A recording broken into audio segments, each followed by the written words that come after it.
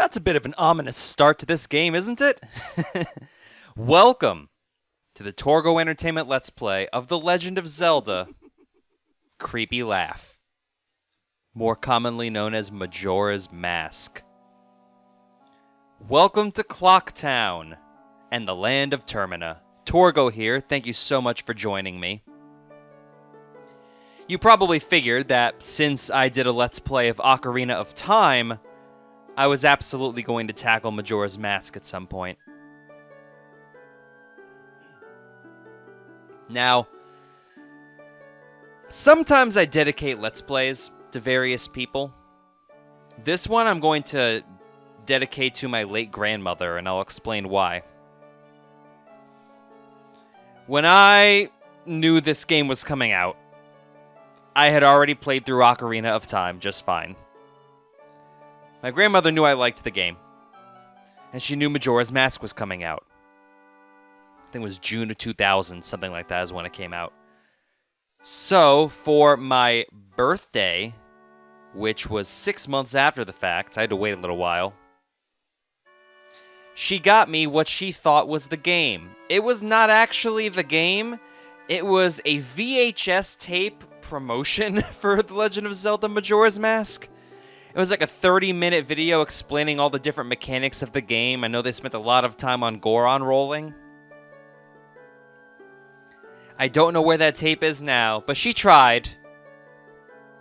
And unfortunately, she passed away earlier this year. So this one's for you. This game is not the epic that Ocarina of Time was, but that's why a lot of people like it. It is definitely smaller in scope, it's more character-driven.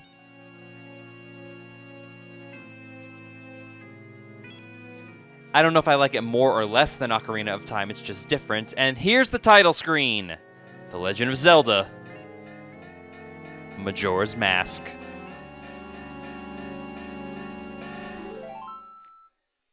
The first thing you'll notice is as we select the file and check out the options, I'm going to switch to hold for Z targeting just because that's how I learned how to play the game. The brightness looks good on my TV. I don't know how it looks on your screen. But you'll notice that as we move the cursor around to select our name, it moves far quicker throughout the menus than Ocarina could ever hope to. Making this Torgo, so you know it's me playing the game. Name? Question mark. It only allows 2 file saves on a cartridge instead of 3. Here we go! In the land of Hyrule, there echoes a legend held dearly by the royal family that tells of a boy. A boy who, after battling evil and saving Hyrule, crept away from the land that had made him a legend. Done with the battles he once waged across time, he embarked on a journey, a secret and personal journey. A journey in search of a beloved and invaluable friend. Navi. A friend with whom he parted ways when he finally fulfilled his heroic destiny and took his place among legends.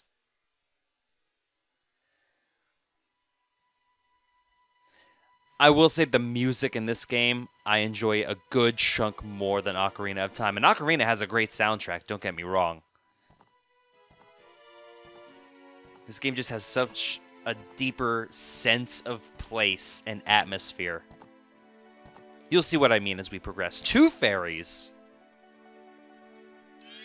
Oh, those guys. We ride through a deep recess of the Lost Woods right now. Inaccessible through Ocarina of Time. And won't be accessible to us for much longer anyway, but that's a bit of a spoiler. Epona seems to have shrunk down quite a bit. Can't ride horses when we were a child in Ocarina, but now we have no problem. Don't scare the horse like that. Uh-oh. And it's a Skull Kid wearing Majora's Mask. Is it the same Skull Kid from Ocarina? I want to say no, I believe it's different. Hee, you 2 fairies did great! I wonder if he has anything good on him. Huh? This guy. Well, that shouldn't be a problem. I love how unsettling the Skull Kid is. It's great. Just kicks Link over. Frisking him for goodies, and it's the ocarina. Ooh, what a pretty ocarina. Hey, Skull Kid, let me touch it. I want to see. That loops if you don't press A, by the way. You can't, Tail.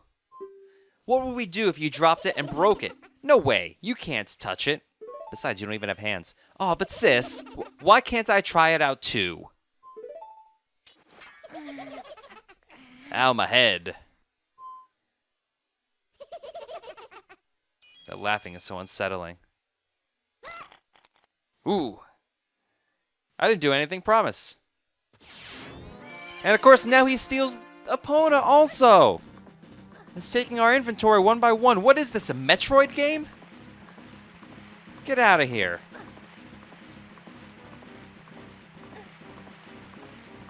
Oh, this is so much fun with the Rumble Pack. I know a lot of these scenes have the widescreen bars, like the intro did, but because of how the text boxes appear, and since we actually do play the game here, that's why I'm not expanding it to cover the full screen. I'll do it at the ending of the game. So yeah, but there's a lot of letterboxing in this game. Alright, here we go. Let's check out the menus. By the way, the menus also move incredibly fast through this game. Like, there's no delay. Map that we can't see anything of. Quest status screen. We can actually select the items and get some info on them. The Kokiri sword, the trusty sword you're familiar with. That's from Kokiri Forest. It looks a little different, but that's okay. The hero's shield is new. Use with R. Press R while Z targeting to defend while moving. Not sure why they couldn't just make it the Hylian shield. Probably because it actually fits us. So some guy just forged a new shield for us. I'm not going to really go too far into detail with the control scheme because it is the same as Ocarina of Time for the most part. I will say, yeah, you know, slash these. And grab the rupees. You can just run through that trunk over there, but I highly recommend grabbing as many rupees as you can. If you're new to this series and new to Zelda in general, you may be asking yourself that since this is sort of a sequel to Ocarina of Time, do I need to play Ocarina of Time first? The answer is no. The stories are independent enough where one does not necessitate the playing of the other. I would recommend it because Majora's Mask does bend and break a lot of the rules that the Zelda series has followed up to that point. So Majora's Mask I would not recommend as your first Zelda game, but you don't need to play them in any particular order. But it would probably make this game experience a little better if you do play Ocarina first. But it's not a requirement. And of course, we are just clumsy and have to fall down this hole. And here come a whole bunch of mask images. Apparently, I had After Dark installed without even knowing it. I'm not sure what that white mask is, honestly. Apparently, we just, you know, world traveled. What do you want? What's with that stupid horse of yours? It doesn't listen to a word that's said to it. There's no point in riding a thing like that, so I did you a favor and got rid of it. Hee hee. What do you mean got rid of it? Oh, boo-hoo. Why the sad face? Love the taunting. I just thought I'd have a little fun with you. Oh, come now. Do you really think you can beat me as I am now? Fool! That unsettling cracking noise, get used to hearing that. Especially when you realize that's like our bones transforming and the more you think about it. And now we're in a dream sequence and we're surrounded by mad scrubs. No, I don't want no scrubs. A scrub is a guy that can't get no love from me. The passenger sideline doesn't really work because there are no cars in this game. Or universe, for that matter. Carriages, maybe. What do you want? And of course, now we've been changed into a Deku scrub. Deku? It's Deku, I think. Hee hee. Now that's a good look for you. Now that's a good look for you. You'll stay here looking that way forever.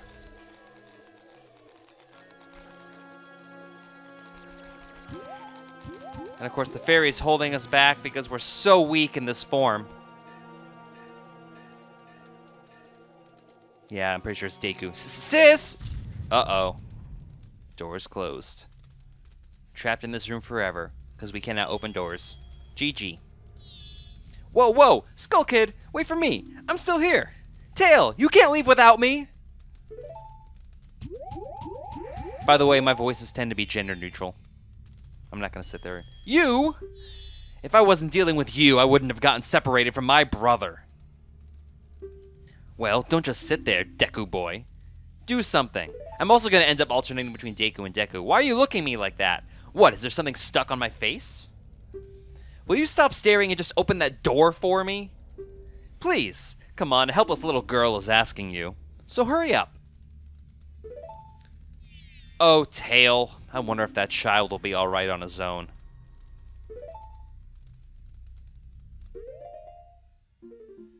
Well, so we...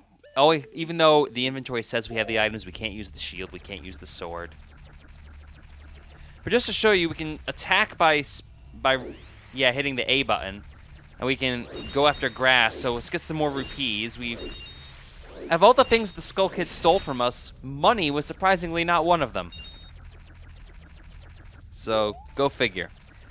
In case you haven't figured out, this part of the Let's Play is going to be a lot of story, not a lot of gameplay, because of how the game works in the introduction. A lot of it is just mood. Hey, wait for me! Don't leave me behind! So, that stuff back there? I apologize, so take me with you. You want to know about that Skull Kid who just ran off, right? Well, I just so happen to have an idea of where he might be going. Take me with you, and I'll help you out. Deal? Please? Good, so then it's settled. Now then, I'll be your partner. Or at least until we catch that Skull Kid. My name's Tattle, so, it's nice to meet you, or whatever. Now that we've got all that straightened out, can we stop messing around and get moving? If I figure something out, press C up and I'll tell it to you. Hopefully you'll manage to get by without my help until then. Tattle has a lot more sass than Navi ever did. So we walk forward. Oh, look, already. Hey, if I call you, press C up right away. We did. I can tell you're not very used to your Deku Scrub body yet. Alright, listen up. If you press and hold A as a Deku Scrub while standing on a Deku flower, you can dive into it. If you wait a bit before releasing A, you'll launch out of the flower. Press A while flying to descend. Did you get all that? Ah, the old Gebora thing. Are you sure? One more thing. Press A when you're on the ground to perform a spin attack. Well, let's just check this out first. Get even more rupees. There's a reason we're really farming for rupees, more so than we normally do. Because we need a whole slew of them throughout this game. So we have to start collecting them really early. In fact, we're going to need 5,000 rupees, which is particularly difficult with a wallet that only carries 99. Apparently we got stripped of our wallets in between Ocarina of Time and this game. Of course, they can't just start you out with 500, even though later games start you off with 200 or 300. Go figure.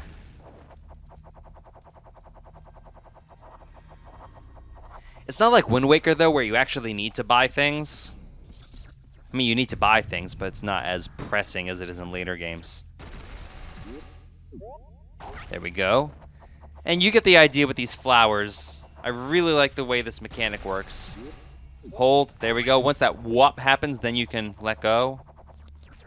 And what's inside this treasure chest? Our first C item. You got a Deku Nuts. Press B while flying to drop a Deku Bomb. Yeah, they have new purposes now. Upon impact, it makes a blinding flash, freezing enemies in their tracks.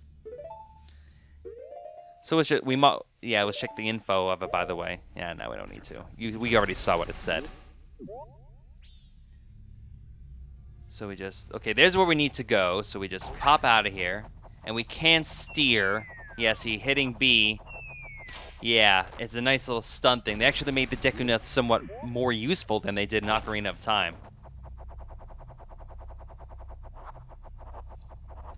And we just land here. That's a pretty tricky jump for the first time. Hey, you, come on, press Z and talk to me. Yeah, Z targeting's back in a big way. Here we go. There you go. See, you can do it if you try. Such sarcasm. When I fly over to people or objects, use Z to look at them so you can talk to them. Use Z targeting to talk to people even if they're far away. Or if there's no one to target, you can use Z to look straight ahead. But enough about that for now. Come on over to this tree and check it out. Well, let's head over. This tree, this spoilery tree. We'll see this tree in the closing credits. I'm not going to say who it is right now, but it's strange, but the way you look right now sort of looks like this tree. It looks all dark and gloomy, almost like I could start crying any second now. How sad. It is pretty sad. And now we head through here. And let's warp. And we're in the Forest Temple now. Not really, but...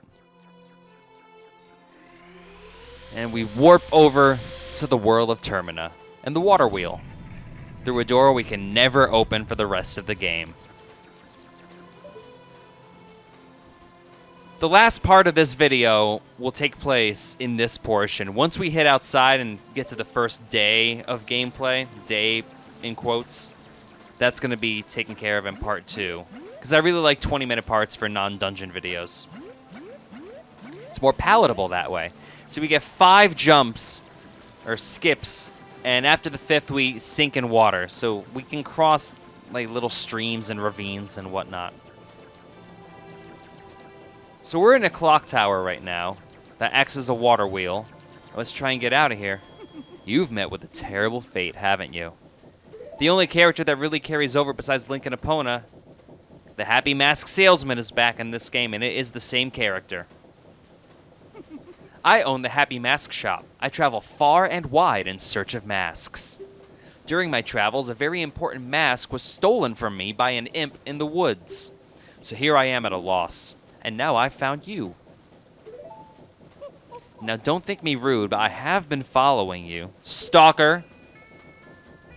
For I know of a way to return you to your former self.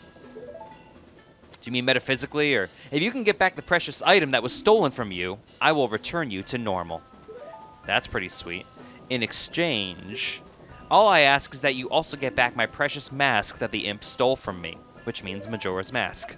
What? Is it not a simple task? Why, to someone like you, it should by no means be a difficult task. Except, the one thing is, I'm a very busy fellow. And I must leave this place in 3 days. Ain't that the truth? How grateful I would be if you could bring it back to me before my time here is up. But yes, you'll be fine. I see you are young and have tremendous courage. I'm sure you'll find it right away. Well then, I am counting on you. By the way, he does have a mask of Mario on him, just so you know. And that's going to end this part. Again, if you have checked out other things, why hello, did you find that little imp? If you can get back the precious item that was stolen from you, I will return you to normal. Surely you should be able to find him right away.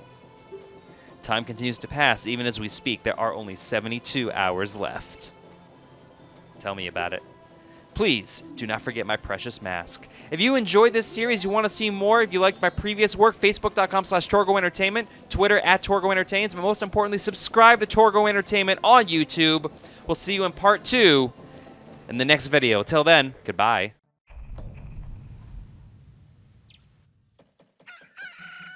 Man, you know what's intense? This is like 3/7 of the ring.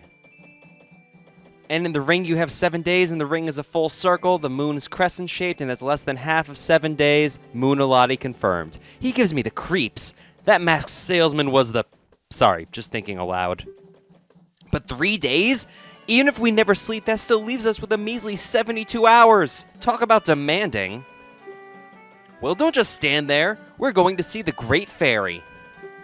Look, you want to find the Skull Kid, don't you?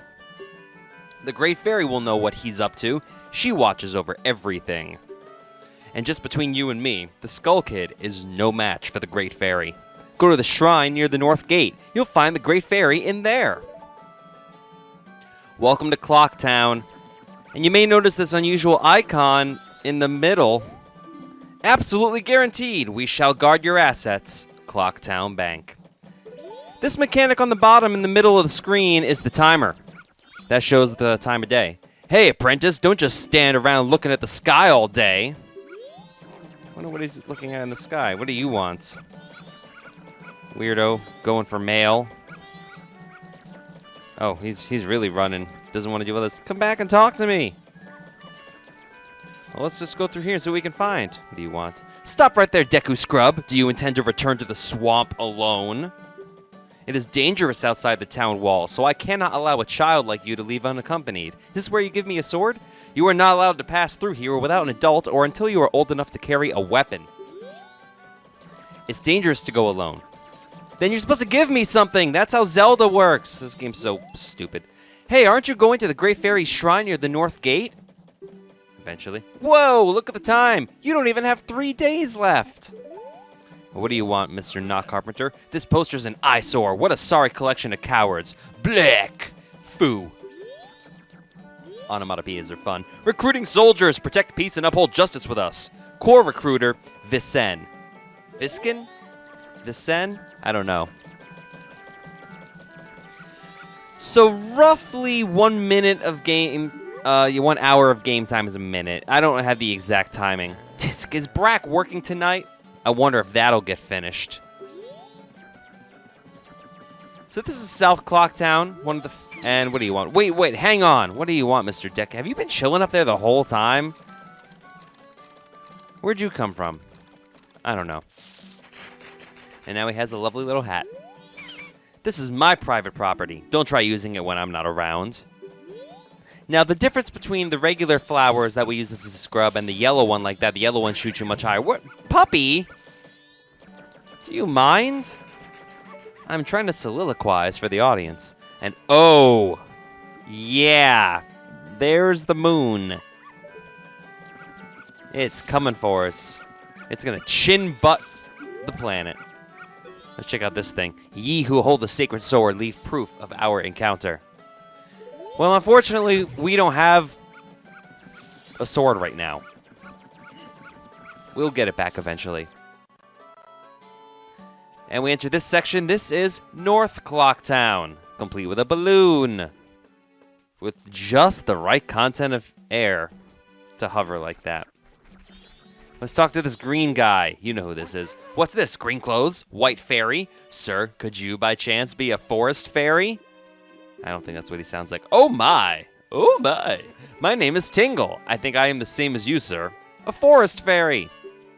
Alas, though I am already age 35, no fairy has come to me yet. My father tells me to grow up and act my age. But why? I tell you, Tingle is the very reincarnation of a fairy. Is he wearing a backpack? Now while I stand here waiting for a fairy of my own, I sell maps to help out my father.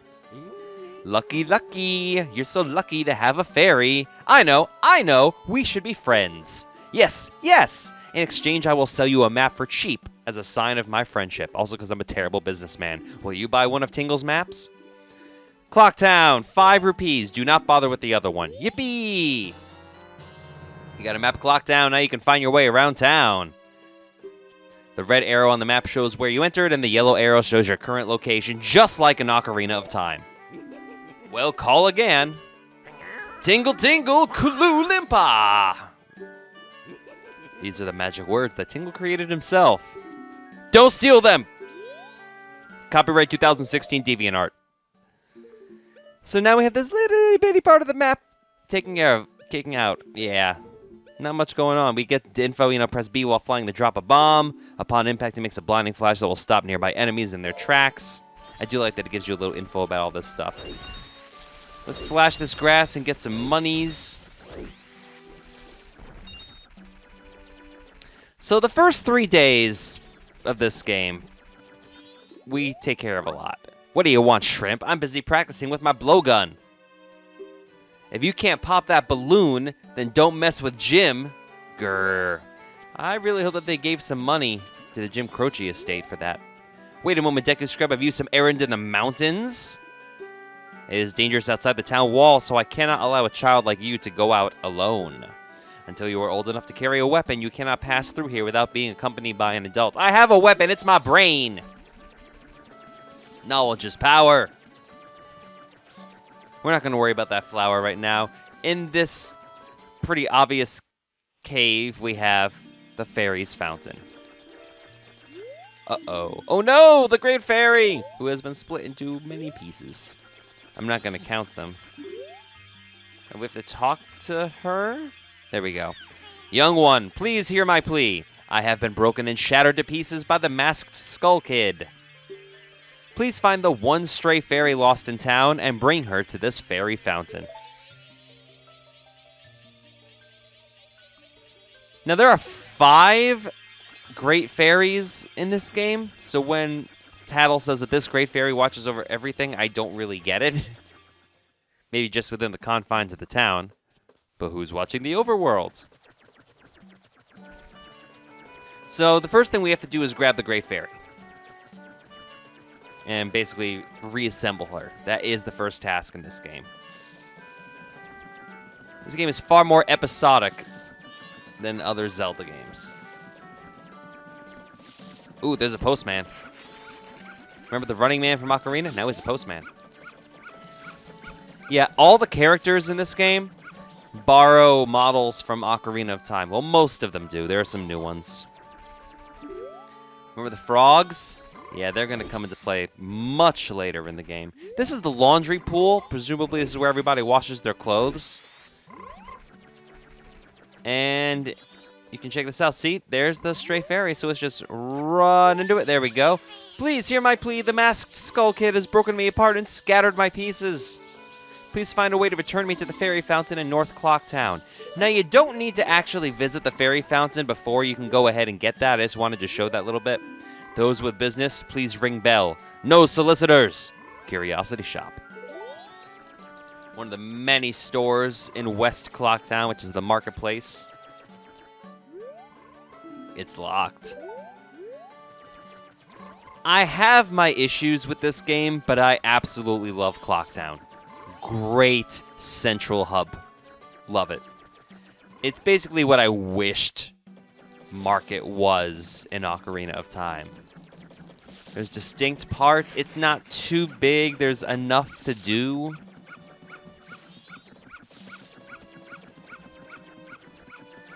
Now that we've established that we've gotten the loose fairy, though, we can... Well, perhaps I should phrase that differently. But we will now head back here. I only went to this first because that's, first-timers order. That's how they would probably assume to do it. Go in, find out what you got to do, grab the stray fairy, bring it back. Let's do that, and there we go. Man, it's like our body's a permanent splinter. Same character model as in Ocarina of Time, although the hair color is a little bit different if memory serves. Tattle and you, young one of the altered shape. Thank you for returning my broken and shattered body to normal. I am the Great Fairy of Magic. I thought that masked child was helping me, and I grew careless. Children are evil. All I can offer you now is this. I shall grant you magic power as a sign of my gratitude. Please accept it. Don't mind if I do. We get magic really... There's our magic meter. We get it really early in this game. And... unnecessarily long transition. And... I have the power. Aw, yeah.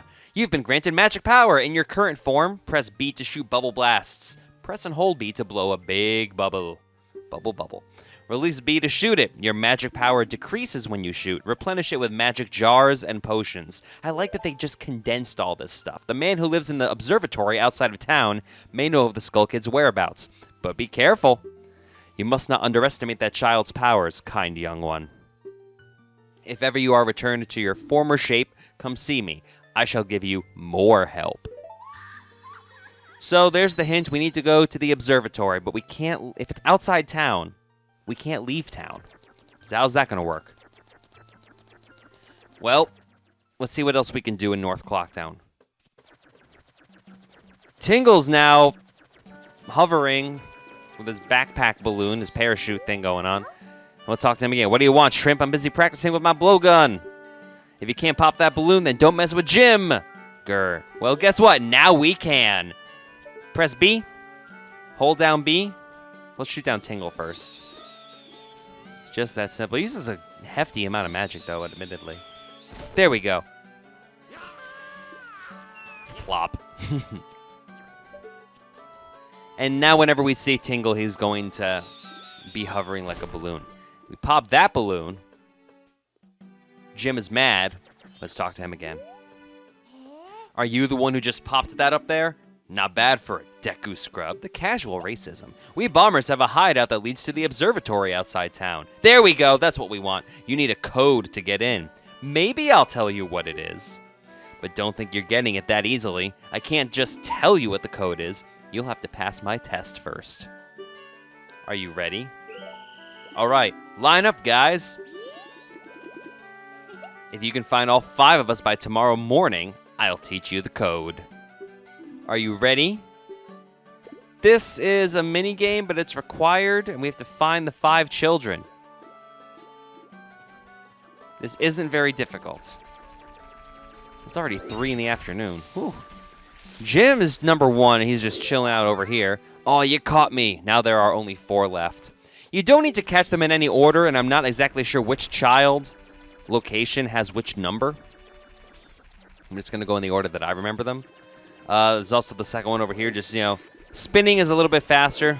Yes, he's number 5, so I think the order of the numbers might be random too. You can shoot him with a bubble and stun him a little bit. Oh, you caught me. Now there are only 3 left. What do you want, Tattle? Tattle's just going nuts. Let's ignore her for right now. Back in South Clocktown, there actually aren't any of the children in South Clocktown.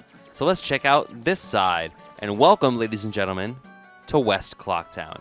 I love these little cinematics. I also love the purple background and the fact that the way that they have the names of all the locations much more in this game than they ever did in Ocarina of Time. Oh, you caught me. Now there are only 2 left. I just wish that they named all of them. No.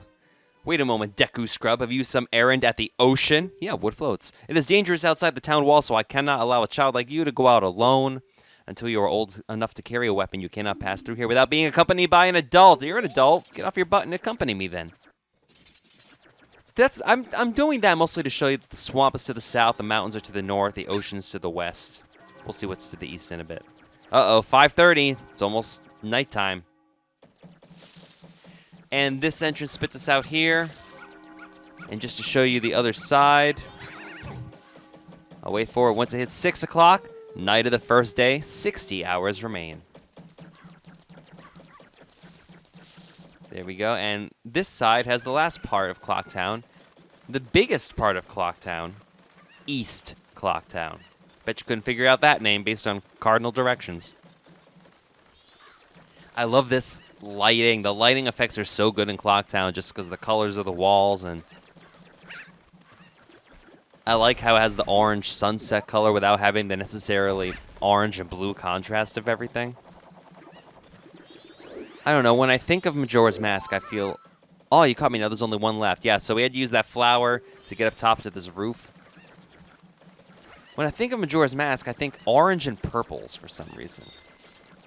What do you want? Oh, why do we have to play these stupid brats' little games? Come on, hurry up and find them already. I'm trying. Only 10 hours and 52 minutes left until morning. Wait a moment, Deku Scrub. Have you sent an errand in the canyon? And yeah, it's the same prompts as before, but the canyon is to the east. And I showed you these 4 in the order that we need to tackle them, so Swamp will eventually be first, but spoiler alert, we're not heading to the swamp for quite some time. There's so much we have to do in Clocktown first. That's another reason why I feel like some people are taken aback by Majora's Mask, because there is actually a fair amount. Like, it's linear, but there is a fair amount of non-linearity to it. What does this say? The Indigogos, the Zora band that's revived the deep sea sound with its famous song, will be playing at the Carnival of Time. Aw, yeah. Contact Madame Aroma regarding performances and details. So the mayor's wife is a booking agent? I guess. What do you want? Is that the fifth child? If you want to pass through here, you'll have to say the secret code. We don't know the secret code. Wrong. Jim said I can't let anyone who doesn't know the code in. If you're not a member, they won't teach you the secret code. You're a redundant child. If you want to be a member, go see Jim in North Clocktown. So I guess the idea is you're supposed to find him first. Yeah, that's the same poster. You find that child, tells you to go to North Clocktown to see Jim. There's the fifth one, way up here, riding on a Kuko, which is... How come when we attack a Kuko, we get all troubled? But number 4 here. He pretty much uses a Kuko for his own whims, and he's fine. We stun you? Yeah, there we go. Oh, no way! You finally got me. You're pretty good for a Deku scrub. If only you were human. Well, we're not human, we're Hylian. Then I could give you an original Bomber's Notebook and make you a member. What do you guys think? No way! No scrubs! A scrub is a guy that can't go no love from me. I guess not. Once we let some kid who wasn't human join our gang, and boy, did we ever regret it. Sorry. But I'll teach you the code, just like I promised. I can't tell you only once, though, so pay close attention. Are you ready? There's the 1. There's the 2, there's the 3, there's the 4, there's the 5. 25,341! The entrance to our hideout is in East Clocktown. Now, if you're playing along, know that that code is random. It does feature all 5 digits 1 through 5 in some sort of random order, but it is not necessarily that. It is different each time you play. So, you know, what is that, 120 permutations? I mean, you could sit there and figure it out, but it would take way too long. If you want to pass through here, you have to say the secret code. Well, 25,341. That's right. If you know the code, then you're a member, right? Okay, here you go. Now we get to enter the Bomber's secret base. There's a lot of cool stuff at that telescope guy's place. Oh, yeah, and, the Bomber's Secret Society of Justice forever. He must be new recruit. Gotta play bouncer. And now we're in the well. Now this, I don't know why they made this so creepy. Like, why are children hanging out in this hideout? You know? You'll see those a lot. Those are clocks, representative of the time. You'll see, there's the hour change. It does translate pretty well with the timer in the bottom. There we go. What do you want, Tattle? I wonder how the astronomer knows the Skull Kid. We're getting there. Whoa, look at the time. You don't even have 3 days left. You're probably judging by the... Oh, by the way, there's a Skulltula, but the prompts are different. What, you don't even know about the Skulltula? It's protected by a hard shell, but its stomach is soft. Tattle's a lot more sassy than Navi ever was. But a lot of the enemies are the same. There are a good amount of new enemies in this game, so don't think it's just everything being repeated from Ocarina of Time. It definitely has its own identity as a game, too. And we get some hearts. Don't you love how it's like, you got a heart container? Oh, no, recovery heart, I'm sorry. I think they realized that they went a little bit overboard regarding the descriptions of things in Ocarina of Time, so they definitely made it more concise in this game, so I do appreciate that. They probably figured that Majora's Mask is not going to be someone's first Zelda game, and it shouldn't be. What do you want, Mr. Scarecrow? Yo, hey, baby! I'm a styling scarecrow wandering in search of pleasant music. Time will pass in the blink of an eye if you dance with me. If you like, baby, we can forget the time and dance till dawn. Shall we dance? No. Oh, sorry, that's too bad. In that case, come back anytime if you do decide you want to dance. Eventually, we will. By the way, I know of a mysterious song that allows you to manipulate the flow of time. Ooh, do you want to learn it? We do, but not right now. So no. Oh, sorry, that's too bad. In that case, let me hear a song written by you, baby. Well, we don't even have the ocarina because it was stolen from us. Thanks for rubbing that in. Pierre? I don't know if it's Pierre in this game. I don't remember. Maybe. So, we are now in the observatory with this guy who used to be something else. Well, well, a strange-looking child has joined me today. Remember him? He was in Kakariko Village. Are you a new friend of the Bombers gang? I'm a member, boy. Your manners seem much better than those of your mischievous friend from the other day. Skull Kid. That's not a word. That ill-mannered troublemaker from the other day said he'd break my instruments. He said he'd steal my moon's tear. There was no stopping him. The moon's tear is the thing on the left. Even now, just watch him. He's probably causing trouble around the clock tower. Will you gaze into the telescope? Yes. And now we can just kind of get a nice little view. This is Termina Field. This is the overworld. I like it more than Hyrule Field from Ocarina, honestly. What are you doing, sir? Just flailing. So yeah, you zoom with A, move around with the control stick. There's the mountains, Icona Canyon on the side. And there's the watchtower. There's the moon. What up? How does the moon floss? So we zoom in. There you can see the Skull Kid on top of the watchtower, the clock tower. Just zoom in on him. It triggers this cutscene. And the moon is so sad. I don't know why it's sad. It's destroying everything. Isn't that its MO? But it drops another moon's tear outside. And the Skull Kid is spanking his butt at us. So let's get out of here. Well, did you find that troublemaker? And that loud noise? What was that? Perhaps another moon's tear has fallen nearby. Go through that door and take a look outside. But I wonder how that troublemaker got on top of the clock tower. The only way up there is through the clock door, and that opens only on the eve of the carnival. So we have a little bit more information regarding what we need to do. We go outside, and sure enough, you got the moon's tear. Its sparkling beauty radiates rather strangely. That's exactly what we needed. There's not much else to really do out here. The fence is too tall. We can't go around it. There's a gossip stone. Let's check you out. It's like my heart is being peered right into. That's a disturbing eye. Once we get a certain mask, we will be able to read all those. And now all we have to do is head back into town. Because that moon's tear, we absolutely need to progress through the rest of the game. Welcome to the Astral Observatory. / Bomber's secret hideout. How lenient must that astronomer be to allow this hideout to happen in the basement of his observatory? But now we're just going to head back, and I am going to say that this will pretty much wrap up this part of the Torgo Entertainment Let's Play of Majora's Mask. If you've been enjoying this series and you want to see more, don't forget to subscribe to Torgo Entertainment on YouTube. Subscribe to the channel. It means a whole lot. You can also find me on Facebook, but before we do that, all right, so we know where the Skull Kid is, let's go ask around the clock tower. Maybe we'll learn something. Whoa, look at the time. You don't even have 3 days left. We know.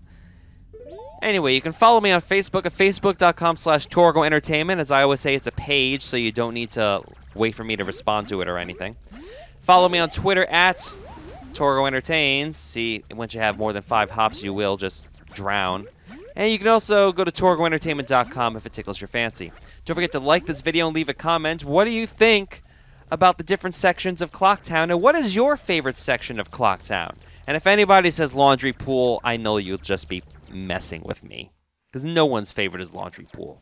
No one's. So we're just going to let the timer run out. Once 5:30 hits, you're going to see the borders around the sides of the screen start to cave in a little bit, which I'm sure looks wonderful with this screen-in-screen thing. In the next part, we tackle the second day of the rest of our lives. Until then, this is Torgo. See you then.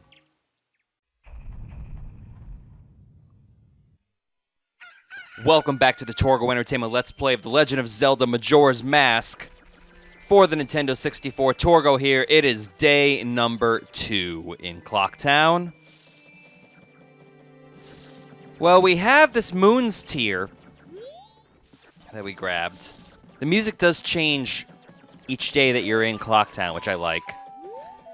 I've already sold out of my wares, and the carnival hasn't even begun. I'm thinking of closing up shop so I can buy a gift for my wife and return to her in my village. I've heard that a stone called the Moon's Tear shines brighter than any other in the land. If you've got one, I'd really like to get it from you. My wife would love it.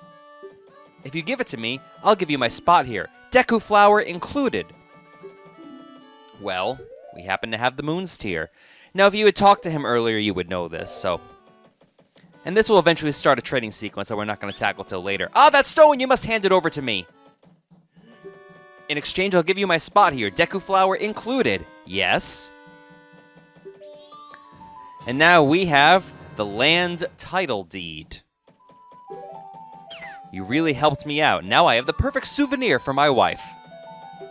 She hasn't set eyes on a jewel or strange, sparkling stone like this in a very long time. The title deed for this spot should be in high demand among Deku scrubs, but you already know that. If you don't need it anymore, you can always sell it. I don't think I've... Oh, yeah. You know, that selling thing is going to come into play way later. We're going to get 4 different pieces of heart from that. So that's another sequence of events. It's easy, but we obviously have to do this first part in this or the next video.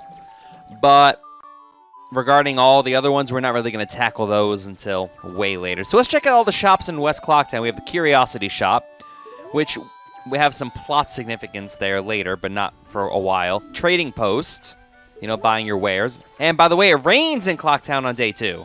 I love that. Bomb Shop, which, I mean, you can figure that out. And this guy over here is the bank.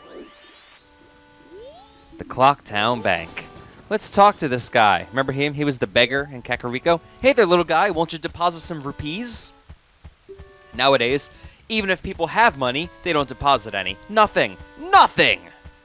So, for a limited time, I'll give you a special gift based on how much you deposit. I like your cow. For example, if you deposit 200 rupees, you'll get an item that holds a lot of rupees. Remember that. That's going to come into play later. So, what'll it be? Let's just deposit what we have. All right, so let's put in 40. 40 is good. Really? Are you depositing 40 rupees? Seriously? That's a lot. A lot. A lot! He says that a lot. So, little guy, what's your name? Torgo, is it? First time we've been referenced by name. Got it. I won't forget your deposits. Let me stamp you with my special ink. Hey, relax. It doesn't leave any marks, and it's not gonna hurt. There. Now I'll know you when I see you. Alright, little guy. Now I've got a total of 40 rupees from you. Come back and deposit some after you save up a bunch. I guess I'll spoil this now. One of the heart pieces in the game requires depositing 5,000 rupees. So over here on the north wall, we have Enter All Disciples and those who choose to be enlightened with the way of the sword, the Mighty Training Center. What do you want, Tattle? Remember, you're a Deku, so why don't you try using this Deku flower? Whoa, look at the time. You don't even have 2 days left. And over here we have... Check you out. The post office. And then over here in this corner, the part of West Clocktown that I always forget, the lottery shop. I do. I forget that thing exists all the time. Really, we're kind of done with what we need to until the end of this 3-day cycle. So I'm just going to spend the rest of this video just exploring, checking stuff out. The door to the clock tower stairway opens at midnight on the eve of the carnival. A fireworks show will mark the occasion. Signed, Clocktown Carnival Executive Committee. Yeah, we're just going to kind of explore Clocktown, see what we can check out. This is the Stockpot Inn. We have a whole slew of side quest story-related fun there. Over here on the north wall of East Clocktown, we have the mayor's residence. So consider this your guided tour of Clocktown, because we will be spending a lot of time here at some point. We have some jugglers out here. Let's talk to them. How you doing? My, funny things are happening in town, aren't they? Funny. Funny. You're telling me, like the rumors about the swamp to the south? Did you hear about the kidnapping? Oh my, the kidnapping? Yep, but then the kid woke up. Get it? Kidnapping? Oh, I got a million of them. I am definitely getting some illusionist vibes from this. Over here we have patron guidelines for the milk bar, Latte. We offer our customers limited run milk. Thus, we are a members-only establishment. Those who do not have proof of membership will be refused service. Signed, the owner. The Illusionist was an animated film from 2010. Over here is Honey and Darling's shop, a gaming center, changing daily. You get a piece of heart from that eventually. And in this corner we have, of course, the town shooting gallery. For all your town shooting.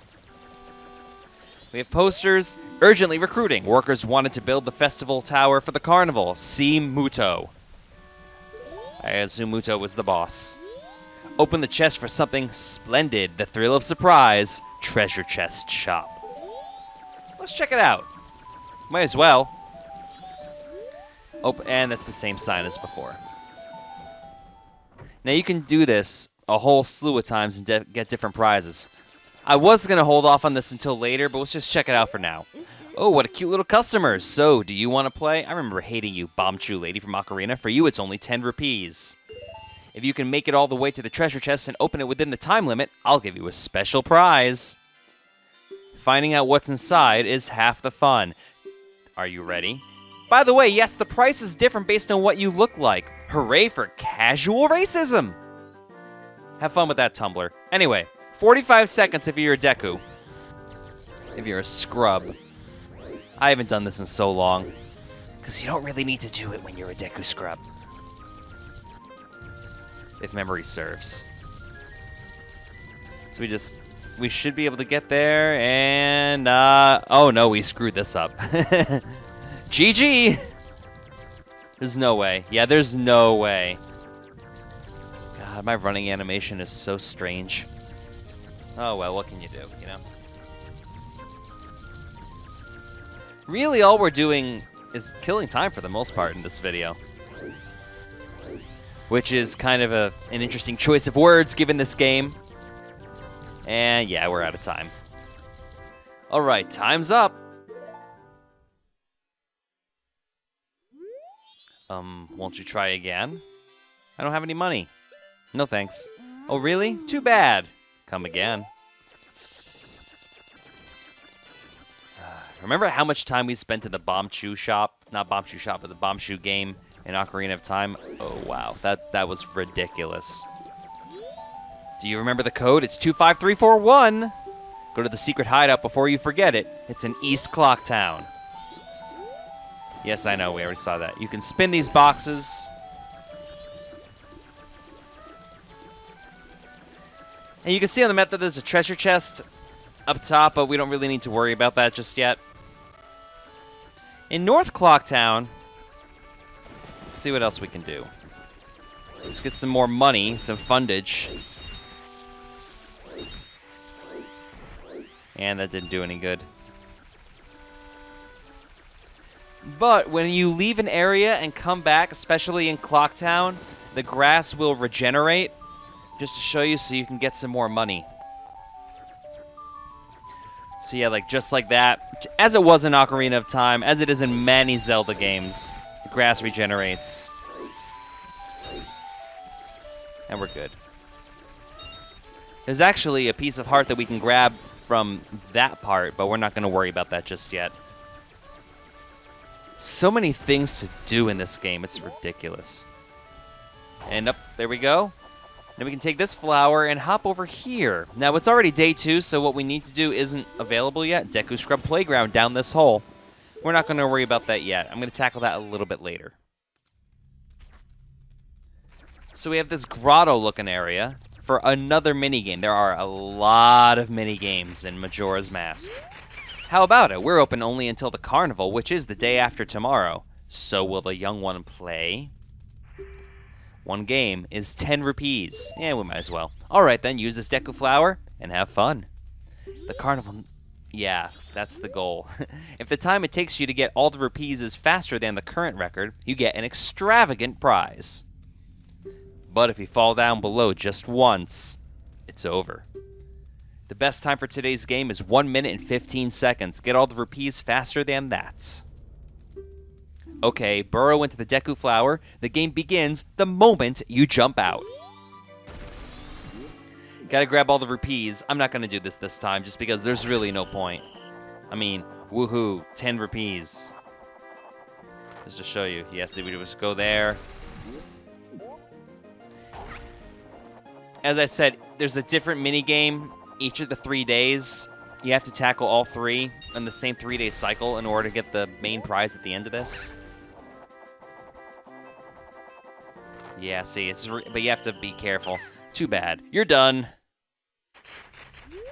You can compete as many times as you like, though, if you have rupees. So, like I said, really, we can't do too much this 3-day cycle, so I'm just showing you bits and pieces. Don't forget to leave a comment in the comments section. Do you like that they dropped you off, even, at the beginning of a 3-day cycle? I mean, really, they could have just dropped you off at the beginning of a 1-day cycle, because if you've played this game enough times, you know, I get that, you know, for beginners, it might take a while to actually figure out everything you need to do, and nothing is too time sensitive.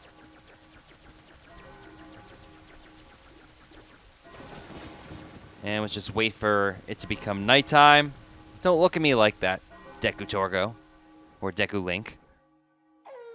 Night of the second day, 36 hours remain. Let's just check out the trading post, see what they have in the store. This guy, remember him? Welcome. What are you, a Deku Scrubs kid? You can't play here. If you want something, bring one of your parents.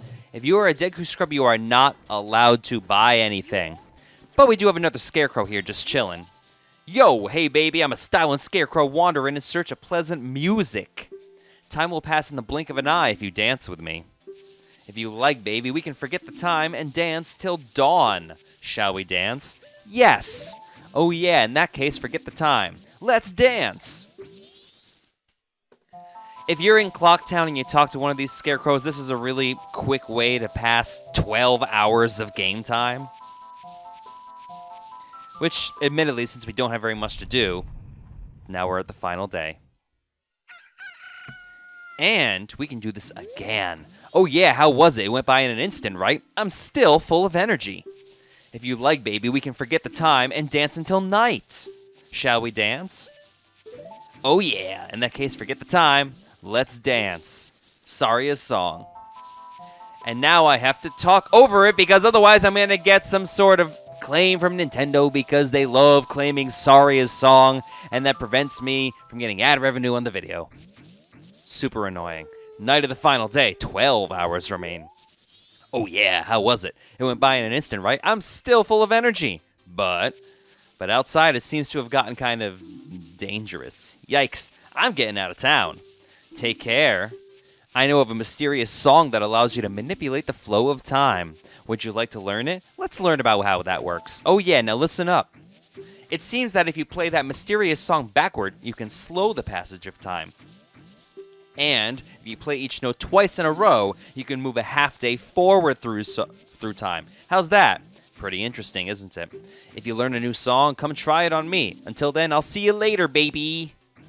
So yeah, one of those songs is pretty much the same effect as a Scarecrow, but you can use it anywhere. It is already like 6:05 p.m. Let's just drop off these last 8 rupees. What's this? You need something on a day like this? You haven't evacuated yet? You're amazing, little guy. Deposit rupees. Excuse me, but let me take a look at you.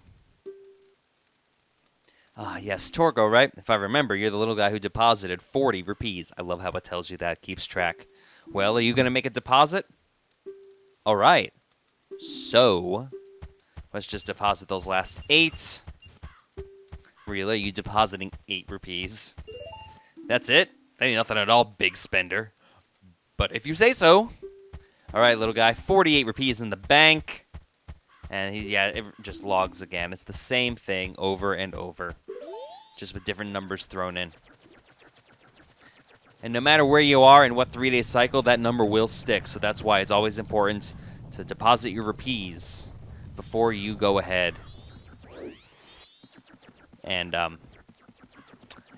reset time, which we can't do yet. Tower's done, so that's kind of cool. Well, it's as done as it's going to be. Hey, Deku Kid, you waiting for us to finish the bridge from the Festival Tower to the Clock Tower entrance up there?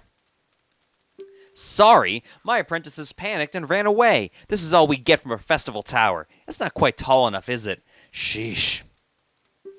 Even if we went to the top of the Festival Tower, we wouldn't be able to get up to the Clock Tower entrance. I apologize for all this. I wish I could scare that moon away. So what are you talking about? The moon is so far... Oh. It's just powering down. Even this guy, he was staring up. Stop right there, Deku Scrub. I would like to help you get out of town as quickly as possible, but your parents must be looking for you. If I let you out now, you'll just get lost. You had better wait here. So really, all we can do now is just wait until midnight. And that's when we can actually do something. We have to wait for that clock to strike midnight. And then the fireworks go off as a celebration for the festival destined to not happen. So as you watch those seconds are ticking. And then the center platform shifts over a little bit. So there's roughly 15 quote-unquote seconds in a half minute. So yeah, so it's like 30 of those clicks in a minute. So 1 hour is roughly 30 seconds in this game. I mean, I'm not timing it. I'm just going by what I think 120 beats per minute sounds like. But like I said, there's really just not much left to do. It's getting really ominous, kind of an apocalyptic lighting in the sky. But I will mention this now. If you've been enjoying the series, Facebook.com/Torgo Entertainment. Follow me on Twitter at Torgo Entertains. Check out TorgoEntertainment.com. But most importantly, subscribe to Torgo Entertainment on YouTube. Subscribe to the channel. It does make a difference. I thoroughly appreciate it. I have 35 subscribers as I'm recording this, so thank you so much for all of you that have been following me as I've been doing this. We have 1 hour left. And leave a comment in the comments section. Do you like how each day has different weather in the 3-day cycle in Clocktown? And do you think it's silly that they're still going on? Like, who's launching the fireworks? Like, look how close that moon is. I would be trying to get as far away as possible. And now the clock strikes 12. Who's launching those? And now the tower shifts. It becomes more of a pendulum-looking thing. Drop it down. The gavel just comes down. That clock surface we were staring at earlier, that's going to become the battle platform for the first mini-boss fight in the game. Now it gets intense because it doesn't even bother ticking down. It's like 6 minutes. And it's really 3 minutes. So you don't have a lot of time. We're going to use this flower. Remember, the yellow one shoots you way higher. We can head on this platform, and we can grab the first piece of heart in the game, so that's something. Don't stop now. Look, you can get up there now. We're going to grab this piece of heart, and we're going to go after the Skull Kid in the next video. Collect 4 pieces. You know that. You know how that works. Each new container you put together will increase the amount of life energy you can have. You're a Zelda alum. You get how this works. Just to show you, yep, there it is. 4 pieces form a heart container, and a new heart container will extend your life energy supply. Strap yourselves in. Grab your artillery. We're tackling him next. We are now on the clock face. This is part 4 of the Torgo Entertainment Let's Play of Majora's Mask. This is our first boss in the game. Kinda. Skull Kid. What do you want? I don't know how to pronounce that. Sis! Hi, Tail. Ah, Tail! We've been looking for you two. Hey, Skull Kid. What if you gave that mask you're wearing back now? Hey, come on. Are you listening? Swamp, mountain, ocean, canyon. Hurry, the 4 who are there, bring them here. Smack! Don't speak out of line, stupid fairy. All Fairies Matter 2016. No, what are you doing to my brother? Skull Kid, do you still think you're our friend after that? Well, whatever. Even if they were to come now, they wouldn't be able to handle me. Hehe. Just look above you. If it's something that can be stopped, then just try to stop it. I love how unsettling that scream is. It's not just stereotypically evil. And the moon is coming down even faster now. And Deku Link looks like he needs a new pair of pants. And we have more time now? Like, how are we back to 5 minutes all of a sudden? So we could just shoot him with a bubble, but that's going to do... Well, it is going to drop the ocarina, and that's really the only hit we needed to do. Like I said, this is kind of a mini-boss, but not really. You got the Ocarina of Time back. Princess Zelda gave you this precious instrument. Set it to C and use A and the 4 C buttons to play it. Press B to stop. You've used the Ocarina before, you know how this works. Suddenly, memories of Princess Zelda come rushing back to you. So for whatever reason, if you got to this point without getting the magic meter, you would die, because there's no way to beat him. You are already leaving this land of Hyrule, aren't you? I'm not sure if this is a flashback or a dream sequence. I don't know what's going on here. But hi, Zelda. Only appearance in the game. Even though it was only a short time, I feel like I've known you forever. I'll never forget the days we spent together in Hyrule. And I believe in my heart that a day will come when I shall meet you again. Until that day comes, please, take this. So Zelda does give him the ocarina back. I am praying that your journey be a safe one. If something should happen to you, remember this song that we already learned in the prior game. It's the Song of Time. So I guess this is an event that actually happened, but it happened between the events of Ocarina of Time and Majora's Mask. And of course, my finger slips and hits the wrong button. I mean, it's a simple song. You don't play it that often, but it is probably the most important song in the game. You remember the Song of Time. It does way more than the blue blocks. This melody, lingering on the edges of your mind, is a song of memories of Princess Zelda. Yeah, it was admittedly kind of... like, it had a couple uses in Ocarina. The Goddess of Time is protecting you. If you play the Song of Time, she will aid you. You'll see just how that works. But we don't have hands, really. Snap out of it! What are you doing lost in memories? Get yourself together! Getting that old ocarina back isn't going to help us.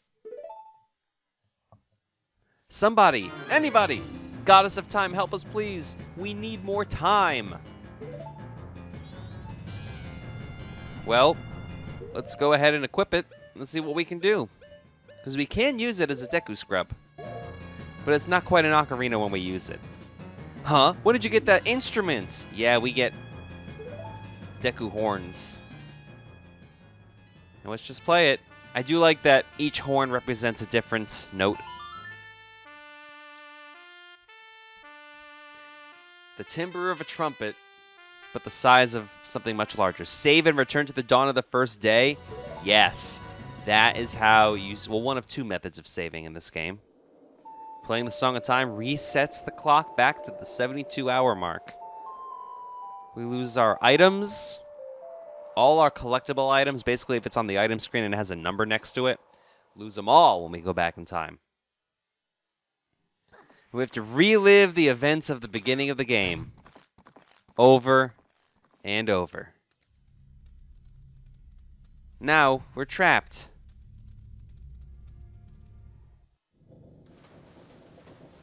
Isn't this usually a sign of somebody dying when they relive their memories? Ooh, theory.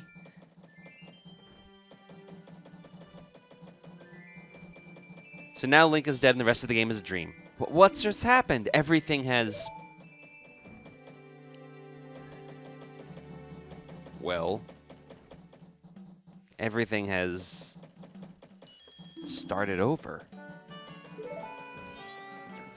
Yep, that's the mechanic. Moon is way back up there. We have 3 more days. You've completed your first 3-day cycle. Hooray! What are you, anyway? That song you played? That instrument? That instrument.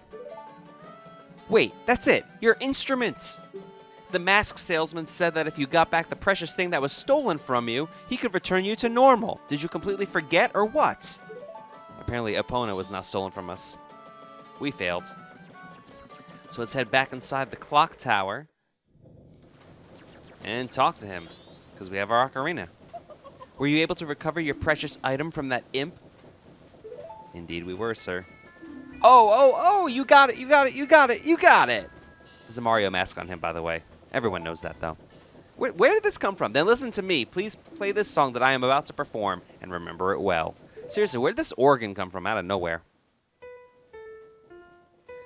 And now we get to learn one of my favorite songs in the Zelda canon. That's B natural, A, and F natural, repeated for the Song of Healing. But I do hate how it sounds on the Deku instrument. You play the Song of Healing. And now we get a nice little cutscene. The Song of Healing has some medicinal properties in a way. Not really medicinal, but more comforting. It soothes the mind. It puts weary souls to rest. It's really deep when you think about it. This is a melody that heals evil magic and troubled spirits, turning them into masks. So we'll use this a couple times. I am sure it will be of assistance to you in the future. Ah, yes. I give you this mask in commemoration of this day. Fear not, for the magic has been sealed inside the mask. When you wear it, you will transform into the shape you just were. When you remove it, you will return to normal. There we go, first big mask of the game. You got the Deku mask to keep as a memento. Press start and set it to C left, C down, or C right on the select item subscreen. Wear the mask with C to inhabit the body of a Deku. Press C again to return to normal. So now we can flip between these forms. Now I have fulfilled my promise to you. So please give me that which you promised me. Uh-oh. We don't have anything. Don't tell me. My mask. You did get it back, didn't you? He mad. What have you done to me? If you leave my mask out there, something terrible will happen. And now, we get the story. What is that mask? The mask that was stolen from me. It is called Majora's Mask. It is an accursed item from legend that is said to have been used by an ancient tribe in its hexing rituals.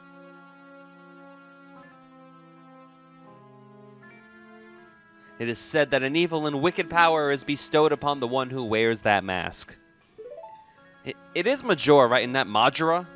According to legend, the troubles caused by Majora's mask were so great that the apocalypse happened. The Ancient Ones, fearing such catastrophe, sealed the mask in shadow forever, preventing its misuse. But now the tribe from the legend has vanished, so no one really knows the true nature of the mask's power. But I feel it. I went to great lengths to get that legendary mask. When I finally had it, well, I could sense the doom of a dark omen brewing. It was that unwelcome feeling that makes your hair stand on end. And now, that imp has it. I am begging you. You must get that mask back quickly or something horrible will happen. I'm begging you. I'm begging you. You must do it. Really? You'll do it for me? I was certain you would tell me that. You'll be fine. Surely you can do it. Believe in your strengths. Believe. So that's why there's a 3-day time cycle. Not just because the Happy Mask Salesman is leaving, but because otherwise the world is going to end. Where it was C to assume Deku form, you see the change back. We don't really need it just yet. That mask. The Skull Kid uses the power of that mask to do those terrible things. Well, whatever it takes, we've got to do something about it. The swamp, mountains, ocean, and canyon the Tail was trying to tell us about. I bet he was referring to the 4 areas just outside town. There's one in each compass direction.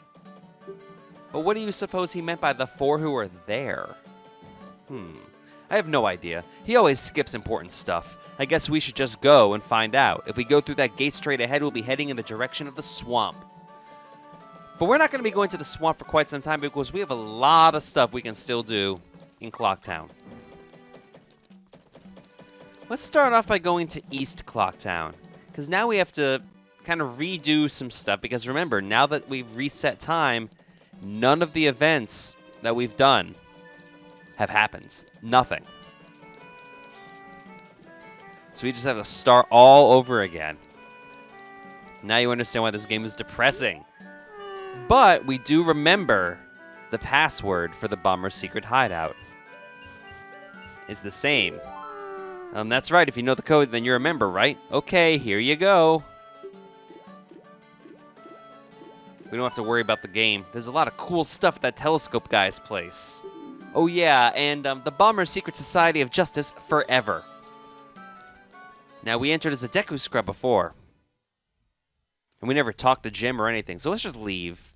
And now we get a nice little scene. Now Jim's going to talk to us and be like, huh? Hey, guy, you haven't passed my test, so how do you know my secret code? We wrote it down. Nobody but bombers know that code, so why do you know it? We wrote it down. Listen, guy.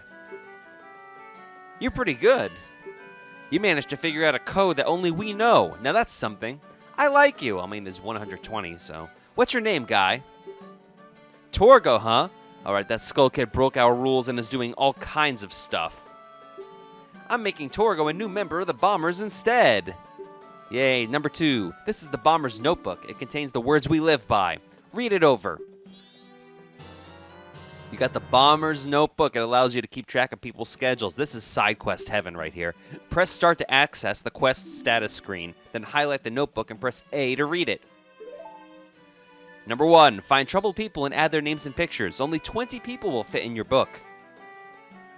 Number 2. Promise to help them. Mark promises with promise stickers. Never be late with fulfilling your promises. Number 3. Whenever you solve someone's problem, it makes you happy, so a happy sticker will be added to your book. Number 4. No removing stickers. Use promise stickers to keep track of people until everyone is happy. And don't forget the rules. Tattle, you tell that Skull Kid he's out of here. He's been acting like a real jerk lately. The Bomber's Secret Society of Justice was added to your notebook. You were taught the secret code. This was added to your notebook. And we just fulfilled the first of the 20 side quests in the Bomber's Notebook. We'll take care of all of them, not necessarily in order. But the Bomber's Notebook is over here next to the Pieces of Heart. So we can just check that out. So yeah, we have all this stuff. We did the Bombers, helping people 24 hours a day. The exclamation point is the thing, 25341, code for entering Bomber's hideout, so that means we got something. The bow means we attained an actual object, and that was the Bomber's Notebook in this case. The blue lines represent what time of day we can actually get a hold of that person. So see, there's 20 different slots. And this progress does not erase. I mean, obviously the events never happen to those people, but it does keep track of us. Like, the progress written in the book doesn't actually go away. So, we're almost done. But before we go ahead and end this video, there's another thing we really need to do. And that is we need to restore the Great Fairy again. Because remember, all progress that happens to people that are not us, undone at the beginning of every 3-day cycle. I guess I should say at the end, maybe?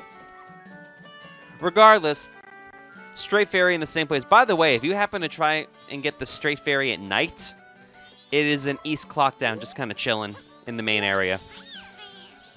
Please hear my plea. The Masked Skull Kid has broken me apart and scattered my pieces, same as before. Please find a way to return me to the Fairy Fountain in North Clocktown. Yeah, just in East Clocktown, right where the jugglers were doing their thing. That's where you can find the Stray Fairy at night, should that be the case for you. I'm going to mention this a little on the early side, because we have to get to the Stray Fairy, or the Great Fairy, the Stray Fairy to the Great Fairy.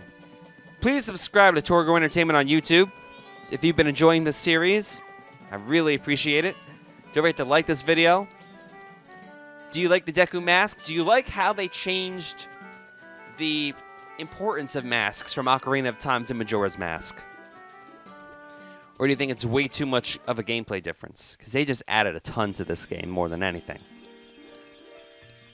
Same progress as before. Now we just plop the fairy in with the rest and... Well, she can't award us a magic meter because we already have a magic meter. We already have the ability to shoot bubbles with the Deku mask, so what is she going to give us? Let's find out. Oh, Tattle and you, kind young one.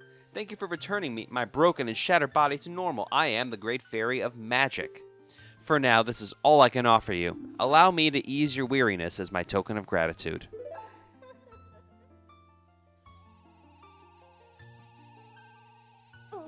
Well, we get full health and full magic, so that's a thing, you know? That's all. But, oh, kind young one. Scattered throughout the 4 temples of this land are broken stray fairies like me. Please find a way to save them and return them to their fountains. Surely they will add to your strength. And they will. It's the most annoying part of dungeons. Allow me to grant you something good so that the stray fairies will not fear you. It's a mask! Terrifying mask, but it is the Great Fairy mask. Wear it with C. Stray fairies will fly to you when you wear it. You'll know you're close to a fairy who's lost in a temple if the mask's hair begins to shimmer. Come see me whenever your quest has made you weary. So we've gotten 2 masks in this part, the Deku mask and the Great Fairy's mask. And the Great Fairy mask, we use it a lot in dungeons. The mask's hair will shimmer when you're close to a stray fairy. And we get some really great items from that. It's a really involved side quest. I guess the ultimate award at the end is a sword. But I wouldn't say that's the best of the 4 rewards that we get from it. Anyway, that's going to do it. Facebook.com/Torgo Entertainment. Follow me on Twitter at Torgo Entertainment. Check out TorgoEntertainment.com. Like, share, and subscribe. But now we have a sword, so we can slash this owl statue finally, and we're going to end this video with showing you how to save the game. So all you got to do is check it out. You can save your progress and quit here. When you reselect your file, my face will appear by your file name, different from using the Song of Time. This indicates that the next time you reopen your file, you'll resume playing at this very place and time with your current status, items intact, and whatnot. Warning, if you reopen this owl file, then reset without saving in an owl statue, you'll lose the progress you've saved here. There we go. Then the next time you'll open the file, you'll restart at day 1 with the status you had when you last saved using the Song of Time. Save your progress up to this point and quit playing? Yes. See you next time. Bye-bye. Welcome back to the Torgo Entertainment Let's Play. Ye who hold the sacred sword, ye have returned to the appointed spot. If you wish to interrupt your adventure, game again, speak to me, the one that you have marked to prove your encounter. This is The Legend of Zelda Majora's Mask. Thanks for joining me again. This is Torgo. Like you were expecting somebody else, really. So we have the opportunity to check out the swamps. But that's not what we're going to do. First, we're going to go to North Clocktown. We're going to climb these pillars here very carefully without falling down. And we're going to grab some goodies from Clocktown, because we have a lot available to us before we actually start with the plot of the game. Like this piece of heart over here.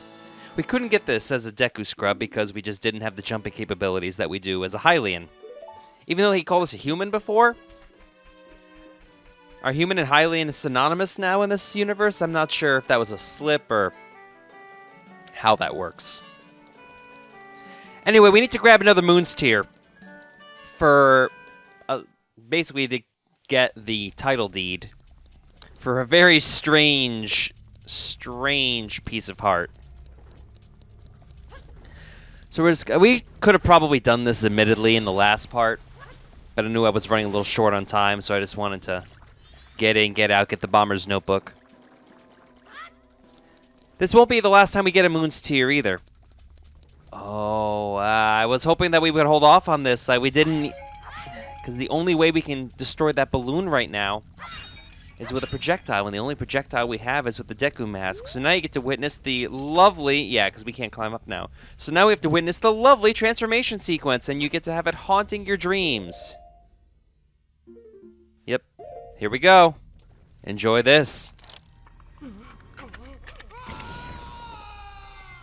Bones grinding and changing shape. Ah! And then you get to transform back. And you can obviously skip that just by pressing another button, an A or B. Back into the observatory. There we go. We just make our way up and do the exact same thing we did before. Why can't I remember this guy's name? Well, you're a child I've never seen in town before. Are you a new friend of the Bombers?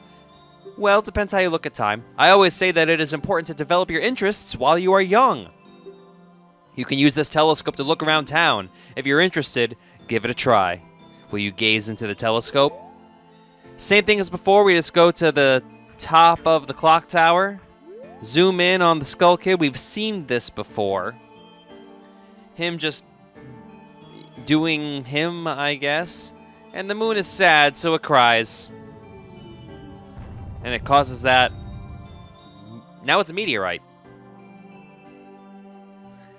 You'd think that would do a little more damage, honestly, than it did.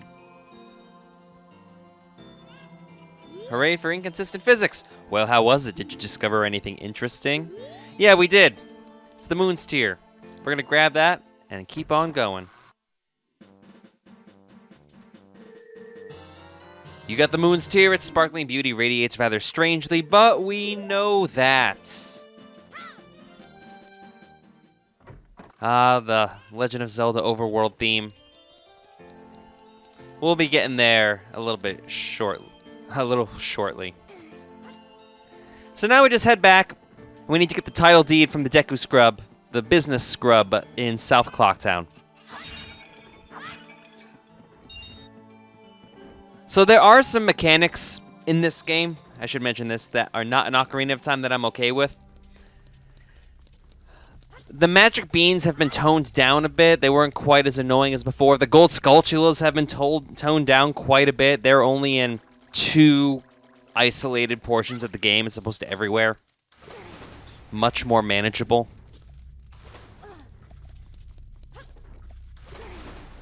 Way more pieces of heart, though. The masks are obviously a huge part of it. There's no 7 years shift, so we're going to stay young the entire game. True Link, if you will. So now we're just going to head over to South Clocktown. Because this is just Side Quest City for this and probably the next couple parts also. Just to show you what we're doing. Stop right there. Have you some errand in the swamp? It is dangerous outside the town wall, so I cannot allow a child like you to... A sword? My apologies, sir. It was wrong of me to treat you like a child. The southern swamp at Woodfall lies in this direction. Be careful. Yeah, we can't get this piece of heart I'm talking about until nighttime, so we're going to check out Termina Field. Welcome to the overworld. Not as big as Hyrule Field, but honestly a lot more to do. I enjoy it a lot more. What we're doing right now is hunting for rupees, because we need to get the extended wallet. well, one of the extended wallets, as soon as possible. And we have an enemy. That's a green choo-choo. It's nothing to be afraid of. It usually has something in its stomach that's of use. I believe this is the first game with choo-choos. They're a little more prominent in Wind Waker, and they look totally different too. I believe it's a boss in Minish Cap as well. I have not played The Legend of Zelda, the Minish Cap. That's a red choo-choo. It's nothing really to be afraid of. It's not unusual to find something in its stomach that might be of use. There are 2 other choo-choo varieties. I know there's a blue one. I'm trying to remember if there's a yellow one in this game. They're super rare if they are. I think they're only in the 3rd temple of the game.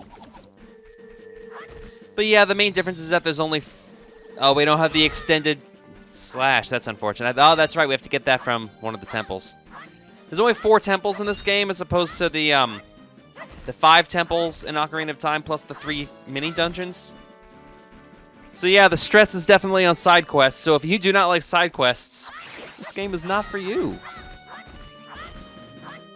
And I always find with the red choo-choo that they have the heart inside them, but you have to grab that heart really quickly, or else if you don't grab it right away, it becomes a rupee.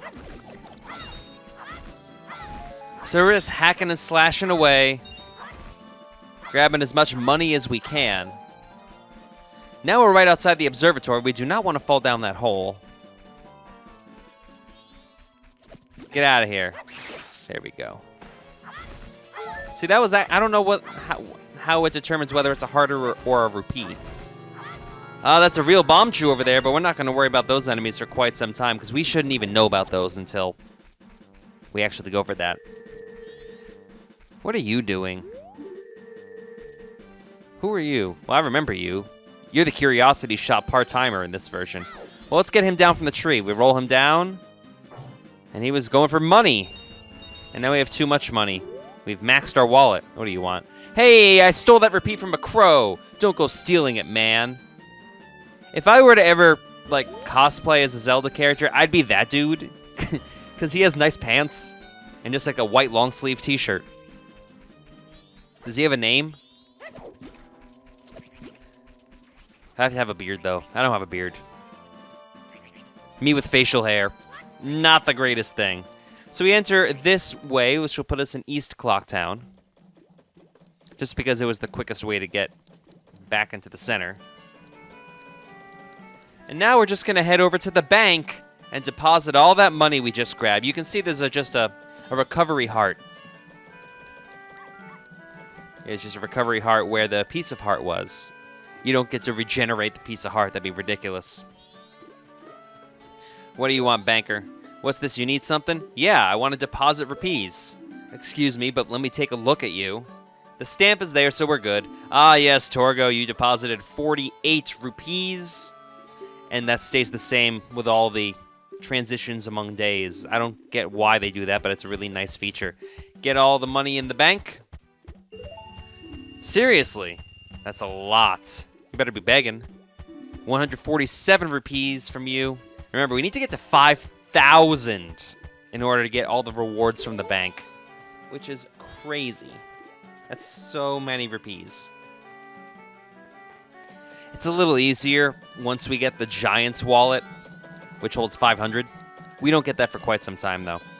Back out to Termina Field. All the grass resets, so we can get a whole bunch more money.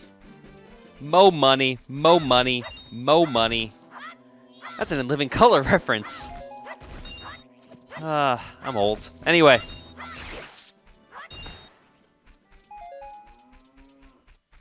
So we're just grabbing all the grass, waiting for it to become nighttime. We need it to become nighttime for this next part.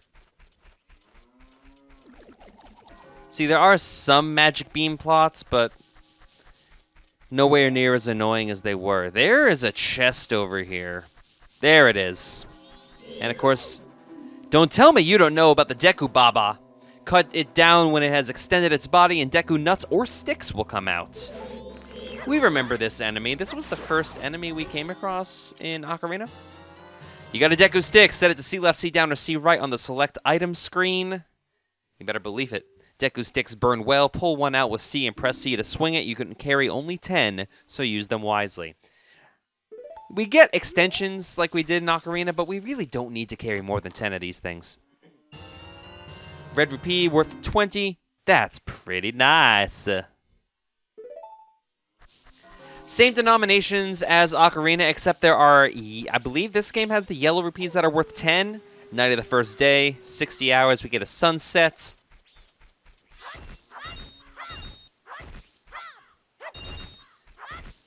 There we go. Now we need it to be midnight for the piece of heart that we need the deed for.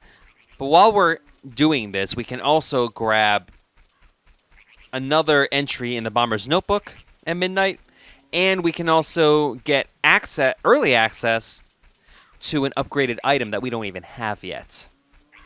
So that's kind of nice. We'll head over here. That's a Gwei, or a Ghee. I gotta remember that's pronounced Ghee. Like Indian butter. There we go. So we need like a lawnmower item. Or the spinner from Twilight Princess. That would allow us to just mow down all this grass like it was nothing. That's actually enough rupees to get the upgraded wallet. So let's head into West Clocktown and do just that.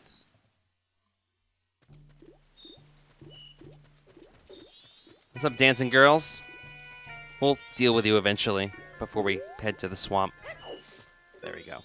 What's this? You need something? Yeah, I'm going to deposit these rupees, which gets us to 200, which is the first milestone that we need to hit. Yes, I'm going to make a deposit. Yep. I'm just going to skip these, because he says the same thing over and over again. Yes, I want to deposit 56. That is a lot. A lot.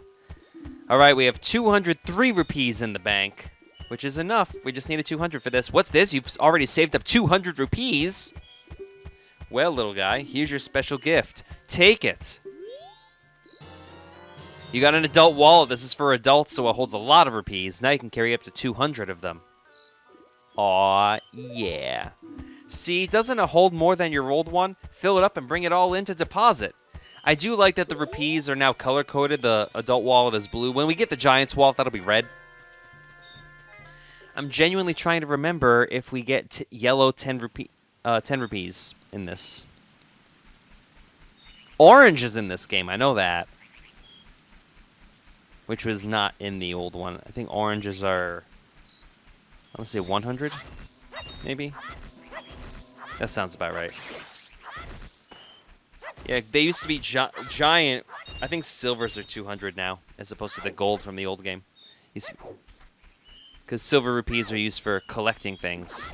Just like silver stars in Mario Galaxy. Still not a fan of that mechanic, but whatever. So basically we're just killing some time until it becomes midnight. And nothing wrong with grabbing some money while we can, you know? Across the sand, another enemy we shouldn't see for a while. The lever will pop up. Remember levers from the desert? Well, now they're here. Can I get a scan, please? They're also huge because we're tiny. You actually know about the lever, right? It actually moves pretty fast. That's not exactly good news, is it? Well, you know. We actually get a regular colored Z target on these guys instead of the random green ones. From Ocarina, I'm still not sure why they did that. There's some more grass up here. Come on. There we go.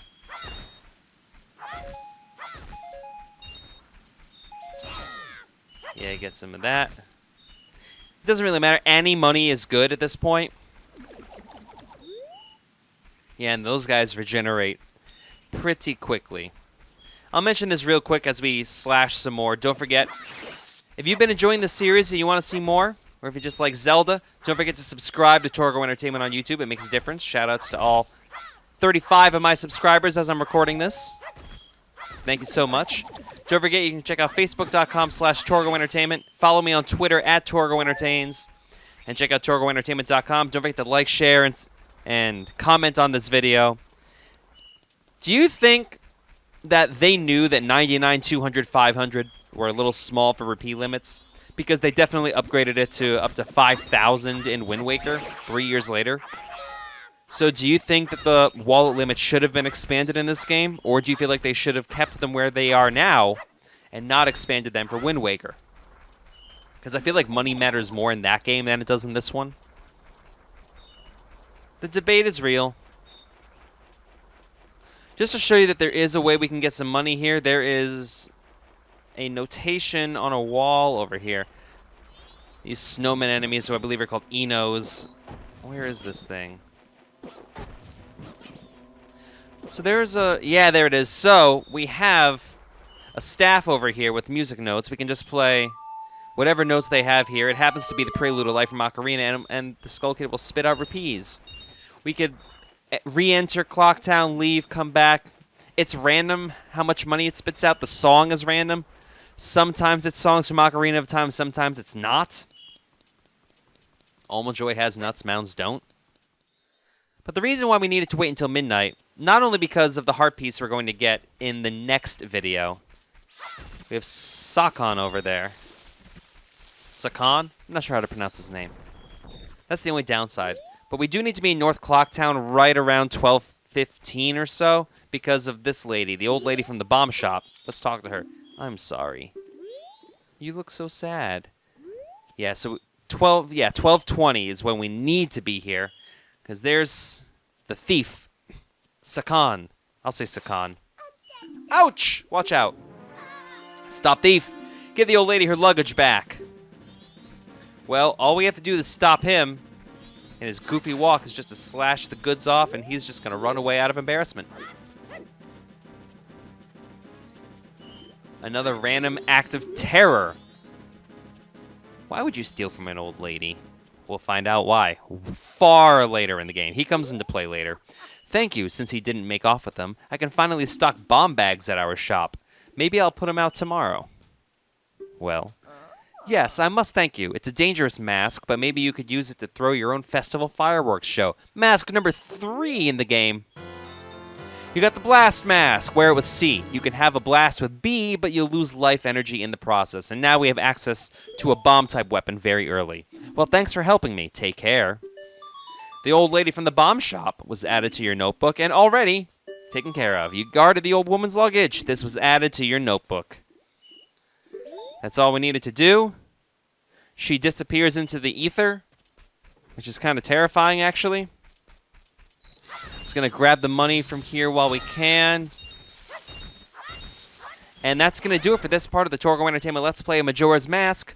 We'll see you in part 6, where we actually get the deed and grab some more side quest related goodness. Until then, this is Torgo. See you around. Bye-bye.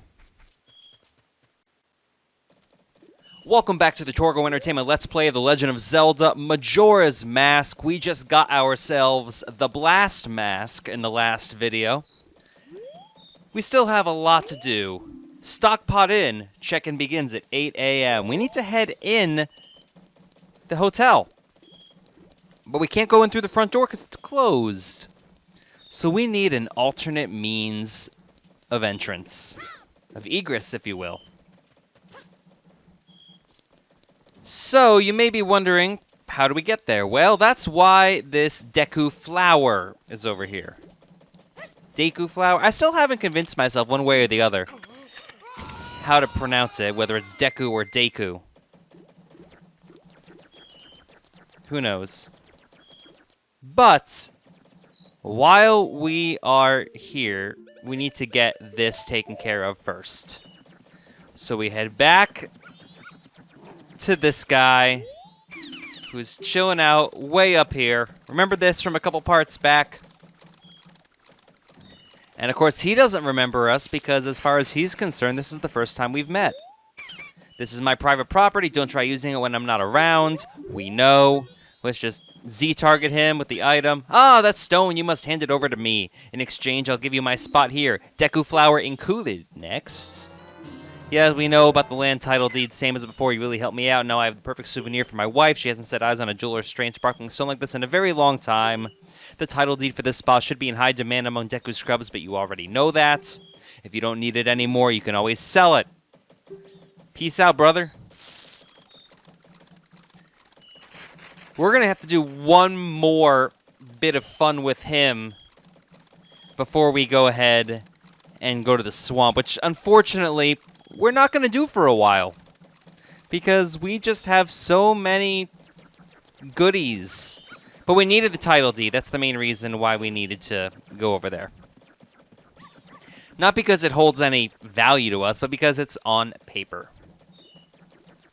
So now we can get into the inn.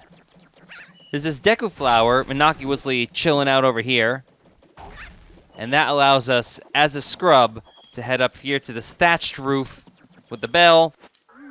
Take that off. I mean, it doesn't really matter one way or the other, but now we can enter this quote-unquote secret entrance. Welcome to the Stockpot Inn. I really like the inn. And it's really loud clocks. There's a bathroom under here. Not often you see a bathroom. What are you doing? Paper, please. Press start to open the select. Yeah, just show you. Who? Well, that person was added to your notebook. How do you end up down there?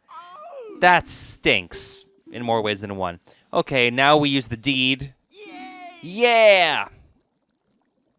Ho, you saved me. This is just begging for questions, really, more than anything. Flush. This fell down here. I'll give it to you. No, don't give me anything from inside. Why? Oh. Well, it's a piece of heart, so at least we get something. That's 3. You helped so-and-so out of a jam. This was added to your notebook. How bad? I mean... What? I'm sure every Let's Player that has done this has had similar reactions, but... Why? I get it's comedic, but still. It's disturbing more than anything, really. So really, not much else to do at this point, so we can just leave here. And let's start getting some fundage. By fundage, I remember, yeah, because Kamaro's over here. If you jump over here, and it's nighttime, I think it's between midnight and 6 in the morning. Let's go check out Kamaro the Dancer. Let's talk to him. I am no longer part of the living, my sadness to the moon. I haven't left my dance to the world. I am filled with regret. Indeed. Translation. I am disappointed, O moon. I have died. Did we really need a translation? Oh, I plan to bring the world together and stir it into a giant melting pot with my dance. If only I had taught my new dance to someone. The spirit dancer Kamaro was added to your notebook. Well, he's dead, and what song do we know for dead people? The Song of Healing. I hate that heart graphic. I mean, I get it, but... Check out those moves.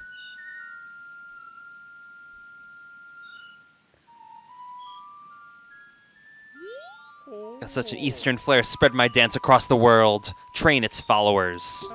Translation, I have taught it to you. Now make it into a popular dance craze. You got Kamaro's mask. Use it to teach his dance to the world so his moves can become as popular as he had hoped they would be. He has a mask of himself. I am counting on you. Translation, I am counting on you. I get it. You became the dancer's successor. This was added to your notebook. So is he, like, inside the mask? How does that work? Rather than thinking about it, we can get one more piece of heart if we book it to West Clocktown before it becomes the second day. So just to go as fast as we can, let's make our way back into North Clocktown. Quickly, quickly. What do you want? Hey, Torgo, are you writing in your notebook? I am. I didn't want to talk to you. I was rolling. Yes, I know. I understand. We already saw this. 20 people fit in the notebook. Promise stickers. We already saw the tutorial on the bomber's notebook. Whenever you solve someone's problem, it makes you happy, so a happy sticker will be added to your book, because that's what makes you happy. Stickers. No removing stickers. Use those promise stickers to keep track of people until everyone's happy. Don't forget the rules. But everyone will be happy until the moon crushes their lives. This game depresses people. Quickly, we need to make it to West Clocktown before the morning. It's already almost 5 a.m. And we have these two dancers over here, so let's activate the Kamaro's mask. There we go. The Rosa Sisters. Let's just talk to them real quick. Don't bother us! The Rosa Sisters, twin dancers, were added to your notebook. They need a new dance, so let's go ahead and... Yeah, even putting the mask on, we have to dance with the B button, so hit that B button. Oh, how does this work? You have to target them and then dance. And we automatically know the dance. And sashay, and reposition ourselves. It's like... It's a weird dance. It's like they were messing around with the polygons, and they're like, this is interesting. Let's just make this work. And we teach these sisters this new dance while the guard is sleeping or really staring at them. I'm not sure what he's doing. Thank you for teaching us those steps. No problem, ladies. You are our master. And there's a piece of heart. You've assembled a new heart container. Your maximum life energy has been increased. You stole the hearts of the dancers. This was added to your notebook. Should we not get two then? Master, you're so cool. I bet you that says kawaii in the Japanese version. It must. I'm pretty sure. Let's deposit some rupees, because we don't need this much, honestly. We have 203 in the bank. So what should we deposit? Let's deposit all of them. 245 in the bank. We're good. And that's pretty much all we needed to do for the first day. Once the second day rolls around, we have another job to do. Also, really quickly, if I can get this in before 6 in the morning. One more mask we can get. Talk to Guru. It has to be nighttime. La la la, they said I was much too loud when I practiced in my room. This is gonna be creepy. They got mad. Now I'm sad. I'll just think about the past to keep my mind off the bad. It's not Shakespeare. Yes, I'll do that. Dear guest, long ago I was in an animal troupe with dogs and donkeys and such. Why could a man join? That's 'cause a man is an animal too, my boy. They were all great, but there was one thing I didn't like about it. Why was the dog the leader? Was it 'cause something was wrong with me, sir? You can't just join and expect a lead. Oh, that dog was an amazing leader. He always had a stellar troop, no matter what animals he had to work with. That's why I stole it. The dog's mask. I stole it. I wanted it because it was the leader's mask. This guy's bipolar like crazy, but I no longer need it. I give it to my guest. Another mask! You got the Bremen mask. This mask belonged to the leader of the animal troop. Try parading it around tiny young animals. Aw, yeah. The leader was a good instructor. His members matured quickly, and they became adults in an instant. Remember that! Guru the traveling musician was added to your notebook, and... you listened to his confession of guilt. This was added to your notebook. And now we just kind of wait it out. You have to do that between the hours of 12 and 6, I'm pretty sure, as well. All that stuff we just did has to be done at nighttime. Which is why I just kind of rushed to get it all done. Now we deal with the ever so clever screen. Yeah, it's a little unsettling, admittedly. 48 hours remain. Day 2, here comes the rainstorm. So now we head over to West Clocktown.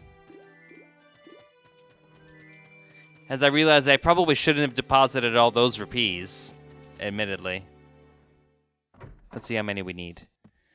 Now we can enter the bomb shop because it's open. It's day 2. There's the bomb shop lady. Welcome, tattoo head guy. I forget what he sold in Ocarina. We just got a larger bomb bag in stock. Nice job, game. So we have bombs. They are selling really well. Bomb chew, which we don't really have to worry about just yet. And we have the big bomb bag for 90 rupees. This can hold up to 30 bombs. We just got it in stock. I believe it's 50 rupees for the main one. There will be a fireworks show on the night before the carnival. You should go see it. Come again. And then we have this Goron over here, which we're not going to worry about him for quite a while. Yeah, if we didn't do that side quest, stopping Sakan, it would be 50 rupees for the big bomb, not for the regular size bomb bag, and I think you can only get it on day 1, 245, so we can get that now. So we're just going to get 90 rupees, use it wisely. We only have 155. It's not like our wallet will regress back to the child wallet, so don't worry about that. We'll fill up the bank again, don't worry. But this is just sequence breaking a little bit. There's no reason to get the smaller size bomb bag. We can automatically upgrade to the big one, you know? Might as well. You got a big bomb bag. Now you can carry up to 30 bombs. Besides your old level of 0. There will be a fireworks show. Yeah, we already talked to him. Bombs are perishable in that once we reset time, we lose all of them. And of course, I forgot. The last thing we need to do in this part, we need to... No, I don't want to deposit anything. I hit the wrong side. Dang it. 155, I know. You play mean jokes, little guy. You haven't even got a single rupee. Come back and deposit some after you save up a bunch. I want to withdraw, please. I know. So, we want to withdraw 11. Yes. Use it wisely. 144 left in the bank. Now we can talk to the old Bombchu flying merchants from Ocarina. Except this time, enter all disciples and those who choose to be enlightened with the way of the sword, the Mighty Training Center. This is the swordsman's school. I don't know why it's not called the Mighty Training Center. When you sharpen your sword skills, your mind is sharpened naturally. There we go. With the moon getting closer in recent days, the number of the weak and frightened has increased. Is that a cow? Origami cow? But when you attain a master's level of training as I have, there is nothing to fear. That is a cow.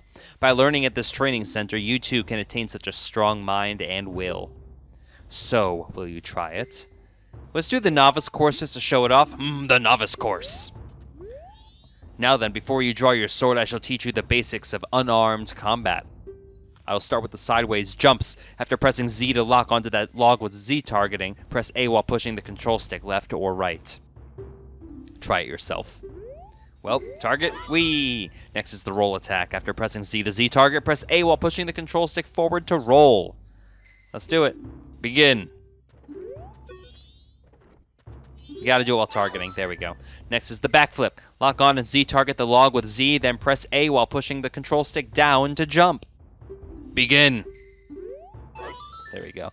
Alright, now think of that log as an enemy and practice your sword skills. First is the horizontal cut. Simply press B. Now then, begin.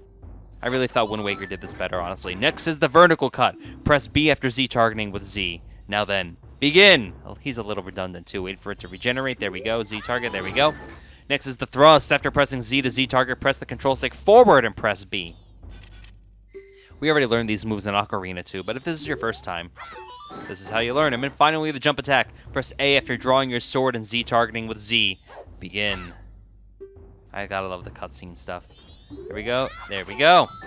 Well done. Do not forget what I have taught you thus far, and do not neglect your daily practice. Yes, you can press R to defend yourself with your shield. Did you know that? Well, now we can do the expert course. We already saw this. Will you try it? Yes. The expert course. The expert course is a practice session. Cut down the 10 logs using the highly difficult techniques. I like to pretend the cow statue is what's talking to us. If you score a perfect 30 points, you shall be taught all the secrets. Have you prepared? Here we go. And we just Z target. We have to get 30 by pressing A. And there we go. There's 3. Ah, we already screwed up. Didn't have my sword unsheathed. So we're going to have to go to the bank, get 10 more rupees. Super annoying. There we go. I don't know what it is, and this is not me making excuses, but I do feel like the Z targeting is a little more janky in Majora's Mask than it is in Ocarina of Time. Leave a comment in the comments section if you think that's the case. I don't know why. I just feel like your training is insufficient. You must jump more. Start over from the beginning. I will, but I need money. We gotta go to the bank. Again, leave a comment. Do you think it's a little more loosey-goosey with the targeting? I think it is. Let's hope I can do this in one shot. This is the last thing we need to do. While I withdraw these rupees, don't forget to subscribe to Torgo Entertainment on YouTube. Again, it makes a huge difference. Let's get 20 rupees for two tries. And don't forget to like this video, share it with your friends, and check out facebook.com/TorgoEntertainment. Follow me on Twitter @TorgoEntertains, and check out TorgoEntertainment.com. But the subscription on YouTube is the most important, so if you could do that, it would thoroughly be appreciated. We already talked to you. What do you want, cow statue? Is that a mustache or just part of his hat? Yes, it's the same prompt. Here we go. We got to do 10 lunges in a row. Come on. See what I mean? There's one. Ah! There's no point in even staying. We can just leave. Wasting money. This is really unfortunate. I mean, we do get a lot of money. Honestly, the 5,000 rupee piece of heart is going to be one of the last things we do in the game, if not the last thing. Come on, can I do this right? There we go. There's one. There's two. Come on. There's three. There we go. It's not enough to lunge just to make sure that it hits the log properly. 5. Hurry, hurry, hurry. There we go. And 7. I don't know how that connected, but okay. 8. Is this going to be 3rd time's a charm, really? Am I going to be that cliche? I am! That's 30! Impressive. I must give you something. Here. It's another piece of heart, which is 5 total for the game. There we go. Each new container you put together will increase the amount of life energy you can have. Unbelievable. Cherish it well. And that's going to wrap up this part of the Torgo Entertainment Let's Play of Majora's Mask. In the next part, we head outside, we grab some more money, and we continue the side quests. For now, this is Torgo. See you later. Welcome back to the Torgo Entertainment Let's Play of The Legend of Zelda Majora's Mask for the Nintendo 64. Torgo here. And also in the game, because that is our character name. In the last part, we got some more pieces of heart. Now we're just trying to get some money.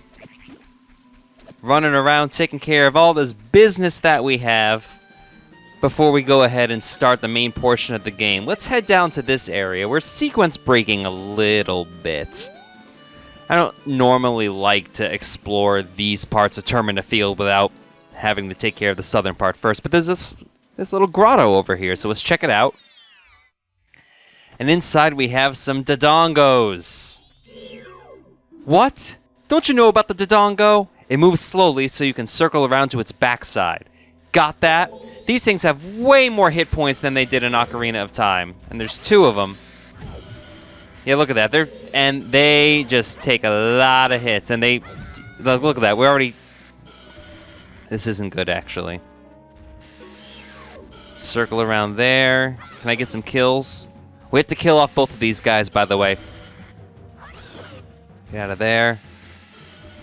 Uh-oh, this is really not good. That fire did 1 1/4. This is not good. This is not good at all. I really don't want to die. That would be bad. Yeah, let's get out of here. I don't want to deal with this. We need some more health. We'll tackle that in a little bit. But while we're here, let's get this song. I don't even recognize what this song is. B-A-B-D, D-D-A-D. A-D-D, D-D-A-D. Oh, it's an A there. There we go. There we go. Oh, that was an F natural. I'm sorry. But we do get 22 rupees that time. I'm not sure if the song dictates how many rupees the icon spits out, or if it's just random. It's been a while since I've played this game. A Gee just running around. Can you get a scan on the Gee? I'm not sure. Let's get some health. Some items. There we go. There we go. Get out of there. It's already 1. Now let's head back down here. We have full health. Now, you know, another way to tackle these Dodongos involves bombs. So we just target. That's 1 bomb. How many does it take? Let's find out. 2, 3, 4, 5, 6. Yeah. So 1 bomb is like 2 sword hits, I think. I think it takes 12 hits. But we do get a purple rupee, which is worth 50. We have the bombs, so, you know, we might as well use them for this part. Knock this out of the way. Dongo dislikes smoke, you say? Well, I have lots of smoke for you. Blow you up, get a hidden treasure chest, 50 more rupees. I don't know why they made gold trim on the treasure chests in this game. I mean, it looks okay. I didn't think it was really a necessary addition. Oh well. And inside the chest, we're gonna find something that's sure to blow your mind. We have another piece of heart. That's 6 so far in this game. Out of, God, 52? Yeah. So let's get out of this grotto and tackle some more fun stuff. Who doesn't like fun stuff?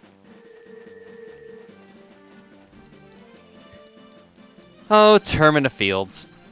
You actually do have a lot to do. And you're not that big, but that's okay. Like I said, I prefer the size of Termina Field to that of Hyrule Field. Maybe they are kind of the same, it's just the way that it's laid out. I do like that you can see pretty distinctly what is in each of the cardinal directions. So while we're here, let's just hit up this grass. Like it's Colorado or Washington or what have you. California too, I guess. I went to California 2 years ago. Back on my Price is Right adventures.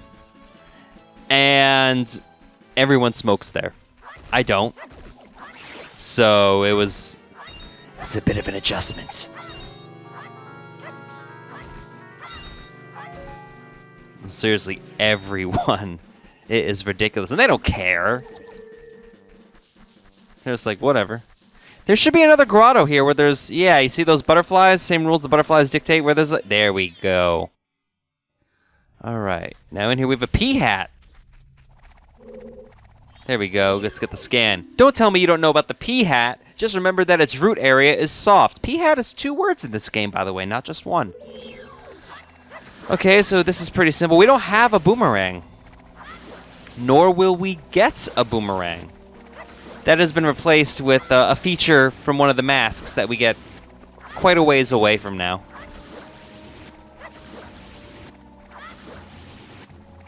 There we go. I need you. This thing takes a lot of hits. There we go. Get rid of that pea hat. That triggers this treasure chest. And the gifts just keep on giving in Majora's Mask, I gotta tell you. But first, I'm gonna mow your lawn. Hopefully inside it's like 50 cents or something. Maybe like a rupee. Open the chest, and what will we find? Something that's sure to blow your mind. I just made that up, but it sounds pretty good. It's another piece of heart! 3 pieces so far, but really 7 pieces so far. Let's get out of here. I think I was sitting too close to the microphone. I'll have to adjust that in post. Anyway. More grass. Let's just get out of there. Get out of my face, thank you. Boom, boom. Get out of there. Go away, thank you. And now we're gonna head in this weird southwest corner. The 5th direction. What do you have to say? Signposts, we don't see very many of those. Milk Road ahead. Romani Ranch further ahead. Well, now let's just hit it up and see what we have through this area. Milk Road. No cutscene. We do have Tingle chilling on a balloon. Another statue. Just slash you. There we go. This sign says, Gorman Track, home of the horseback riding experts. Beginners welcome. Please drop in at your leisure. Leisure? Leisure? I say leisure. Every time, there will always be a fairy in that little blade of grass. We don't have any bottles, though. And you do lose fairies when you go back in time. Moving grass. No. Come on. Come on. There we go. Ah. How annoying is that? Anyway. Yeah, let's just get you. Which, of course, means we need to transform to use a projectile.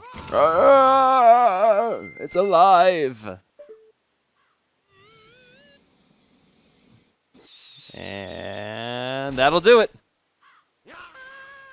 Hello, Tingle. I don't know if this is like the same Tingle and he just moves around that quickly. Or if there are, you know, a whole bunch of Tingles running around. But he says the same thing. Green clothes, white fairy. Sir, could you by chance be a forest fairy? Well, yeah, we've established this, Tingle. Do you see a frostbite, by the way? What's going on with his nose? I never understood that. Already age 35, no fairy has come to me yet. My father tells me to grow up and act my age, but why? I tell you, Tingle is the very reincarnation of a fairy. Well, there's a joke there, but no. Now while I stand here waiting for a fairy of my own, I sell maps to help out my father. We do meet Tingle's father later in the game. Lucky. Lucky. Can you tell that he's Japanese? Is he wearing a red diaper? Like, what's that all about? Will you buy a map? Yes, we will. Just buy the Romani Ranch map. We could get this later, but we have the money, so we might as well, you know. There's no real reason to buy the 40 rupee maps because you can always get them for cheaper. You can always get them for 20 in their respective locations. Call again. Tingle, tingle, kalulim, ba! Magic words that Tingle created himself. Don't steal them! Don't steal them. DeviantArt, copyright 2016, all rights reserved. Through this, we say Milk Village, Romani Ranch. What do you got to say, buddy?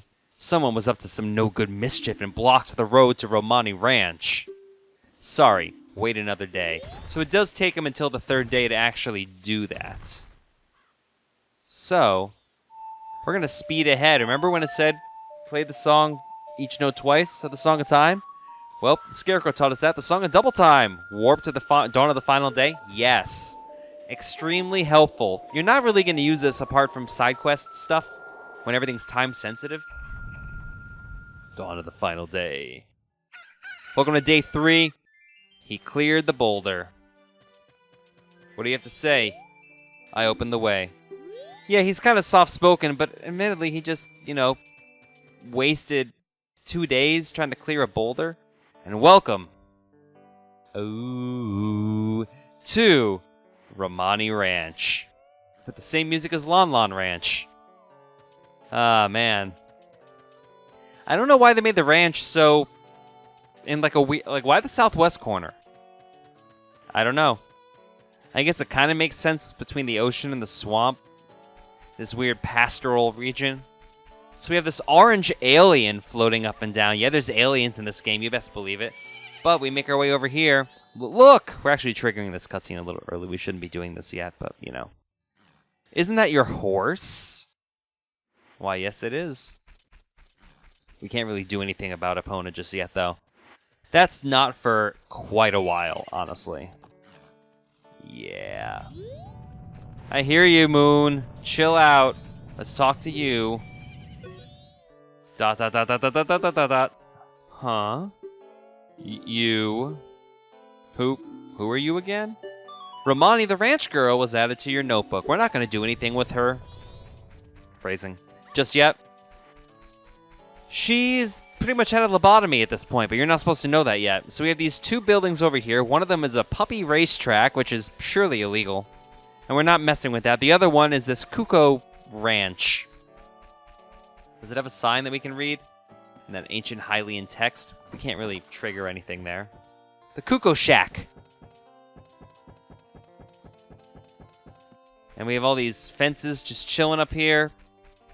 And we have this guy who was in Kakariko Village, remember? You must be ugly too. That guy.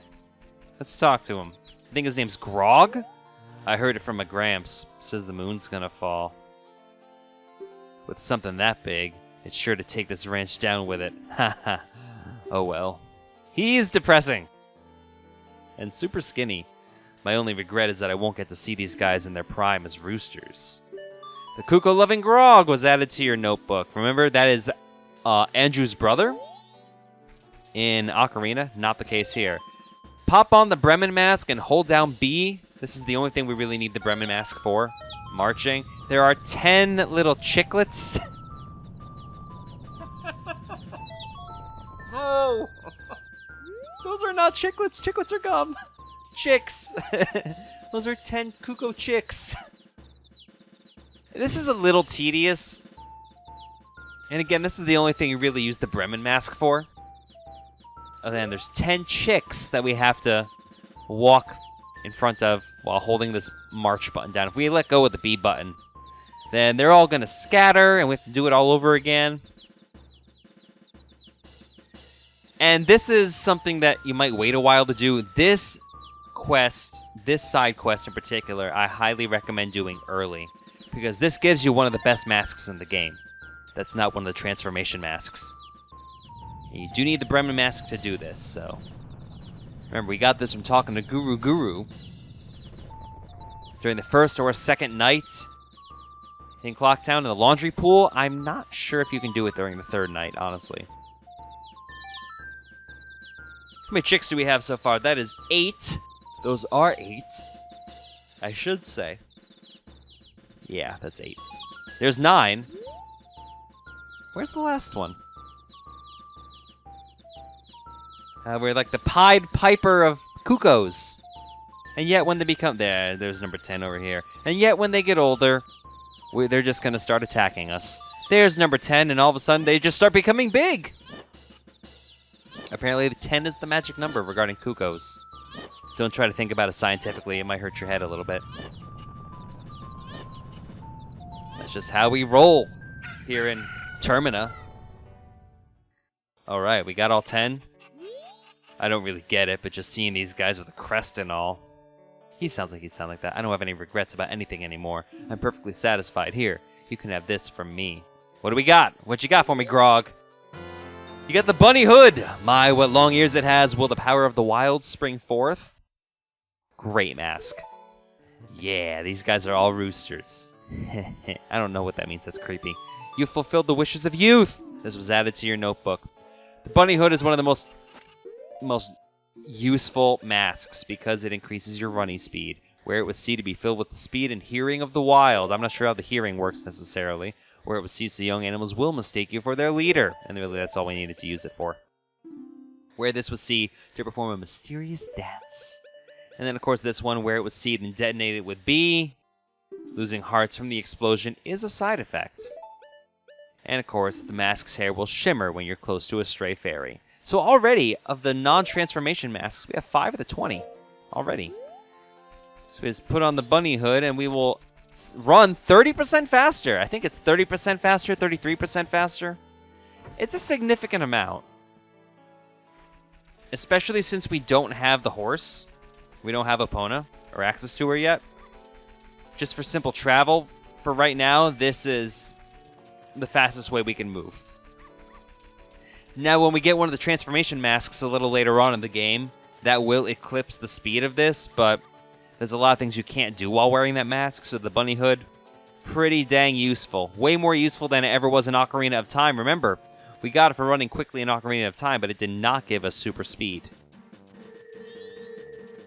It's already 11 a.m. on the final day. Just going to get some more money. All we need to really do is do some tidying up regarding Terminus stuff before we go ahead and reset time. So as I make my way back to Clocktown, I will mention this at this point. If you've been enjoying this Let's Play, you want to see more, you like what's been going on, don't forget to hit that subscribe button. Shout out to all my subscribers so far. Thank you so much for watching these and doing what you do. I hope you're enjoying the game. I hope you're enjoying playing along or just watching for entertainment value. An ex-girlfriend of mine was actually like, why do people do Let's Plays? First of all, it's a Takuri! Run, this bird steals your items. Come on. What are you doing just standing around? You want to avoid that thing entirely, honestly. we can't kill it. When we can kill it, we get a whole bunch of money, but we can't right now, so don't worry about it. One of my exes was like, why does anybody like watching Let's Plays? Well, there's some people out there that either don't have access to certain games. I know Jet Force Gemini is particularly hard to play if you don't have an N64 or the Rare Replay package. But I treat it like a walkthrough. It's a video walkthrough. Sometimes it's better to see what you're doing instead of just reading it on paper, because half the times they're wrong with stuff anyway. So we talked to the banker. There we go. What's this? You need something? It doesn't even recognize that you're wearing a freaking bunny hood. So we had 124 in the bank, because we took out quite a bit in this 3-day cycle. Let's just deposit everything. There we go. All the money in the bank. What? You're really going to give me that much? You're one rich little guy. 275 in the bank. Remember, we have to hit 5,000. And really? That's all we needed to do. We just got to go to the start of the 3-day cycle. Don't forget Facebook.com/Torgo Entertainment. Follow me on Twitter at Torgo Entertainment, TorgoEntertainment.com. Save, return to the dawn of the first day. You get this little clip. We'll see you in the next part. Bye-bye.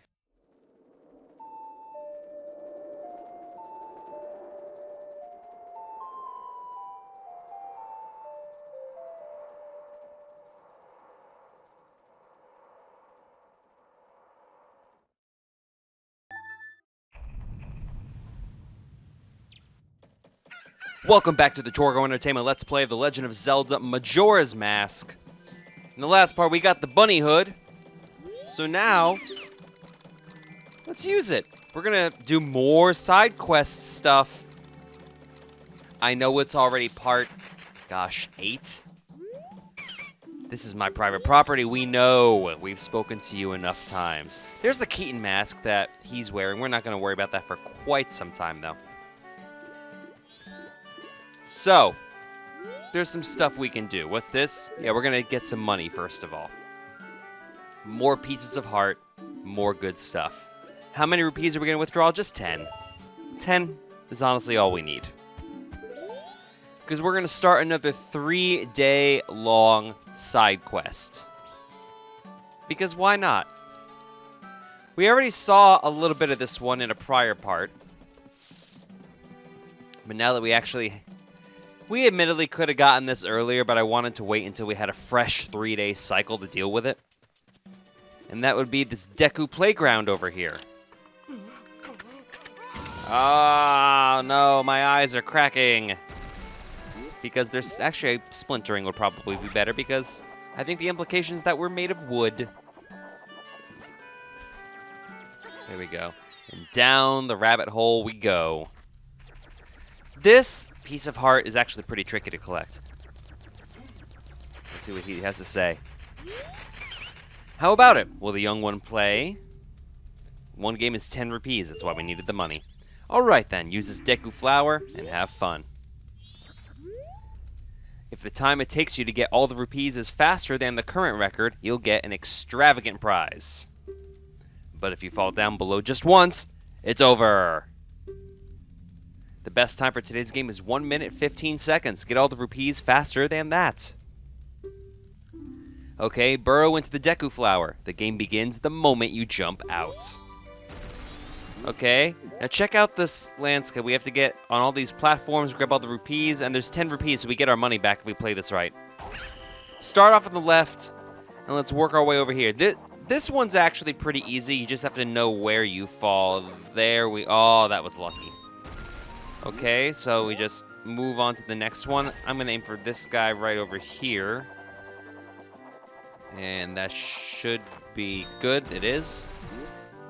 Let's move on to number 3 over on this side. It's good to jump out of the flower when it's at the peak of its travels.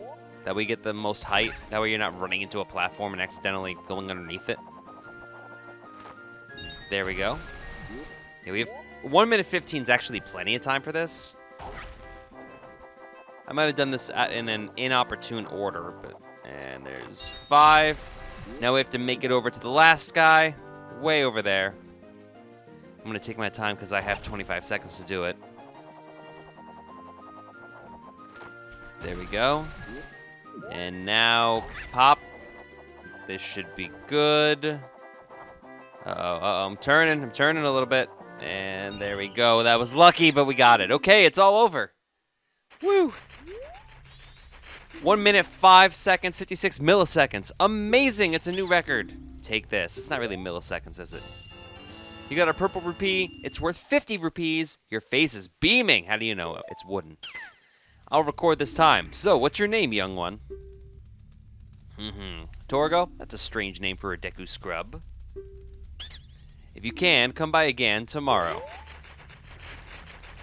And we will. You have to beat the minigame every day in a 3-day cycle. And it's slightly different each time. We don't need to be this anymore. There we go. Yeah, we can just hop over that fence. Yeah, we can't hop over it from the other direction. Go figure, right? So now we need to head back over here. I want one too. Oh, we can't be wearing the bunny hood when we talk to this guy. Remember the password?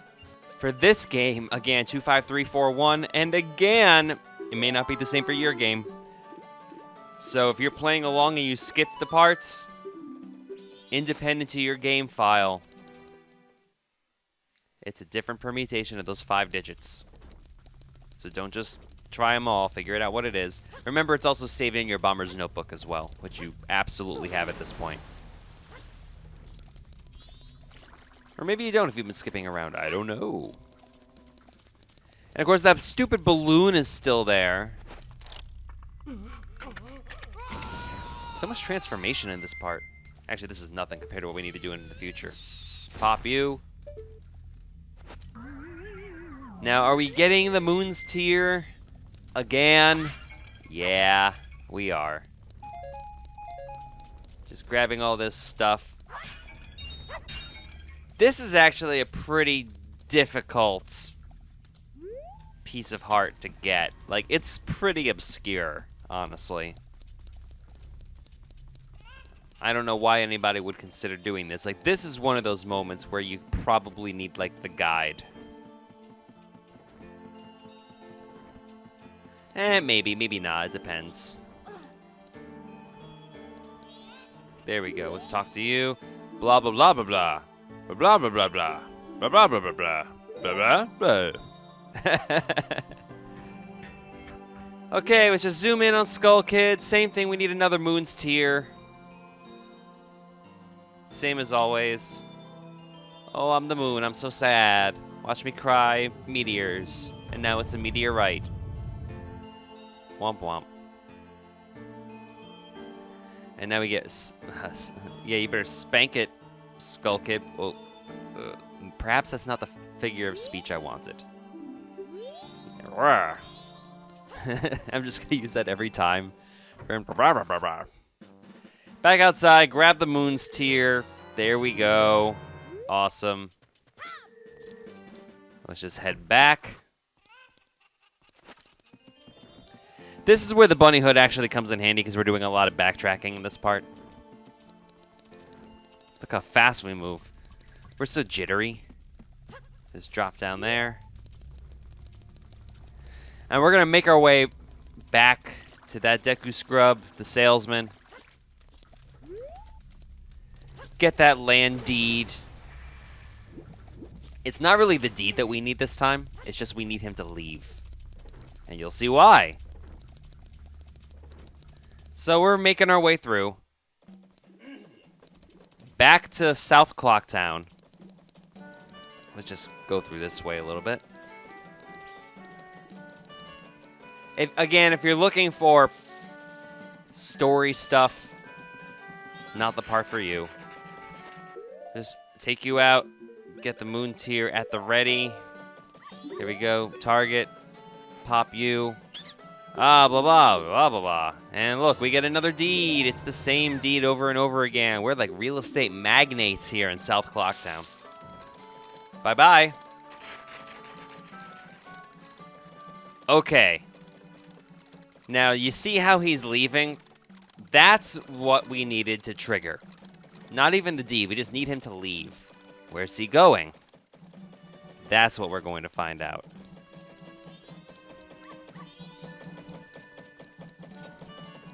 Before we do that, let's head out here. Yes, we know. Swamp. Swamp it up.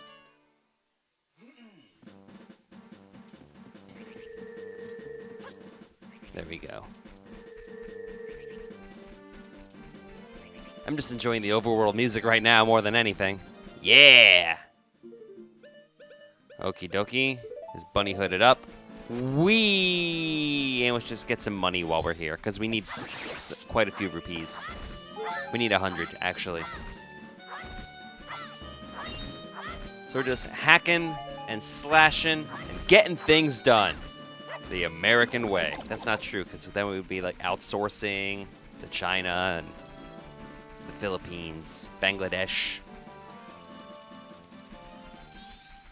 This got dark real quick, but it's a dark game, so it's okay. So yeah, all we're doing is just getting some funds.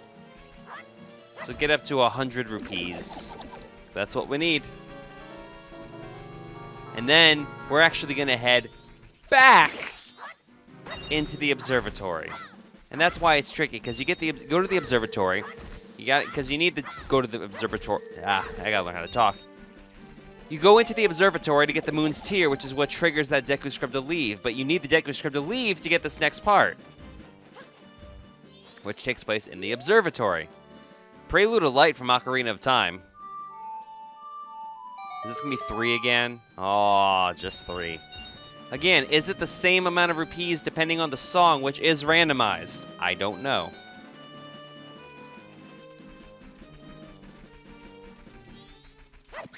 Get out of my face. There we go. I think if you just run into the red choo-choo as it's disintegrating, that's when the heart turns into a rupee. Whereas the magic is always magic. It's magical. Magically delicious. Regardless, we need more money. I don't know if I showed it off, but the observatory is actually in the southeastern corner of Termina Field. Yet we can't get to it, at least not yet. From the outside, we have to go through the corridor. But before we do that, let's go to the post office. There's the postman doing Lord knows what. Let's see if we can trigger this sign. What does it say? This week's schedule. Morning, collection. Afternoon, delivery. Evening, practice? Okay. The week's motto, don't slack off. The heavens and the wife are watching. Signed, Mayor Dotour. You better have your wife do everything. Mayor Dotour we do meet eventually, but kind of a minor character, honestly. There are some events we could trigger with him. 4, 5, 6. Wear the bunny hood when you talk to him. Wow, those ears! Oh, they're fake. You startled me. Don't disrupt my training. In my mind, I am running for exactly 10 seconds without looking at a clock. Okay, I was in the middle of mental training. You may make fun of me, but this is quite difficult. Will you try? Press A to start, count 10 seconds, and the precise moment you think you've hit 10 on the dot, press A again. It counts down by tenths. Now, since we're wearing the bunny hood, the timer continues. You can do it by listening like I do, or just by watching. 9, and boom! There we go. Your time was 10 seconds. Yeah, buddy. Huh? 10 seconds? That is amazing. You have reflexes suitable for a postman. As thanks for showing me something impressive, I give you this. We got another piece of heart, and we now have 5 hearts in our life bar. That's 8 pieces of heart we've already collected. I can't be like this. I'll have to train more. More! He's gonna train. You showed your wild instincts. This was added to your notebook. The postman, whose priority is delivery, was added to your notebook. Not sure why they did that in that order. Wait, what does this sign say? It's the same. It's the same. Wait a minute. Hold on a second. Hold on. He said he's practicing without looking at a clock, and he has at least 3 clocks. 4, actually, because these giant things on the walls are clocks. You liar. He lied to us. Why are you gonna lie to me, postman? You don't need to falsify your claims. We like you just the way you are. You don't need to say that you've achieved more than you actually have. God, don't you hate when people do that? Anyway, now we need to go back to the observatory. We have to go back to that telescope. This is for another piece of heart, by the way. We're just getting as many as we can that way as we continue to find them, because who doesn't like having more health, honestly? I don't know if you can really make an argument for having less health. Other than, you know, 3 heart runs. I know that's a thing, I don't know why. Challenge. Run, run, run, run, run, run, run, run, run, run, run, run. Get some pot. Ooh, I forgot about those pods. There's 10 rupees there. Which means that when we go on the way down, we'll have our 100. Perfect. And of course, we got to talk to the astronomer again. It's like Banjo-Kazooie. And now you'll see there's the Deku Scrub as he leaves, and that's the event we needed to trigger. Where's he going? I'm not very good at following him exactly. I'm not sure exactly where his little storage area is. Especially because this part's like, oh no, where'd he go? Now it's night. And I've lost track of him. That's not good. That's really not good at all. Because you need to see him actually, like, go in the hole.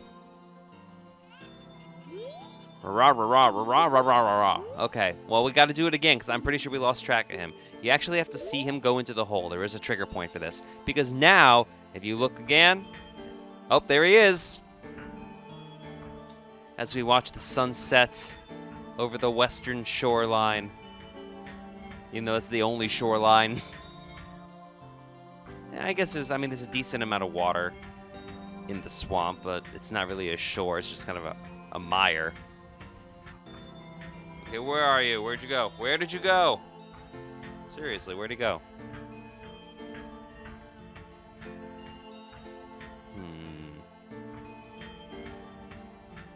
This is a little annoying. All this work for just a piece of heart. So many events they have to do in the right order. Yes, we know. Chill. Let's talk to you again. Can I trigger these events properly? All right, take 3. There we go. Now it's dark. And hell is hot. X gonna give it to you. That was a different album, I'm pretty sure. Okay, so he's got, like, seriously. 3 bags worth of goods. Like, I don't even remember what he was trying to sell us, honestly. Okay, good. Follow. Where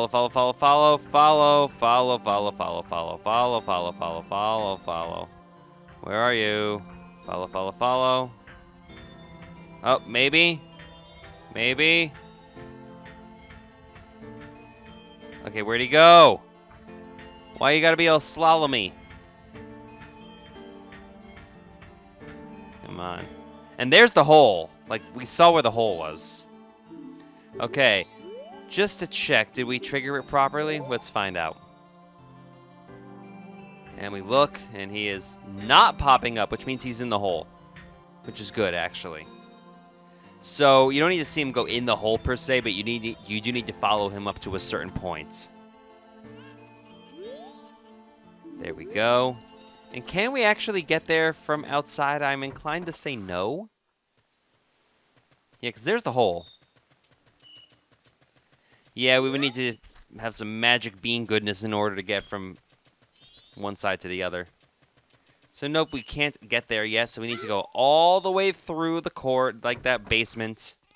The dilapidated way, even though that's Sonic. Back to Clocktown.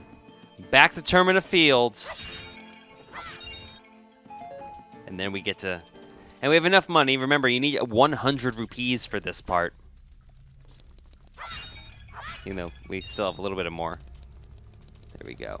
Run. I'm pretty sure those 2 are always green rupees, whereas the other 2 are always magic replenishment.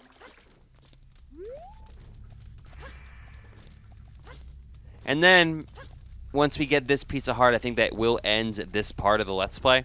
And then the next part, we're going to tackle days 2 and 3 of the Deku Playground mini games. And then we finally get to progress with the story. So I'm going to say perhaps a little preemptively that if you're looking to advance the story of this game, part 10 is going to be the part that you want. We might as well slash a little bit here. We have the ability. Those are some blue bubbles. We don't want to deal with those yet. I think those are the only color bubbles in this game. Maybe, no, there's reds. They're pretty sure there's reds. Greens, on the other hand, I don't think there are. Mowing the lawn. This astronomer should really take better care of his property. There we go. And in this little storage depot grotto, we find this business scrub. There we go. Ah, what are you doing here? This is my secret storage unit. It's a problem if you come in here without permission. What are you even storing? You have a pot and a crate. Please, I'll sell you a piece of heart if you just keep this place a secret. 150 rupees for one. Say no thanks. No good? In that case, you leave me no choice. What about one for 100 rupees? I'll buy it. There we go, and we needed the extended wallet, because remember, our old wallet only held 99. Each new container you put together will increase the amount of life energy you can have. It's not that I don't believe you, but just to be safe, I'm moving my storage. You hurry up and get out, too. Well, I'm going to, and that will end this part of the Torgo Entertainment Let's Play of Majora's Mask. As always, subscribe to Torgo Entertainment on YouTube. It makes all the difference in the world. Don't forget to leave a comment, subscribe, like, share, all that good stuff. Follow me on Twitter at Torgo Entertains. Check out Facebook.com/Torgo Entertainment, TorgoEntertainment.com.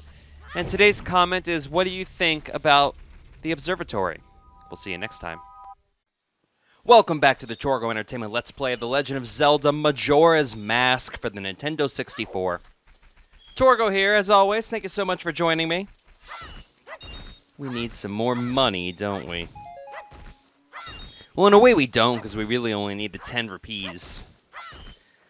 But in the last part, we started our progress on the first day. What are you? A blue bubble! Quick, run, don't let it curse you if it comes after you. Defend yourself to block it.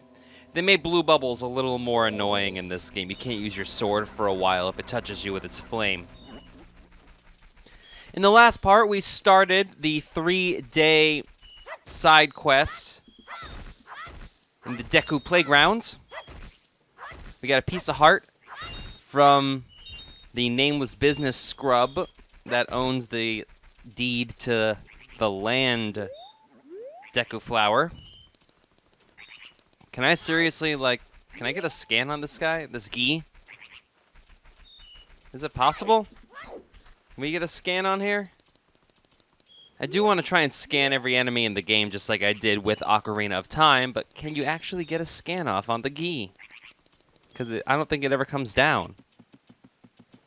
Where did he even go? And I apologize if you don't like looking at Link, or Torgo as the case may be. With the bunny hood, it's just, you move so much quicker. See what I mean? There we go. Get out of there. And there's nothing wrong with getting money.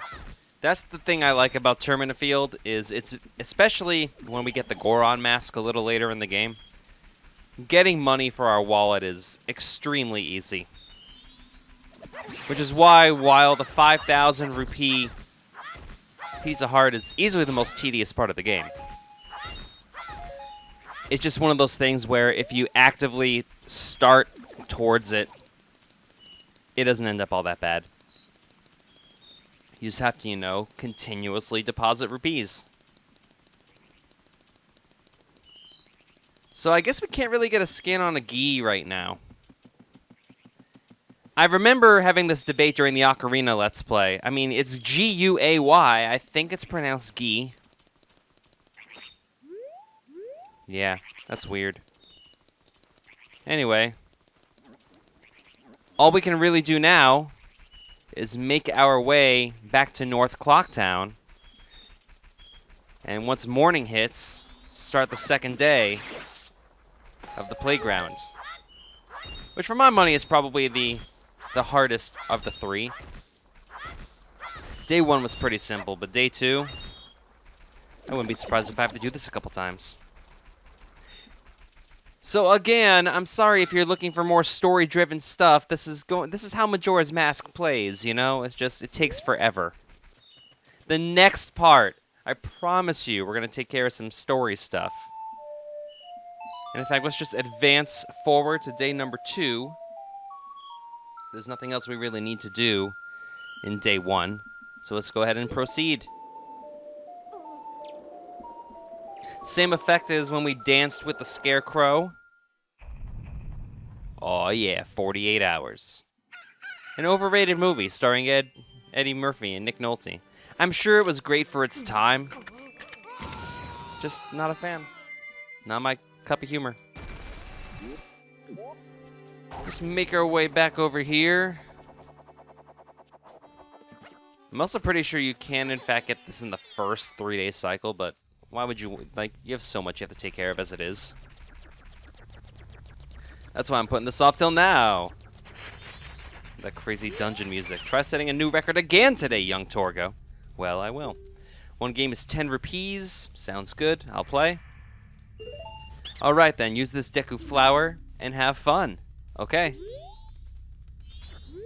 If the time it takes you to get all the rupees is faster than the current record, you get an extravagant prize. But if you fall down below just once, it's over. The best time for today's game is also 1 minute 15 seconds. Get all the rupees faster than that. Okay, burrow into the Deku Flower. The game begins the moment you jump out. Well, let's do it. I definitely showed day 2's game a little bit in one of the prior videos. Let's see if I can do this. It's the moving. And just knowing. Yeah, that was close. See, the problem is sometimes I feel like it's not very consistent. Sometimes you waver a little bit and you fall without pushing anything, but sometimes you don't. Oh. Whew. So now I want to tackle the 2 in the middle. There. I just kind of want to stay here, drop properly. There we go. There's 4. Always go for the blue rupee first, because that way if you fall, you'll at least have recouped some of your funds. And there we go. There's 5. Now I just have to... Okay, there's the 6th one. We should be okay. In before screw up. Come on. And... No! Too bad you're done. I know. You can't compete as many times as you like if you have rupees. Well, yeah. Okay, so this guy says the exact same thing. Just, you know, skip through all that text. We've already read that. We don't need to waste time reading that again. Here we go. This time I'm just going to go for the green one first. Mostly out of spite, because that's the one that screwed me over last time. Wow. See, like that first one, I'm not intentionally dropping. It's just something that's kind of already happening. So let's try it again. And here we go. Take 3. All right, can I land, please? There we go. There we go.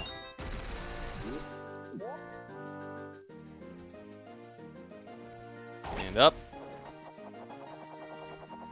Drop you there. See, sometimes I want to, like, burrow into a flower, but it won't let me. There we go. There's... Oh, no! See, I landed it, and then I ran off the edge because I was trying to overcompensate. Take 4. Ah. How obnoxious is that? And take 4. And there we go. Okay, we gotta dive in. All right, let's head for this one right here, coming up from the north. And there we go. The middle 2 aren't bad at all, honestly. I say that, and then we screw up again. I'm not trying to pad the length of this video at all, trust me. Yes, take 5, I know. Yes, I know. I know. You're probably laughing at me like, how's this guy still doing this? There we go. That was pretty close, though. Wait it out. There we go. Drop. All right. Can I get the timing right on this, please? Good. It would be a little more helpful if I had like a bigger shadow. Is this easier on the 3DS version? I've never played the 3DS version because I don't have a 3DS. Leave a comment as to whether you think this game is easier on the 3DS or the Nintendo 64. See, the time limit isn't really the factor here. Okay, this should work. Just wait it out. Come on, come over here. See, I'm not even wavering. Drop. There we go. 53 seconds. That is not bad. 53 minutes. Not minutes. 53 seconds. Amazing. A new record. Take this. I will. It's a purple rupee, which is more than enough to tackle day 3. Come again, you Togro. So I don't know if you can play the advancing song there. Some places you just can't advance time, so I'll just play it out here.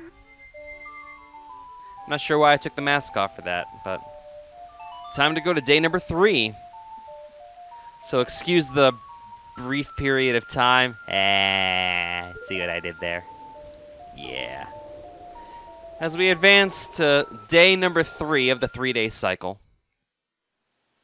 Oh, there we go. I was waiting for that. Not much going on. I wish it was raining during the night of the second day. Like, I know it rains pretty much during all the second day, but once night rolls around, it's like, hey, it stopped. Such a haunting melody. There's the bong. Day 3. Well, let's head in. Get our mask on. You can skip this transformation sequence by pushing B, I believe it is. Maybe I'll do that a little bit later. Okay, this one's just a little mixture of everything. Good luck, Torgo. Now you can try for 3 straight days of new records. 1 game is 10 rupees, as always. Alright then, use this Deku Flower and have fun. I wouldn't call this fun, but you know.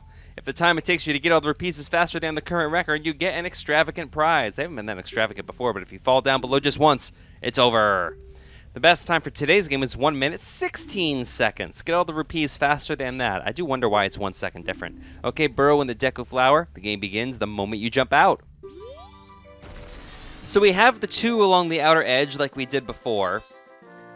I'm going to wait it out, actually. Then we have 2 moving up and down, and then the 2 middle ones are actually pretty high up. But this really isn't that bad. You just got to time this perfectly. Drop.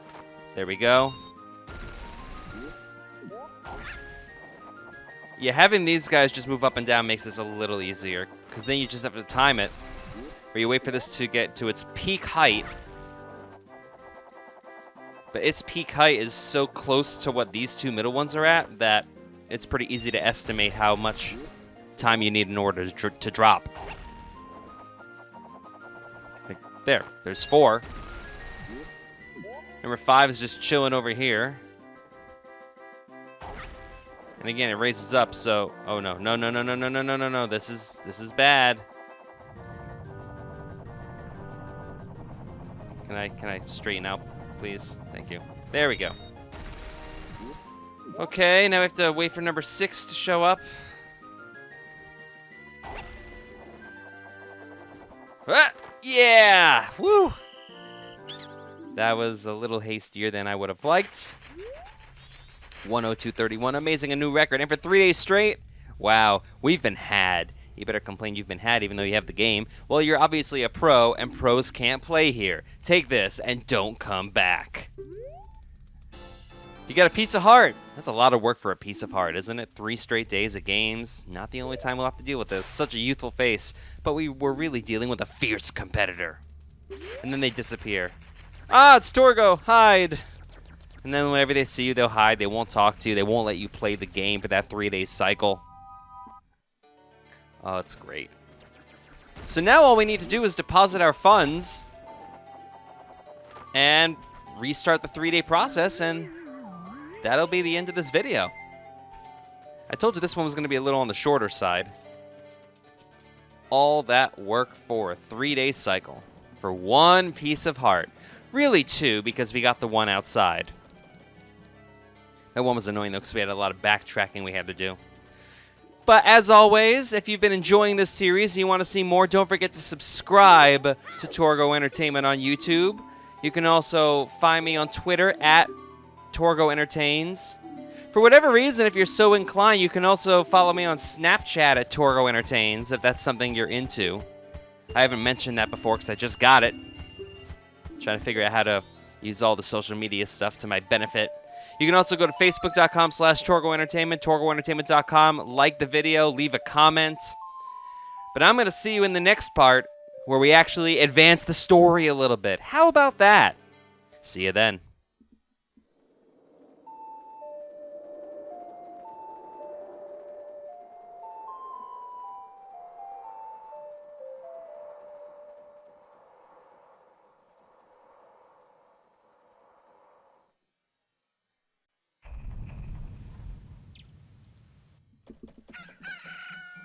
Welcome back to the Torgo Entertainment Let's Play of Majora's Mask. We're going to slow down time immediately, just to show you everything, which is the Song of Time backwards. The inverted Song of Time, which slows the time down a lot. Slow the current flow of time? Don't mind if I do.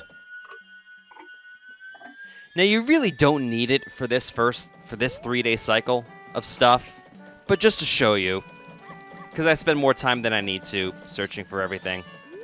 Stop right there. Have you some errand in the swamp? Well, yes, I do. It is dangerous outside the town wall, so I cannot allow a child like you to... A sword?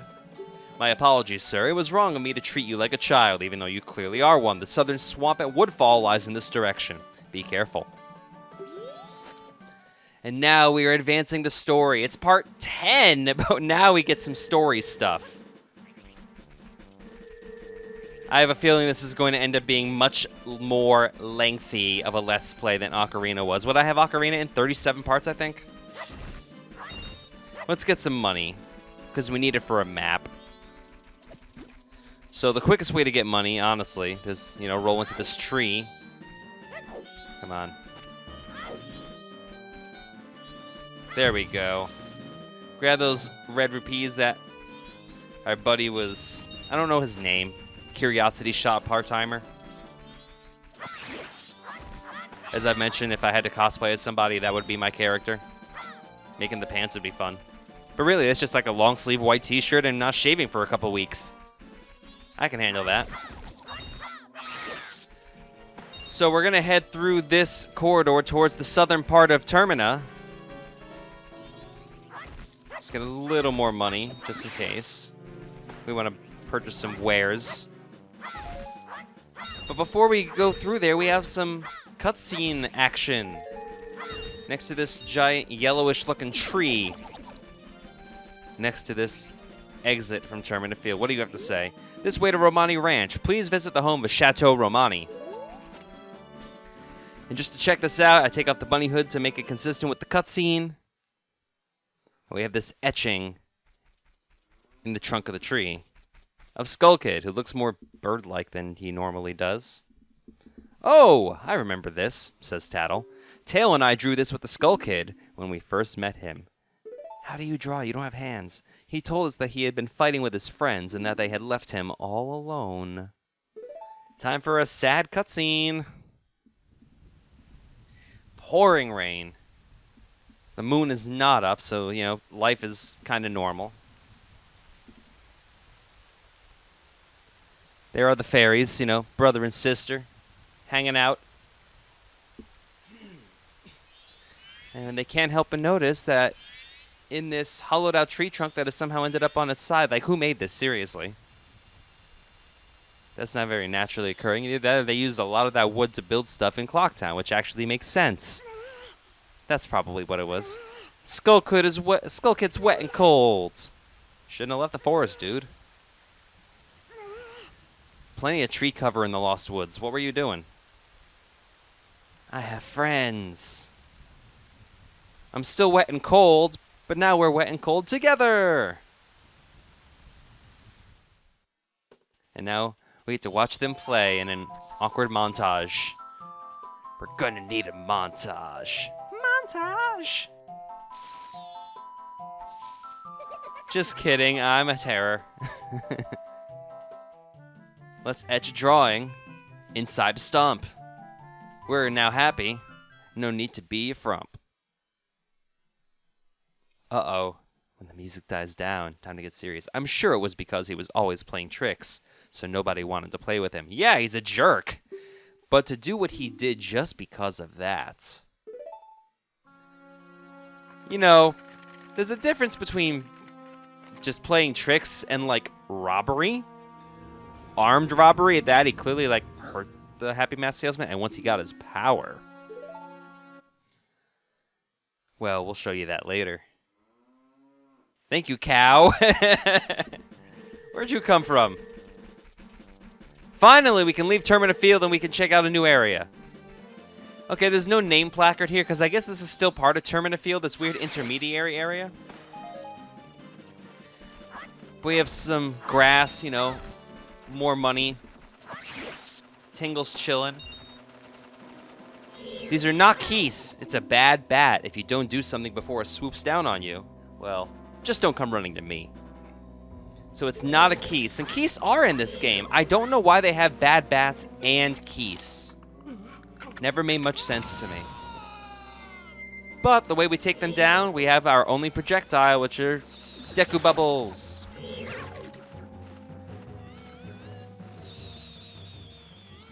Yeah, come on.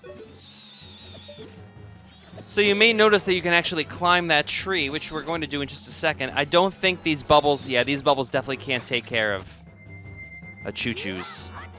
So let's just get rid of you. Super annoying since we don't have a projectile besides the bubble. But I want to try and get this piece of heart early. Yeah, so we have this guy, so let's just aim. There we go. Take off the mask. Yeah, see, you can shortcut that. Climb up this vine. And you can actually stand on top of this, and there is a piece of heart up here. That's 3. Oh, yeah. One more. Extends our life energy, even though we do get a nice little replenishment on our health. And now we could use a map for this area. So it's like, hey, Tingle. Why don't you come down and talk to us a little bit? It is the same Tingle. I don't know how he gets around so quickly. Either that or there are 5 Tingles running around. 6, actually. Yeah, 6. Clocktown, each of the 4 directions, and Romani Ranch. So there are 6 Tingles. That's a trivia question. Whereas in Wind Waker, there's only the 1, but he does move around. They probably don't want you to think about that too much. What's this? Green clothes, white fairy. Sir, could you by chance be a forest fairy? Oh my. We know, Tingle. I think I am the same as you, sir. A forest fairy, alas, though. Yeah, we already know. We know your life story. It's the same prompts over and over again. Lucky, lucky. Now we buy the Woodfall map for 20 rupees. Don't bother with Snowhead. We'll get that for cheaper later. Got a map of Woodfall, and now you can find your way around the swamp. The red arrow on the map shows where you entered, and the yellow arrow shows your current location. That's all we need to know. We'll call again.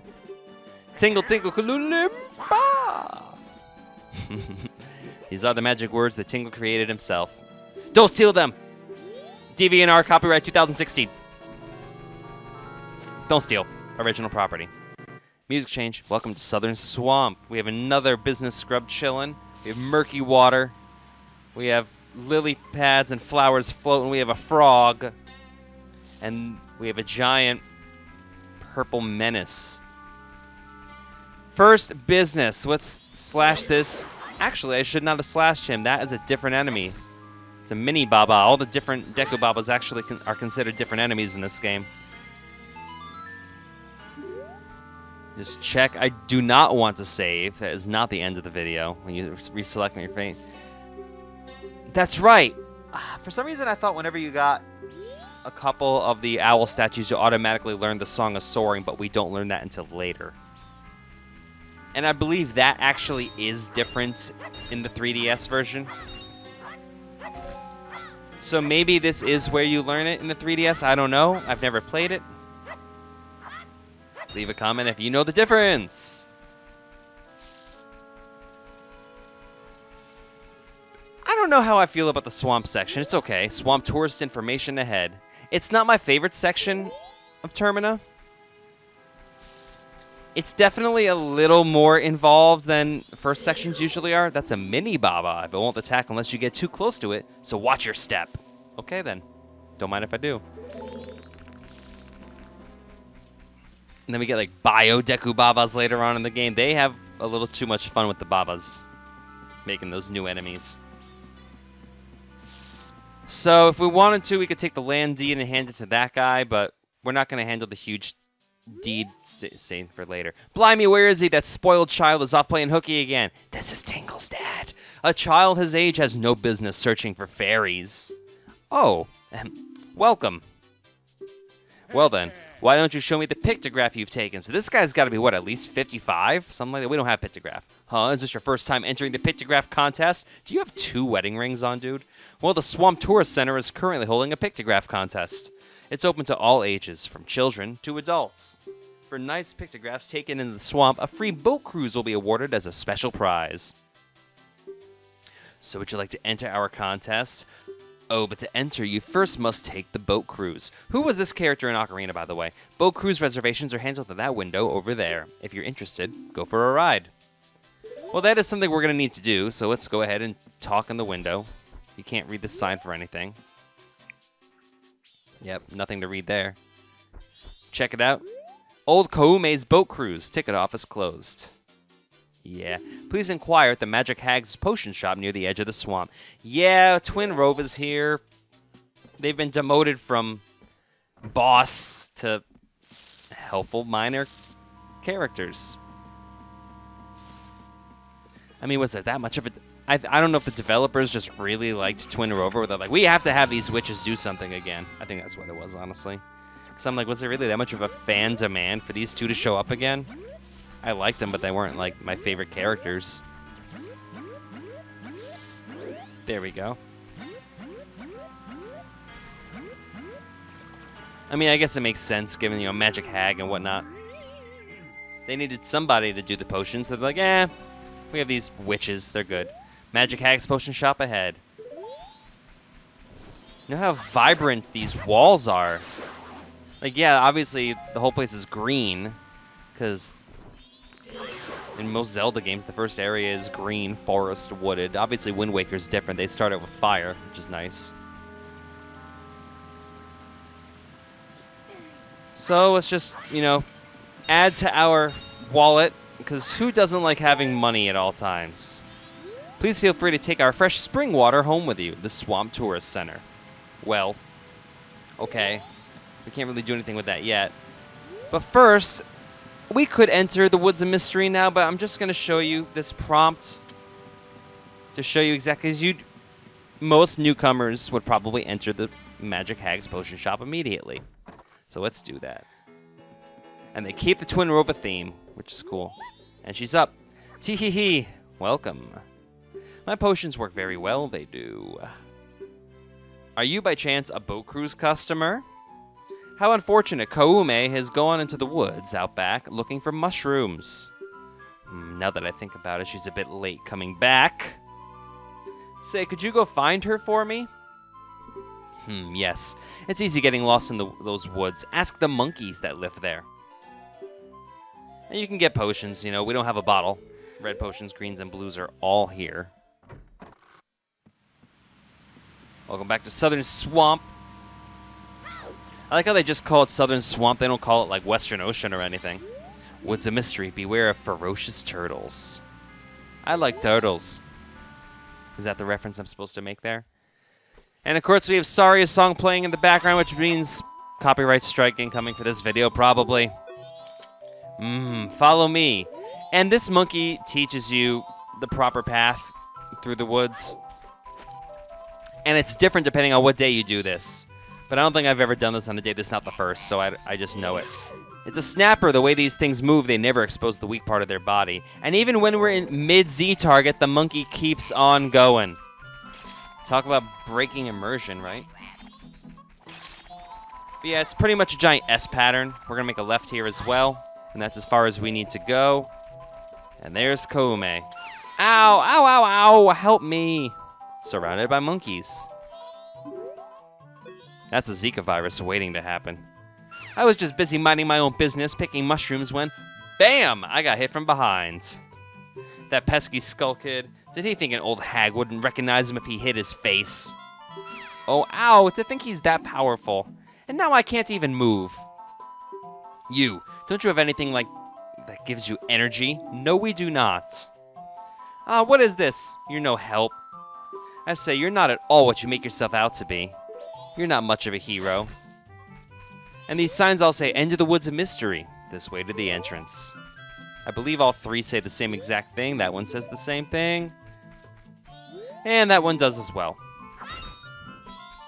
So there we go. So just to save a little time, put it on the bunny hood. I believe we climb ladders faster. Do we? A little, not much.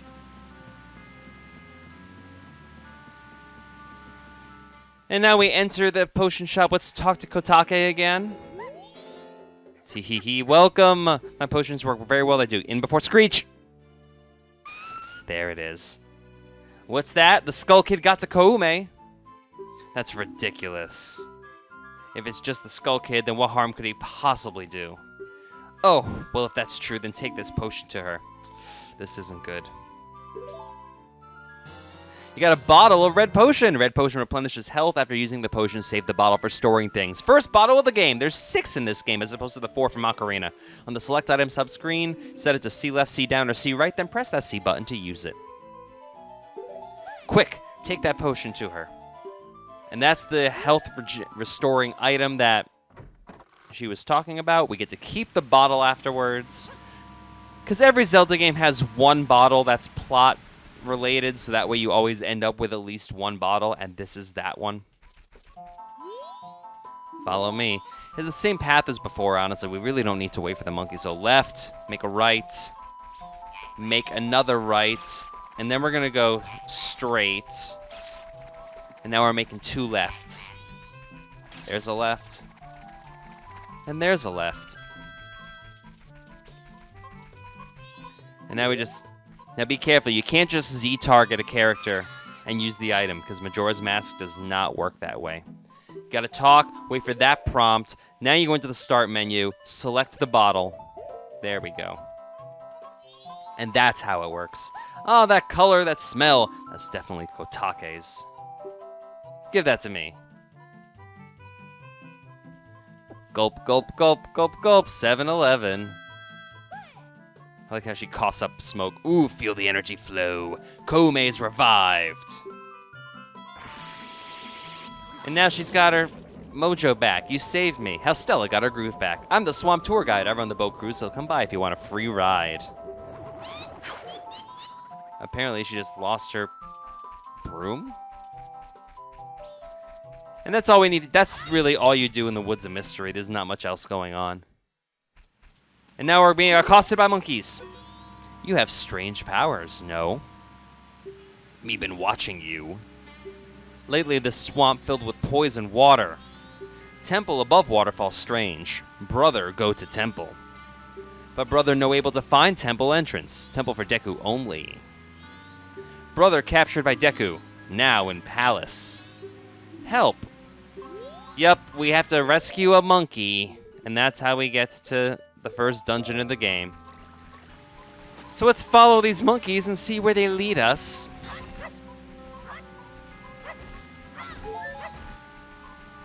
There they go. Running, running, running, running.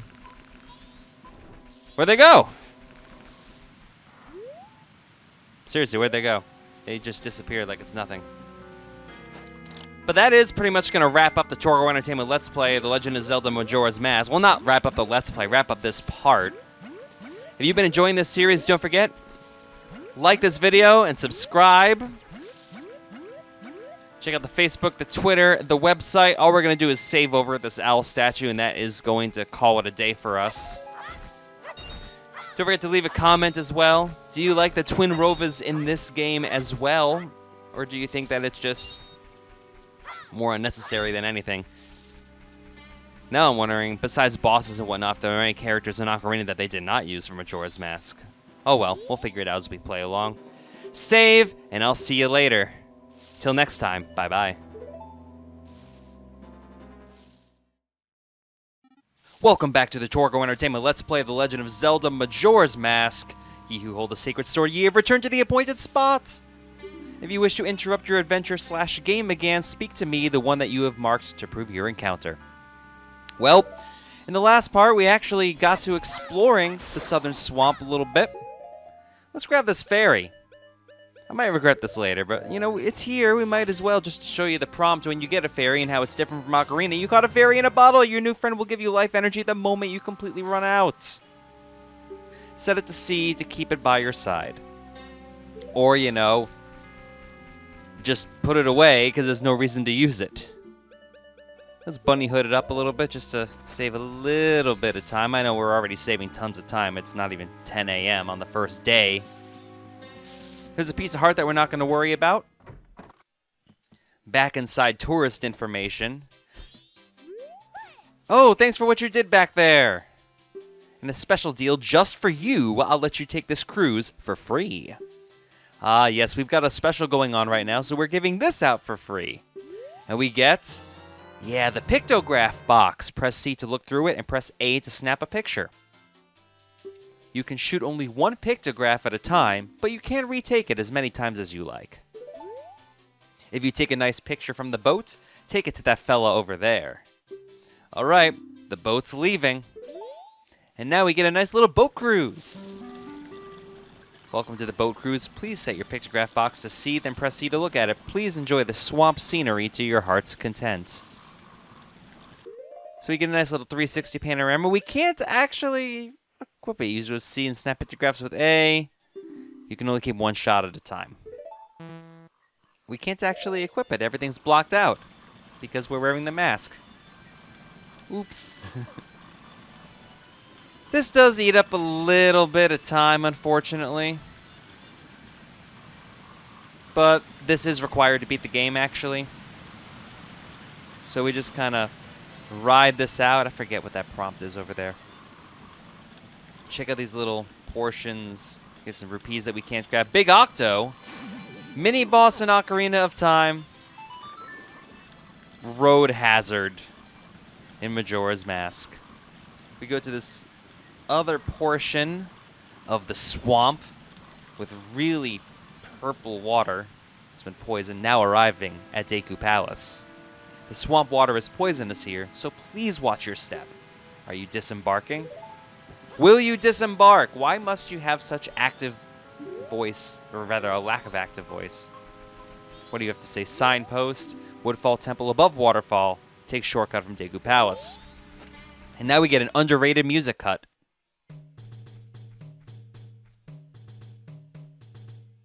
Seriously, no one loves the Deku Palace music, and it's so good. It just has this atmosphere to it. I can't place Woodfall Shortcut for use by Deku Scrubs only. I can't place like the origin, the nationality of the song. I just love the instrumentation and everything. So we have these scrubs. This is the royal palace of the Deku Kingdom. This is no place for outsiders. So they won't let us in. And it's the same prompt, yeah.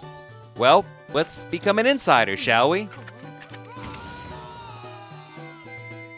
Even though they just saw us transform, they seem okay now. This is the palace of the Deku Kingdom. Only those on official business may enter. Oh. But you may enter to see the public humiliation of the foolish monkey who angered our king. Follow this hall straight to the royal chamber. Do not enter any other areas whatsoever. These are rather inefficient guards, if I do say so myself. Inner palace garden ahead if you go to the left.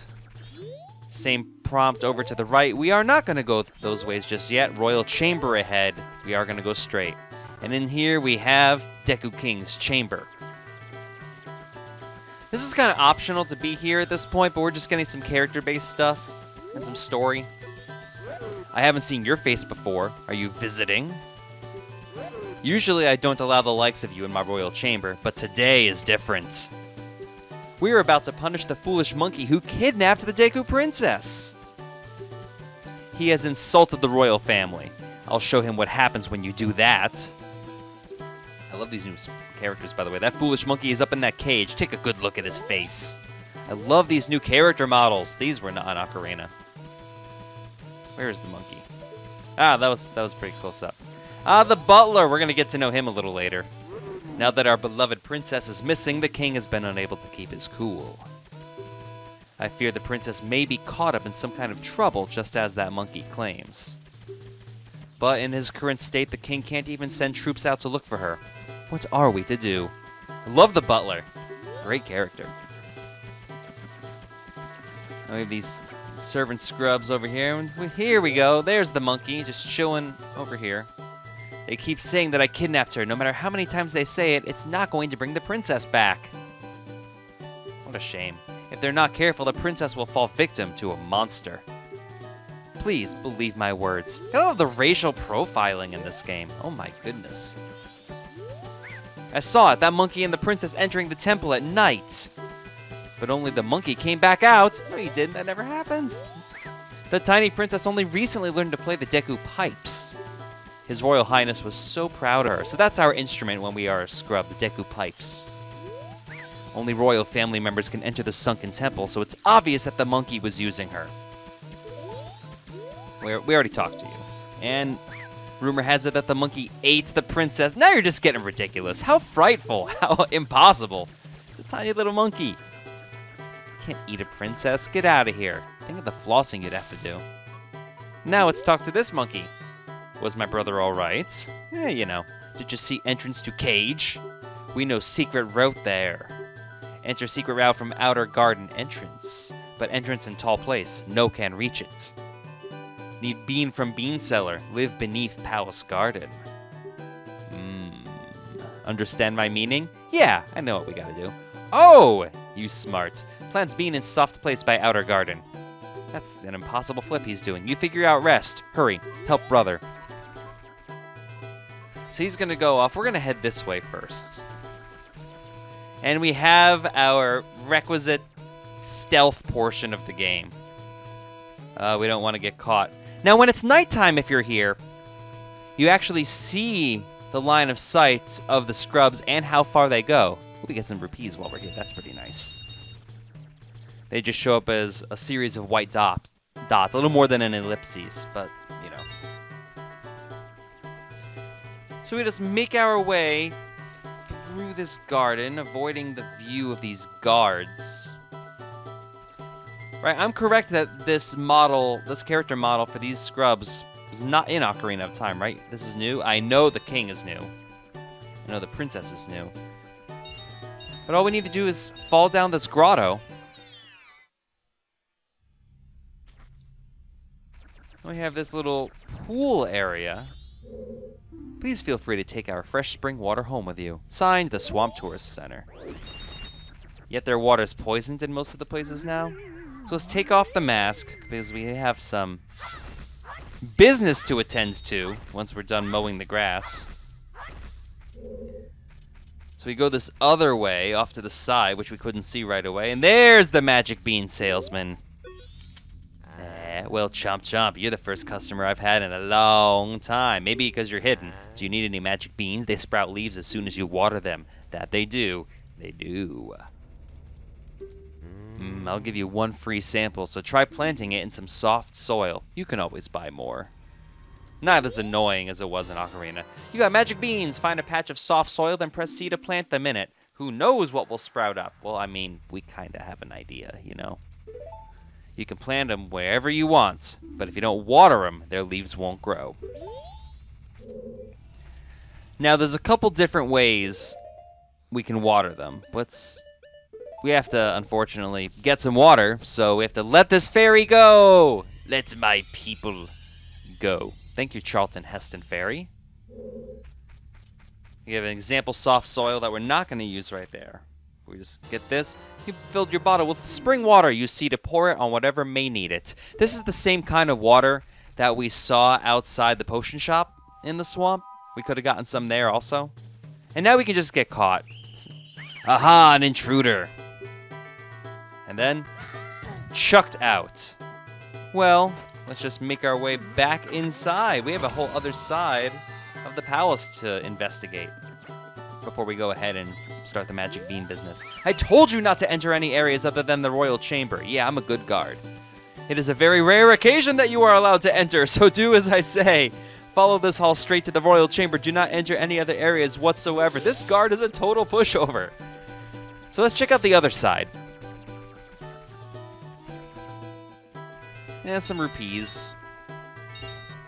I believe this leads to a piece of heart. And who doesn't like pieces of heart? Yeah, this is a little more complicated. Oh, and we just saw some polygons that we shouldn't have. Hooray! Nintendo 64 graphic capabilities. Okay, sneak there. Now we're good. All right. Mosey over here. Perfect. There's the door. You may notice these platforms that are elevated that have some Deku flowers on them. We're going to tackle those later. Okay. There we go. And over here. Aha! Yeah, there's the piece of heart. I told you there was one. We have to get over there, so we just quickly... I don't know how much time he had. I guess we could have definitely made it at that point.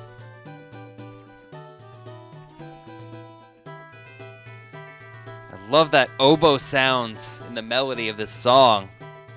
I know it's not actually an oboe, it's just synthesizer, but I'm pretty sure it's supposed to be oboe and strings. This would be a great song to cover, and I don't feel like I've seen a really good cover of Deku Palace. But music is such a subjective thing. It has that, like, percussive backbeat to it. Let's make our way through here, and there's the piece of heart. Oh, yeah, and now we have 6 hearts. We haven't even touched the dungeon yet. And now we can just be thrown out of there. I mean, if you really want the 15 rupees, go for them. But now where we need to go is over this way. This sign says, Outer Palace Garden ahead. Well, that's where we were told to go. So let's just head over here. I like to do a spin maneuver as we leave the lily pad. It gives you a good amount of horizontal motion. There we go. So you have this little alcove over here with a mini Baba just chilling. Oh boy, Deku Nut, just what we need. We're actually going to use those quite a bit. Now, we can't actually use the Magic Leaf. Magic Leaf, what am I talking about? Magic Bean as a scrub. So now we have to take off the mask, get that ready, check it out. It's a patch of soft soil. Plant this Magic Bean. Magic Bean, by the way, another inventory item that will leave once you travel back to the start of the 3-day cycle. Drop some water on there, instantaneous growth. Magic indeed. Now, we can scrub it up. Scrub a dub in the tub, even though we're going to be aerial for quite a bit of it. We ride this platform up into this little... You get like a Hispanic kind of vibe, like Mexican in a way, with the color palette of these walls. I'm not sure if that's what they wanted. Okay, so now we can enter this platform, the one that's moving around, but we have to watch out for the mad scrub that can launch some nuts at us, which can cause us to fall down if we're not careful. So you can either bomb him with your own nuts, or you can shoot a bubble. Depends how you want to tackle it. So we have to be careful to land on this. Just watch the shadow. Yeah, we're good. Popping this one right here. And now we take this aerial path over both sections where we just were a little while ago. Is that good? Ah, that was close. Get out of my face. Yeah, look at the defensive maneuver. That was definitely an accident. Pop there. Head on this. Isn't it nice to actually have to play a game instead of just doing side questy stuff? We're making great time, though. There we go.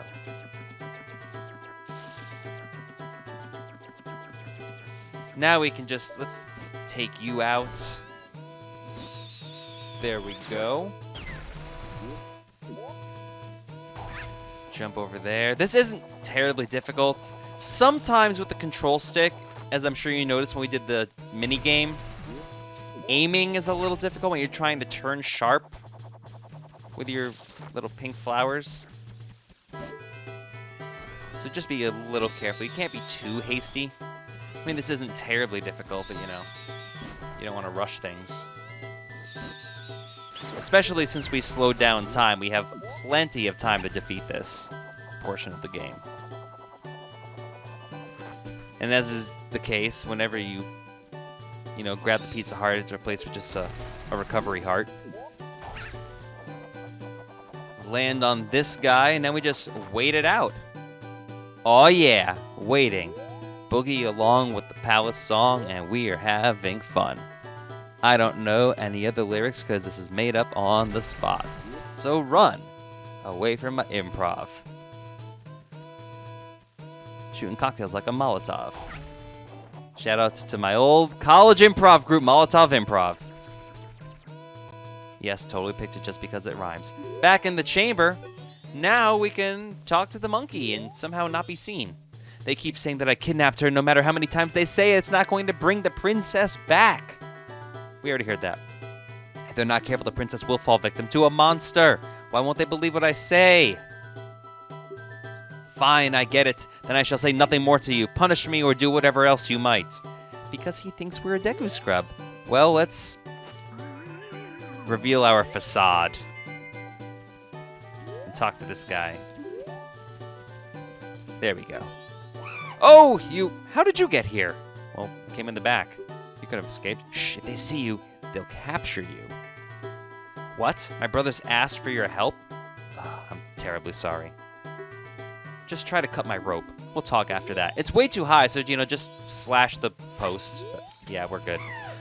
No good, after all. Wait, you don't happen to have something that can make a lot of noise? Like a loud instrument with sound that carries a long way? If you have one, show it to me. Of course we do. We have this ocarina of time. That tiny thing will never do. Its sound won't carry far enough. Don't you have something else? Well, we do have those pipes. Even though you seemed to not notice that we were a good guy when we had our mask on last time. Now we bust out the pipes. There we go.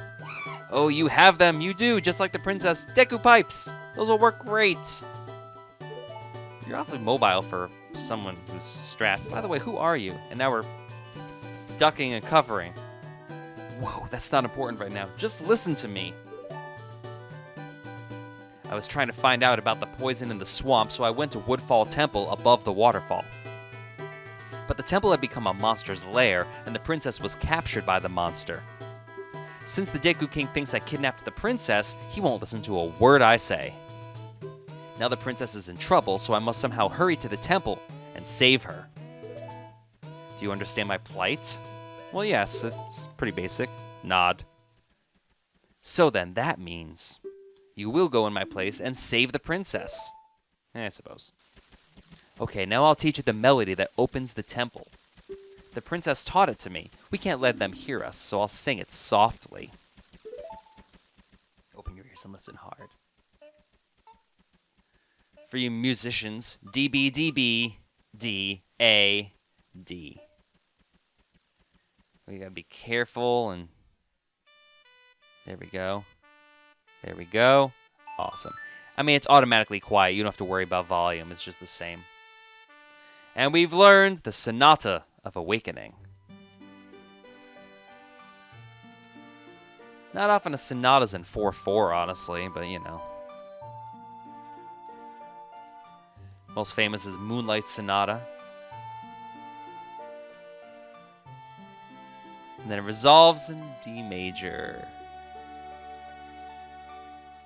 You learn the Sonata of Awakening. This melody awakens those who have fallen into a deep sleep. Everyone, did you hear that? This melody, which only the Deku royal family knows. It proves the foolish monkey deceived the princess so we could enter the temple. These people, I swear. Everyone, let the monkey's punishment commence. Such racist scrubs. That's why they're scrubs. You'd better take the shortcut the Deku people used to get to Woodfall Temple. But you must hurry. If you don't, I will be punished by the Deku King. Yeah, so now we have to save a monkey. There's no, we have the 3-day cycle. We don't have any further time restrictions apart from that, so we're doing just fine. Make our way over here. Woodfall shortcut for use by Deku Scrubs only. And just pop up and enter this little cavern. And now we can check out the upper area from where we once were. New enemy, though. Isn't that a dragonfly? As long as you stay away from its tail, it's no big danger. Dragonflies can be particularly annoying, but they have an easy way to get rid of them. Just hop in, wait for them to get above you, and pop out, and that's the easiest way to kill them. I don't have a big Octo scan yet, obviously. We'll worry about those a little bit later. Yeah, the dragonflies can be terrible when it comes to knocking you out of the sky, because then we have to backtrack, but yeah, that takes care of them pretty simply. Underneath us is the Skulltula house. That is going to be something we take care of afterwards. Well afterwards. I'm trying to remember if we can even do that right after Woodfall Temple. I'm inclined to say no. That's one of the 2 gold Skulltula houses in this game. Then we pop over here to this waterfall, where Kaepora Gaebora is somehow here.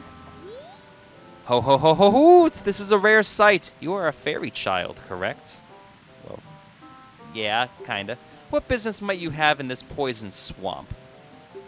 If you dare not venture further, I shall pass no judgment. It is better that you hurry back to town, even though we're gonna die. This swamp you are in has lost its guardian deity, but it was destined to fade. Gaebora, what are you talking about? Hoot hoot. And that destiny is not solely limited to this swamp. Is he trying to tell us that he wants us to die?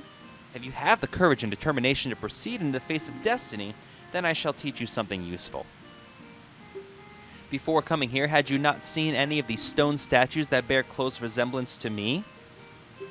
I have placed those throughout the land to aid the one with the power to change the destiny of this land, wherever he may appear. That's not a complete sentence. If you have left proof of your encounter on any of those stone statues, then the song carved at my feet will certainly be of some assistance.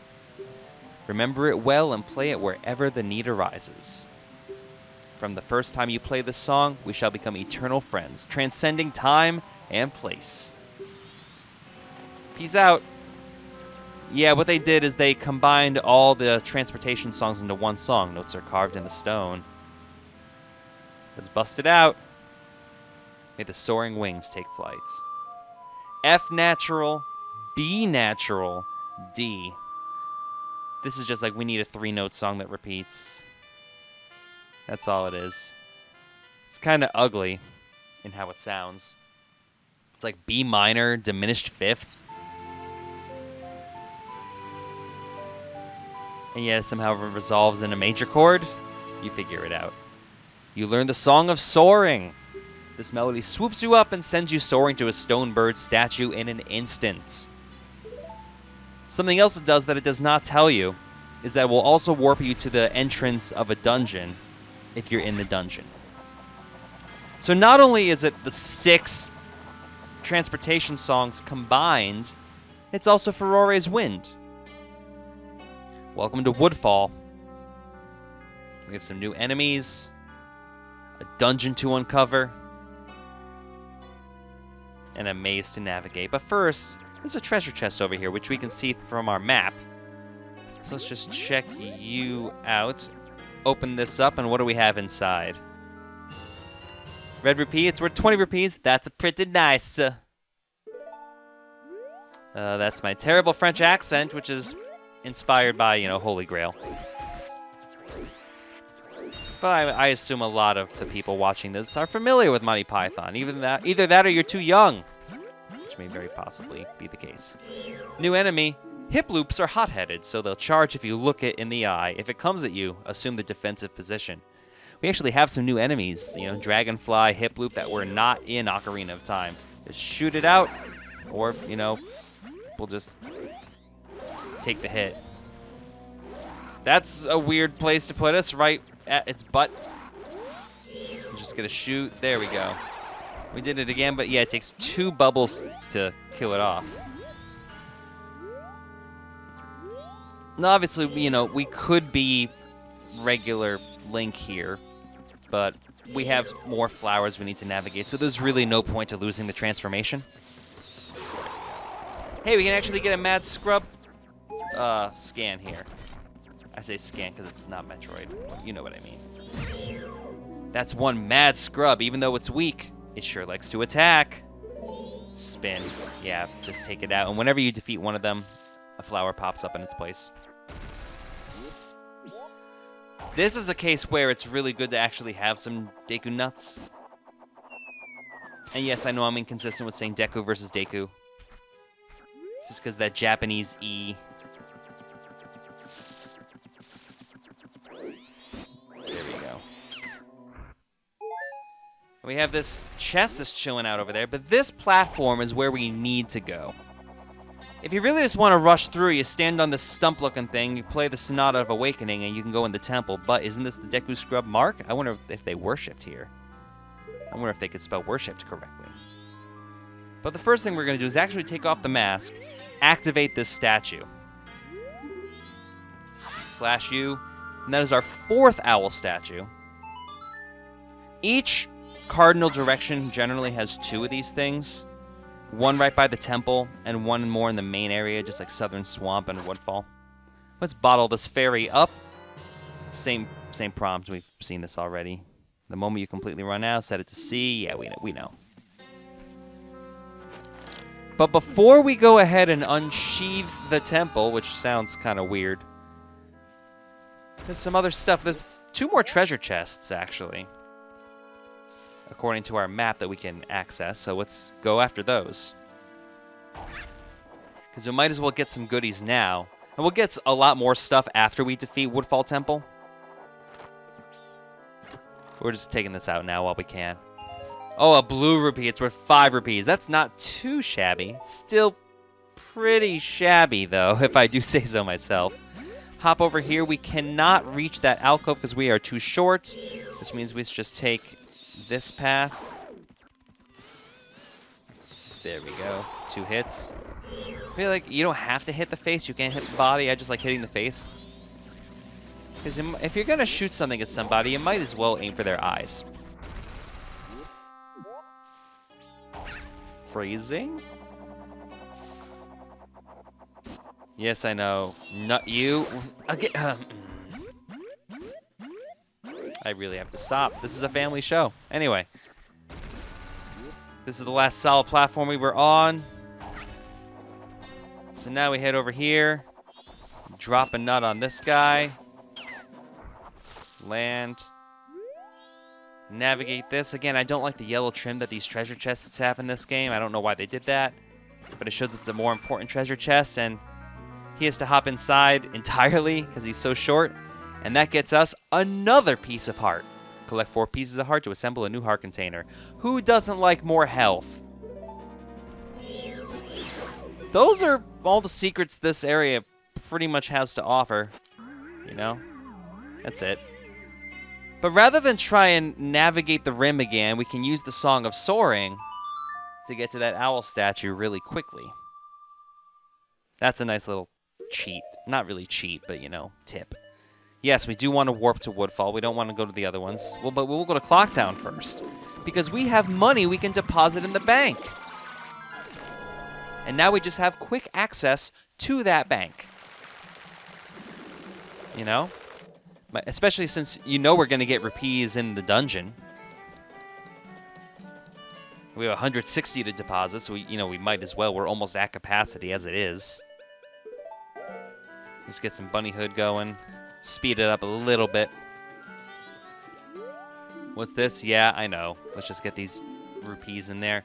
But I will say this now before we end the video. If you've been enjoying this series and you want to see more, or you just like it, Don't forget to subscribe to Torgo Entertainment on YouTube. You can also check me out facebook.com/Torgo Entertainment, on Twitter @Torgo Entertains.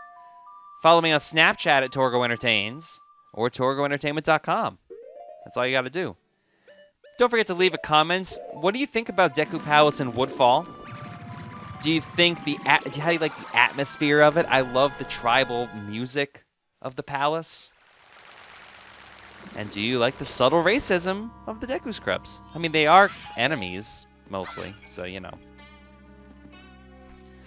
But before we go ahead and unveil Woodfall Temple, let's head in this alcove just to show you what this is. Again, we don't have to do this now, but you want the complete experience, do you not? And don't forget to like this video and share it with your friends as well. So we head in here, and we have another fairies fountain. Another split-up Great Fairy. Pink this time. Kind young one, please hear my plea. Please find the fairies trapped inside Woodfall Temple who match our color. Now, I'm pretty certain, please bring them back to us. I'm pretty certain that the color of the fairies is different in the 3DS version as well. I believe they're green. Because they just make the game that easy, I guess. But now, all we have to do is head back to that stump, which we're going to shortcut to by playing the Song of Soaring. I do like that each of the 5 buttons is mapped to one of the horns and the Deku pipes.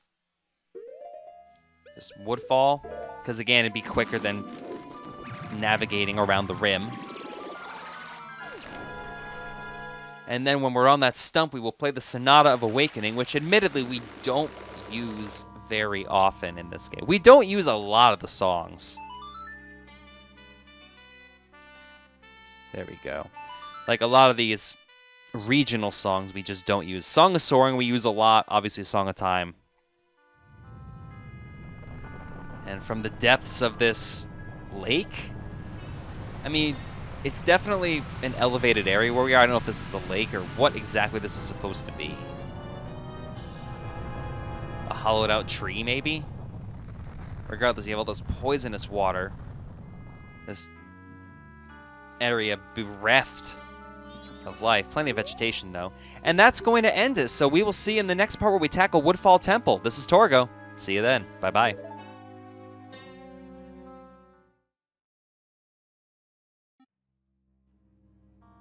Welcome back to the Torgo Entertainment Let's Play of The Legend of Zelda Majora's Mask for the Nintendo 64. I realize it's taken us quite a bit of time, but we finally have reached the first dungeon of the game. And let's take a look inside. Welcome to Woodfall Temple. That pink thing is one of the stray fairies, which we talked about before. So let's just take off this mask. There are 15 stray fairies that we need to collect in addition to just completing the temple outright. Just putting on the stray fairy mask just attracts that fairy right to us. Boom. You found a stray fairy. This is your first one. There's a regular fairy. They do not count towards your stray fairy count. This symbol that we're standing on, we'll take care of that probably another visit. It's a black bow. Just calm down and attack it. Look, there are just a lot of them, that's all. Really simple enemy. They just come in swarms. Nothing to worry about. You'll see the glitter kind of coming off the stray fairy mask. That means there are additional stray fairies in this room that we haven't collected yet. Just wanted to show you the bows, actually, because the next place we see them will be pretty dark. You can't really make them out. So obviously what we need to do is use the Deku mask and use these flowers. Yeah, I'm definitely going to do some shortcutting between the masks because there's a lot of mask changing in the dungeons. Just make our way over here to this platform. Drop it down. Can I shoot this beehive down? Yes. There we go. Okay, it only takes 1. For some reason, I thought it took 2. Rupees, whatever. Not a big deal. Make our way over to this next platform where we have a treasure chest. Open up the chest. What do we find? Another stray fairy. They're not all this easy. We had to run and get that one, but now we have to head back up the ladder and start again. Making good time on the 3-day cycle, though. It's not even night yet. Woodfall Temple is pretty... I don't know if it's necessarily as easy as most first dungeons. I'd say it's about on par with Forest Temple and Twilight Princess. Maybe on the same level as, like, Jabu Jabu's Belly from Ocarina of Time. Like, it's not Deku Tree easy. Now, be careful when you do this because there are Skulltulas coming down from either side, so you have to go right in the middle so you don't hit them. We enter here. We have the main room. Ugh, that stench. This place stinks, just like that poison swamp. And you've been introduced to pretty much the main puzzle of the dungeon, which is purifying the water. It's got a Deku stick that we're not going to use very many of. Down here we have another Baba. But that one has the third fairy inside it. You don't need to collect the 15 in a specific order. I'm just going in the order that makes the most sense to me, as you naturally progress through. So we have a locked door we can't get through. So we have those moth enemies drawn to the flame. We have a bubble over there. We'll get that one a little bit later. Collecting these guys, or I guess these women, becomes far easier. What do we have? These pots. Bomb, magic, nothing. Another stray fairy, and rupees. So we just gotta skip across this poisonous water, which means it'll hurt us if we are regular Link. We can stand on these flowers, but if we take off the Deku mask, we get trapped inside it and spat out onto this wooden partition, apparently. So we don't want to worry about that. There we go. Make our way in. The only open door we can go through after we grab these supplies from the pot. And another room with poison water. And a treasure chest. So we have, you know, a flower and a treasure chest to collect. So let's just turn and grab that. The bow and arrow eyeball, which probably gives you a big hint as to what item we're going to be getting in this dungeon. You got a small key. Uses to open a locked door. You can use the key only in this dungeon. It already had the small key counter set at 0 when we got into the dungeon in the first place, so they're not even trying to hide the fact that you can get keys like they were in Ocarina at first. So we'll just hop up here in the only other door we can enter. In this grass we have, oh, you know, money. Hooray. This door locks behind us. We have snappers to deal with. We can actually take care of these guys. Just wait for it to pop over, and that's how you defeat a snapper. Or turtwerps, as I will inevitably call them because of the sound that they make. That's a good Pokemon name waiting to happen, Turtwerp. Oh, too early. Come on. Sometimes you have to Z-target it in order to get them to notice you when you're hidden in the flower, especially with dragonflies. Sometimes it works, sometimes it doesn't. There's a third one in here. Yeah, you're over here. Oh, ow. Come for me, buddy.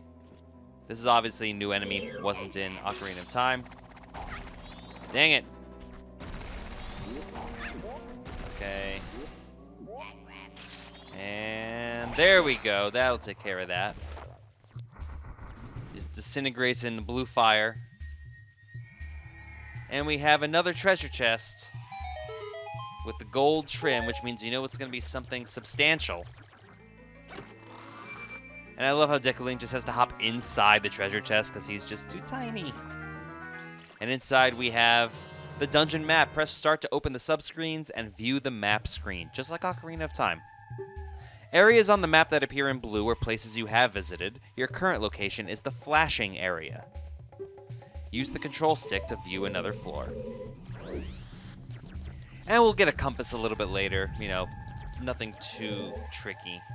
That's all we can really do. I know there's a beehive. Yeah, there's a beehive over here. Can we shoot that down? Let's shoot this down. I don't know if our bubbles have the range required for this, actually. So we have to head up here. Turn, shoot up. Well, maybe not shoot up. That's a bit of a term we don't like very much. Now we can shoot down this. There we go. I keep forgetting that's only... And that has a stray fairy. The stray fairies do replenish your health a little bit. I want to say it's like 1.5 hearts for each one you get. So in a way, I guess that makes the dungeons in Majora's Mask a little easier because there's 15 fairies that you have to collect, and each one replenishes a little bit of your health. There we go, and that key that we got in the other room unlocks this door. Okay, so this room is a pretty basic block puzzle. This looks pretty light. Well, don't just stand there. Press A to grab it and use the control stick to move it. Don't mind if I do. Just grab it, push it forward. That's all. Follow this boardwalk. Not necessarily long boardwalk, if you ask me. And over here we have a Skulltula causing us trouble. I wasn't even close to your legs. What are you doing? There we go. Get out of there. But that has a stray fairy, so we needed to defeat him. Now there's another one below us. We're not going to worry about that one just yet because we need to purify the water first so we don't take extraneous damage. That cleans out, or rather opens up, this boardwalk area. We have a locked door, but we have an unlit torch next to it. I wonder how this is going to go. We have a lit torch down there, and more unlit torches over here. And more beehives. So we gotta grab a Deku stick.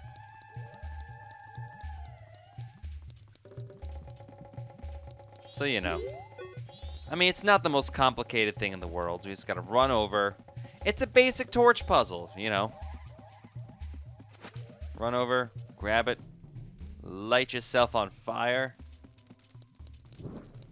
and run. Those moths will damage you, so you gotta be a little careful. Make our way over, and that does it to unlock that door. We'll worry about the rest later.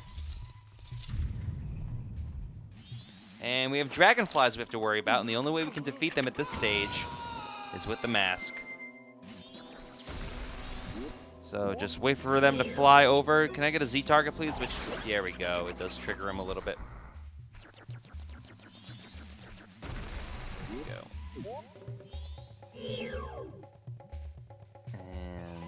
Come on, get over here.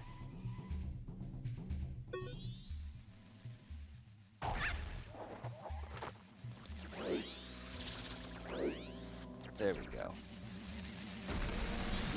I gotta trigger him. There we go.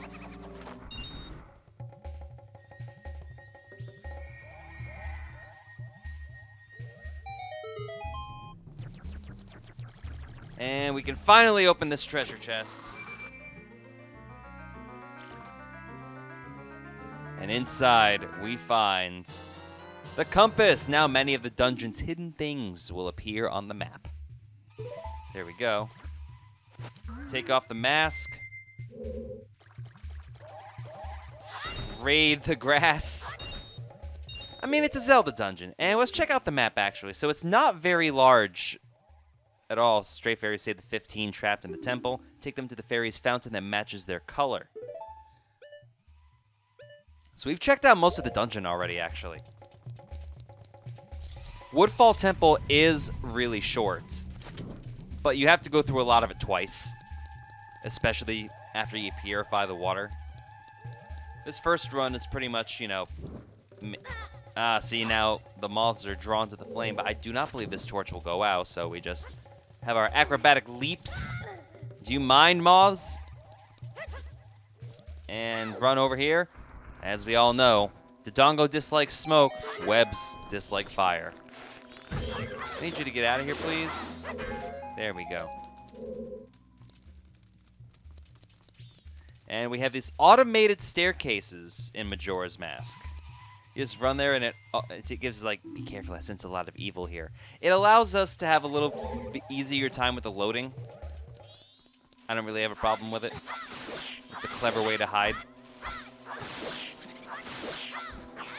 I don't know if I've ever mentioned this in any of the prior parts, but if you're playing this on a Nintendo 64 like I am, you absolutely need to have the expansion pack of RAM in your console.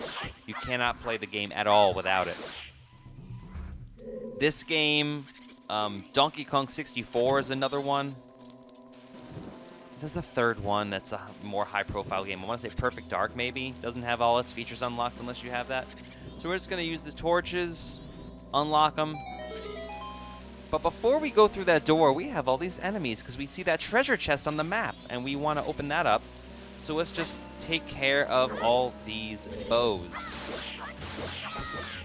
Drop bows on them. Drop bows on them. That song's like 16 years old. Oh man, I'm getting old. Anyway.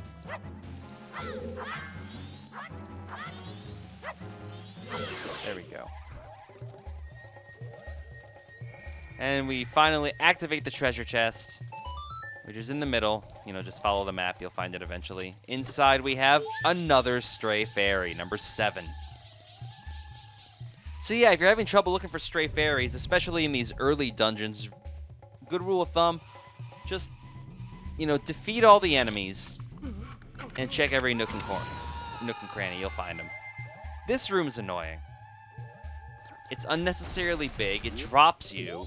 Like, there's holes in the ground. We don't want to hop in those, so we just make our way across this perilous chasm. It's the dragonflies that are really annoying. They're just an annoying enemy. Okay, good. I was like, please don't fall in the hole. And there we go. If only we had some sort of projectile weapon where we could attack these dragonflies from a distance. Gee, wouldn't it be nice if this dungeon gave us that?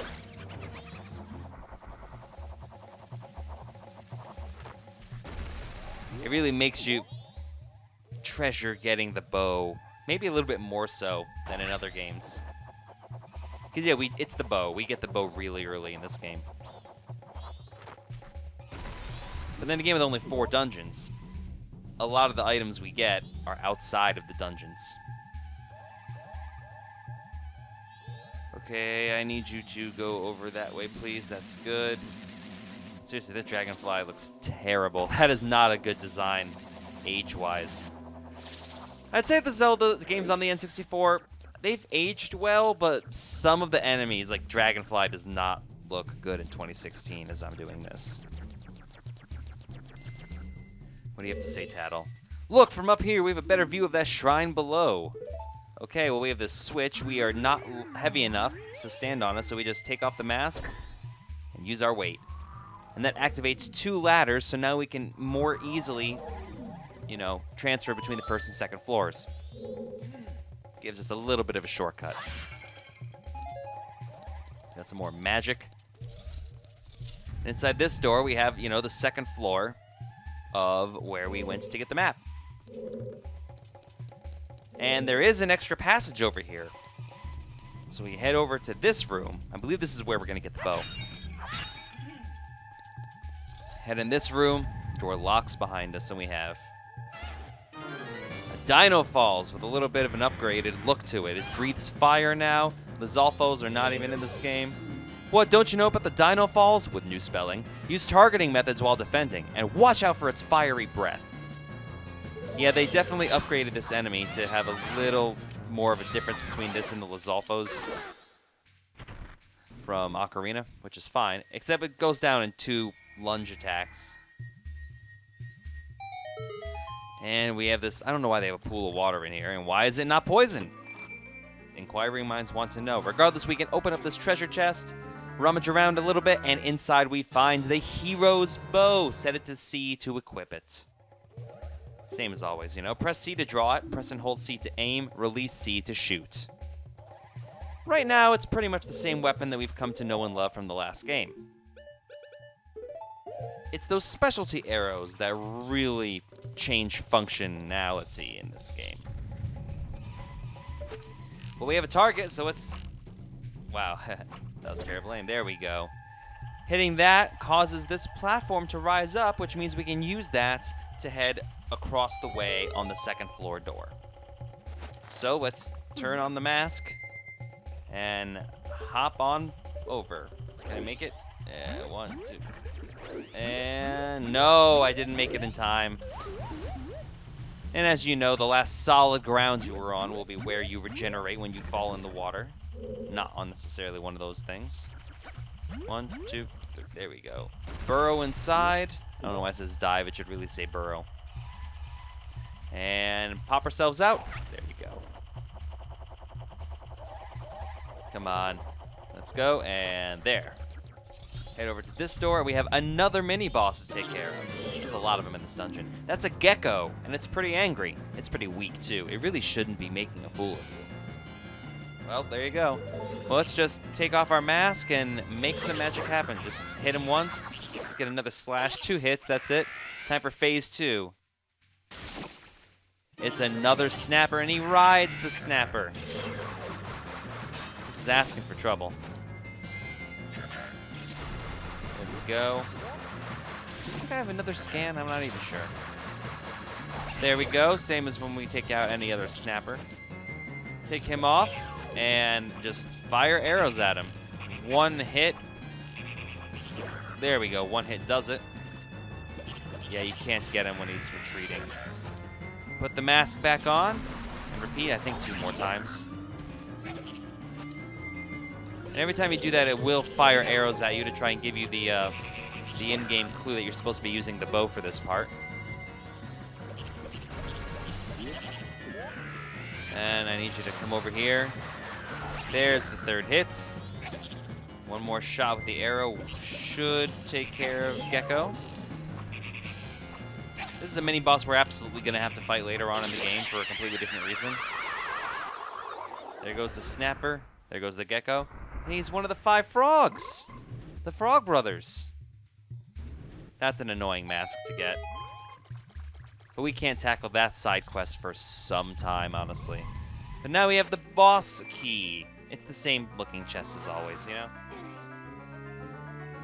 I mean, like I said, we did Ocarina of Time already. You know.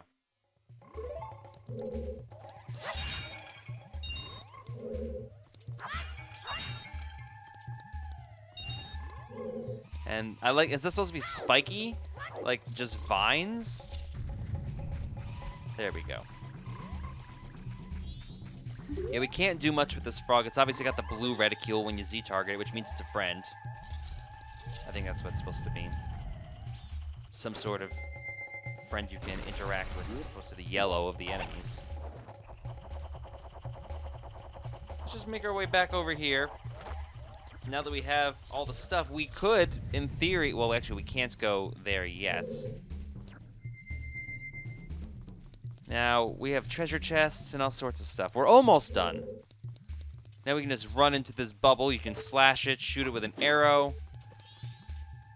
I don't want to run off the edge and grab that thing, so... Great Fairy's Mask. There we go. That is number 8. Okay, so we have that torch. We have a torch way over there. And we have an unlit torch in the middle of that wooden partition. Good thing arrows are wooden and flammable. Pretty basic puzzle, you know. And come on. This aim not be terrible, please? There we go. Z-targeting helps. And just like that, we have purified the water in the dungeon. It's just that basic. And just that easy. And something I admittedly don't even know if we need to do. So let's just hop on right there. Yeah, I guess we do need to do this to unlock the door. This is an annoying shot, admittedly. We just gotta, you know, get it through the torch. Ah, no, that didn't work. It was just to the side.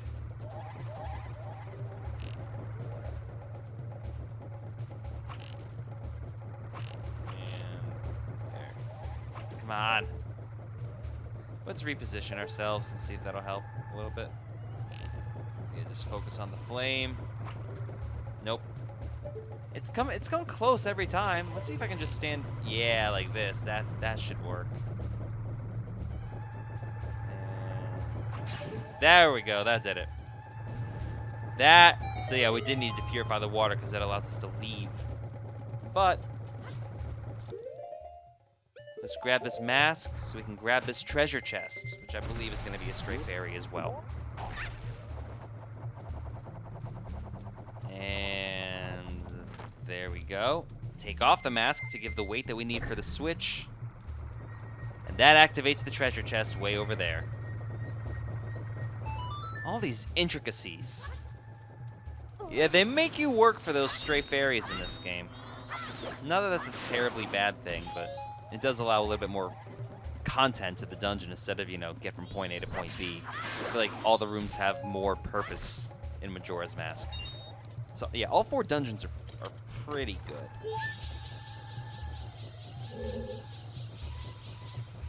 There we go. Whereas there's definitely weaker ones in Ocarina of Time. That's number 9. And if we go through this door that we just unlocked, there's the boss door. But we don't want to take care of that just yet. There are 4 stray fairies in that room we just came out of. But we're missing numbers 10 and 11. They're over here. I told you we were going to come back to this room. The room with the boardwalk. Okay, so below us, we have this. So yeah, you can see, putting on this mask, you'll see that the shimmering is real. So let's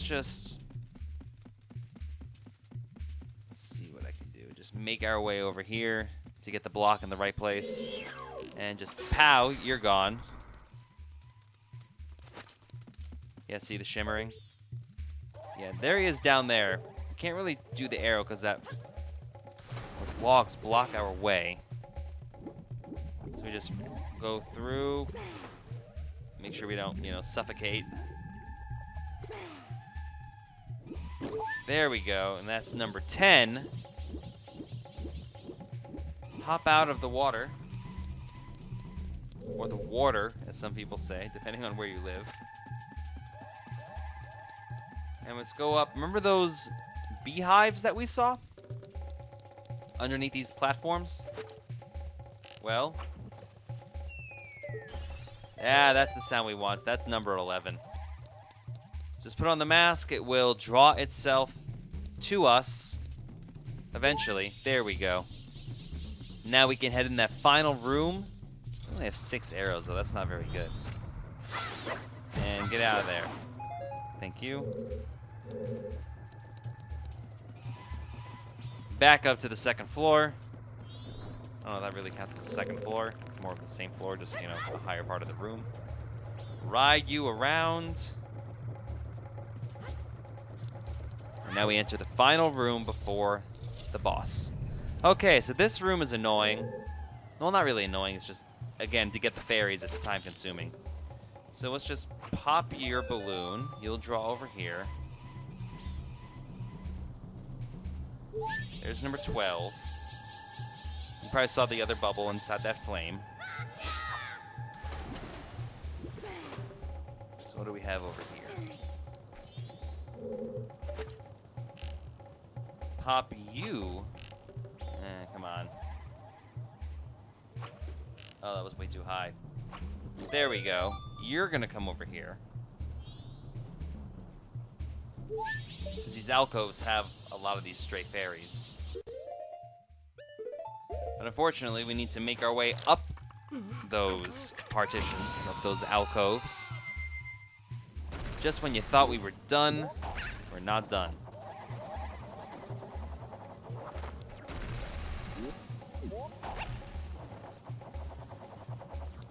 Alright, I hear dragonflies. Can I just pop this real quick? Yeah, let's just get this. I don't feel like messing with that on that tiny little platform, so just... You're gone. Hot on that mask. We do have the mask on. You can put mask on while you're in bow and arrow mode. There's 14. And we're slowly getting there. Like I say, you can just, this way we have to go eventually in order to get to the boss room. It's basically just knowing how to climb. And make our way all the way over here.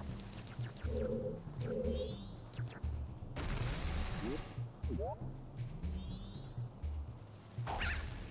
Yeah, I need to go this way, I guess, don't I? And that's the entrance. It's not where we wanted to go. Can I? Ah, that would have been nice. Take the fall. Puts us all the way over here. And, well, we cannot handle falling from serious heights. Just to show you what's all over here. Making our way up the right side of the room. More arrows, that's helpful. And a heart. I'm not going to turn down health. There's number 15. Just pop you. Now we have all 15. Quick, take them to the fellow fairies of the same color. You can do this before or after you defeat the dungeon. I'm going to do it before. And again, a fun little feature of the Song of Soaring is it will automatically transport you, a la Farore's Wind, to the entrance of the temple, which saves us a little bit of time.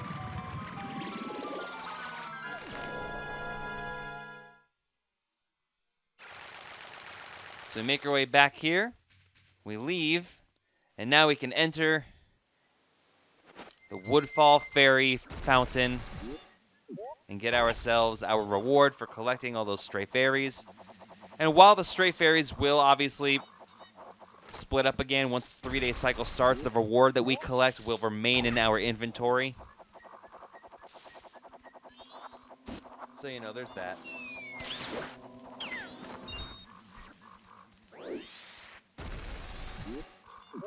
Just pop over here, same as last time.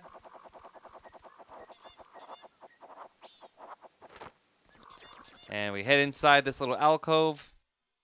Admittedly, this reward is a little bit weak. You don't need to collect all of them in any particular order to unlock the rest. Like, this is the only reward you'll get for the Woodfall one. Snowhead has its own, and you don't have to get all 4 of them. If you can get the Great Bay one first, you'll get the Great Bay reward. But 100% completion and all that, I think this is the one that you actually don't need to do anything in the game to get this. Oh, strong young one, I am the Great Fairy of Power. Thank you for returning my broken and shattered body to normal. As thanks, I grant you prowess with this new sword technique. Gosh, Twilight Princess handles sword techniques so much better than this game did. And we are hypnotized. That's a problem. And I like how we get the sword technique and we're not even have the ability to use a sword right now in this form. You mastered the spin attack. Press and hold B to power your weapon with magic. When you release B, your sword will unleash a whirlwind of energy as you spin around. You know, the thing that we got with the magic meter in Ocarina? To stir up energy quickly without having to charge your weapon, rotate the control stick once and press B. Come see me again whenever you are overcome by weariness. Come see me again whenever weary. Do you really need to have all that passive voice game? Translations and all that, you know. I still love the sound he makes when he walks. And just like last time, you know, I guess we didn't really need to take off the mask there. But we're gonna soar back over to that platform because we have a boss to take on. Woodfall. I know it's a little weird having this video because I'm gonna, label it and tag it properly as this is the Woodfall Temple video to have so much of the video taken outside of the part of the temple, but it makes sense to me to do it this way. I mean, you don't really need at all, like, the spin attack to take on the boss of Woodfall Temple, but with some of the other rewards we get for the stray fairies, you generally want to get those as early as possible, and having them before a boss fight might not be the worst thing in the world, especially the Snowhead one. So everything not really resets because it's the same 3-day cycle. Like, enemies have respawned, but fairies are still all collected. So we just have to make our... the water has not been contaminated again. So we just have to make our way back to that final room. And then we can head to the boss. And I actually know how to properly pronounce the boss's name in this game, because it's derived from the Japanese name, and the nice thing about Japanese is while they do have some crazy language shenanigans with puns and whatnot, letters generally have the same pronunciation no matter what. There we go. I think we did take, yeah, we took a little bit of damage from that. So the way we want to do this is head up here to this side, like we did before. It's an unusual looking octopus room because of all the platforms and everything. And head up here. Take off the mask, because we need to shoot an arrow at that silver switch. Before we do that, let's just take out these Skulltulas, because I don't want to deal with them. It's just going to make life easier if we get rid of them. There we go. Let's probably get rid of these dragonflies, too. There we go. And there. Just makes life easier, honestly. Why did I do that? Anyway, let's hit this silver switch. There we go. We let's quickly navigate in time. And away we go. Can I make it over here? No! Ooh, okay. That is annoying. I mean, while we're here, we might as well grab this money. It's just laying here. Lying here? Laying here? I can never remember the lie and lay difference because I was never taught it in school, so I read it and I remember it for a little while. But obviously this isn't scripted. I'm doing this on the fly.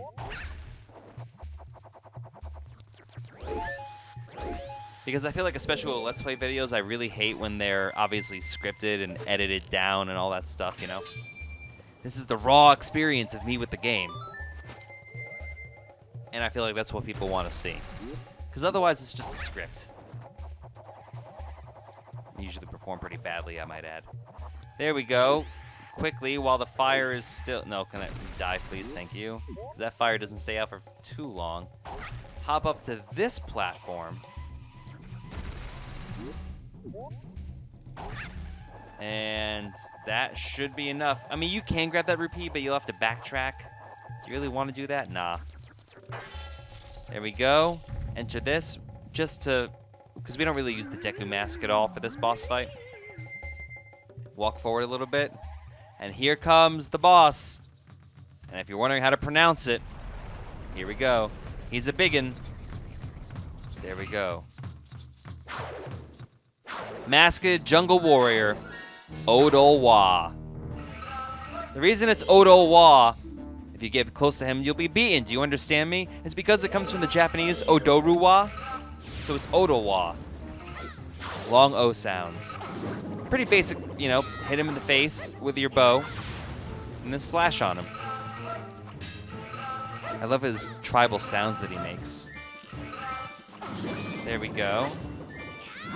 There's a couple different ways you can take him. Like, you can throw bombs at him. Having it by the bomb flowers, you know, peppered along the outside edge of this arena. He actually takes a lot of hits. That's the main trick to him.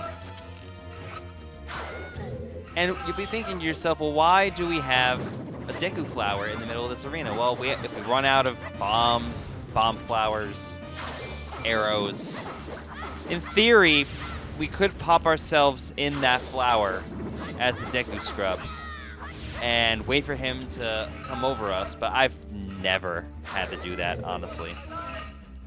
Uh-oh, he's calling for help. I have no idea what he's supposed to be saying either. I believe these enemies are nameless. I don't think we can even scan them.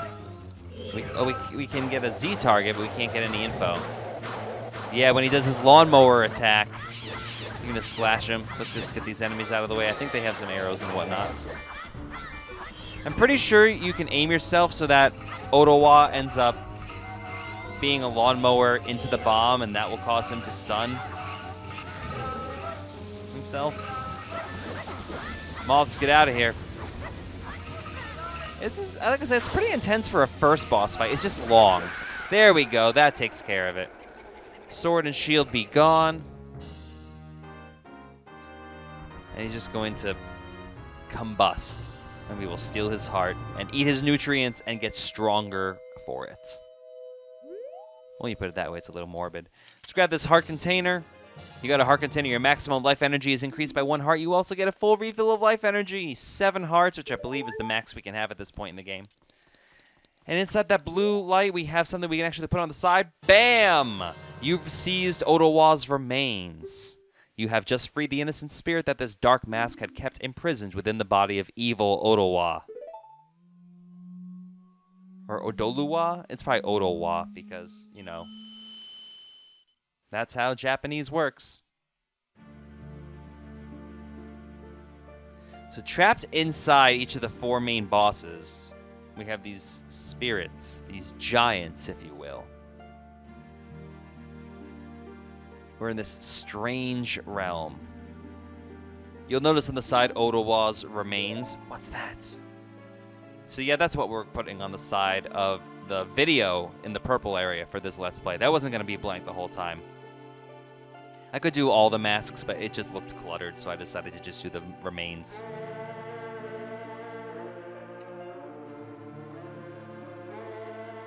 Those are notes.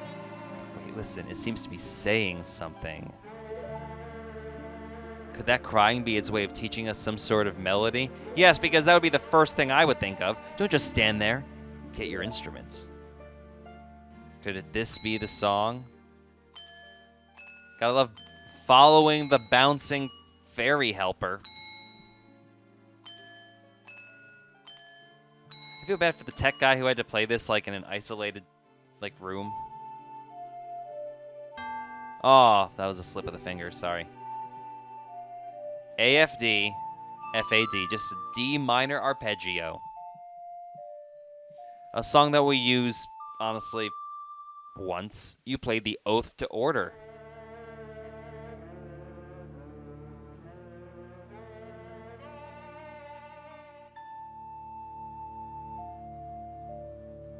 I don't know. I feel like this song, because you only use it once, really.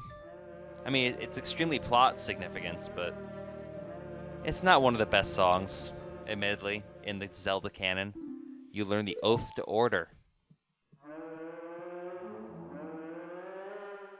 I speak whale. How are you? Oh, man. Nemo. Call us. That's what it's saying. Call me back, boy. I'm not just a hit and run. And now that we have defeated the temple, defeated the temple, the water becomes purified. Actual water instead of poison. The temple raises up just a little bit more to allow us an exit. We actually, one of the few temples in Zelda where we exit from a different spot than when we entered. Because of this room that we enter right here, this last room of the temple. The 4 people Tail talked about. Do you think he was talking about the spirit that was sealed inside that mask? Oh, hey, you were pretty good out there. Have you done this before, or what? Meta. Tattles and thought. Now just keep up that pace and save the other 3. Hey. Yeah. Ugh. I like this character stuff. All that stuff I did to you, your horse, I apologize. Sorry. There, I apologize, so don't hold it against me. Got it? Now then, we've helped the princess just like the monkey asked. So now our next stop is in the mountains. Let's hurry and do something about that skull kid. Uh-oh. We are not alone. So we have this random chamber, so we just cut that open, and inside we have a new character. Brand new to the Zelda franchise. What? Who are you? Too much makeup, though. Torgo, pleased to meet you. I am the Deku Princess. That's right. Remember? Were you by chance asked by that monkey to come save me? The reason why we came here in the first place? Aha, just as I suspected. You see, your body smells a little bit like monkey. So the monkey made it back fine after all. That's good.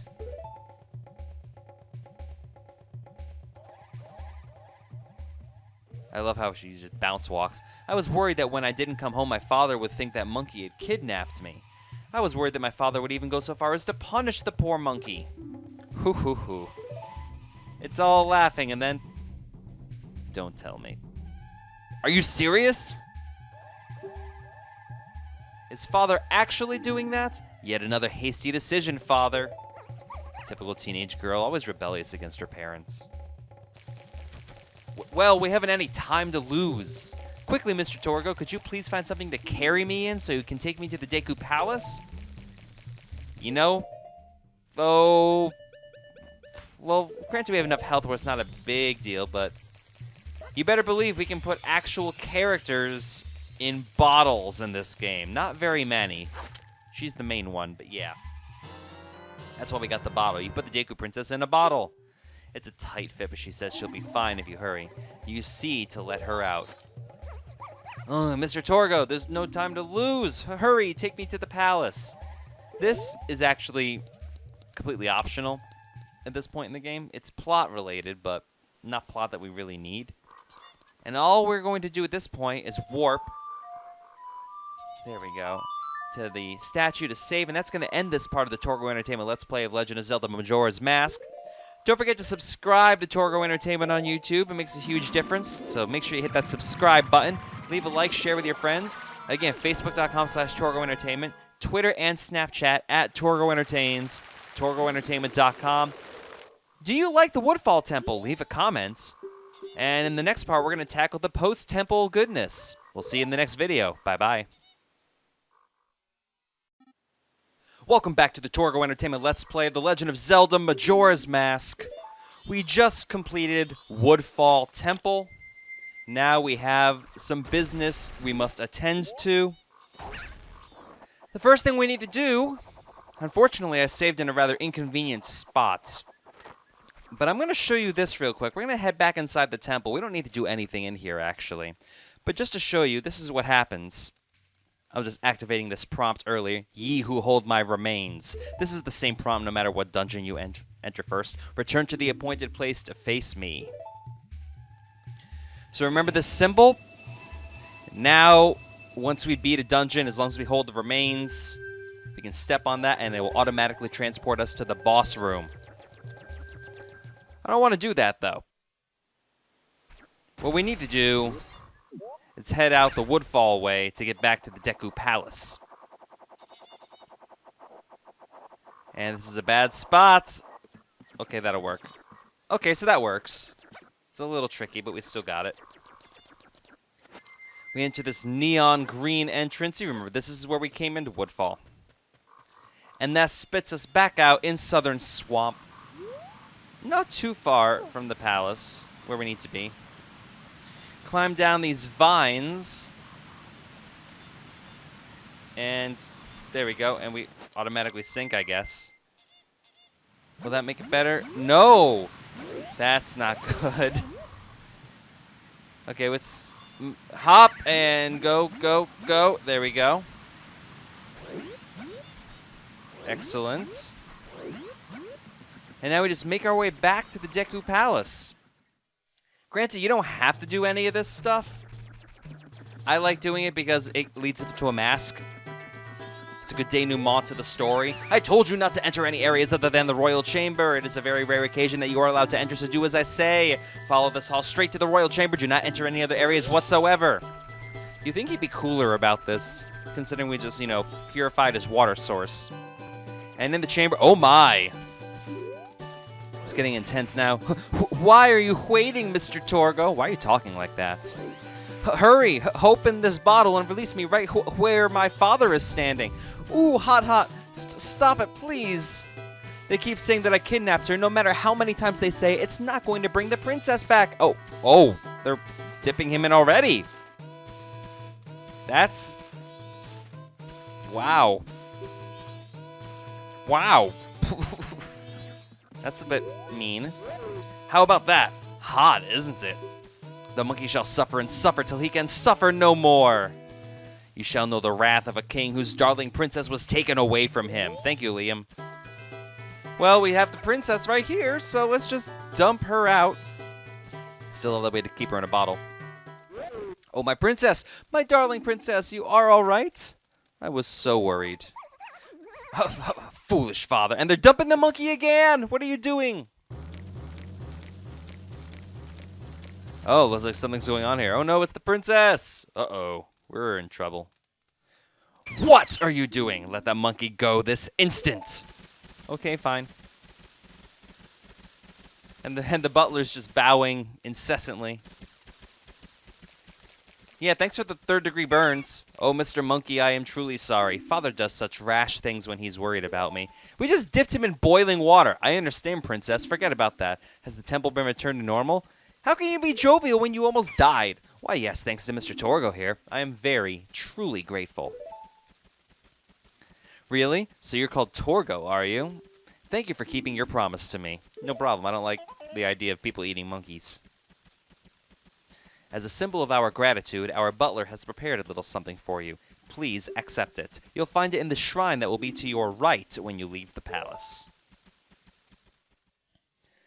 Well, now we have a mask to collect. What do you have to say now? Hasty decision-making is my weakness. This time, more than ever, it has become clear to me. Oh, strange traveler, there is little I can do. Please rest a bit before going. Just admitting your fault doesn't excuse you of it, dude. It seems our butler has taken somewhat of a liking to you, Mr. Torgo. I believe you'll find him waiting in the shrine that will be to your right when you leave the palace. I shall never forget what you have done for us. But please forgive me if I refuse to ride in that tiny little bottle ever again. Well, no problem. What do your minions have to say? More than anything, I'm just glad the princess has returned safely. Well, you can change into many things, can't you? Very strange indeed. We were about to punish an innocent monkey. Yes, you were. And has the poison swamp been cleared up? That means we can go to those places we couldn't get to before. What do you have to say, monkey? Torgo, I'm sorry for all that trouble. Now it looks like we monkeys and the Degu Scrubs can start getting along again. You know, the swamp may be back to normal, but something still gives me a bad feeling. I wonder what it could be. Maybe the moon that's going to crush you in, you know, almost a little over 2 days. Deku Palace. Let's get out of here. Now, we went to the left before. Now we're going to head this way. Because remember, the other way... Actually, I want to see this signpost. The other way went to how we were able to access this. Deku Shrine ahead. All right. Perfect. And... Oh, there we go. Good. It's a little bit of a longer path. There we go. And inside this little nook we go. Welcome to the Deku Shrine. This may remind you of when we had a similar thing in Ocarina of Time. Torgo, I am truly thankful for what you have done for the princess. As a sign of our gratitude, we Deku have prepared something that we think may assist you. I will lead you to it. Remember? Remember when in the graveyard? Please follow me. When we had to follow Dampé? This is similar and a little more difficult. And a little longer, too. You just gotta keep up with the butler, who doesn't have a name, he's just the butler. Because if he had a name, he wouldn't need a position such as butler. Just hop over here. This isn't too bad so far. He doesn't move terribly fast. It's just, you know, a maze. Is that water contaminated somehow, I guess? I don't know. Anyway, just, you know, mosey on over here. Okay, time for a shortcut. We could go the long way, but we don't want to, we have poor jumping with that, so we just make our way over here, grab some money. There we go. Pop over here. Save a little bit of time. Yeah, the scrubs aren't going to do anything. Yeah, let's get the bunny hood, because we are, after all, racing, you know? Should have gotten that earlier, honestly. So we have this, jump over here. Look at this. I mean, I'm sure there's a shorter way to do that, but we already have the bunny hood, so we're saving time as it is. Alright, have we gone the right way? That's the right way. There we go. So go to the left there. Hall of Mirrors. Oh, here we go. Let's see if I can follow him properly. This way. Alright. So around and around this way. Sneak through. That wasn't that bad, actually. Keep running up this platform, otherwise you're going to slide down if you're not on the runged part. Runged? Boulders coming. Another part where we need to stay on the terrain. There we go. Sharp, sharp left. And that puts us here. Uh-oh. We need the bow and arrow. And we don't have any arrows. That's inconvenient. So let's go here. Blow the bubble. That will hit the switch. Take the mask off. Bunny hood it up. There we go. Get out of here. Keep moving. And that puts us at the end. Good. There we go. All done. Well done, Torgo. Now, here's the item I promised. Please accept it. You got the Mask of Sense. This mask heightens your sense of smell. A, I don't know why it's a pig. B, I don't know why the scrubs have it. Wear it with C to sharpen your olfactory perception. Sniff, sniff. That's the smell of power. Actually, when I see you, I'm reminded of my son who left home long ago. Somehow I feel as if I am once again racing with my son. I am afraid I may have tried too hard to outrun you. As old as I am still a fast competitor, just like when I raced my son. Please forgive my rudeness. Yeah! Now you know who we are when we put on that Deku Scrub mask. Awkward. Little bit. So now that that's done, I do like that we're automatically zoomed in. It wasn't doing that during the race, though, which is nice. Because they know. They're like, okay, we'll just keep on. Can I make it to that solid ground by the time 6 o'clock hits? I think so. Run. Oh, we're almost there. 2 more. 1 more lily pad and make it. Oh. Which means we have to go all the way back. That's annoying. So we're not even going to bother. We're going to warp. We are actually... There's not much else we can really do.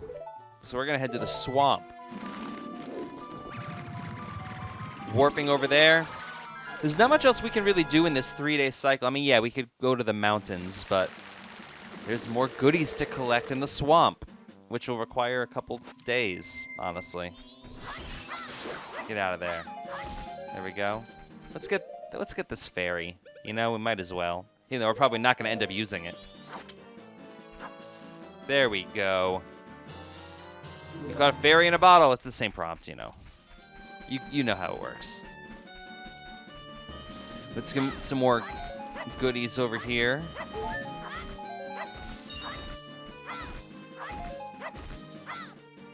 There we go. All right, bunny hooded up. Let's get a little bit more speed.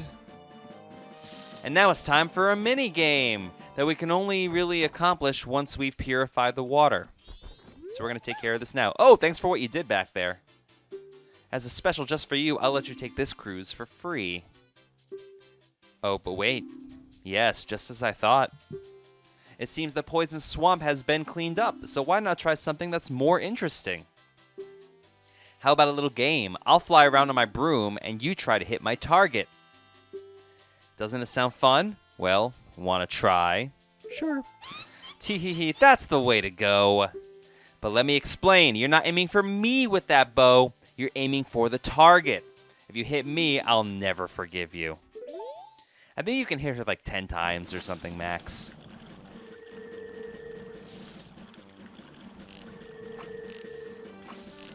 And there we go. Remember, you have unlimited arrows when you have mini games like this. Unlike, remember the old target ranges in Ocarina where we had limited arrows? This time we can just be like, wee. I believe the count we need to get is 20. That's 1. I believe we need to hit the target 20 times. I mean, this is an okay game. I'm not sure why they... Again, I know why they put so many games in there, because they have so many pieces of heart. They're like, let's just mini-game it up.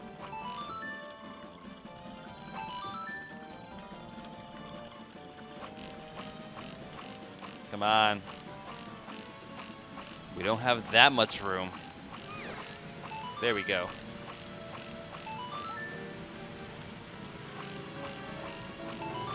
All right. 3 more, I think. Or 8. I don't know. We'll find out. Come on.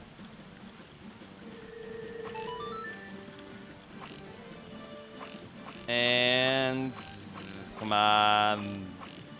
Come on, can I get this last one, please? No. No. There we go. That's 20. But in case it's 25 and I'm misremembering.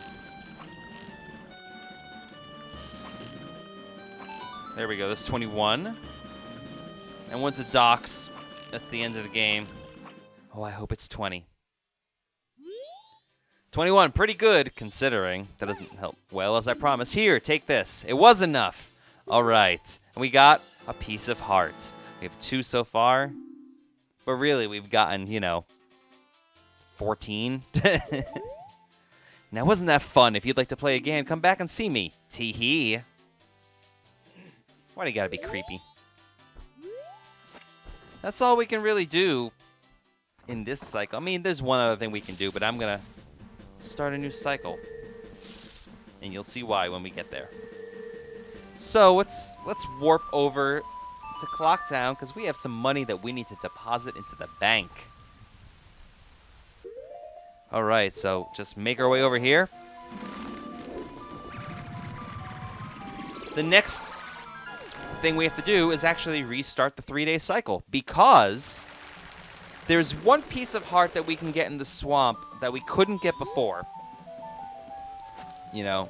But we can get it now, but it needs to have poisoned water. Event triggering is weird. So we head over to the bank, same deal as before, let's just deposit all our money in the pouring rain. I wonder how dry this bunny hood is keeping us. They should have an umbrella hat. Like, really. Umbrella hat. Make it so you jump, so your descent isn't as extreme as it is normally. We're going to lose all this stuff. But you know what? We got to do it. It's a song to time it up, and then I will see you on the other side of the reversal of time. We are going to save. We're not going to end the video, because I'm not going to... I want to save the gold sculpture house for its own video, because that can take a little while. And I know some people may be wondering how to find all 30 of those things, so that will be set in its own video. Boom, boom. Dong of the First Day. Created by Dick Wolf. Here's a prompt. The quickest way to the mountains is through the North Gate. That's great. We're not going to do that yet. But the first thing we are going to do is head over here, because Tingle's over here, and we're going to grab a picture of him. So we need the pictograph box. And we don't have any arrows because we lose everything, as you recall, all those perishable items. To get a good picture, we're going to drop him down, just like so. And let's get a good picture of him. Ah, no, his hat's out of the way. There we go. That's better. He's more jovial than that. There we go. So now, let's warp. Let's head over to the swamp.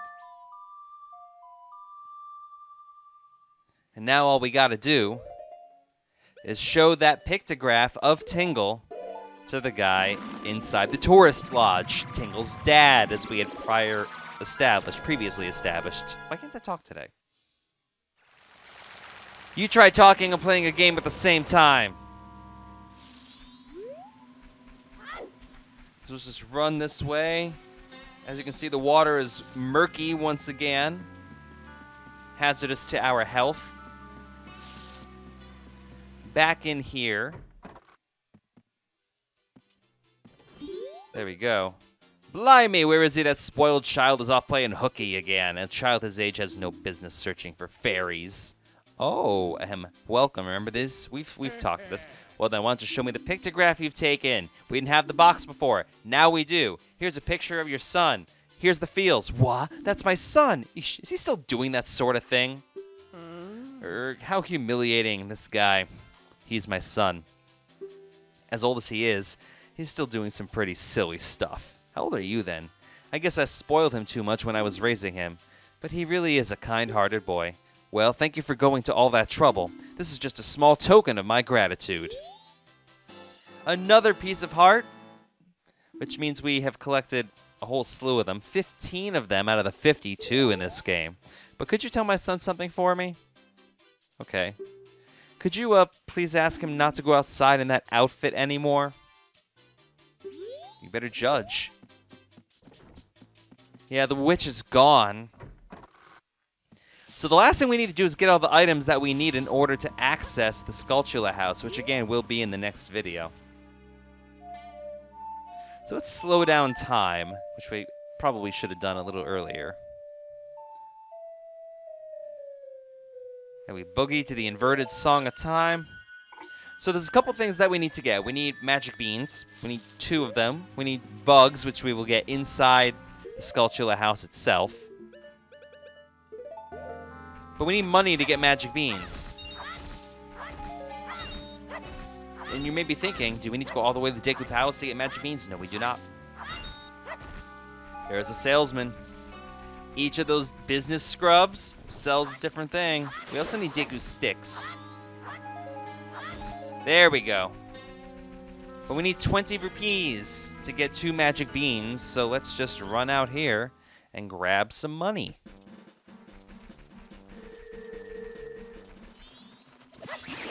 Nothing too taxing on the difficulty end of things here.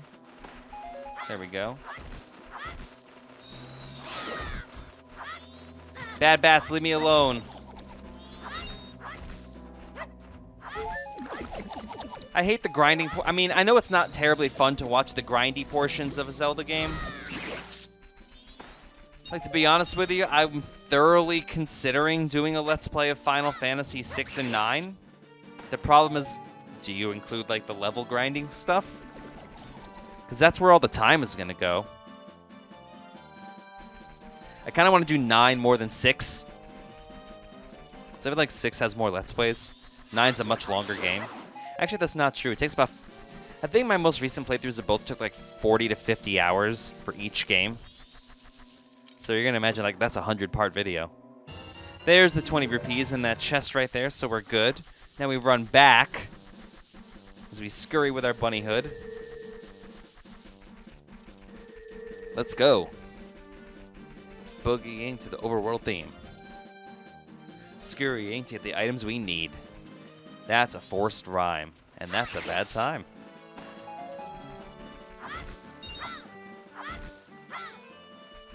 Just, you know, we're here. We might as well grab anything we can. Get out of my way, bats! Leave me alone. I guess if we really wanted to, the tingle that's chilling out right before the swamp would be the easiest to get that piece of heart we just got, but whatever. We were in Clocktown anyway. So now, we head up here, put on the scrub mask, which admittedly, this is all we're going to use it for the rest of the game mostly. Thanks for stopping by. I'm doing business with a focus on a Deku Scrub clientele. Actually, I want to do business at the palace, but there's this big octopus, and even though after we cleared out the octopus, he didn't move, nothing really can be done about it, so I set up shop here. Do you know what magic beans are, sir? I'll sell you one for 10 rupees. Do you need any? Yes, we do. Same prompt as before. Thanks again. And we get one more from him. Just, you know, blast through the text. We've already read that. 2 is all you need. Thank you. And now, all we need to do is head. Let's get a picture. It doesn't really matter what we need a picture of. Yeah, that's fine. We just need a picture in order to access the boat ride. Like I said, it doesn't matter. Well then, yeah, whatever, just... Okay. That's kind of a standard shot, don't you think? Well, it is a good shot. Alright, choose your prize. I don't want a blue rupee, I want another boat cruise. You're a challenger, aren't you? Alright, off you go. And the rest of this video is going to be me attempting to get inside the Skulltula house. We needed the Deku stick because it's covered with a spider web. There's a torch right there. The last thing we need to do is just make our way inside. Unfortunately, it involves a lot of waiting. What I am going to do while I'm here is grab the big Octo scan, because that's kind of hard to get. You have to like really go out of your way to scan that guy, just to check it out. But we can't get this one because we're going to kill him. Aw, death and destruction. The problem with this is that, you know, we have poison water, and we could probably wait until we get the Zora mask and come back here, defeat the temple, and way too much work for a Z target scan, honestly. So now we need to make our way to the Skulltula house. And I'll mention this while we make our way over there. If you've been enjoying this series and you want to see more, or you just like it, don't forget to like the video, but subscribe. Subscribe. Hit that big old subscribe button to Torgo Entertainment on YouTube. And leave a comment. What do you think about the mini game where you have to shoot the targets? The moving targets. Do you think it's difficult? Did you get it done on your first try? Yeah, so this says Fearful Spider House dead ahead, so it's called the Fearful Spider House. And don't forget, Facebook.com/Torgo Entertainment. You can follow me on Twitter at Torgo Entertains. You can also check out TorgoEntertainment.com. And I want to destroy these dragonflies because they're just gonna cause me trouble. So yeah, I'm gonna need you to die, please. Thank you. There's another one chilling. Is that a hole? That's a grotto. Okay, so now we're gonna just run in just to grab this scan. I might die, honestly, doing this. Because we're taking a lot of damage, and we're not swimming all that fast. There we go. There we go. Don't tell me you don't know about the big Octo. If you don't want to be sucked in, keep your distance. Aim from afar. Can I warp? Can I use... Oh, no, that's bad. And I think this is really bad. Yeah, they put us in a terrible spot. We're going to die. That is most unfortunate. Let's see what happens when you die in Majora's Mask. Oh, you do not get a game over. I believe you only get the game over prompt when you let the 3 days lapse. I'll do that at some points. Yeah. So the rest of the video is just going to be me getting back to the Fearful Spider House, lighting that web on fire, and entering the house. And in the next video... Yeah, we're just going to warp to Woodfall and go through that way. That's probably easier. In the next video, we actually tackle the Fearful Spider House. So I'm not going to speed it up because it's probably not that much time for me to do this. But, you know, enjoy the rest of this video. My name is Torgo, and I will see you in the Spider House. Until then, take care. Bye-bye.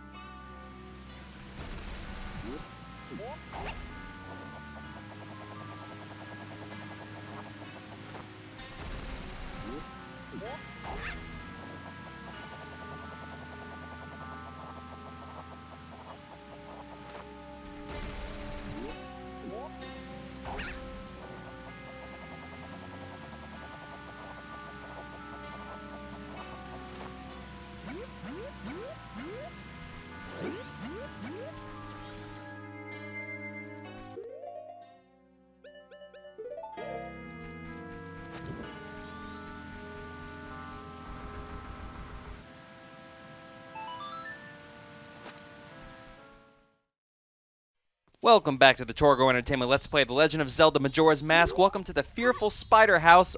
Why is there a puppy in here? I don't know. Let's talk to this guy. Ah, help me. I am not a monster. Well, you know, the spider's curse. It made me this way. I beg of you, in here, find them all, the gold ones, the cursed spiders. Defeat them quickly. And when you defeat them, don't forget the spider token. It contains the spider's spirit. If you lift the curse, I'll teach you something good. Hurry, please. This is awful. What is with the look of that icon in the bottom left for the spider tokens? First, let's grab a bottle, throw you, and grab a bug. You caught a bug in a bottle, use C to release it. Bugs like to burrow in small holes. Unfortunately, we only have one bottle. Now granted, a lot of guides like to do this after we beat the third dungeon, because it's just a little easier with multiple bottles, but you can do it with one. It's going to take a little bit of time, but we can do this. That's why you are getting this entirely devoted to its own video. There's the first one, hiding in those pots. There's 30 tokens. You have to do this, I believe, on the first or second day. You cannot do this on day 3, if memory serves. If you're not sure, just do it on the first day like I am. Over in these pots, we have nothing. This is pretty linear, though. You just have to know the correct path to take. So see these, like, Cheez-It-looking soft soil things on the walls? Well, that is where we need to drop bugs. There's another guy chilling, just walking through the water, like Eddie Money. Anything? I feel like I can see something. Aha! Yeah, there we go. There it is. Pew. There's number 3.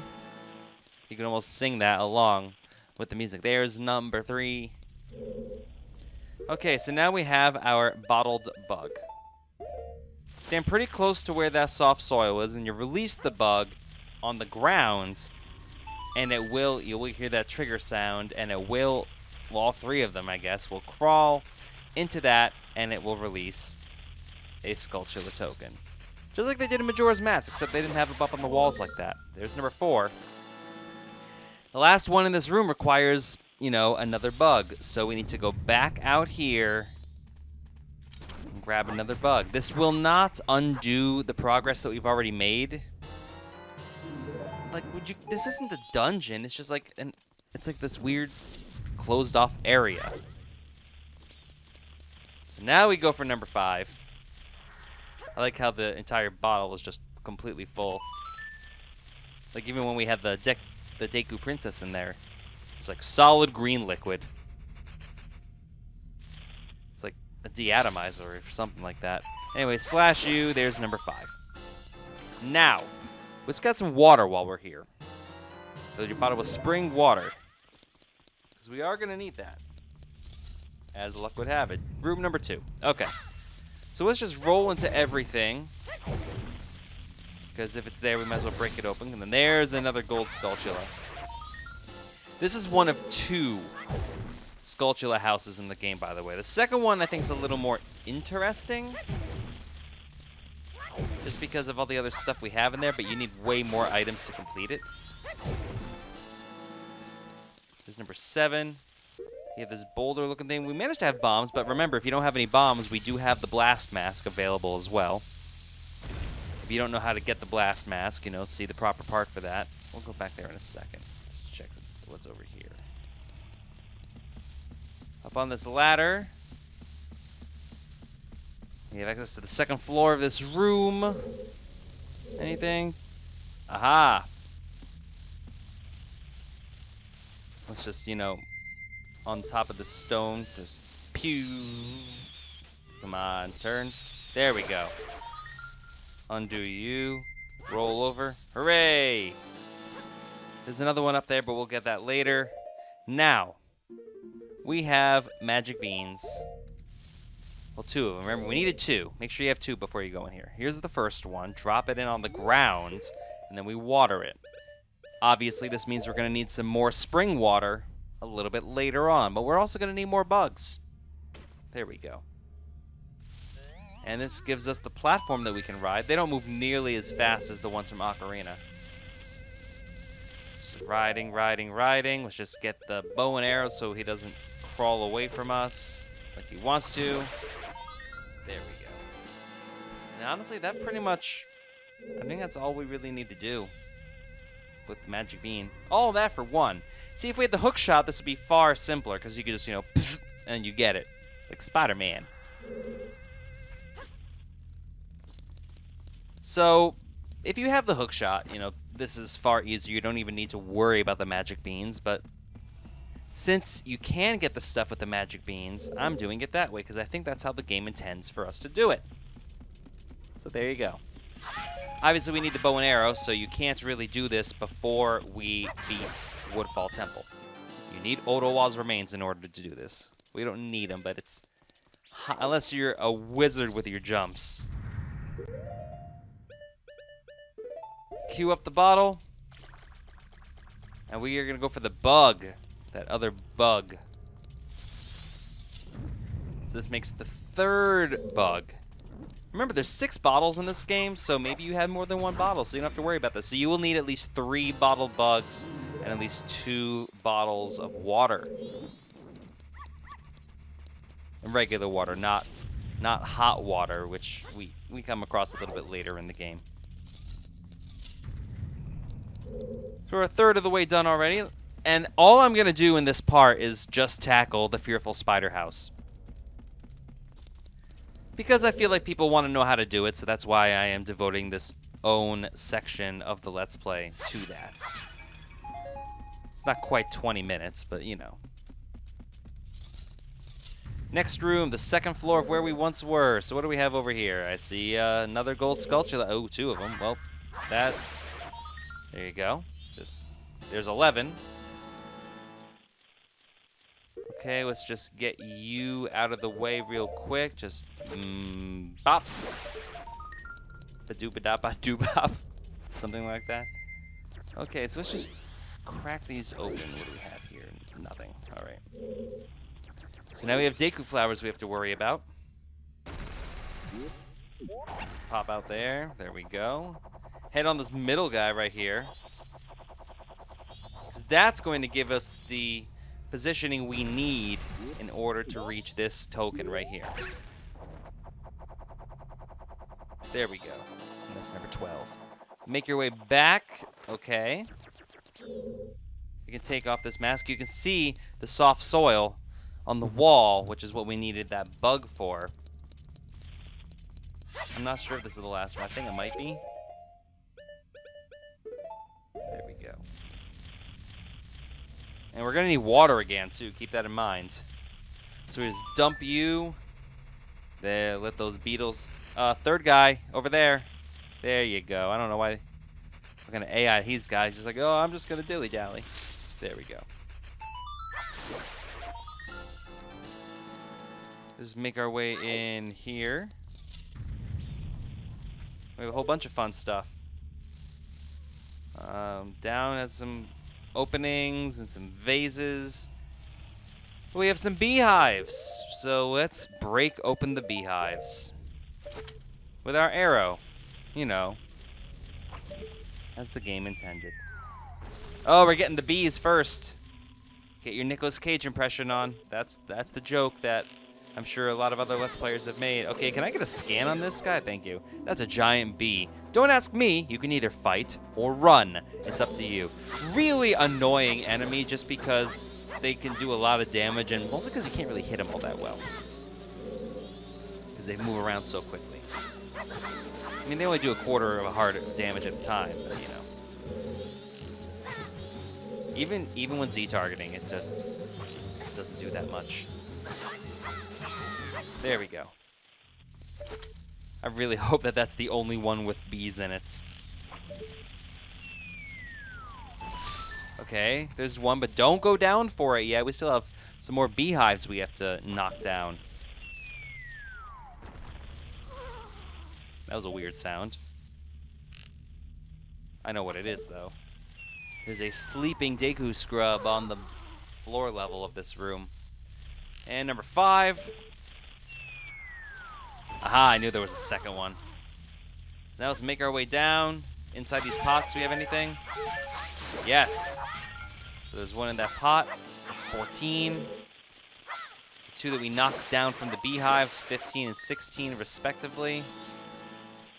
There we go. Got the rupee. So the sleeping enemy who's blocking the use of that flower. What's with that Deku scrub? He's just sleeping here like a lazy fool. What a pain. Okay, fine, I lied. We do need the Sonata of Awakening at some point again in the game. Sorry, I forgot. So we roll into these vases. 2 of them have gold Skulltulas. There's 1. And number 2 should be over here. Yep. And there we go. Now we can slash here. Remember when we got the Deku Princess, that grass room? Well, there you go. So there's number 19. And now we just play the Sonata of Awakening to wake this guy up. And that will give us access. I forget how the song goes, honestly, because I never play it. DB, DB, A-D, or D-B-D-B-D-A-D. Wakey, wakey, eggs and bakey. What am I doing here? I'm gonna leave. There's a wall there. Can't go that way. Nope, there's a wall there too. Uh-oh. I'm gonna go here. Bye. Even though that's a... Oh, he's just gonna burrow through the ground, apparently. Because scrubs can do that. We have number 20 chilling over here. We have bugs, but actually, I remember once we can actually get bugs in this particular area, we don't need them anymore. Because that's how Zelda works. Gotta love it. Wait for him to come down, because we have no way of getting up there. Turn, come all the way down. There we go. Slasheroo. 2/3 of the way done. Okay, we have a slash. There we go. Now we have a ladder, so we can go up and down on this area. That's actually really handy. Anything in these vases, these pots? I want to say no. Indeed, no.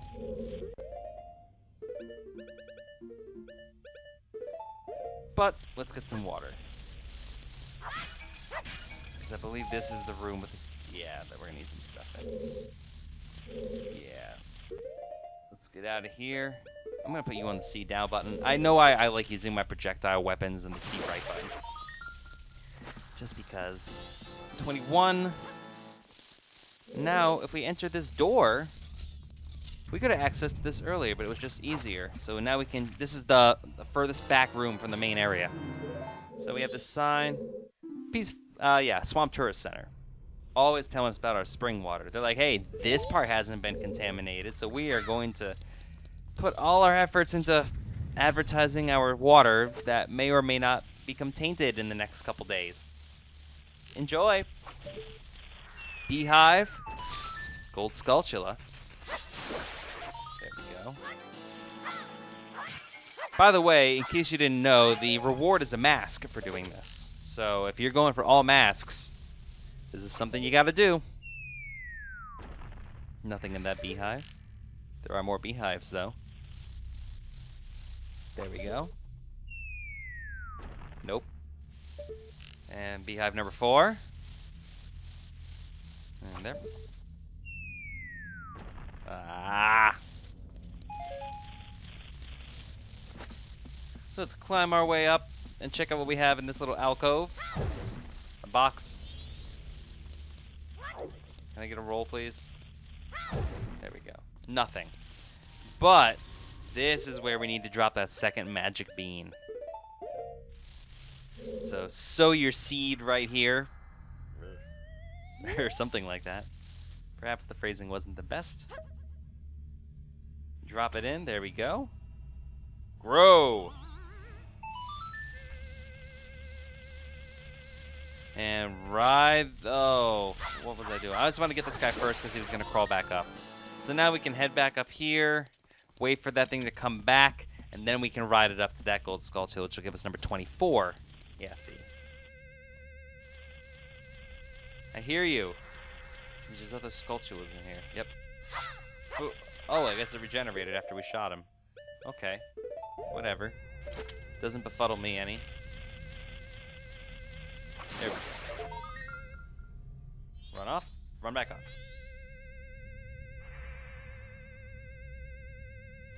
And ride it into the sunsets. There we go. Head in this door now that we can actually access it with the magic bean. So yeah, you absolutely need the magic beans in order to do this. And this room should have the last 6. Oh, there's one. Just chilling. There's more than one crawling through the grass, so let's keep an eye out for that. Ah, there's number 2. Well, 26, I guess I should say. 26. I want to say there's a third one. Where is it? Because you can hear it. Ah, that's right. Beehives. Uh-oh. With an actual bee inside it.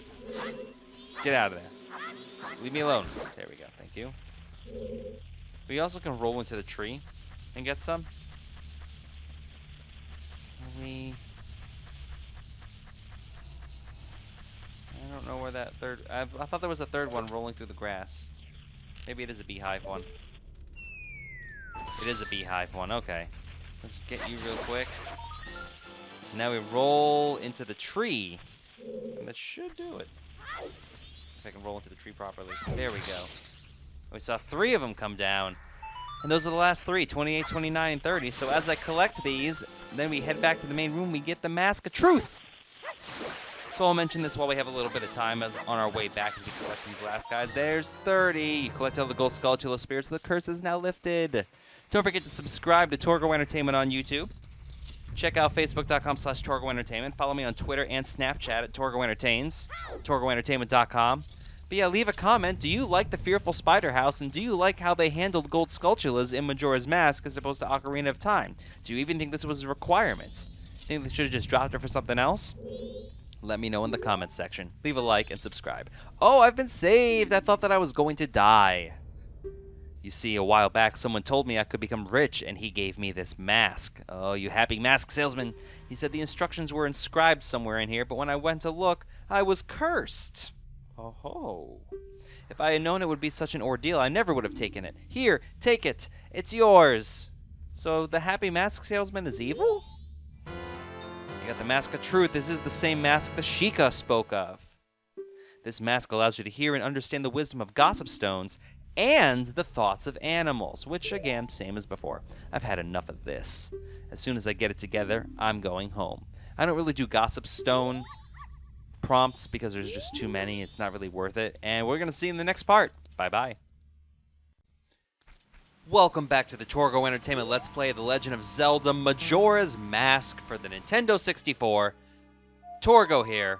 Thank you so much for joining me. Let's soar away from here. We've done the Fearful Spider House. We have completed that. Let's head to Clocktown. Because all we need to do now, really, before we go ahead and restart the 3-day cycle, collect more stuff, because that's all these games are, collect-thons. And errands and whatnot, and doodly-doos. Mask of Sense, honestly not that required. It's not that useful. We're going to get a piece of heart now that we have one of the 4 transformation masks. We could have done this a little earlier, but it's easier at this point because now we have, like, bombs. And the song really is what we needed. The Sonata of Awakening coming through again. You could have done this. This is the earliest point we can get this piece of heart. But you know what? Why wouldn't we try to get it? An 8th heart would be awesome at this stage in the game. Now you'll have to excuse me because I don't remember where this grotto is.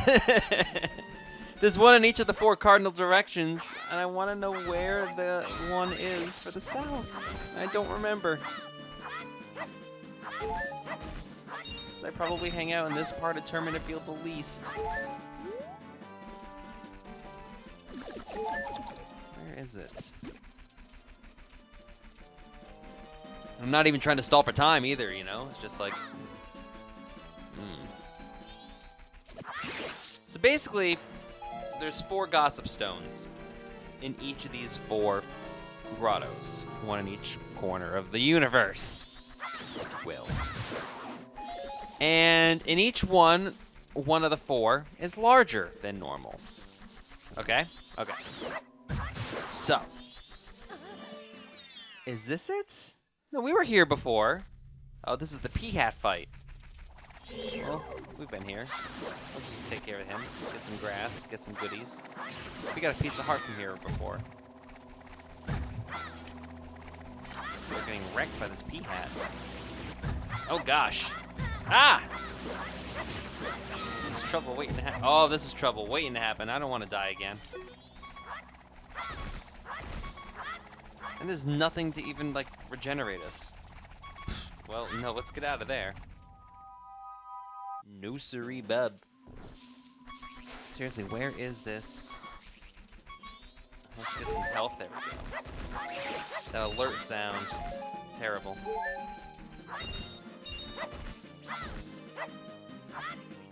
There we go. I was like, why am I not getting this bush cut? Now, I know there's a grotto hidden in this. I don't know if this is the one we need. There we go. And if you're just tuning into this part, no, I'm not a big fan of the way Link looks in the bunny hood. I just prefer how much faster he moves, which is why I keep it on. There's really nothing in this grass, is there? Same rules apply, by the way, with cows in this game as they did in Ocarina of Time. I'm fairly certain once we get Epona's song. Epona's song? I guess it'd be Epona, wouldn't it? Yeah, Epona's song. Then we can play for the cow and we get a bottle full of milk. But we don't have that song yet. We're not going to get it for a while, actually. Okie dokie. Where is...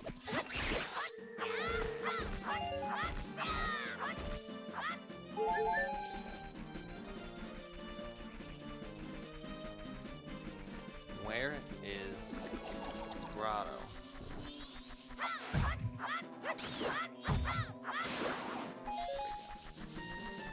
Where is this thing? I'm a bunny running through the grass. Watch it not even be in here. I don't think it was this hard to find. I mean, hey, we're getting money while we do this, so it's not all for naught.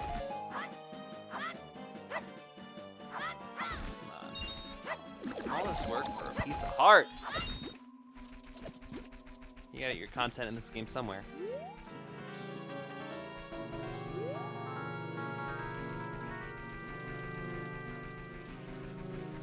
So the first half of this game is actually really easy. Once we go for dungeon number 3, that difficulty is gonna spike up quite a bit. Nothing over here. It's not as far as Milk Road. Oh god, there's a curry. Get out of there. I don't want to deal with you stealing my stuff. Oh, it's right here. Really?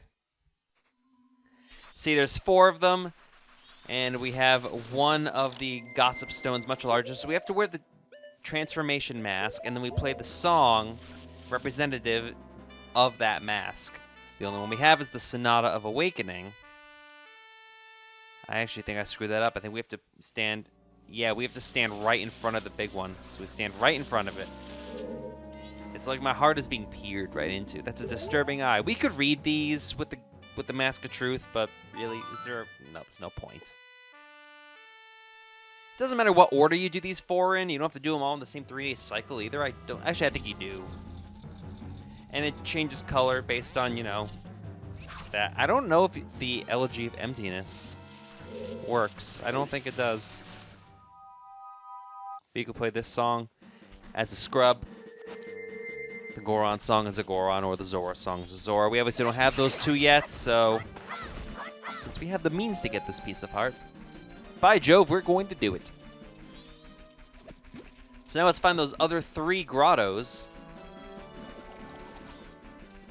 Doesn't really matter what, like I said, does not matter what order you do them in.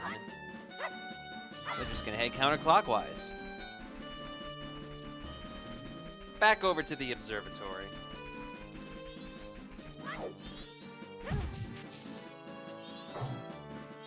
And get some free money. Hello, cosplay Torgo. Does that character have a name? I doubt it's in here, because this was the storage units for... Yeah, this doesn't gonna do us anything. Let's see what's in... Let's see what he's storing. A rupee. And... Nothing. Wow. The economy's bad. Anyway. Where is the grotto?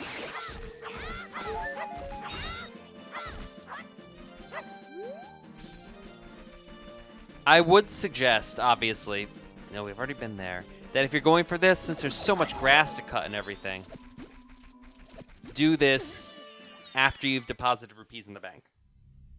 There's number 2. Same process as before. I also would kind of, I guess, suggest that you do this with the Goron mask because of how much quicker you can move through Termina Field. Rather than having to use the bunny hood, you can just roll everywhere. Or however you want to do it.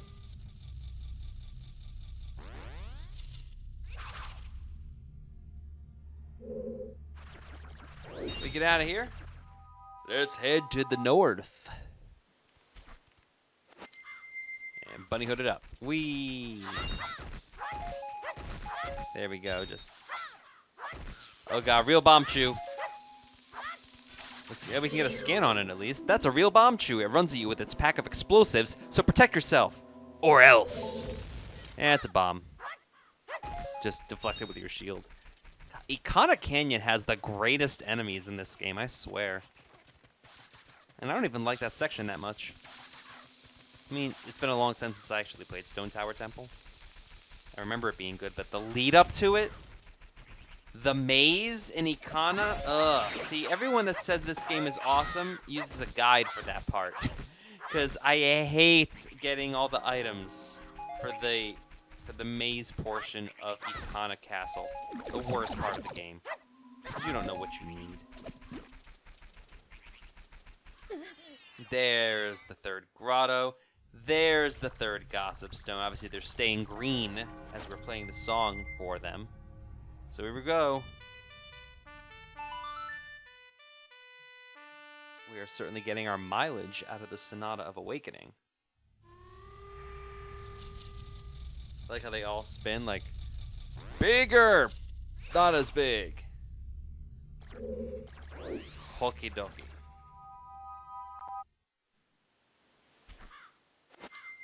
And now we have to make our way to the west for the fourth one. Move it, move it, move it. There we go. Get out of there. And it's just going to become nighttime. Can I get this before the nighttime? I believe it's under this boulder. So let's get a bomb going. Yeah, we don't need the bunny hood anymore. There we go. You don't need to have the shield up. I just like the aesthetic of him preparing for the shield. There's the fourth one. I don't think there's anything even in these. I mean, yeah. Maybe I'll do like a bonus part at the end of this Let's Play where we go through all the Gossip Stones. Probably not, though. That would take forever. Just like there... what was it? I missed something in Ocarina of Time. Oh, yeah. I missed the Composer Brothers fight. It's the one thing I forgot to do. And there's the piece of heart for getting all of those Gossip Stones the same color in the same 3-day time period. And now we have 8 hearts. Would this be the end of the video? No! We can do one more thing, but we are going to take a journey over to the place we haven't been yet in this part, and that would be Milk Road. We need to start gambling on some puppies in a really annoying minigame. I believe the phrase really annoying minigame is a little... it's a little bit redundant for Majora's Mask. But what we need to do is get access to Milk Road, so we need it to be the 3rd day. So go ahead, play the song a whole bunch. In fact, we're gonna have to play the song, 3 more times. Smoke 'em if you got 'em.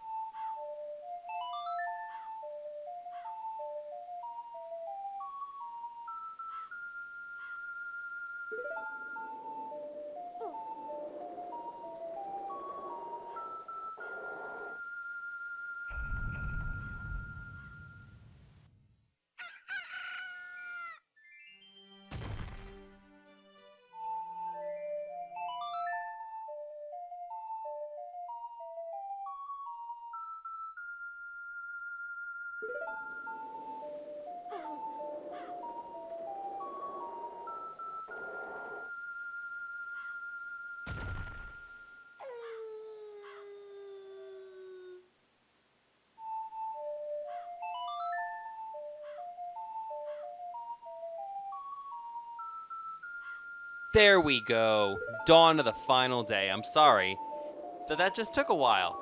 And I realized people really didn't like when I fast-forwarded stuff in the Ocarina Let's Play, so I'm not doing that for Majora's Mask. Now, let's start gambling. We need the bunny hood and we need the Mask of Truth. We don't really need the bunny hood. It just makes our lives a little bit easier. And we need 50 rupees.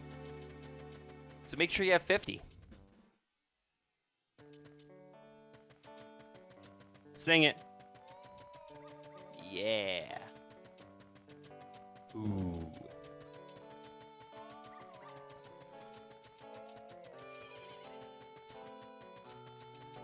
Yeah. And then we sway. Remember how we went back here to make all those cuckoos larger? Let's go to the other building. With this character whose name I just do not remember. Doggy Racetrack. Romani Ranch presents the Dog Race 500, sponsored by Mamamoo Yan. When you choose a dog, place a bet and win rupees if your dog places 1st through 5th. Minimum bet 10 rupees. First, triple your bet. Second, double your bet. 3rd to 5th, keep your bet. Win up to 150 rupees per race. Special gifts awarded for larger winnings. Well, let's talk to Mamamoo Yan. What do you want on a day like this? This is Mamamoo Yan's Doggy Racetrack. Didn't you know that? Do you want to try a dog race? The minimum bet is 10 rupees. Will you still try? Then first go in and fetch the doggy that you think will run the fastest and bring it here. This is what the Mask of Truth is for. Remember, we can talk to animals. There are some certain things that the dogs will say to indicate that it's faster. Ruff, I'm here for my wife and child. There's no way I'll lose. That last sentence is a good one. Let's bring this pup over. Is that doggy fine? If the dog you brought me takes 1st place, you get triple your bet. 2nd place gets double. We read the sign, lady. If the dog you've chosen places 3rd through 5th, you'll break even and get back however much you bet. We know. If your dog does any worse than that, you'll lose whatever you bet. How is that dog still walking? How much do you want to bet? You can bet anywhere from 10 to 90. Bet 50. You don't need to bet 90. There's no reason. 50 rupees then, right? All right, so we bet the money. We need 150 to get the top prize. That's why we're betting 50. That yellow arrow represents our dog. I feel like I should have, tickets. I'm not doing anything with the controller. This is purely watching. This is cutscene. And it's all RNG, random number generator, so you better hope that your dog is a good one. You have no control over this other than picking a dog that's faster than the others. And it looks like our dog is going to finish 3rd, which means we get our money back, so that's, something. And there's Pokey at the end. Aw, Pokey. Oh, almost. Well, I'll give you back the amount you put down. You want to play again? Then first go in, and, well, it's the same thing as before. Well, let's see. Is this yellow one good? Ooh, wine my head. I stayed up too late. I should have been barking at the moon all night. No, that's not good. What about you? Ooh, wine, I'm tired. I'm going to take the day off tomorrow. No. What about you, purple? Ooh, wine. Ooh, my belly hurts. Ugh, I feel terrible. These must be Jewish dogs or something. That's awful. Rough. Today, I feel like I can win. That is not confident enough for me. Not at all. What do we have? Ooh, wine. I'm too old for this. My right leg hurts. The hind one. This game got sad. Why do these dogs hurt? Is this woman forcing them to race? Rough. I feel like I could win, but then I feel like I could lose too. We find a decent dog, please. Rough. Today, I should do pretty well. I don't know if that's one of the big ones. We want confidence in our race dog. Rough. My forepaws feel lighter than usual today. That will do. That's fine for me. Because when administering cruelty to animals, you want to make sure that your dogs are confident in their abilities. Because that way, you don't feel as bad when you crush their souls and inevitably grind them up into glue. Okay, number 5, one of 2 brown ones. Giddy up. This dark blue one, didn't that suck the last race? How did it get good all of a sudden? Oh, never mind, he's falling behind. Anyway, ours is doing pretty good. I love how obnoxiously large that arrow is, too. Like, we want you to know what your dog is. We could pull ahead. Come on, go, go, go. Oh, yeah, look at that last turn. That's my horse? Dog. Dog. That is not a horse. Well, let's talk to Mama Muyan. Well, take me for a walk and call me Spot. Kinky, you took first place. First place. You win triple the amount of your bet. That's 150 rupees. Maxed our wallet. Nice going. You've won over 150 rupees, so I have to give you a bonus prize, too. I bet you can't guess what it is. It's another piece of hearts. Hooray. You want to play again? Heck no! Oh, really? Get out of there. No, you're done. We're going to warp to Clock Town. We're going to deposit our rupees in the bank, and we're going to end this video. If you have been enjoying the series, don't forget to subscribe to Torgo Entertainment on YouTube. And what do you think about the dog minigame? Leave a comment. How many times did you have to do it in order to beat the race? I've done 2. Watch it be like 20. That'd feel terrible. Check out the Facebook, the Twitter, the Snapchat, the website. Like the video, share it with your friends. I'm just going to deposit the rupees, play the song a time, and in the next part, are we going to advance the plot? Nope. We're going to do more side quests, because that's all we do in this game. See you then. Bye-bye.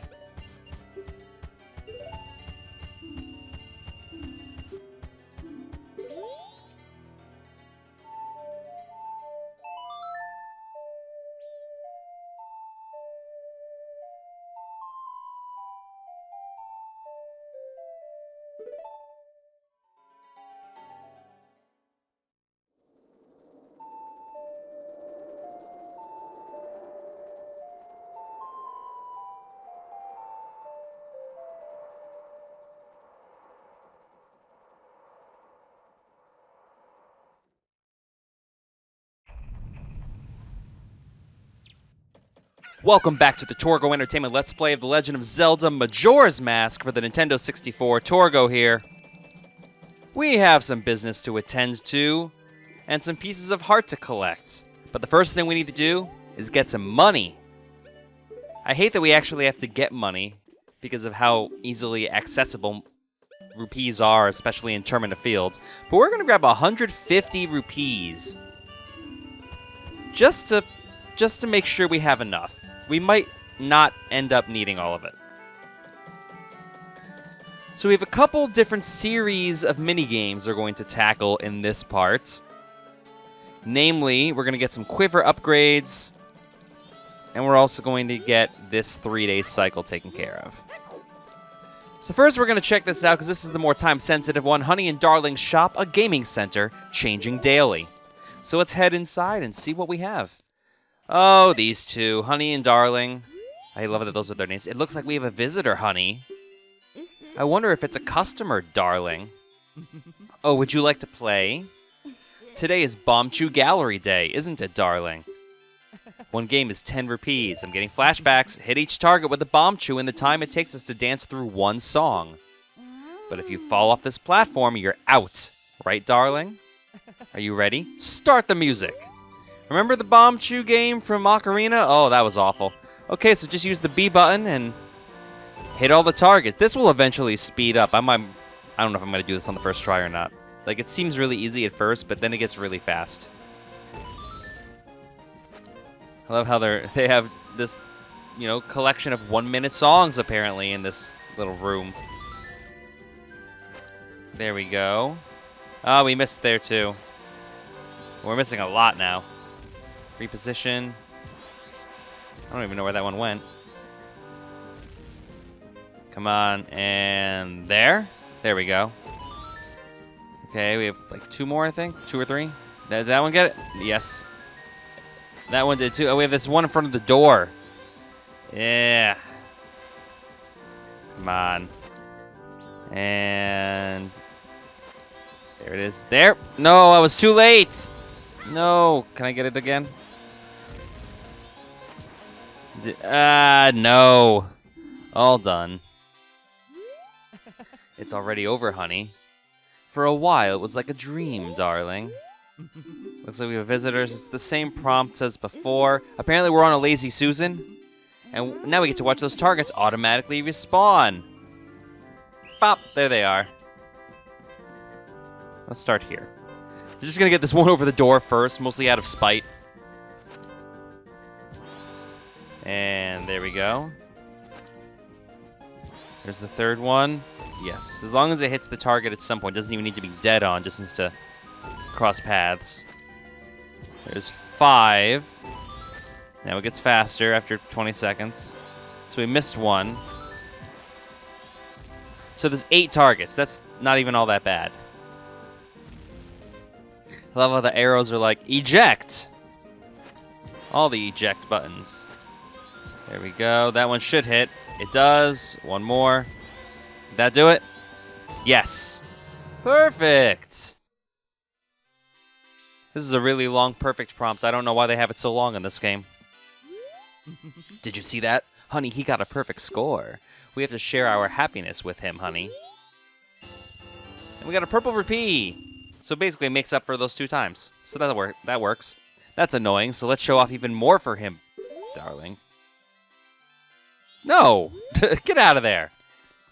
Showing... I hate couples like that.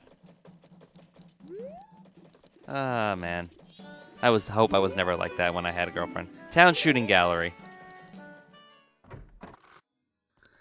And, of course, now we have to do some more shooting. If you think you can do it, why don't you give it a try, Sonny? One game is 20 rupees. His lips are gigantic. All right, Sonny, the rules are simple. Hit as many red ones as you can within the time limits. If you hit a blue one, you lose time, so watch out. You can use as many arrows as you'd like. Press B to shoot them. Let's see if I can do this. Our highest score is 39. If you break the record, you win a spectacular prize. Good luck. Minute 15. Now, the order is random for each game file. But every time we play this, the order will be the same. I mean, each, series of Octoroks that we're facing. I believe these are the only Octoroks in the game, too. Like, you don't even face them as a standard enemy. No, we missed one. Anything else? No, just those 2. Okay, these 3 at a weird skew angle, which I always seem to remember for some reason. And there we go. So we've missed 1 so far. I don't know what it is. I just really hate using the B button for this instead of a C button. It's probably just, muscle memory more than anything. So we have... Oh, God, there's 5 of them. Ugh, that one's nasty. So we've missed 3 so far. Well, we should beat the record. Yeah, we did. So 42. Oh, wow, there's more. 47, okay. Well, look at that, you hit 47. That's a new record. Well, here you go. There's our quiver upgrade. Now we can carry up to 40 arrows. All right. I'm trying to remember. So, yeah. And what we would do is now we would go to the swamp, you know, to get the last quiver upgrade. It doesn't matter what order you do them in. You can do one and then the other. But we don't... No, we don't want to do that. I forgot. I was like, what happens if you get a perfect score? That's right. You get a piece of heart for a perfect score, so we have to go for it, and this might take a while. The rules here are simple. If I guess the author of the document correctly, I get shocked. It's a reference for you nerds out there.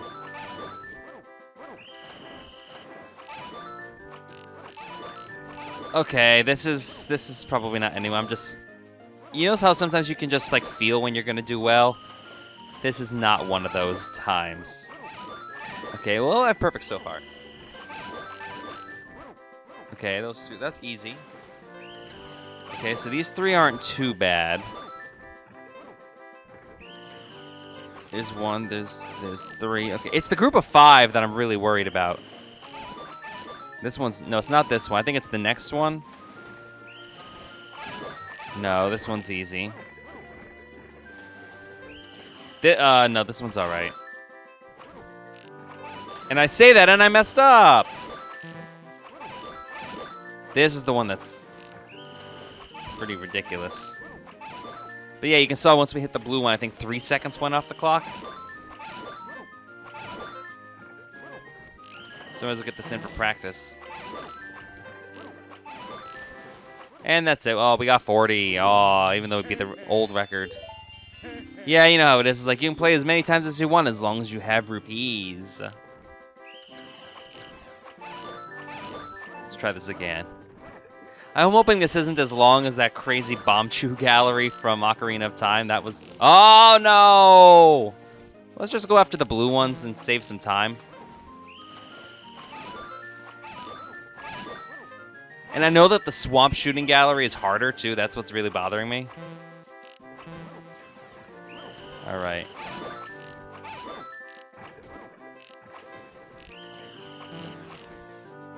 That's already like 2 o'clock in the afternoon on day 1. Yeah, like I said, I'm just trying to get through the time as quickly as possible so we're not taking up as much time in this video. Get out of there, get out of there, get out of there, go away.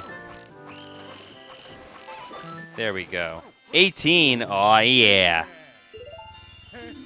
All right, Sunny. I like how you're called Sunny. I also like how the swamp gallery guy is blatantly Australian in dialect. Okay, so let's see if I can do this right this time. Because even from a visual standpoint, this isn't that invigorating to look at because it's the same screen over and over again. Like, check out the trees in the background. Was this supposed to be in the beach, actually? You know, you have the water and the beach in the background. I think that's supposed to be Zora Cape. Wonder if this was supposed to be in the ocean area and they moved it. We'll never know.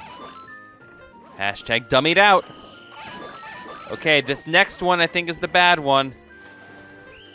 No, it's not. Okay, so there's 1, there's 2, there's 3. Okay, let's see if I can do this. Come on. Ah! So annoying.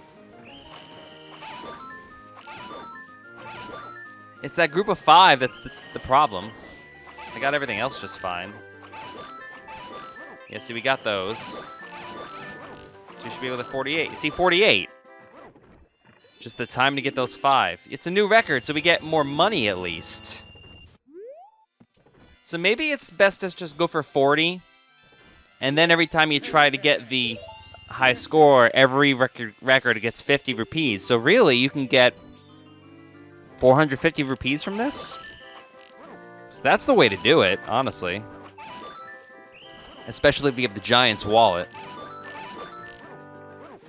But if you're playing along, you don't have the Giant's wallet yet, because neither do I. We're not going to get that for quite some time. There we go. All right. No tricks there. Can I do this on this try, please? There's 2. There's 3. And bop you. Bop you. There's... Ah, there we go. Whew. Just the 3. No, that's not the one I wanted. There's the 3. That one's easy. There's 1, 2, 3. There we go. Get ready.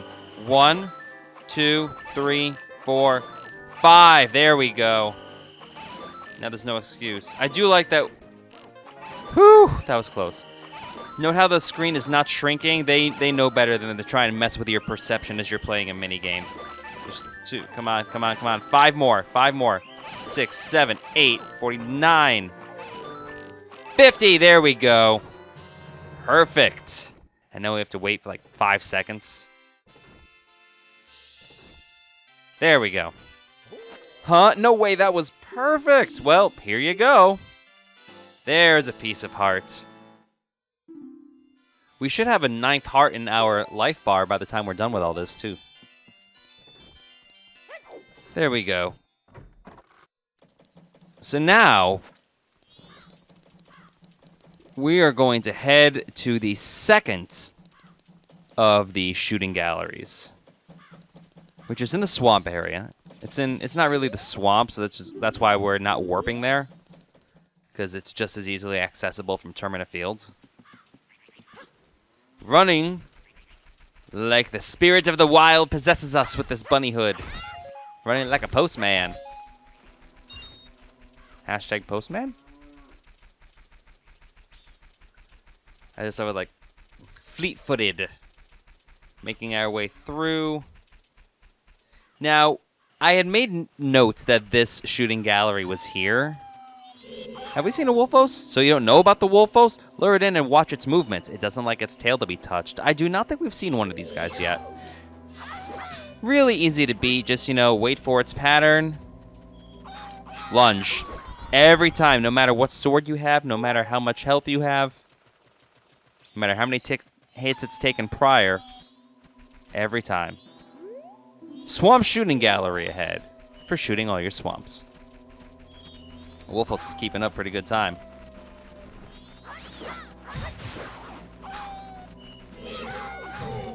Is that another signpost promoting the water? It's like, hey, Swamp Tourist Gallery. It's like, hey, that's all we have. Let us have our water. And you can have our water too. It's the only thing we have going for us right now. And yet somehow wasn't tainted by Ottawa, so I don't know. Some pots there. Welcome to the Swamp Shooting Gallery. Is this the guy with the Australian accent? Hey, mate, how are you? Wanna play? One game's 20 rupees. The rules to my game are a piece of cake. Shoot for the targets from atop the platform. You gotta hit them all. That's all there is to it. If you don't aim proper with the control stick, you won't hit any of them. Are you ready, mates? That was the worst accent ever. Okay, this one kind of sucks, because you have to hit everything. And, yeah, it's these scrubs, because they disappear. Okay, good. There's also one up here, which is worth 100, I want to say, and they have these geese. There we go, there's 100. And these Wolfos are worth 100 as well, so we gotta make sure we hit all them. Like I said, you have to hit everything perfect. Ah, dang it. Get you, and now we have these geese. The Wolfos are more important, honestly. The geese will just kind of fly around the whole time. Can I hit this last gee, please? And there's one enemy up here, too. They stay there the whole time, so just when you have a brief moment. There we go, and those are worth 100. I believe a perfect score is 2120. There we go. There we hit that. The third set of gi.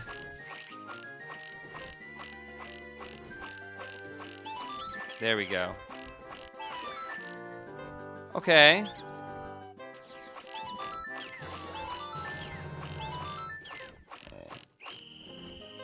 Are there more geese coming? Yep. So there's 4 sets of gi.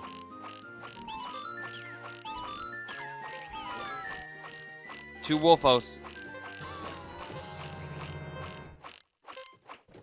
Ah, we missed one. Well, let's see, gotta try harder, mate. It's time to close my shop. Get out already. Oh, so we're out of time. I guess they close at 10. We're just gonna have to go into day number 2 then.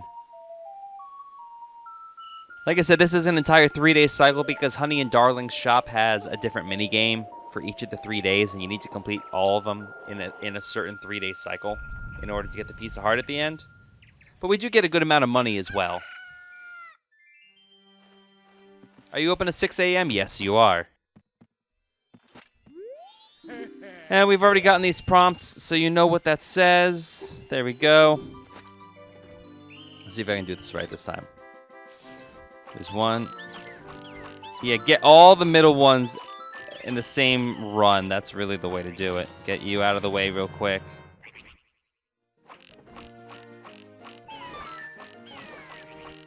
I still want to scan on the gi. Okay, so we have a wolf coming.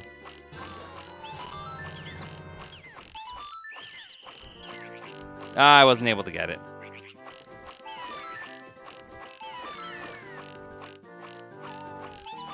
Get you in the oh, there's 2 of them. There we go.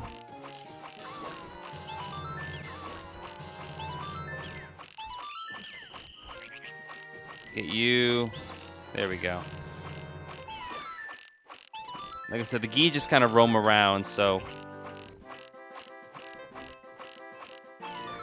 the wolfos are probably the highest priority, and then make sure you always get those 5 mad scrubs in the middle. Where'd you go? Did we lose it?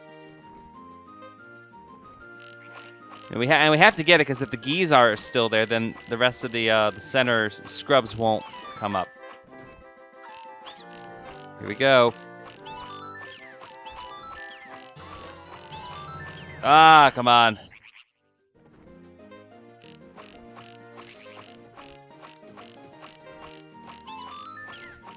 Ah, that was awful. I think we screwed this up.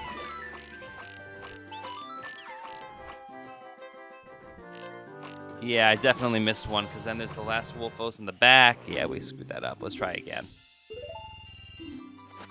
Here we go. Take 3.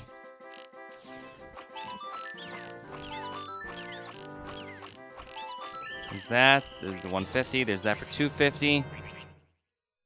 Here come the geese in a line, so we should be able to get these ones without much difficulty. There we go. Get ready for the next line of scrubs. Oh, we got the wolfos right away. That was nice. Yes, I got all 5. There's that guy. There come these. I get all 3. Yes, good.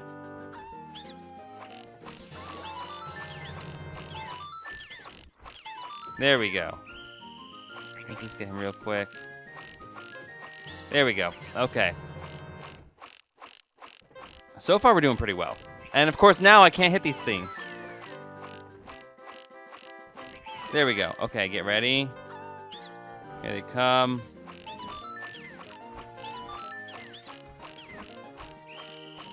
Good, hit it. Get you 2. Okay, okay. There's that and one more. Perfect. 23.92 seconds left. And I believe we get bonus points for how much time we took since it's not exactly on a set time. There we go. Yeah, 10 points for every 1 second we take. Or we didn't use, I guess I should say. Uh-oh. It's red. We keep getting points. So 2360. Well, that's pretty darn good, mate. Perfect. Here you go. Take this, mate. The largest quiver. Now we can hold up to 50 arrows.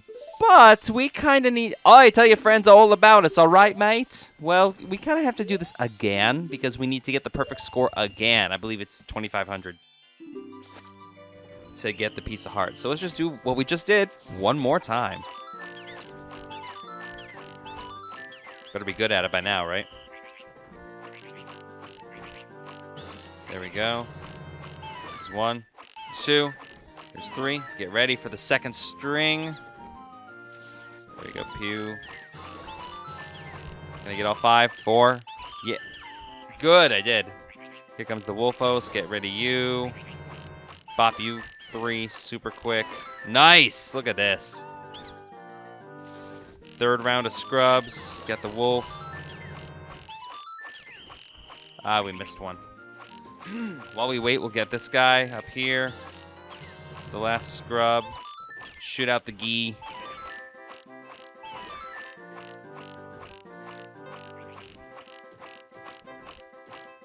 Where'd it go? Well, I guess we're getting these scrubs now. No! Did we get it? I don't think we got it.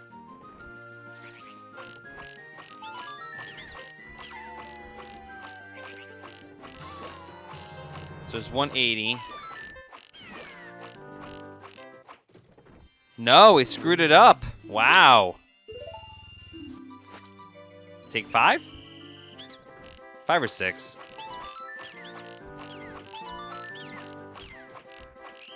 Good. Get you. Get these 3. Okay. And there we go. There's 2.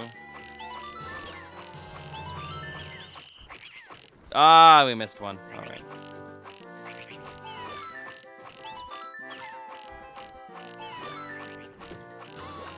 Okay, I need to get this gi really quickly before it disappears. There we go.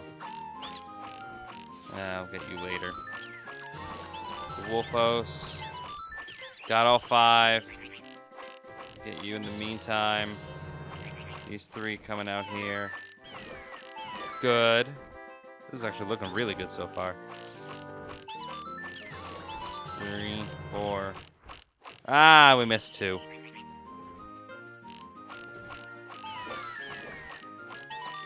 There we go, there we go, there we go. We still have 1 left.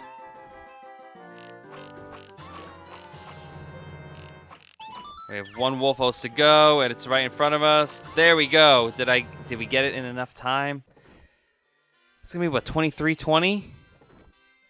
23:30? I don't know if that's gonna be enough. We'll see. Red. I love how the timer counting down just gets that much more intense sounding when it gets red. So 23:30. Well, that's pretty darn good, mate. Perfect. Here you go. Take this, mate. Is it enough? It is enough, so we just need to get a perfect score twice. Okay. Oh, you tell your friends all about us, all right, mate? It sounds like, what is it? Rocco's Modern Life when they put Rocco in the Fatheads. Thank you. That was delicious, mate. That's what it sounds like when I do an Australian accent. Oh, man. So, back to the town we go.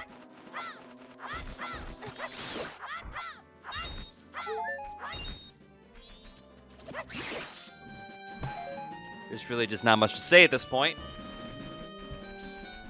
Just that we have more mini games. Oh, yeah. Already, it's almost night of the second day, though. That sounds like a really bad horror movie. Night of the second day. Coming to theaters near you. Or something like that, I don't even know. Well, now we head back.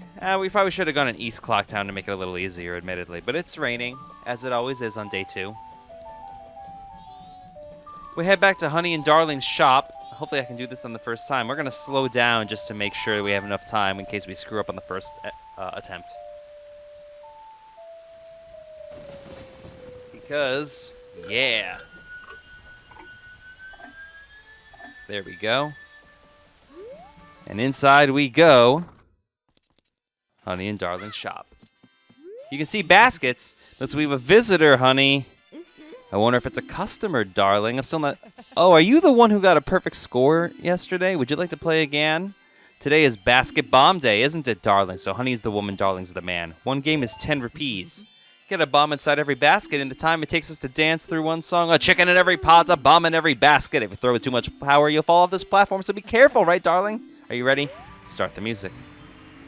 Similar as before, those arrows are still there, ejecting everything. This isn't too bad, so hopefully I won't screw it up on the first try. There we... Oh, no! Extinguished. Why is there water? Oh, I guess to prevent the bombs from exploding if you miss. But you think that would warp the wood or something. So we have one basket. Really? One left. Ah. Yeah, we just have the one left, so we just wait it out. I mean, we should get this, right? No! Can we get this on the first try, please? There we go. That'll do it. Perfect. And apparently there's a drain in the floor, for all we know. Did you see that? Honey, he got a perfect score. We have to share our happiness with him, honey. A purple rupee? That's annoying, so let's show off even more for him, darling. No, I don't like when you do that. Don't do that. No one wants to see the PDA. That's a life lesson from Torgo Entertainment. And of course, now we're going to fast forward to the third day. We have one more bit of mini game in the Honey and Darling shop. And then we're done with this video. And then we get to extend the plots. We actually get to go to the mountains and see what the Gorons are up to in their eternal winter. Oh, wow, we just missed it. So we have to keep pushing forward. You could see the Stray Fairy. That orange Stray Fairy. Remember how I said it was in East Clocktown at night? Well, there you go. Proceed to the dawn of the final day.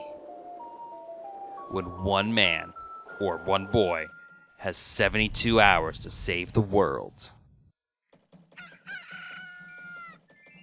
Day 3. The apocalypse is nigh, but we have games to play. This is probably the easiest one of the 3, honestly. It looks like we have a visitor, honey. I wonder if it's a customer, darling. Oh, are you the one who got a perfect score 2 days in a row? Do you want to play again? Today is target shooting day, isn't it, darling? Because we haven't done enough of that yet. One game is 10 rupees. Hit all the targets in the time it takes us to dance through one song. But if you fall from this platform, you're out, isn't he, darling? Are you ready? Start the music. With all the target practice we've had, this should be a piece of cake.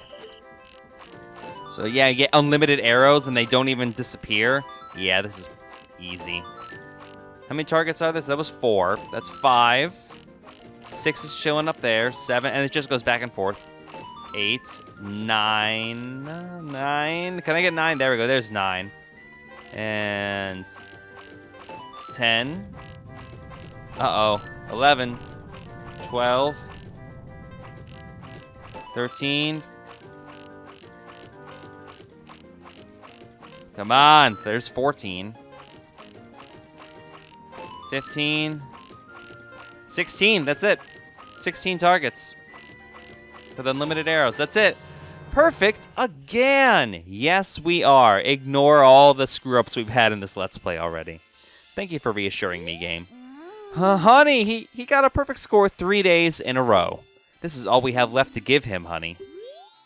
There's the piece of heart. There's the 9th heart in our life bar. This is deep. I wonder, are we truly happy, darling? Ooh. So all because they're affectionate doesn't mean that they're happy. Maybe they're just obsessed with the thought of being in a relationship with each other. That's a bit of a depressing note, but it's Majora's Mask, so you should come to expect that, and that is going to end this part of the Torgo Entertainment Let's Play of The Legend of Zelda Majora's Mask. If you've been enjoying this series, you want to see more, don't forget to smash that subscribe button so you can get all the content and see more of this. Don't forget to like and share it with your friends as well. You can also check out the Facebook, the Snapchat, the Twitter, the website, Torgo Entertainment or Torgo Entertains, depending on which one you're using. Check out this J.J. Abrams lens flare going on right here. And we're going to reset the clock. We're going to go to the mountains in the next video. Until then, this is Torgo. I'll see you on the other side of this travel back through time. See you then. Bye-bye.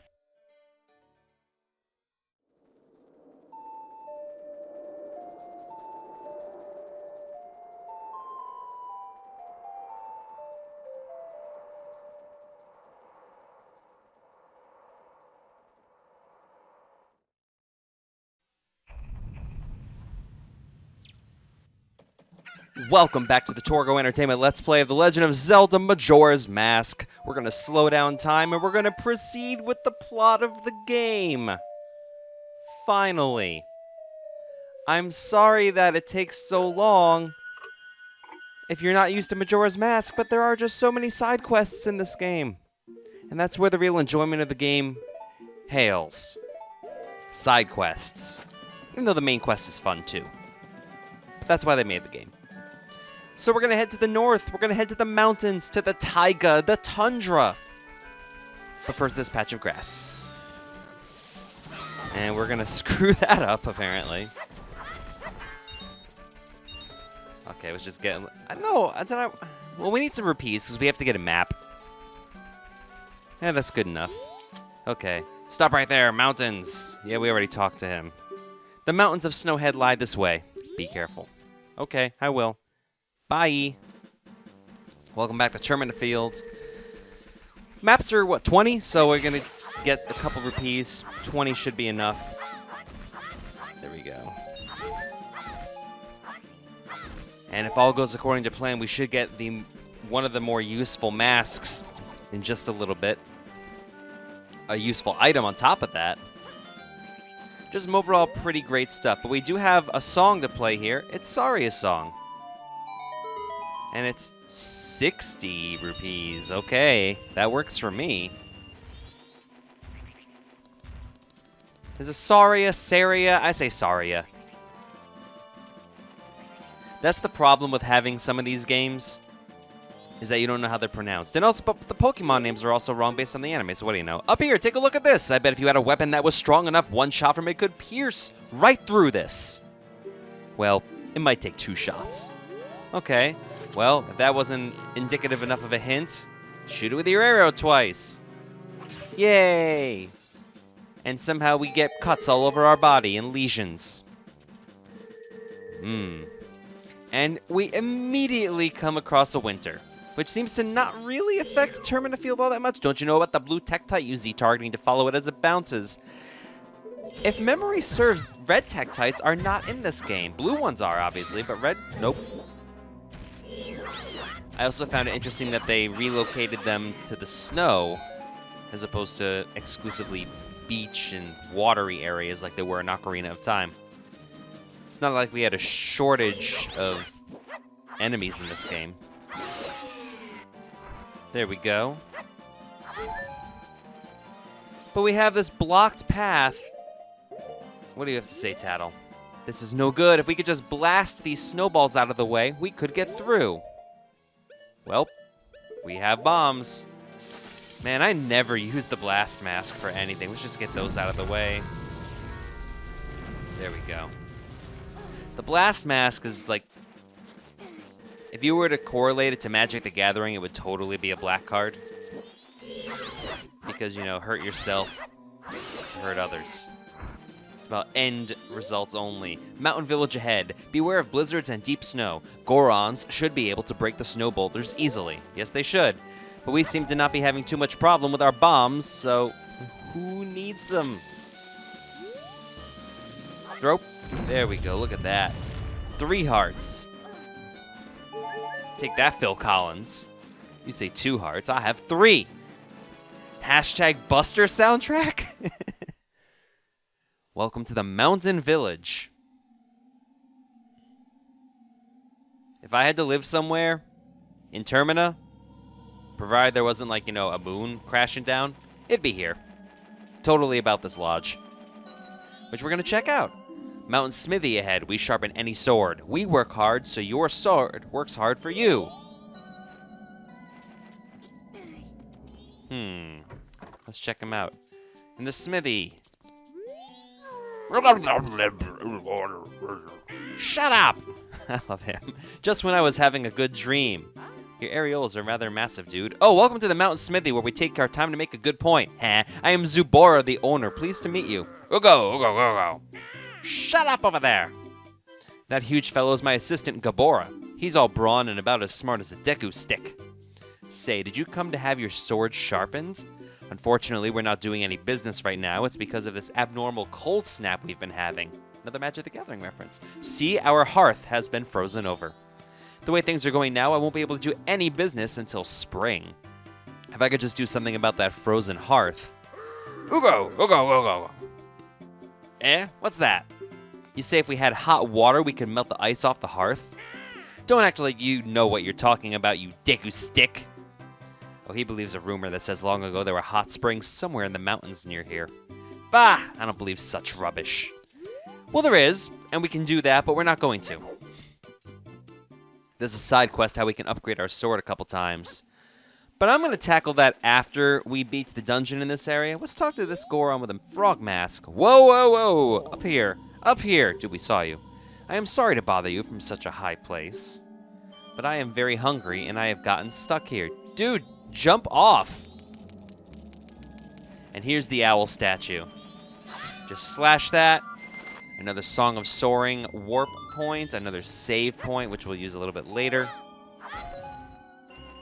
But there's really not much else to do in Mountain Village, so we're just going to keep on trucking forward and see where else we can explore.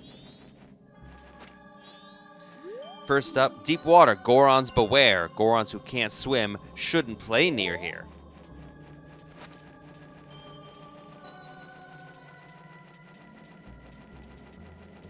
And here we have a signpost as well. Goron Village ahead. Beware of the White Wolfos. Okie dokie.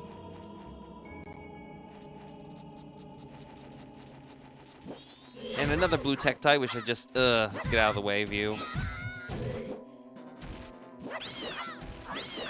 And there we go.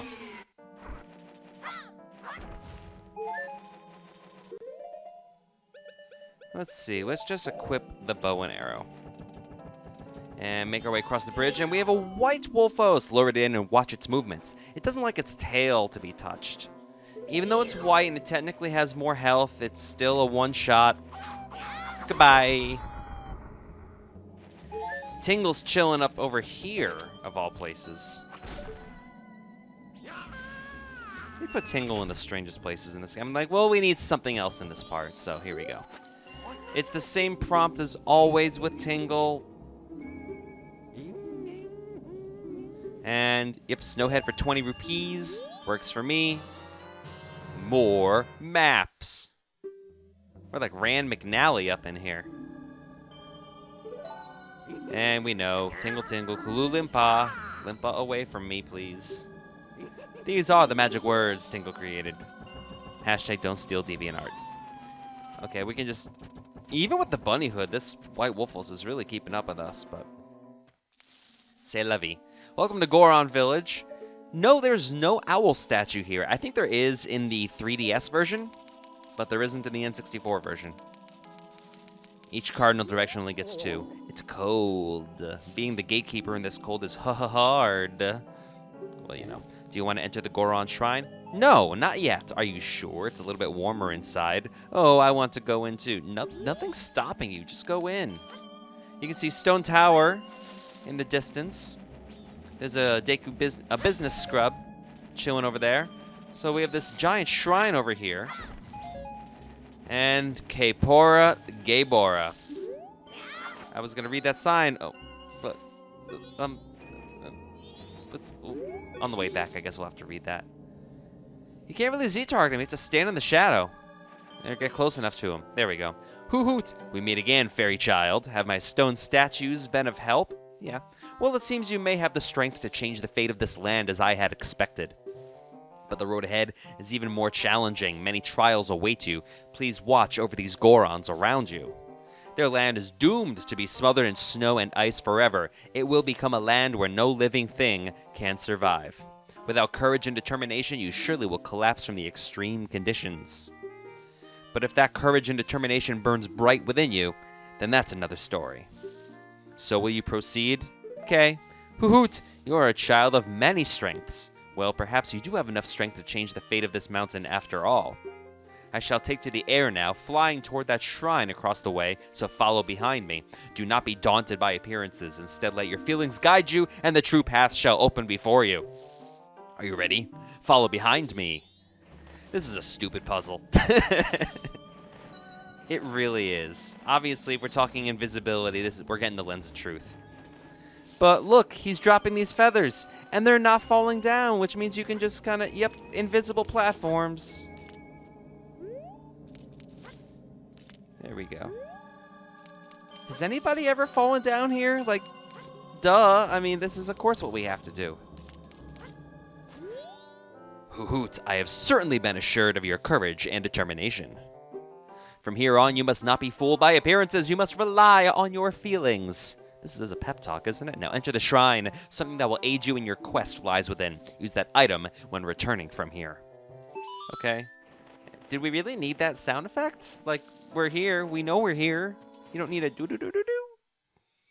And inside we have a treasure chest and not much else. We have a lot of grass. We can, you know, get our item count up. There we go. And let's open up this chest. It's the intense music. It's totally not the Lens of Truth. It's going to be something else. It's going to be a new mask or a heart piece. No, it's the Lens of Truth. Gaze through it to see mysteries that are invisible to the naked eye. Set it to C to use it.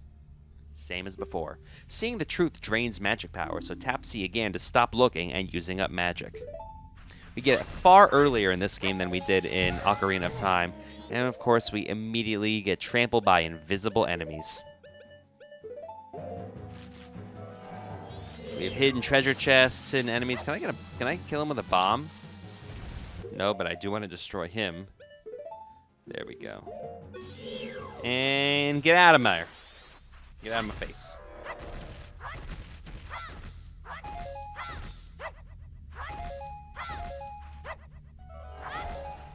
There we go. And 20 rupees. That's a pretty nice. And we're just gonna bomb open these boulders. And what do we have in here? Anything else worthwhile? Treasure chest. I'll take that. 50 rupees. Your face is beaming. And we're back in the village. We have the Lens of Truth, and now we can see these platforms and make our way back across them. Like it's nothing. And who's this guy? You weren't there before, but that explains the shadow a bit, doesn't it? First, let's read this signpost, because inquiring minds want to know what it means. Lone Peak Shrine ahead. Watch your step. It's a long way down. So there we go. It's called the Lone Peak Shrine. Who are you? And what happened to your stomach? Can it be? Are you able to see me? Yeah.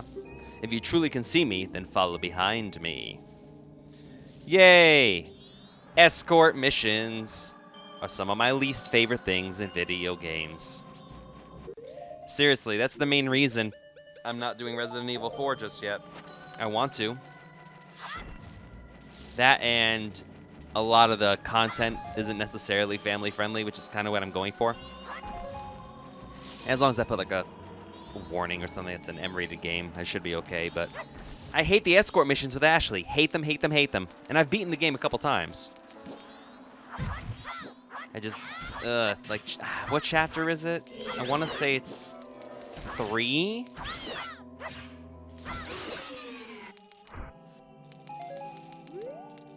Yeah, I can't stand it. You know, it's another block of ice blocking something that we're not really going to worry about just yet.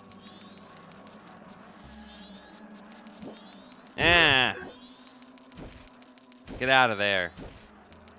See, is this really necessary? This is padding. Like, straight up. We already discovered you. I get that the game has to direct us to this portion, so we're not lost, but I hate when Zelda games do this, where they make everything so linear. Even the swamp wasn't that bad. It still did it. Like, go to one area, find a character, go back, grab a thing, return it over there, you know? Go to a different area, find a character.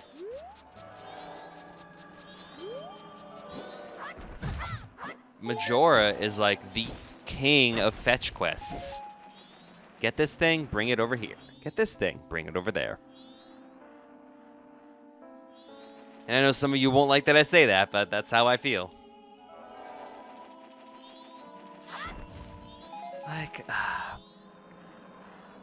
Majora's Mask would work better as a novel or something, you know? Like, the story is great, the characters are good. But as a game? I don't know.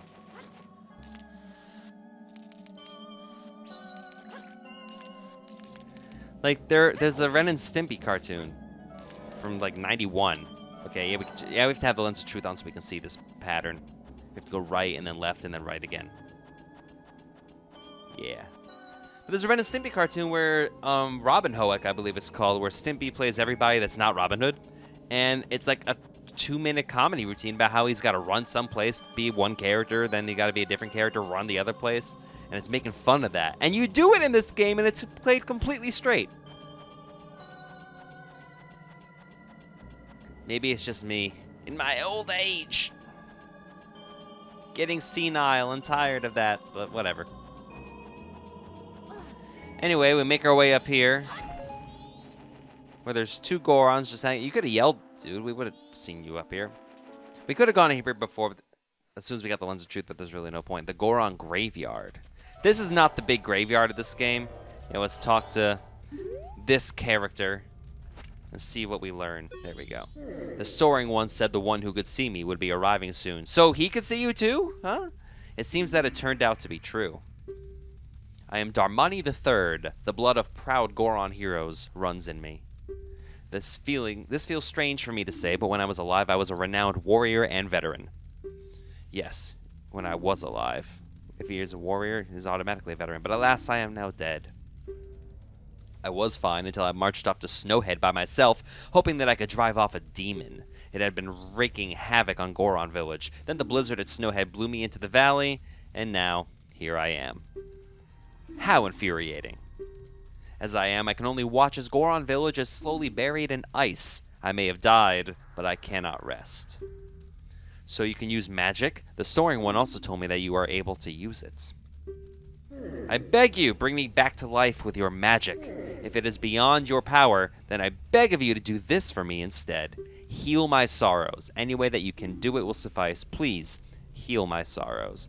Heals in red. Time for the healing song. Song of Healing.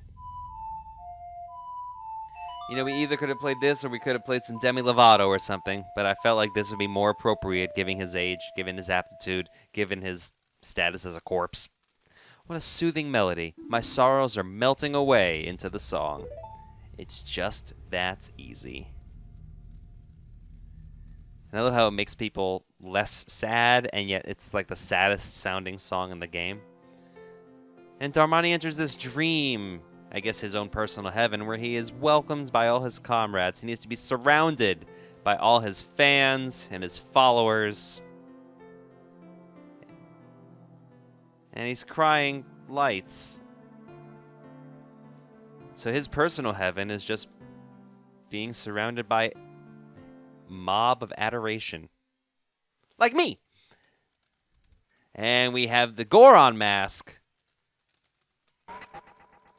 which is made out of, like, balsa, apparently. I leave my undying feelings with you.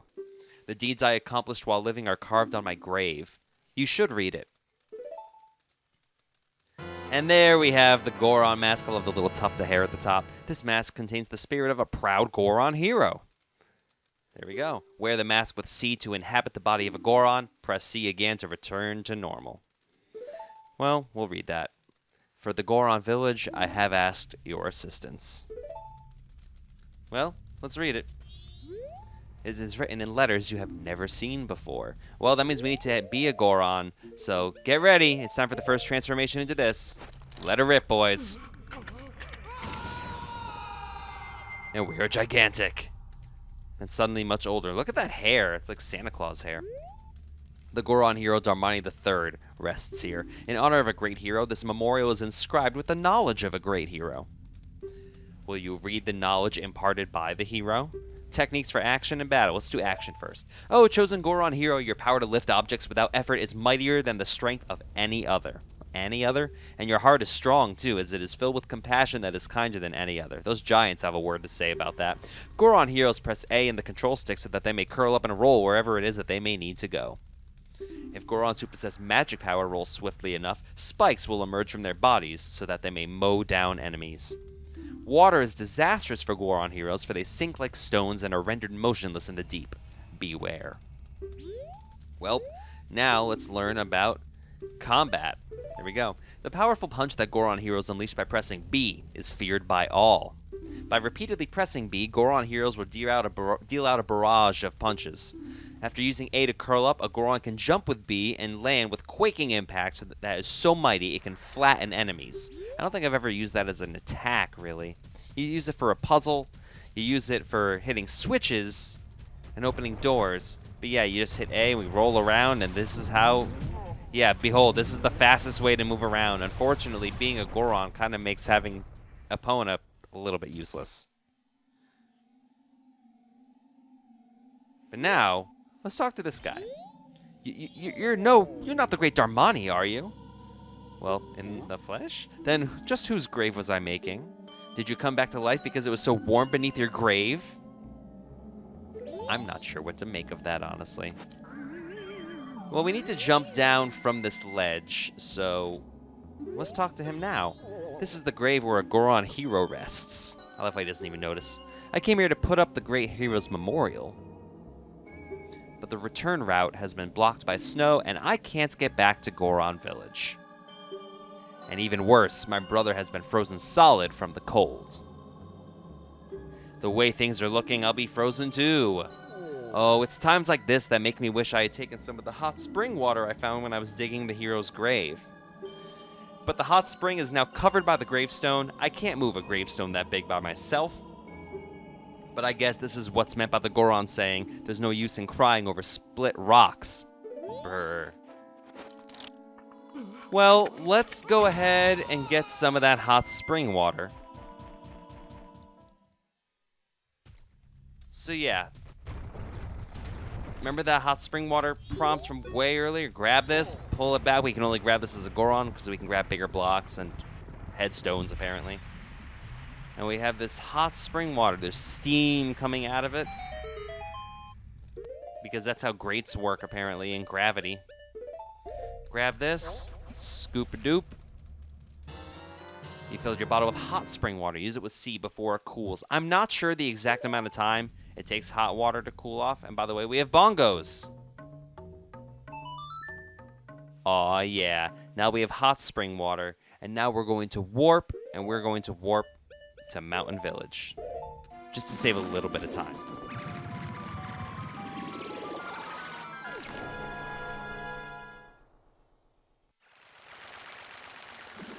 Back at Mountain Village. There's a ferry near every single one of those points. So now what we're going to do is quickly, look how much faster we move. Look at this, it's great. Awesome. We are going to take this hot water and use it here. And this is going to come into play a lot later because there's hot water in this grotto, which we're going to need pretty soon. We're almost done with this part. What I'm going to do is show you a little bit about the next part of the quest, because now we have to get the song. If we were to go to Snowhead at this point, there would be an invisible giant Goron, which is the Bigoron analog. You're Darmani. How? You're alive? Do you want to enter the Goron Shrine? Yeah, you know. Then I'll open the door with a Goron Pound. I'm going to close it right away so it doesn't get cold inside, so hurry up and get in. Are you ready? We can do this as well by, A and then B in succession. Bonk. Ruining the landscape. The door is already open. I'm going to close it right away, so hurry up. Okay. I'll get there. Don't worry. Drop down. And make our way inside. Welcome to the Goron Shrine. I apologize because I'm sure this sounds terrible. Especially if you're watching this with headphones in. Because it's really loud. Then again, I do pot the volume of the game down a bit when I do this in post. Darmani, you're alive. The Goron Elder said you had died. Was that a lie? Whatever the case may be, welcome back. So does that incessant crying sound familiar to you? The Goron Elder's son won't stop crying. We're going to talk to everybody, but they all pretty much say the same thing. What? You're Darmani. You're supposed to be dead. Sorry to disappoint you. Is that crying getting to me that it has my eyes playing tricks on me? If this keeps up, I'll really go crazy. What do you have to say, Mr. Shopkeeper? This store is having trouble getting product because of the cold. Things are kind of expensive now, so you shouldn't shop here. And we're not going to. But that is where the Goron shop lies. We didn't really use many of the shops in the Ocarina Let's Play. Especially because we lose so many things after the 3-day cycle. There's really no reason to use many of the shops here. So we make our way up here, roly-poly. We have another guard just chilling. Well, not really chilling, he's suffering. Those sideburns, aren't you Darmani? You're supposed to be dead, but you're alive? What have you been doing? You know, rotting. Thinking you were dead, the Elder went to Snowhead on his own. But for now, please go see the Elder's son. Hurry! And through here we have a crying child. Oh, Darmani, you're alive. This is wonderful, but there's no time for catching up if something isn't done right now about that crying. Look at this. The torch that was just lit has gone out. Ugh, again with that terrible crying. Yeah, what do you want? Those sideburns, aren't you Darmani? You're supposed to be dead, but you're alive. Everyone says pretty much the same thing.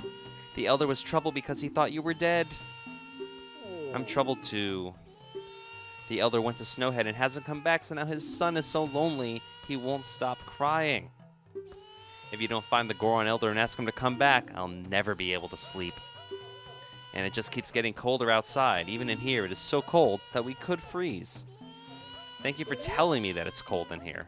For the sake of the audience, more than anything. What do we have in these pots? Magic? Sticks? We're going to use those sticks far later.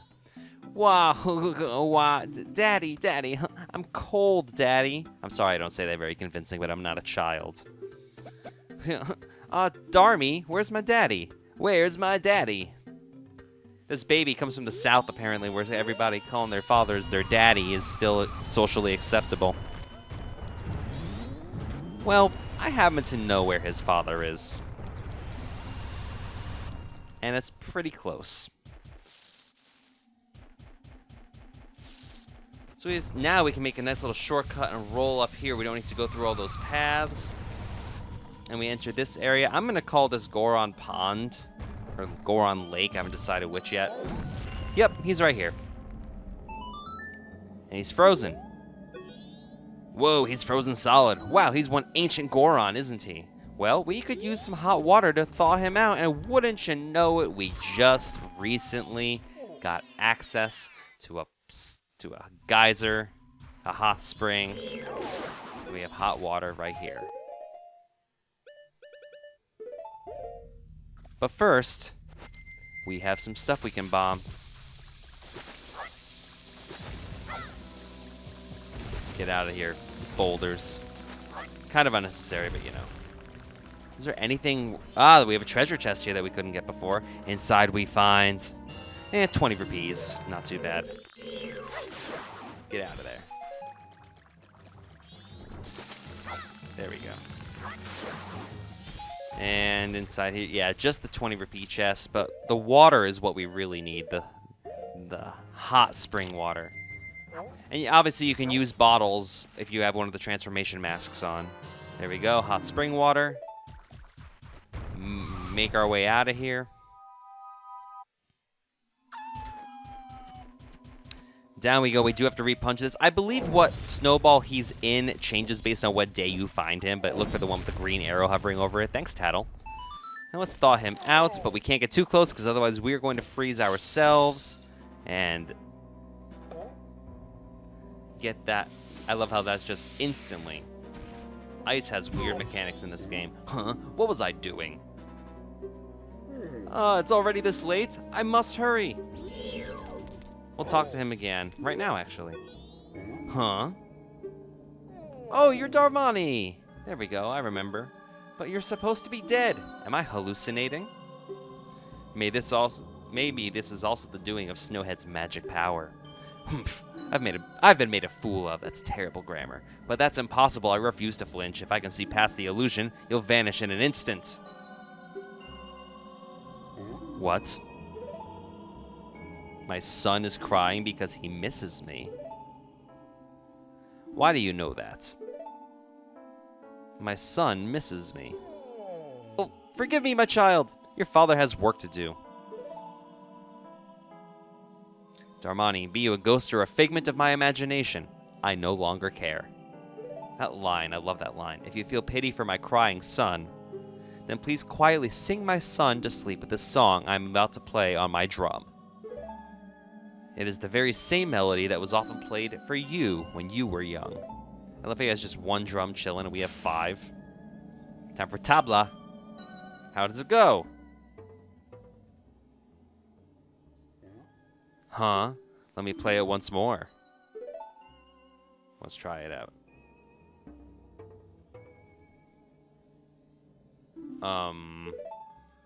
He better not remember.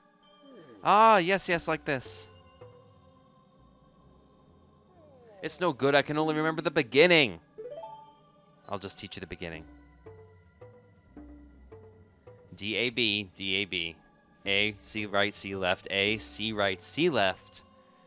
And we are learning half a song. Probably not what you wanted. Still not sure why they did it like this. Maybe to build the bond for the character between the Goron Elder and the baby. Lullaby intro. Look at this. I love this animation so much. It's just like, I'm just gonna drum like it's nobody's business. You learn the lullaby intro, the soothing melody of a thoughtful father.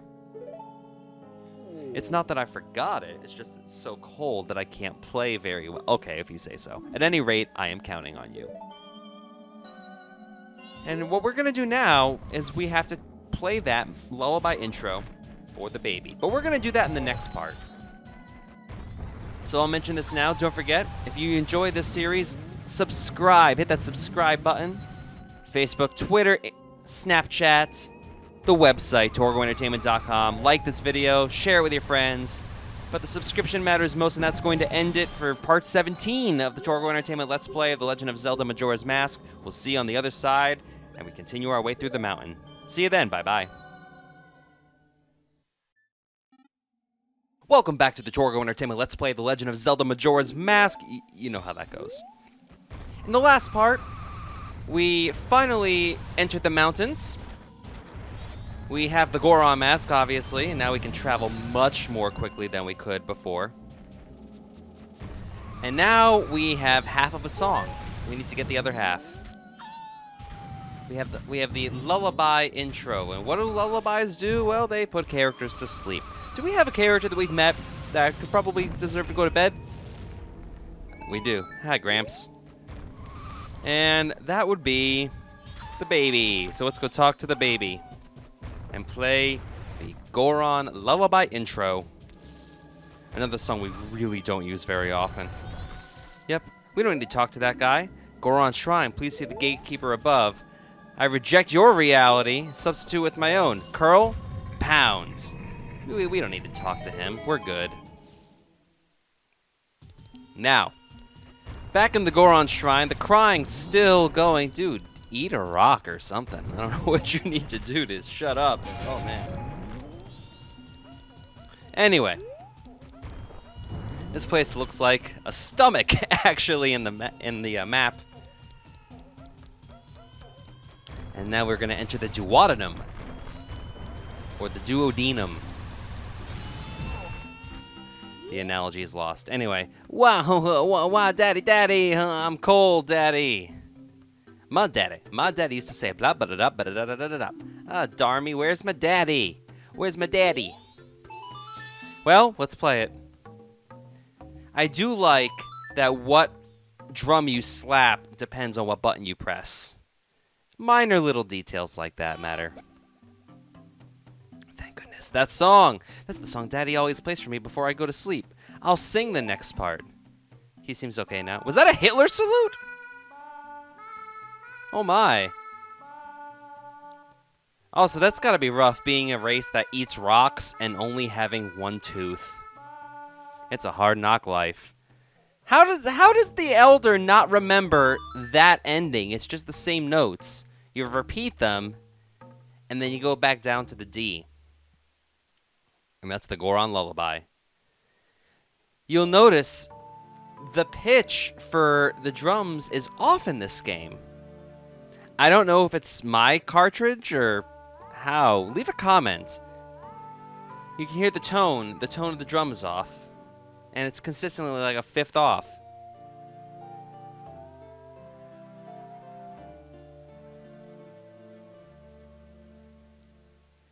And that's the Goron Lullaby. That's one of like 2 times we'll use it in the game. Hooray! It's just like Daddy's right beside me. And now everybody gets to go to bed. Z, Z, Z, Z, Z. The lullaby intro became the Goron Lullaby. This lullaby blankets listeners in calm while making eyelids grow heavy. And everybody's asleep. We do what we needed to do. But before we leave, we can start a new side quest to get a mask. I hate doing everything one piece after the other. We could have done this part earlier. But for the sake of understanding as you're watching this, I'm deciding to do it in a more linear fashion. Do one step and then do the next step.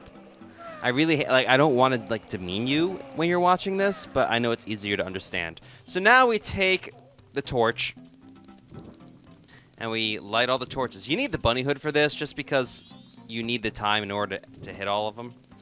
There's 3, there's 4, there's 5, there's 6, and there's 2 more here, 7 and 8. And there's 2 more at the bottom. There's 10 torches. Like I said, there's a lot. 9. Oh, I'm sorry, there's 11.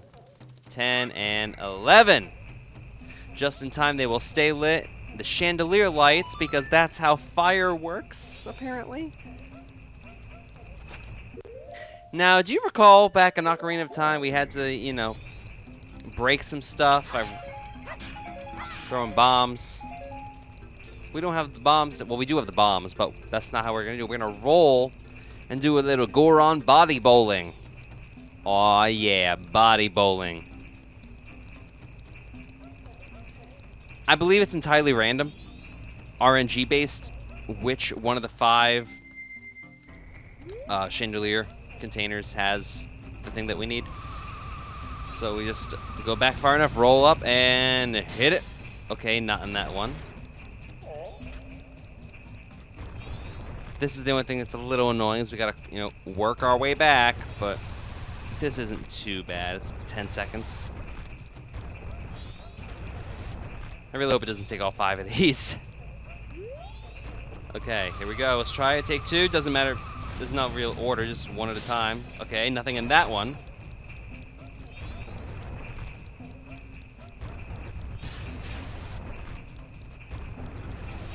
Come on. Alright. That's good enough. And that should be good. Let's get this guy right here. Okay, there's number 3. You can aim a little bit when in midair, not very much. You have to hold down the A button, otherwise you're going to lose your spikes and lose your momentum, and you'll just sink like a rock in the air. Well, air's a fluid. There's your science lesson in your video games. Okay. And number 4. Aha, it isn't that one. It's the rock sirloin. I'm like, is that a rock on a bone? Like, how does that even, like, I don't know, man. It's a rock on a bone. And yet somehow the bone is hard enough to, like, withhold the... I don't know. I'm not going to think about it. Remember what I said about... So biology, kind of okay. People understand it somewhat. Geology, these games have no idea what's going on.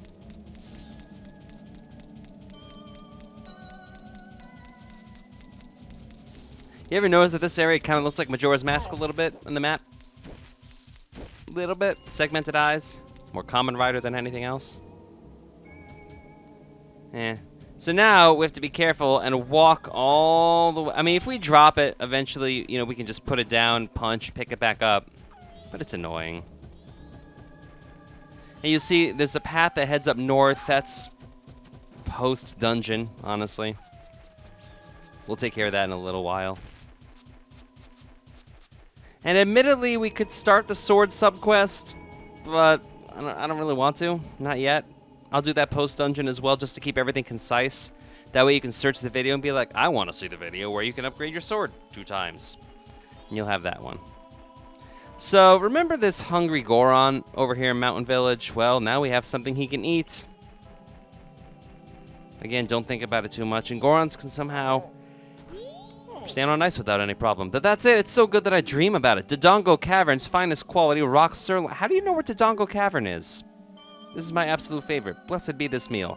If this is like an alternate universe, but Dodongo Cavern exists, oh, my energy is returned to me. Like, that makes no sense. I am coming down now. Wait 1 moment.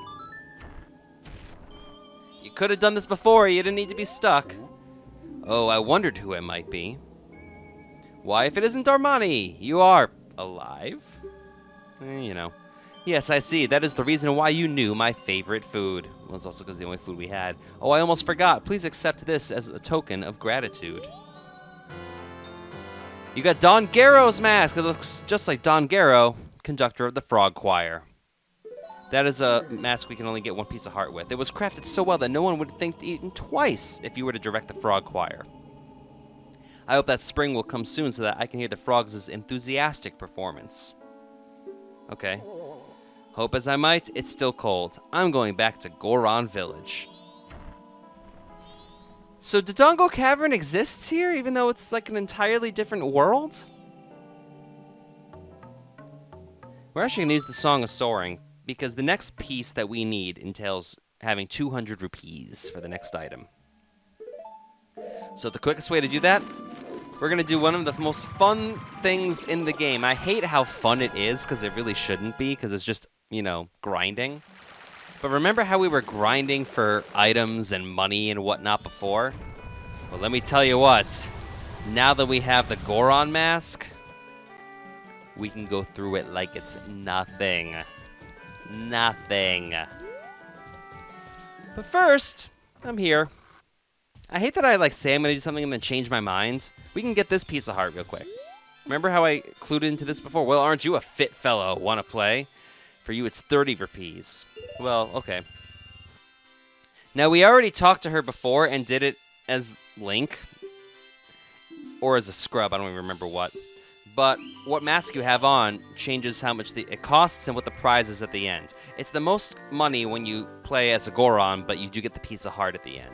This is randomized, and I'm not very good at it. I wish there was a top-down view that would help out significantly.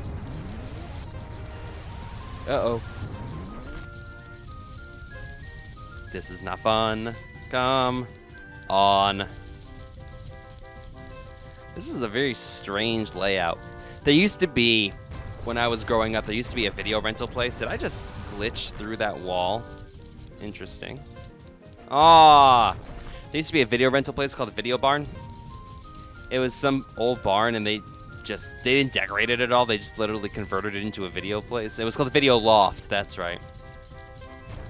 For my younger viewers, you used to be able to rent movies from these places. Like at a Blockbuster, or at a Hollywood Video, or the best one that we had in town, Video King. They turned that into a gym. And now it's nothing, actually. I'm pretty sure it's just a vacant lot. Those were the days. 99-cent video rentals. They really... Back when Redbox wasn't a thing. They had really good movie selection, too. Okay. So, even though we've taken off the Goron mask, we still get the prize because we started the race as a Goron. It's a little trick because we are moving faster. Maybe not faster, but more effectively with the bunny hood.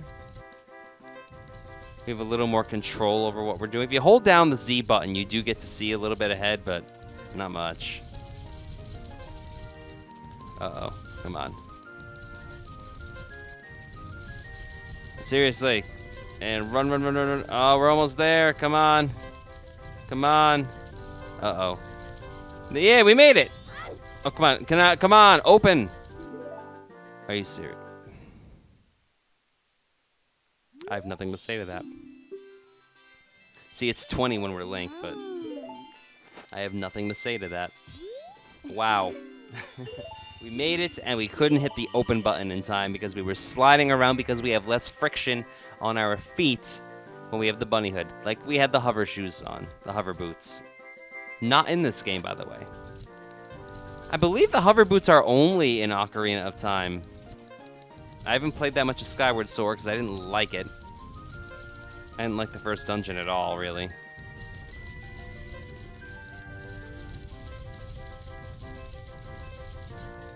We're making really good time if this is the correct path. Is it? It is. Look at that. Wow, 22 seconds. I love how Link has a hat and another hat on. It's great. Piece of Heart. That's the first one of a new set of 4. And now we can get out of here. Did you have fun? Won't you try again? No, we're good. We are good. Now we can grind. And I wanted to do that because I didn't want to get all these... You know, it's a piece of heart. Who doesn't like having pieces of heart? I kind of give those priority because who doesn't like having more health, honestly? Honestly. So now, back to being a Goron. Now let's check out Termina Field. We have the ability to roll really fast. Let the grind begin. Look at this. Look how much more quickly we move. Don't hit the real bomb chew, though. You will stop dead in your tracks. When I'm playing this casually, I start out every 3-day cycle just going around Termina Field once or twice, just grabbing stuff. Because we're still getting bombs, arrows, all our perishable items. Get them for free. Don't have to buy them from the stores. There we go. But the main reason we're doing this is to get up to 200 rupees. Also, there's a ramp here. Hit the ramp. Hit the ramp. There we go. I mean, it's only worth 5, but whatever.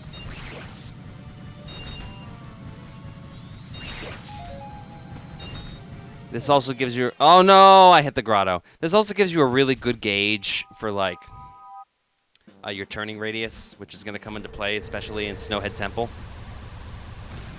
Also, if you didn't get the piece of heart that we got a couple parts ago, where we had to be a Deku scrub. A Deku scrub, not a Deku. Deku's just wrong. A Deku scrub and go around to the 4 grottos and play the song. Now that we have the Goron Lullaby and the Goron Mask, you can do that if you haven't done it already, but you can do it as a Goron. By the way, since we're a Goron now, we can just punch the tail of this Dodongo. And there's the second one. How many hits is this going to take? 3. That's it. Get out of the way. And curl up. 50 rupees. You really want to get money quick. The slaughter of Dodongos is really the way to go. That's a weird song on the wall. I don't even recognize that. AD, FFAD. Now it's just random permutations of notes. There we go.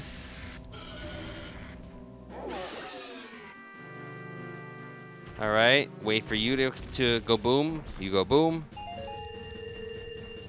All right, we only need 2 rupees, so hopefully this just gives us 3. There we go. That was a weird song, and we get 22 out of it. Maybe that song is something else. Leave a comment if you know what that song was, if it's from the Zelda universe or if it's just a random permutation. I haven't played every Zelda game. As I said, I didn't like Skyward Sword. So the hover boots are really only in Ocarina of Time, to my knowledge. I mean, it's clearly based on, like, the Rock's feather, Rock's cape, and whatnot. Instead of jumping, just allows you to float. Now, we're going to head all the way back to Goron Village. I really wish that they had put the owl statue in Goron Village instead of the mountain area. Or, excuse me. Yeah, Goron Village instead of Mountain Village. Oh, well. There's another area in the West, where I kind of wish they did the same thing also. Alas, what else can you do? Also, now that we're at Goron, let's talk to this business scrub. Thanks for stopping by. I'm doing business with a focus on a Goron clientele, and that, sir, makes you a customer.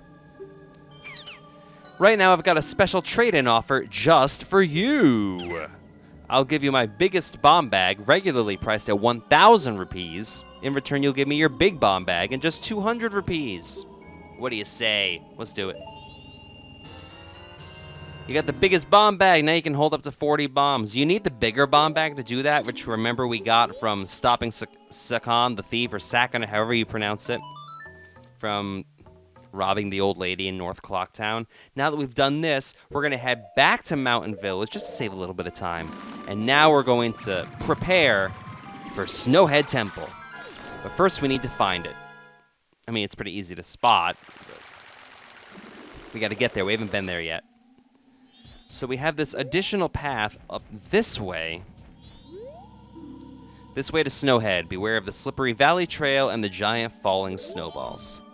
Do you remember when I dedicated this Let's Play to my deceased grandmother and I mentioned the VHS tape? This area here is what I remember most, because this looked so fun. We have an ice keys chilling. I want to get a scan on that. No, a scan. No, I don't want to be frozen. Ah. Whatever. What? Don't you know about the keys? Use Z targeting when it gets close. Even if it flies off, it'll follow it. I'll follow it for you. So once it hits you, it becomes a regular keys. Oh well. Can I get a read on this sign, please? There we go. Warning, closed to the general public and those who cannot perform the Goron jump. Well, here's your tutorial for how to do this, because you have not needed to do the jump before, and that's why this area exists, to teach the player.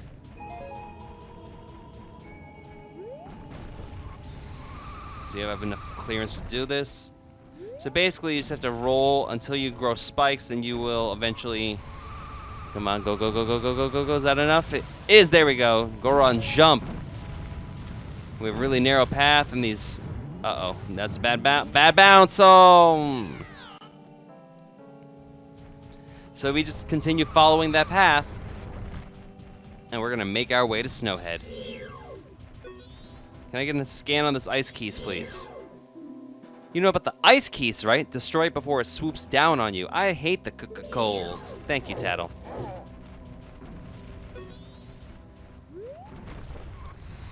We've seen fire keys already, haven't we? I really wish there were light keys, like keys with like projectile capabilities. That'd be sick. Make that a final dungeon kind of thing. Even though, admittedly, this game has the most... it has, like, the least exciting final dungeon. And this is coming from somebody who adores Wind Waker, but really hates the castle final dungeon in Wind Waker. Well, I hate the Ganon's part. I love the Hyrule Castle part, but the Ganon's part, ugh. Forget that mess. Why am I not getting enough traction? Oh, no! I was having trouble getting traction there. Nope, that was bad. Do I lose any life by doing that? No. Well, that's interesting. I don't know why I'm sucking so hard at this part. There we go.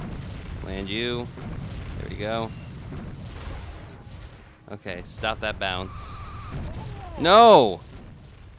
Awful. Get you out of the way. Because the problem is once you have like a change in pitch, your momentum stops. So you have to start from like all the way back here. There we go. Get out of my face. No! Seriously. And can I kill an ice keys, please? With my fists? That's clearly enough. Okay. And there we go. No. Aww. You'll notice some platforms over on the sides. I believe that's scarecrow stuff, which we're not going to tackle for a while. I'm actually really embarrassed that this is taking as long as it is. There we go. There we go.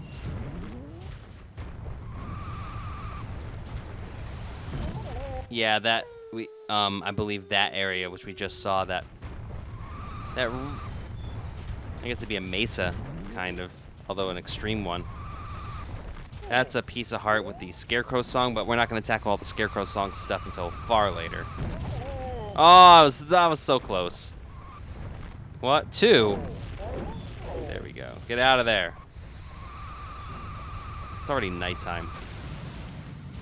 And there we go. That did it.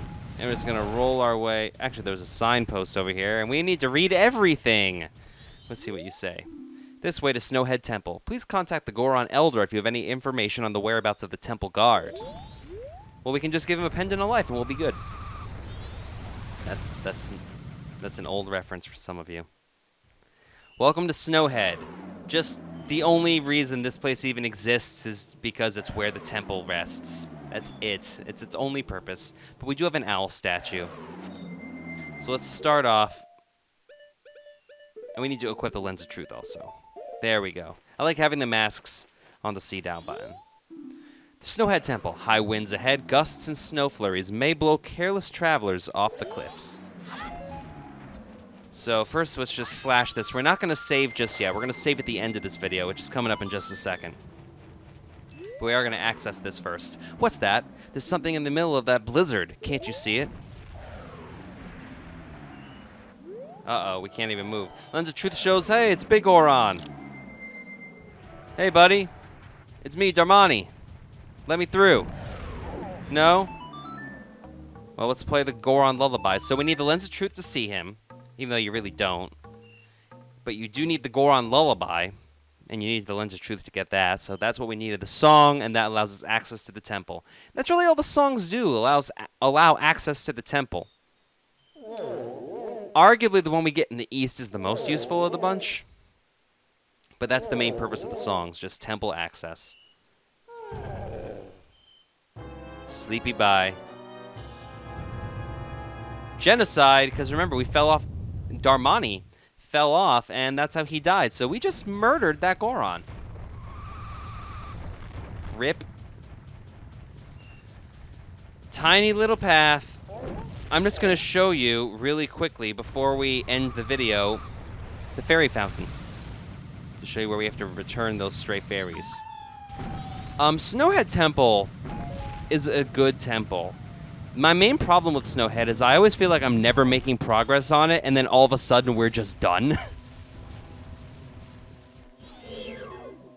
Maybe it's just me. It's a white bow. Just calm down and attack it. Yeah. There are just a lot of them, okay? So while we head to the actually, I'm not going to say while, because it's right here. We already made it. Get out of my face. I believe these enemies only show up at night. We saw the black bows in the south, and now we have the white bows. Green fairies this time. It's the same prompt as before. Fairies trapped in Snowhead Temple. They're green. I looked it up afterwards. They did swap the colors, so it's the green ones in Woodfall and the pink ones in Snowhead for the 3DS port. Just to make all the colors the same. I kind of like that they're a little bit different, and they kind of screwed it up. Because it's based more on what each goddess represents. Anyway, we're just going to head to the save point, and next video we tackle the temple. So if you've been enjoying this series, subscribe. I hate ending every video like this because it makes me sound desperate for stuff, but that's what you have to do in today's YouTube age. You need to tell people to subscribe to you. Hit that button, and you get more videos piped into your feed. The real word I hate is content, you know? Like, subscribe for more content. Content could be anything. It doesn't mean it's good. It just means there's stuff. I try to provide quality material on this channel. Family-friendly material. That's a shortcut. So we just fall off the edge. We save at the owl statue. Next part, Snowhead Temple. This is Torgo. See you in part 19. Welcome back to the Torgo Entertainment Let's Play of The Legend of Zelda Majora's Mask for Nintendo 64. We're back. It's dark.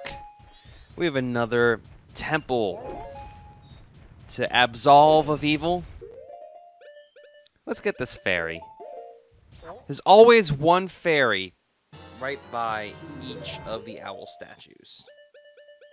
I think I mentioned that earlier. So now we just have to trek on up this hill and down into the abyss, apparently. Just like Big Goron? Mini Goron? I'm not sure what Goron that was. Yeah, Big Goron. Okay, we got some rupees that we're not going to need because temples don't have shops. And we just roll on up. I used to be really good at this when I was a kid. Yeah, I'm like, I don't want to risk it. Come on, punch you. I used to be able to full speed roll all the way up this when I was younger. Welcome to Snowhead Temple. This is one of those temples where I never feel like I'm making any progress and then suddenly we're done. This is kind of big. It's going to take more than average strength to move this thing. Oh no, these guys. These white bows. And yes, we have punch, second punch, twerk as our third option. And just one punch will take care of you. So we have this, which is blocked, this, which is locked, and this, which is open, so this is the only way we can really go. Freezards! Remember them? What do you want, Tattle? At slippery places like this, you can curl up as a Goron and roll your way across. Why don't you try it? So we have all this area. Oh no! That was bad timing. Can I get a scan on you guys, actually? Let's see. And can I destroy you with arrows? No! Nope. It's not doing anything. So that's not going to do us any good. So no! Plop. Well, at least we made it there. Anyways, pots. Gorons can roll through fire like it's nothing, by the way. I don't think they mentioned that. Yeah, see, we're good. Ooh, there's a stray fairy. So let's get the stray fairy mask. And hit an arrow. Come on. What are you I'm going right through, like, is my angle wrong? Am I missing something? Like, how am I not hitting that bubble?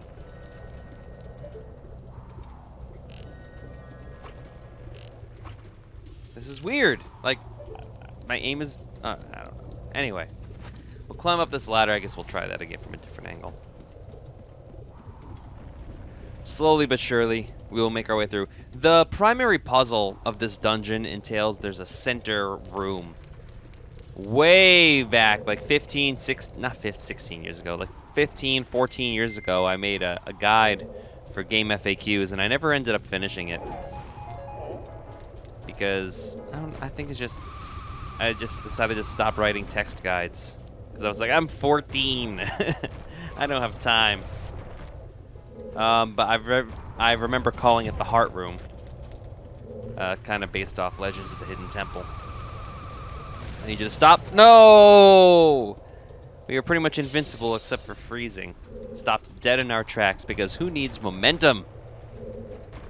Okay, can we do this, please? Oh no, we're just gonna wait you out. There we go. Roll, jump, and there's a crate to stop us at the end. There we go. And there's another stray fairy right there, too. Like, what's that all about? Okay, so there's one underneath this platform. There we go, that'll work. They're green in this dungeon, in case you didn't figure that out. There's one. Do we have to get this one from above? I think we might have to. But we'll check that out later, because right now, we're gonna head up these stairs. Into this room, which we can't do too much in, but there's a stray fairy just chilling, like right there. Way to hide. And just shield away the real bomb chew. Roll into these crates, see if there's anything of value. Besides, actual value. Hooray, money. I'll take 25 rupees, though. But I will take this big treasure chest. I don't know why they put this in such a strange location. Like, you have to find it. You have to be in this room. And we have the dungeon map, same as before, as I choke on my words as I'm speaking, apparently. But we head on the centerpiece. I don't like having... I don't really use the ocarina, but I guess for aesthetics purposes, I really don't like not having it on the C left button. There's not much we can really do.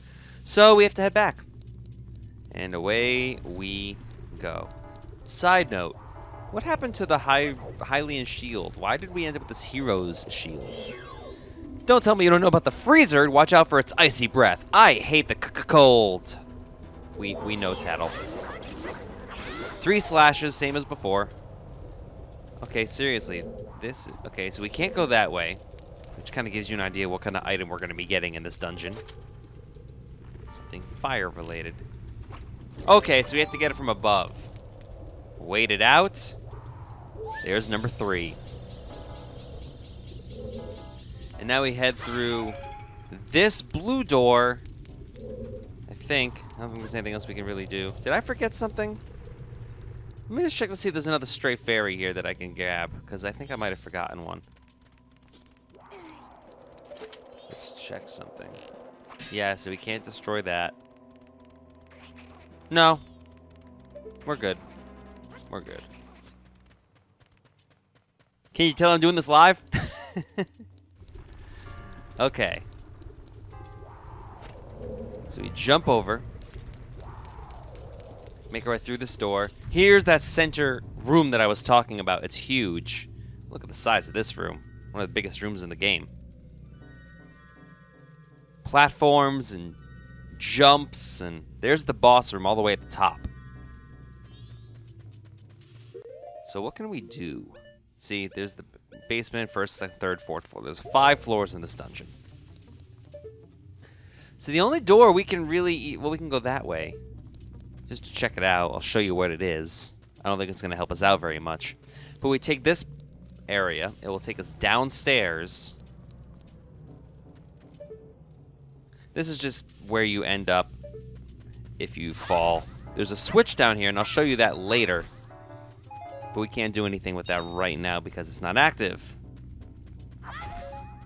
So yeah, if you ever fall, you have to end up here, and you have to trek your way back up.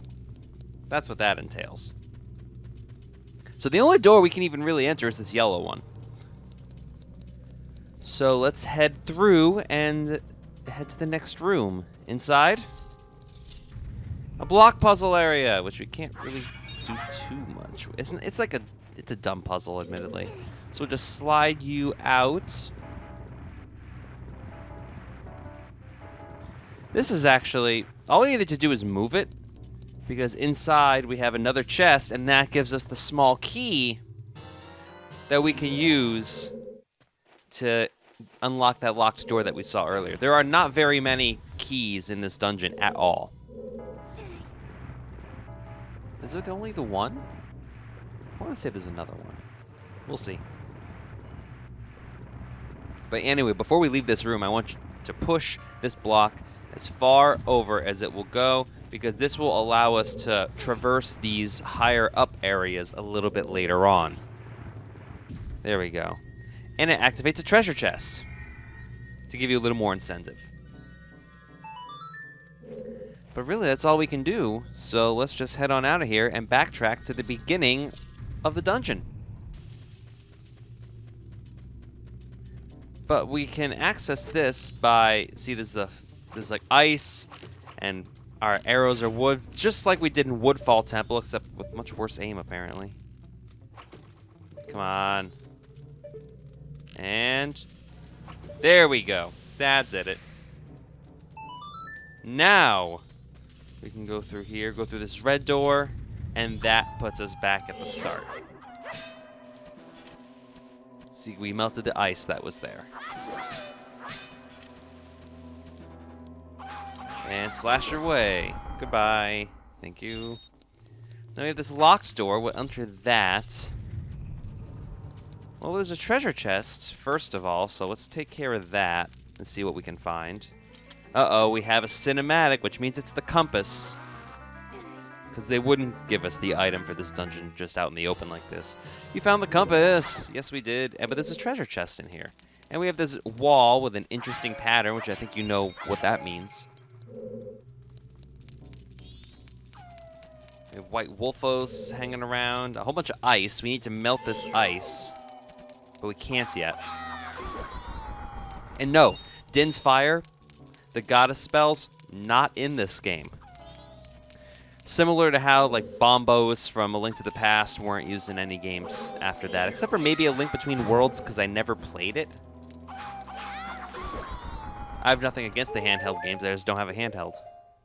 I drive places. There's no reason for me to have a handheld anymore. I had a DS when I lived in New York City 6 years ago, but I only had Donkey Kong Country, which I wasn't very good at because of the screen size. And I like the new ones better. And I also had Pokemon Heart Gold. And that was mostly to give me something to do on the train rides in New York City. So we bomb that. We can enter these stairs and head up to the next floor. And here we have a room with more ice that we can't really do anything about. Or can we? Because if we equip the bow and arrow and we look up, we have... Remember when we tried to get into the north? We have all these things. What? It's an icicle! It's just like the one we saw outside, which means we need to take some arrows and fire away. 2 arrows per icicle, and that will shatter the ice, and somehow we will avoid getting all sorts of nasty cuts and lesions all over our body. I don't think you need to take care of all these, but we might as well, especially since we have both of the quiver upgrades. I mean, we have 50 arrows. Why wouldn't we do this? Come on. There. And bop. And there's one more. So let's get number 5 right here in the front. There we go. Pretty simple. But now we can use all these platforms and hop across them and grab all our goodies, and that was too high. Oh, those smaller icicles we can't really grab or anything, but... Oh, look at that jump with the bunny hood. We wouldn't make that without the bunny hood, I'm pretty sure. Okay. Ooh, there's that white ice that's trickling out of the wall from seemingly nothing. That's a hidden passage that we could see with the lens of truth. Just to show you.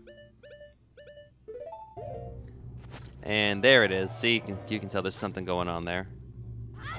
And in we go. That gives us a treasure chest, which I have to open from the correct side. And inside we find another stray fairy. That's number 4. There's one stray fairy that's particularly difficult to find, and it's the last one. But it makes sense because it involves something that you're like, what is this doing here? We haven't needed this for anything else. Okay, which punch you. And we have this. Aha! There is a second key in this dungeon. And we need it right here, so perfect. Oh, this room. I remember this room. Okay. I hear enemies. Yeah, these white bows. Let's get them out of the way, please. Move. Go away. Thank you. Okay, so this is a switch puzzle. It's not too hard, but you can't dilly-dally with it. So we need to be a Goron. We need to be Dharmi. Step on this switch. And what do you have, Tattle? What? You think you can push down something this big just by standing on top of it? You're gonna have to find some way to pound it down. Well, fortunately, we have a pound move. And that causes that switch to go up, and that switch to go up as well. So now... There we go. That'll take care of that. Let's run over here. Let's run into these real quick. And we can access this green switch, which we can ground pound that way. There we go. And now we have to hit this green switch. But before we do that, let's hit this switch. Because that allows us to leave. Hopping on this isn't really a switch so much as an elevator to get out of there. Not really an elevator, elevated platform. There we go. There we go. And now we have this giant gap that we can't do much with. So, of course, we need to roll as a Goron again. You probably saw down a ways there was another switch that we need to hit as a Goron, but we can't hit that yet because both points are blocked by ice, so we need to melt ice. And just like here too. Okay, be careful.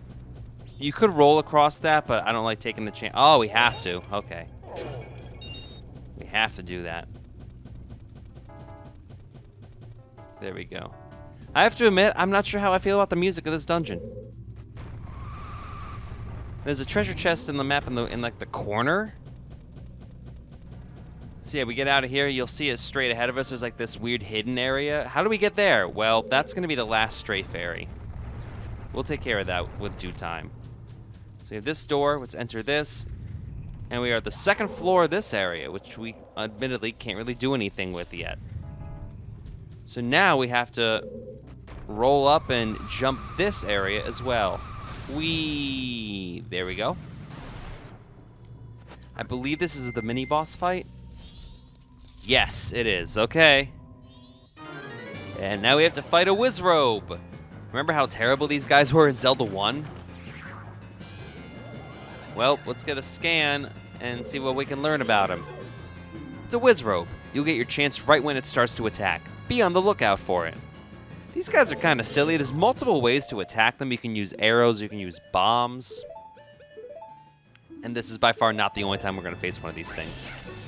But it has a freezing attack, and if we touch it, even after the attack is pretty much done, we freeze and take some damage. So let's just use a bomb. Oh, no, that was bad. I never use a bomb. I'm just trying to show that you can do it. But arrows, yeah, you can use that as well.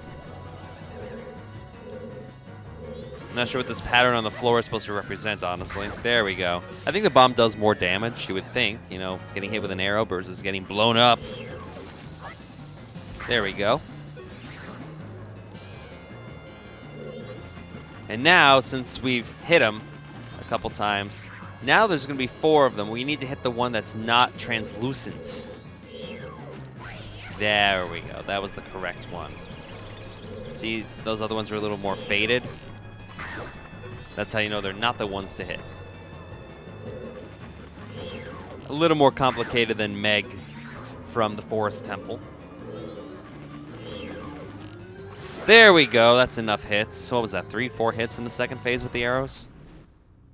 And we have a treasure chest materialized since we beat a mini-boss. You know what that means. We're getting a new dungeon item. Aw, yeah.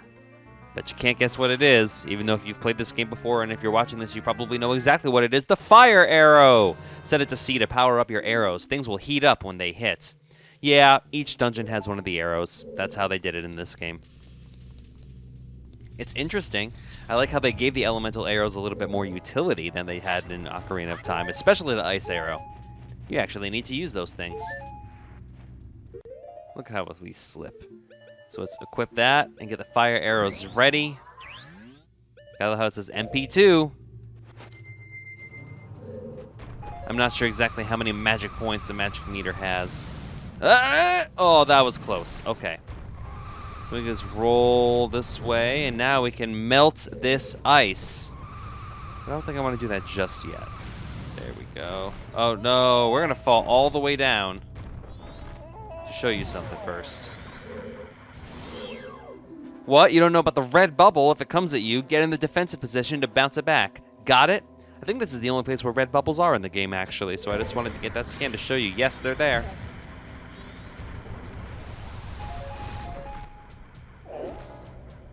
Okay, that's good enough. Now we can head back. Because I wanted to head back to the beginning of sorts, because now that we have the fire arrows, we can take care of these guys. Get out of there.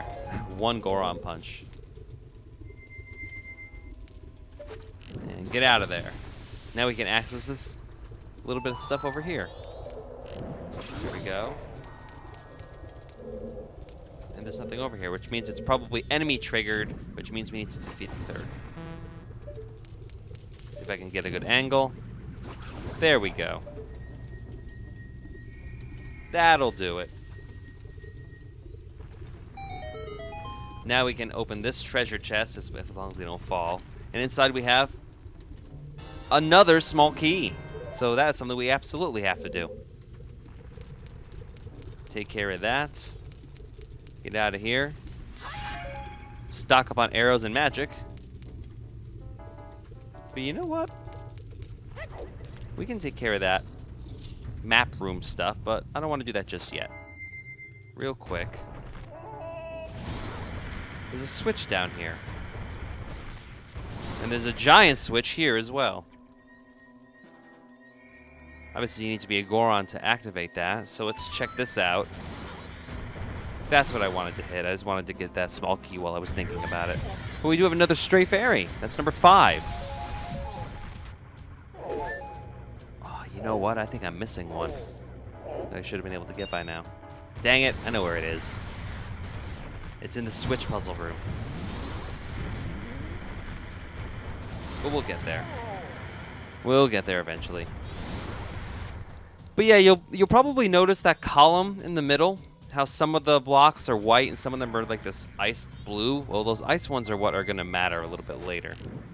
Let's thaw out these doors. I don't think you need to thaw both of them because they lead to the same area. But you know, for completion's sake.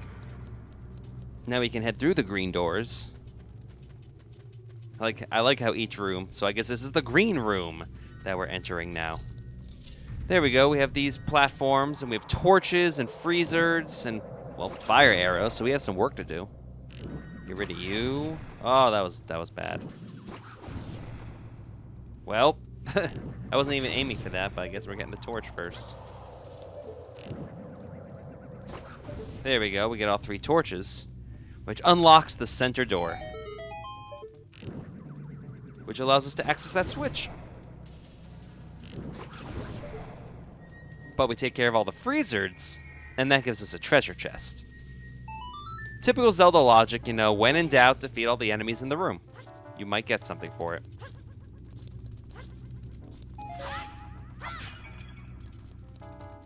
There we go. I know there's a much faster way to take this, but I'm trying to take it nice and slow, because I know Snowhead can be confusing because of how many floors there are, and how you have to do puzzles in a certain order. There we go. Open this middle, and there's a giant switch that we can stomp on. Well, not stomp, pound on as a Goron. Let's see what this one does. Bow. Center column, all the way up. Which actually prevents us from accessing some areas. Because now, rather than being able to make those jumps, now we have a giant column in the way.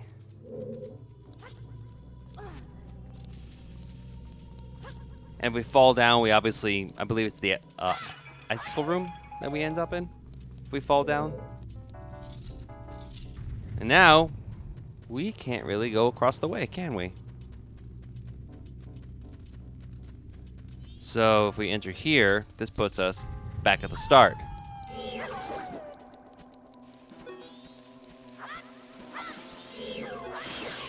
I don't know why I'm going after those bows, honestly. So now we head back to the left, and now we can thaw all this ice out. Get out of there. Thaw you. Give us a block for the block puzzle. Just take you real quick. And goodbye. And we can thaw you out as well.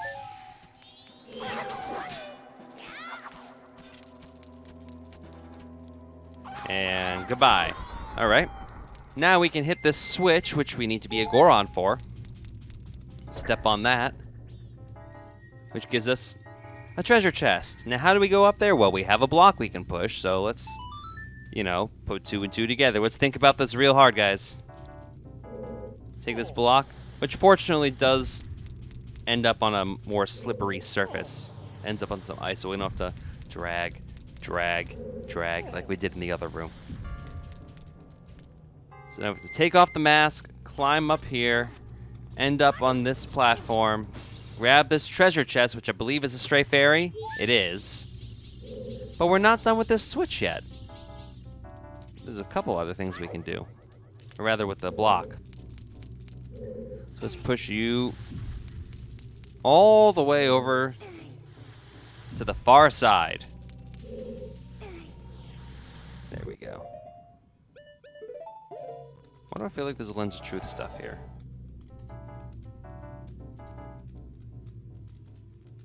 I keep feeling like we need to use this more often than we do. I could be wrong. I guess not. Oh, look at this. They don't have an offensive Islamophobic symbol on these blocks. They just have a shape like Majora's Mask, which I guess, you know, makes sense. But the Gerudo exist in this world. Even though they're pirates instead of thieves. But that's quite a ways later on. Okay, so now we can hop on this platform because we can bomb this crate, and that gives us a stray fairy. And we missed it. Well, good thing we have the stray fairy mask. There we go. That's number 8. And we're still not done with this block because we can head up here through this door. There we go. That'll do it. Get up here. I'm not sure why there's a torch up here, honestly. And now, remember how we positioned this block here? Now we can do that, and we can go over here and grab this treasure chest, ignoring the fake pots. And inside this treasure chest, another stray fairy. So there you go. We're already at 9.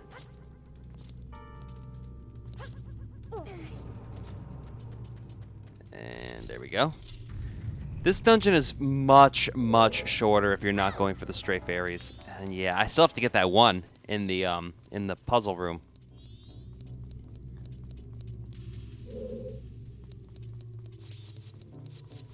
So let's make our way through this door, which puts us where we need to go, actually. Yeah, it's in here. But first, yeah, I remember where it is. If you look at the ceiling, there it is. How are you supposed to know that that's there? Honestly. There we go. There we go. That's number 10. Now, we would have to do the puzzle again, but rather than do that, we can just melt this ice, and that gives us a little shortcut. So there you go. And now we're back, caught up. Ooh. This is actually a problem. So what we need to do, as a Goron, is get rid of this pillar. Actually, or we can just punch these out. That'll work too, but that doesn't help us at all, you know? Because this is what we have to do is lower that down a little bit. But now we're kind of stuck. Fortunately, the game has a workaround. Pretty sure. Remember that switch at the bottom of the main area? Yeah, I think you know what we're doing with that. Let's just get out of here. And I did this intentionally to show you, yes, you will not be stuck if you screw up that way. There we go. I mean, it's annoying. You have to go all the way back. But it is doable. Do you mind, White Wolfos? There we go.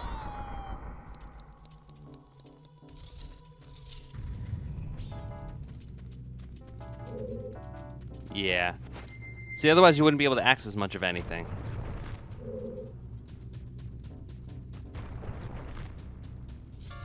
There we go. Just checking something.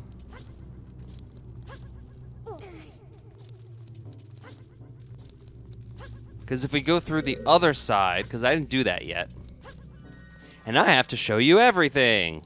Oh yeah, we have some pots. Magic and arrows, which granted we do need in this dungeon. See, this is just kind of a dead end at this point. So, we head all the way down. Save ourselves by rolling in fire because physics. And that's more thermo, I think, than anything. There we go. And in this prison, this gated off area, Now we can hit this switch, and that will cause the pillar to go all the way, well, not all the way down, but back where we started. And no, even if you punch out all those things and then you drop down, the pillar will reset enough where you can walk, where you can do what you need to do to get to that level.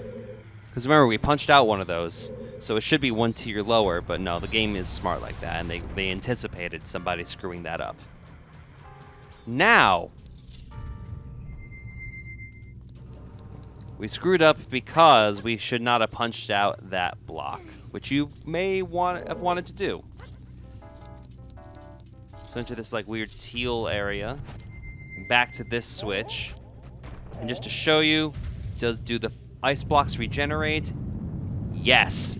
So we're back up to the 4 punchable areas. You know, like the 4 parts of your face. I have no idea what that means. But yes, we do need some areas blocked off. We have everything we need at this point.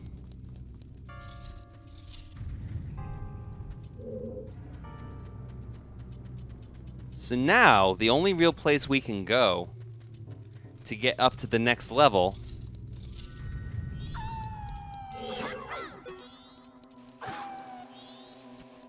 see what I mean? It's like you feel like you're not making progress, and then all of a sudden, boom, you'll be done.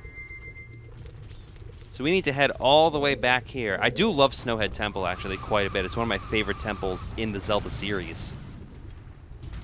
Just because of how the puzzle works.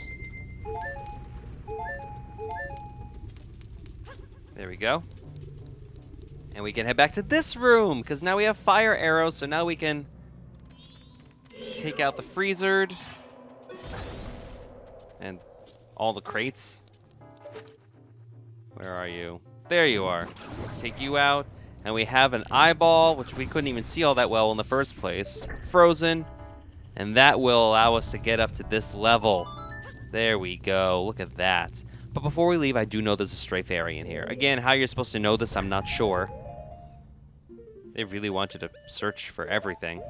So we have the Lens of Truth, and we have all these platforms just chilling up here.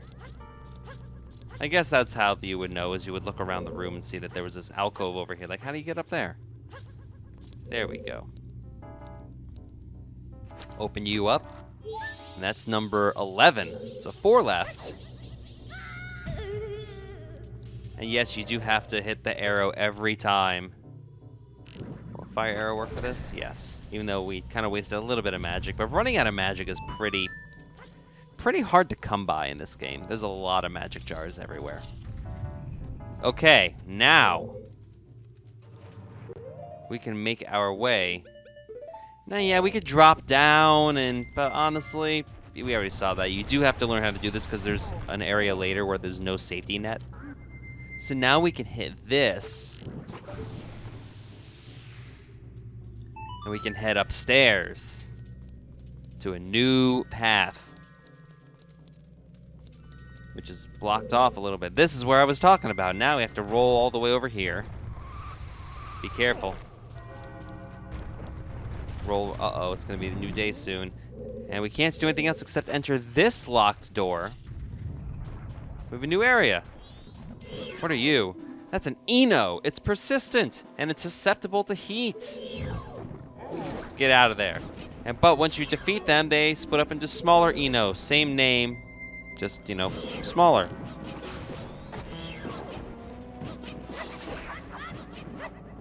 They're simple enough enemies, you know? Thaw that out. This is a weird room, honestly. Like, we get it. It's winter. But you do want to defeat all these guys. There we go. Because, I don't know if you saw it in our battle, but there's a weird partition up there that we can use the Lens of Truth for. Yep. Stray fairy time. Stray fairy time. Bop. Wait it out. Come to me. Thank you. That's number 12. Now we can head up these stairs. There we go.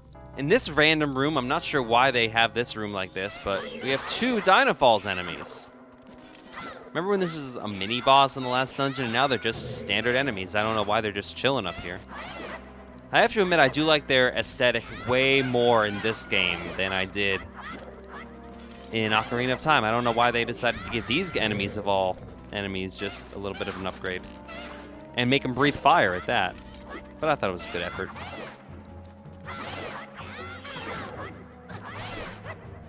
There we go. Defeat both of them, and each of them has a stray fairy inside them. So there's 14. We haven't come across the weird one yet. And now we are pretty much all the way up. Almost all the way up. And there's a treasure chest in the corner. But let's head there. See, there's this room that's blocked off. We have to access it from over here. So we enter this door. It locks behind us, and we have another Wizrobe fight. A little more challenging than the first one, because rather than having 4 platforms he can appear on, what are there? 1, 2, 3, 4, 7? 7. There we go.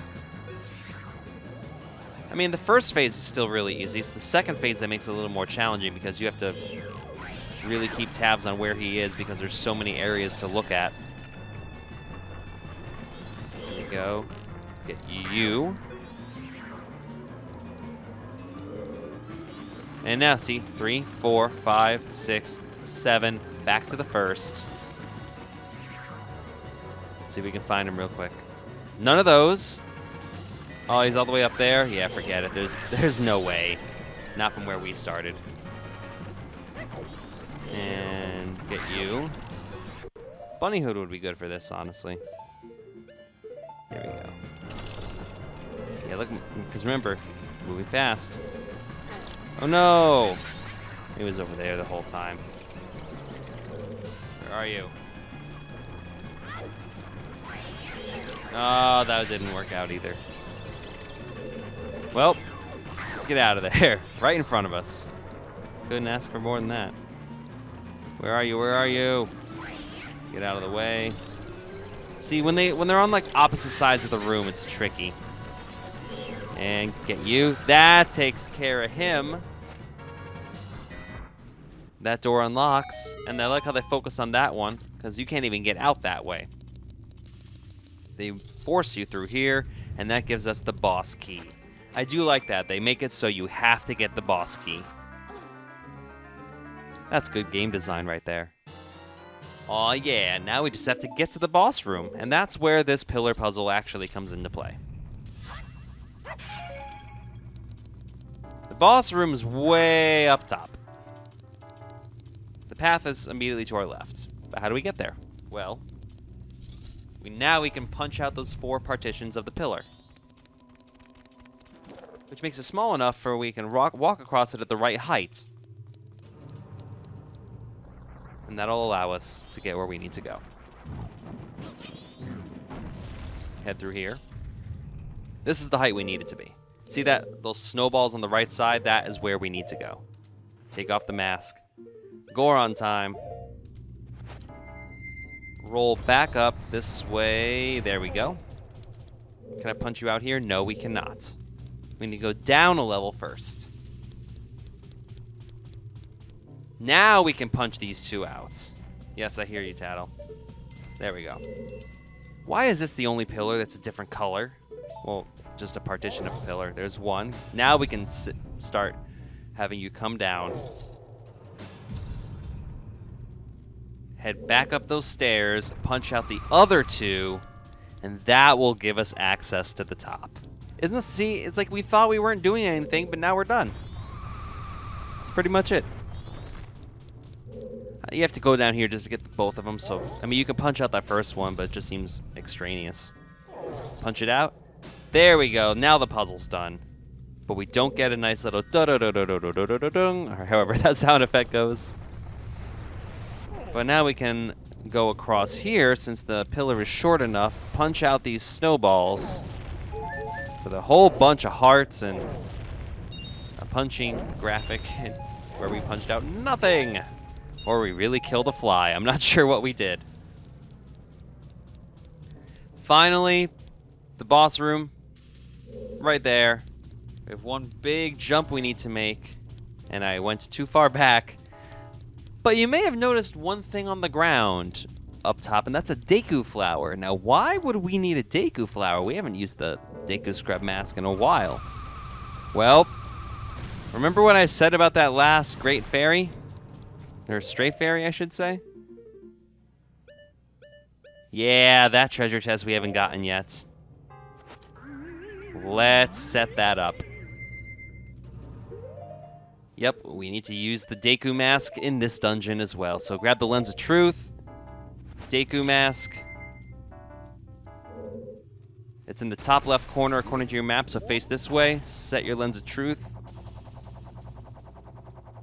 Now we need to set the Lens of Truth before we go down.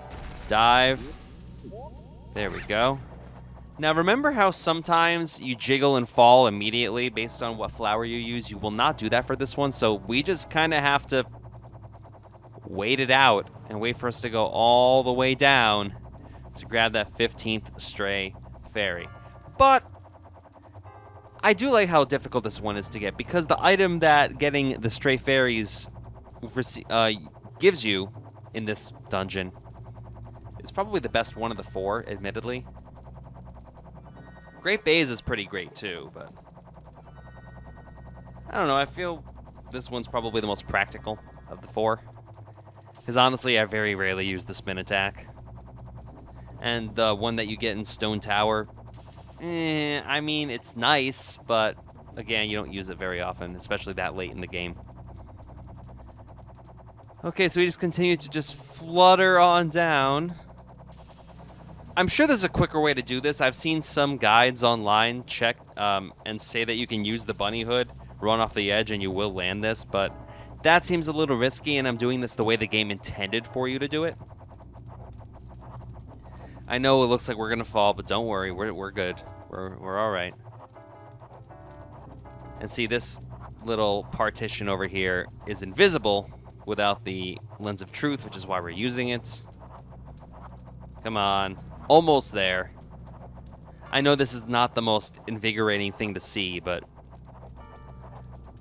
the rest of the dungeon was pretty high action. Some interesting puzzles. Some good fights. I like how they have a flower here as well to get you out. Come on.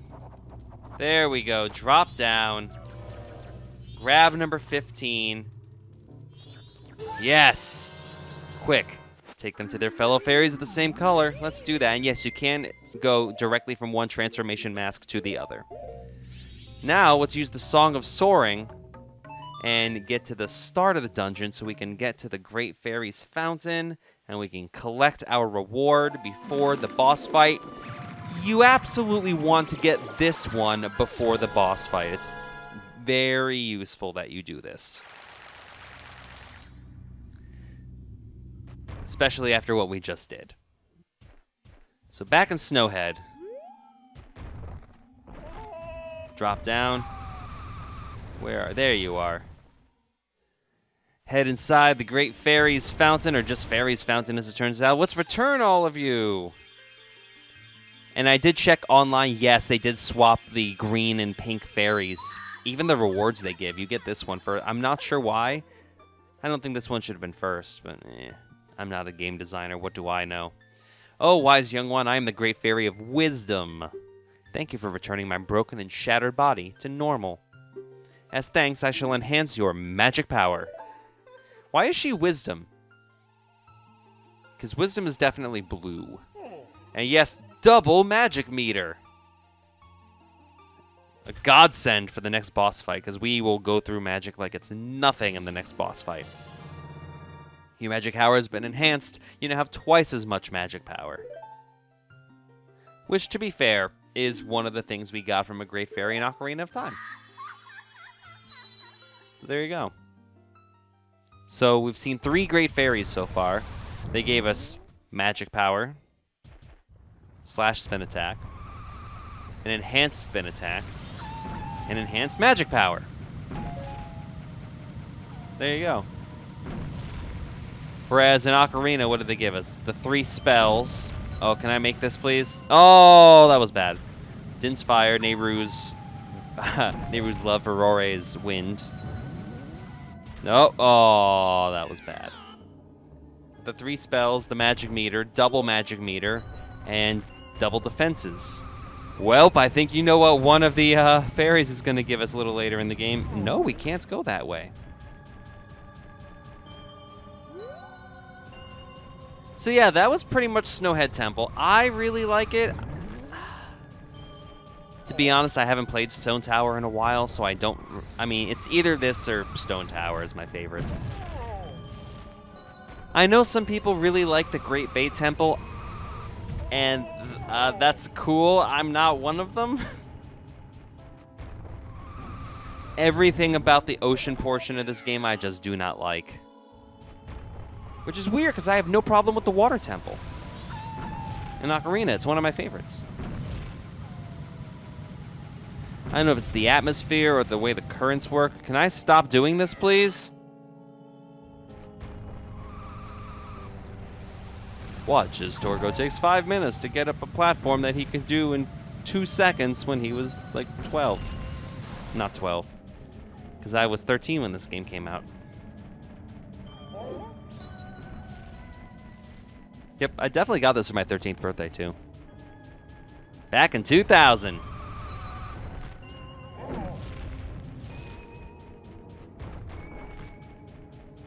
I also have memories of Y2K and playing the Fire Temple. Zelda memories. I also remember that I got Majora's Mask for my birthday, and I definitely played from the beginning up until some stuff we're going to take care of in the next video in the same day. My dad came in and was like, "Are you enjoying your present?" I was like, "Yeah, I am." I remember he just looked so sad when he said it, like, "This is what you want?" Not because of the quality of the game or anything like that, it's just... He seemed a little confused that I was satisfied with just, like, one video game. Because you know there's people out there who have, like, many, many, many video games. I mean, do you know how many games I have for the Nintendo 64? Like, 5. But the most I've ever had is 10. I mean, my Sega Genesis collection is, like... 5 or 6. GameCube is 5. Even the Wii, I only had like 10 games at its peak. I've gotten rid of some of them. Like, one game I might let's play, I have to get it again if I decided to do that. Zack and Wiki, Quest for Barbarossa's Treasure. That's a game that is really, really hard, and I don't really enjoy playing it on a second playthrough. But it is fun to do the first time because it's a puzzle game, and I like puzzle games.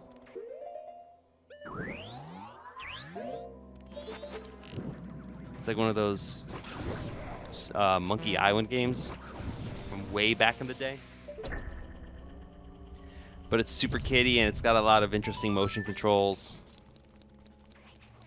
Remember when motion controls were like the next big thing? Good times.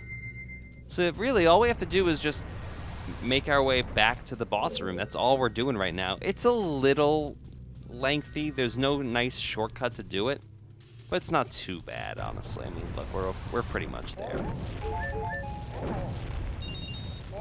Punch you out. And now we head up here. Get ready to make this big old jump. And kablooey.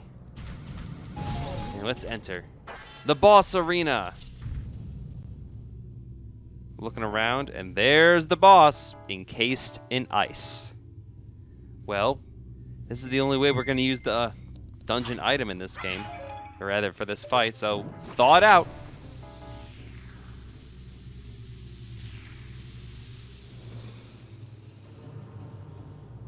Now that he's thawed out, he's looking around. Masked mechanical monster. Well, I like this fight because it's a lot of fun. Because it involves being a Goron, rolling around, and ramming your body into him as he's running. You gotta love that. Now we can get a scan on him. Hurry, chase after it, even if it means throwing your own body into it. Do so it'll stop.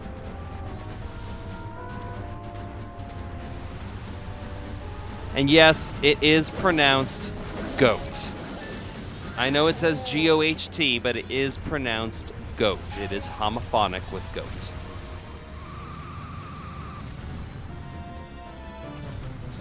And I also read that they made this boss fight even easier in Majora's Mask. He has like an eyeball on his back that you can shoot with arrows. Why bother like changing so much? But yeah, he launches these weird lightning things. You can hit him with arrows as he's running around, but it takes forever. Forever.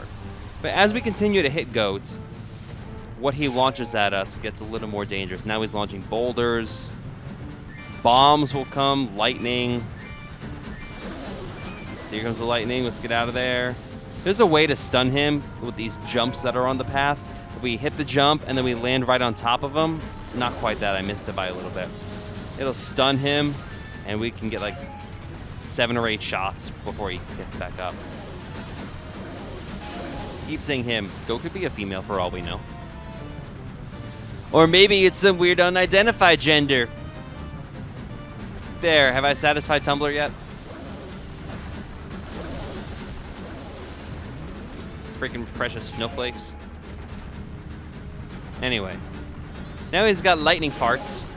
I think that's what that's supposed to be. Or he's overheating is probably what it actually is. Not lightning farts. What is that all about? This is just fun. I love Goron rolling. Like what I'm going to do in the next part when we have to reset the 3-day cycle, every time I start off, for the most part, when I play casually, I always roll around Tournament Field a couple times to get money and items. It's also just fun. That's the hit that I was talking about. You hit him up top. Just keep rolling. Look at that. He's not even moving. We get some really significant hits on him. That's the last hit. I didn't count how many hits he took. It's a lot. But he runs directly into a wall. Olay! I love that death scene so much. And now we just go to where he crashed and burned. Eat his heart. High in protein. Not so much in the fiber, which puts us at 10 hearts. And now it's going to grab.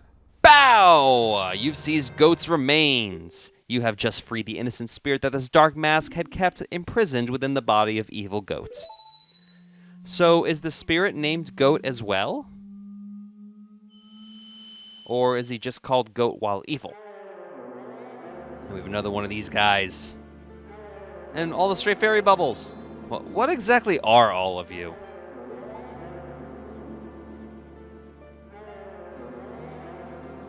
See, I hate the oath to order, but I love the way it sounds when fully orchestrated in like these cutscenes.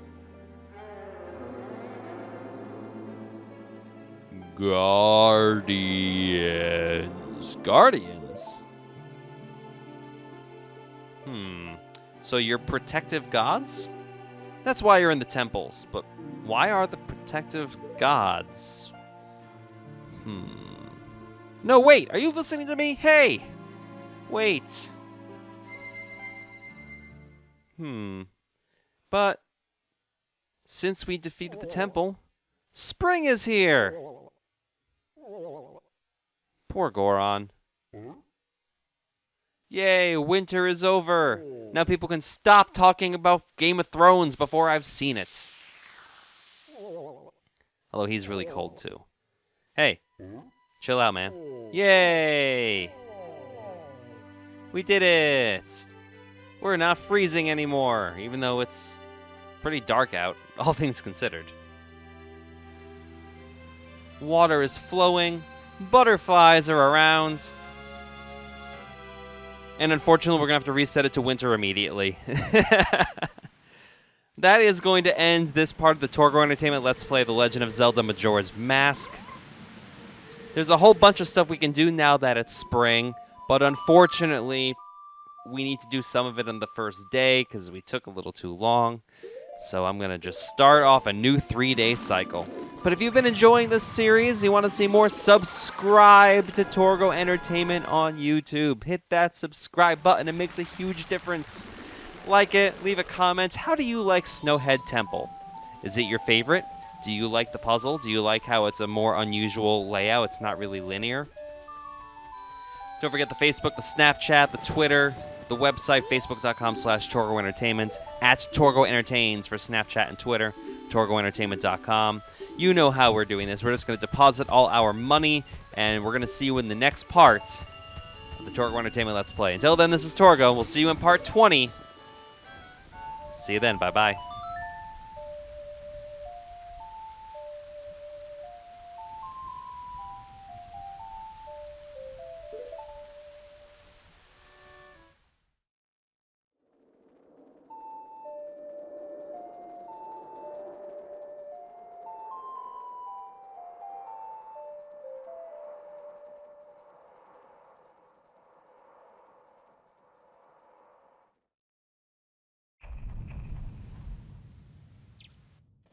Welcome back to the Torgo Entertainment Let's Play The Legend of Zelda Majora's Mask, and you're probably asking yourself, Torgo, why is the footage sped up?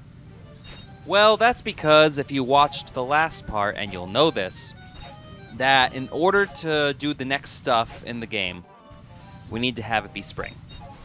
Which means we need to defeat the boss of the Snowhead Temple. But we did that in the last part. However, we need it to be the first day for some of these side quest options, so I need to go back and defeat Goat all over again, and you could just watch me do that in the last part, honestly. So I'm fast forwarding through this until we get to spring, and then we will resume with the regularly sped portion of the game. So enjoy that, and I'll see you in just a minute or two.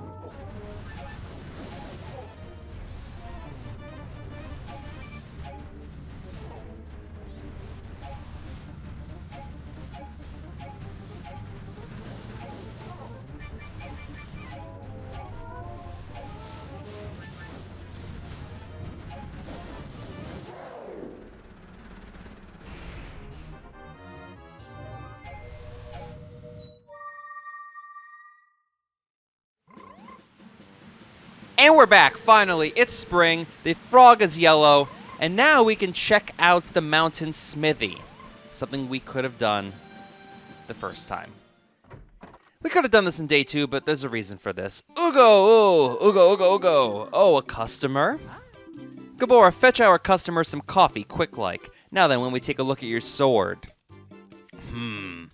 Alright, to reforge your sword, it will cost you 100 rupees. It'll be ready at sunrise. You'll have to let us hold on to your sword until then.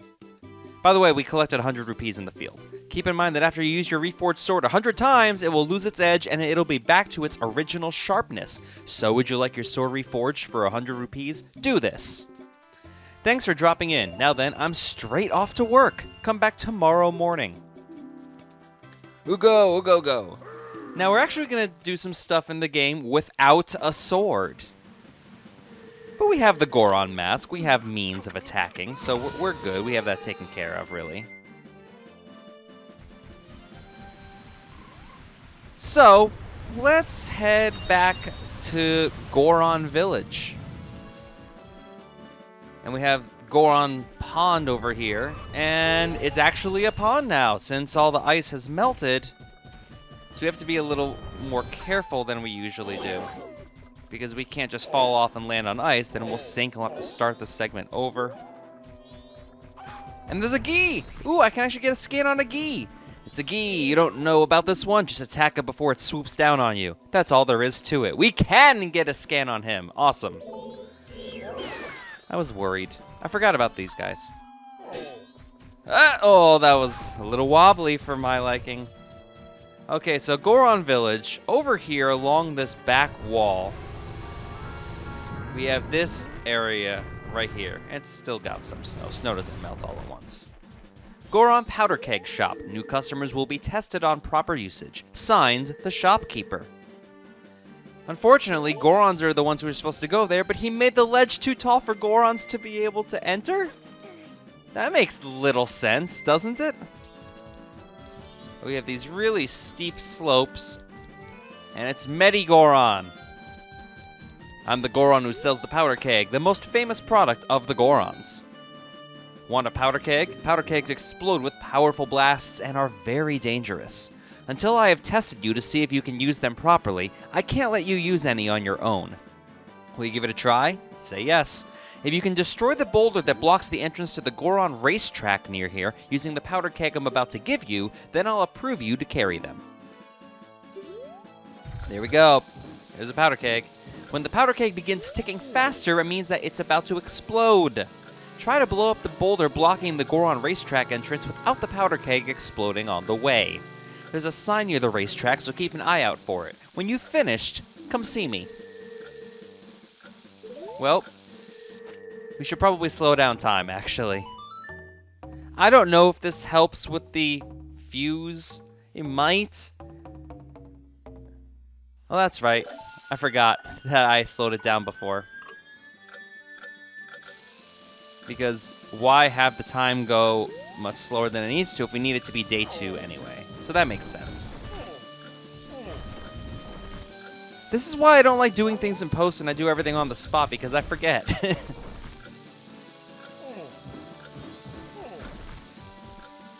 There we go. Now you may have asked yourself, Torgo, why didn't you just play the game so you beat the Snowhead Temple on the first day?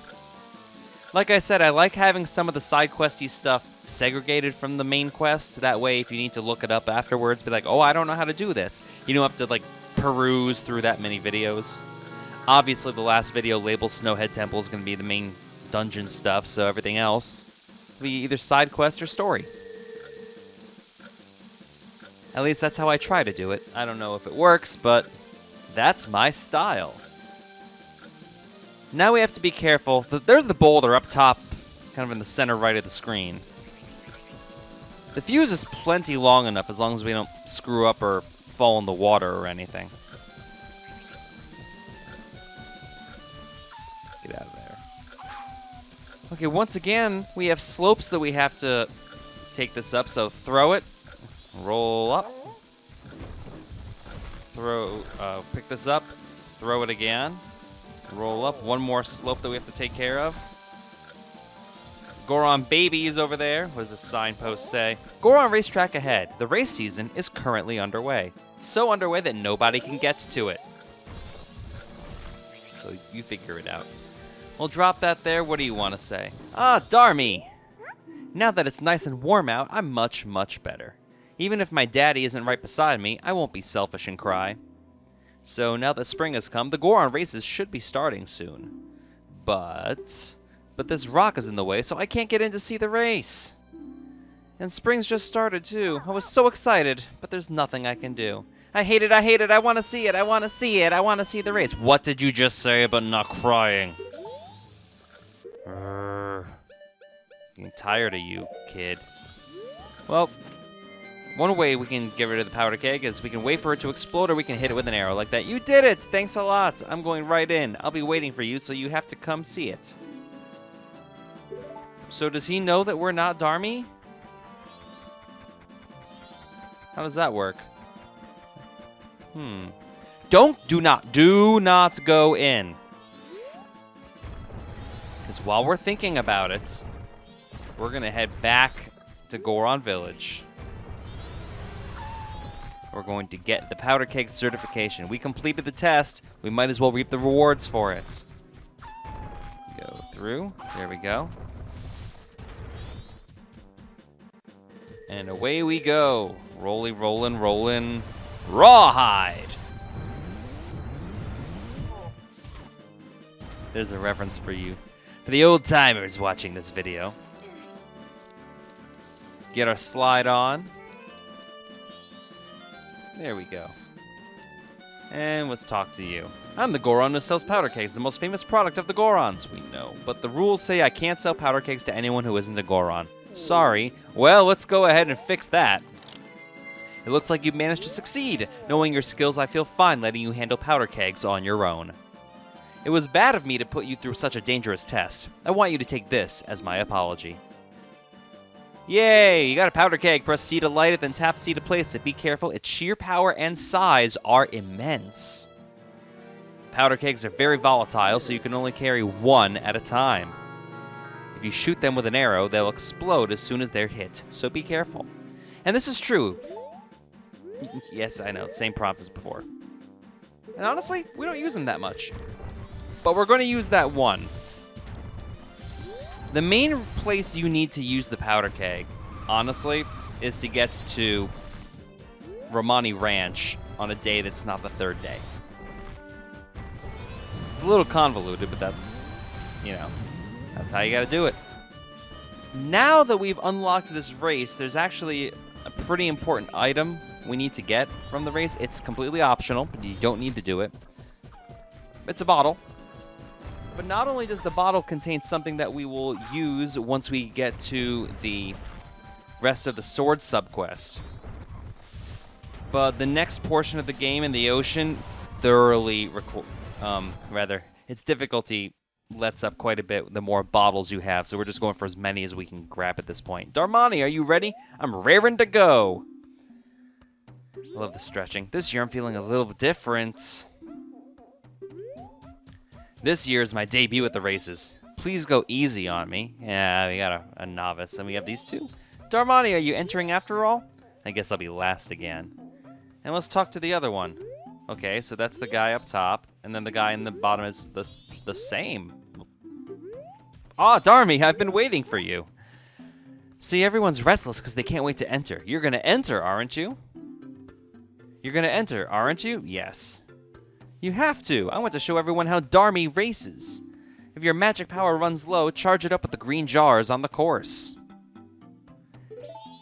Time for the Goron race. This could be a little annoying of a subquest, because a lot of it's RNG based depending on just how good your opponents are. Roll up, don't get a false start, and go.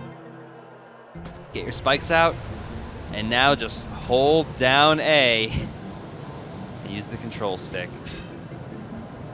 You don't need to get that much magic, especially with the double magic meter. If we only had the single, this would be a very different kind of race. So basically what happens is if one of the Gorons hits you, you start to flash, and if you get hit while you're flashing, then you explode and you just stop. Okay, he did not hit these trees. Ah, he ran me into a tree. What a jerk. There we go.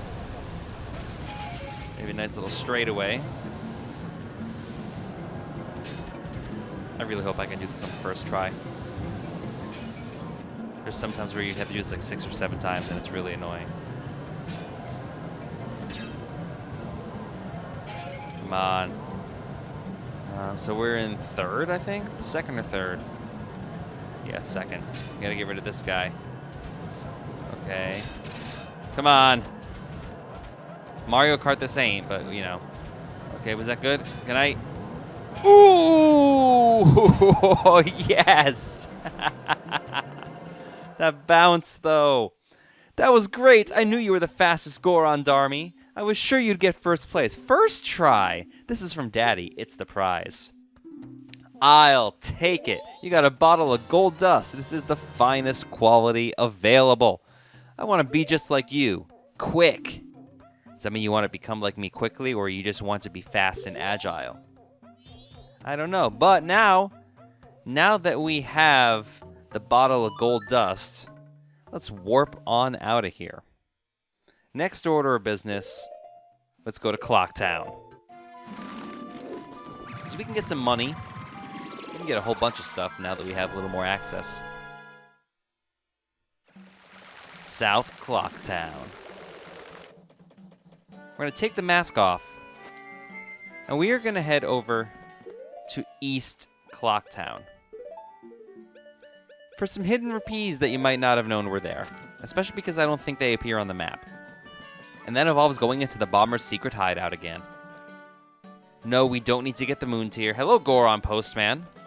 We're going to get to know him a little later on. A lot later on, as it turns out, possibly. So we just have to remember the password, because I don't. 25341, or whatever it is for your game. That's right, we can't talk to him with the bunny hood on. Yep, 25341.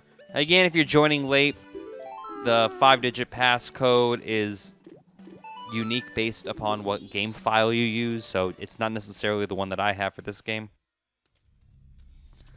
So let's head over to the left. We have all this space over here. And there's really no such thing as a useless area in these types of games, so let's check out what we have over here. We have an alcove, and we have a bombable wall. Really don't like how they have those patterns to make it obvious that the walls can be bombed, but you know. And there is no map here, so we open this up, and inside the chest we find a silver rupee. It's worth 100 rupees. You're pretty happy. I would be...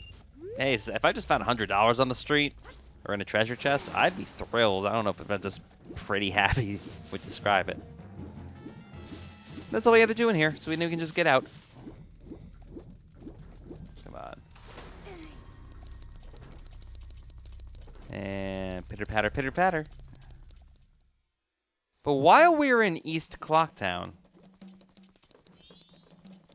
there's another 100 rupees we can grab. You can see the other treasure chest.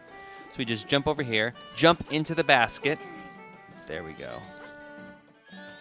And we're going to get another jump going right that way. There we go. I think you need the bunny hood for that. It's almost nighttime. Uh-oh. And inside this treasure chest we find another 100 rupees. Our bank is at capacity. So now we're going to soar to Romani Ranch because we can access it on the first day. Well, sort of Milk Road to get to the ranch from there. And we're going to start another side quest because really we have the time. We have to wait for day 2 to start before we get our sword back. And this is a quest where we don't need to use our sword for anything. So we run over here. Obviously the boulder is still there because this dude just cannot make things happen. I am going to slow down time a little bit because I think you need to do this before 6 p.m. starts. Although, don't quote me on that. Yep, slow that current flow of time. Don't mind if I do. And now we have to become a Goron and equip the powder keg. Yeah, we'll get to that gold dust probably in the next part. So we just raise up the powder keg. He's like, I'm getting out of here.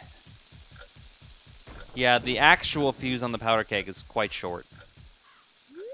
Wait for it to blow up. There we go. And now we can just make our way through. So we got the bunny hood back. All right. Pitter patter, pitter patter. This is going to be the last thing that we do before we go ahead and end the video. We're going to get our horse back. Who doesn't like horseback riding? Romani should be chilling out here. We already progged... Oh, we actually get the cutscene again, even though we progged this earlier. Well, look! Look at her run. I love the way she runs. Isn't that your horse?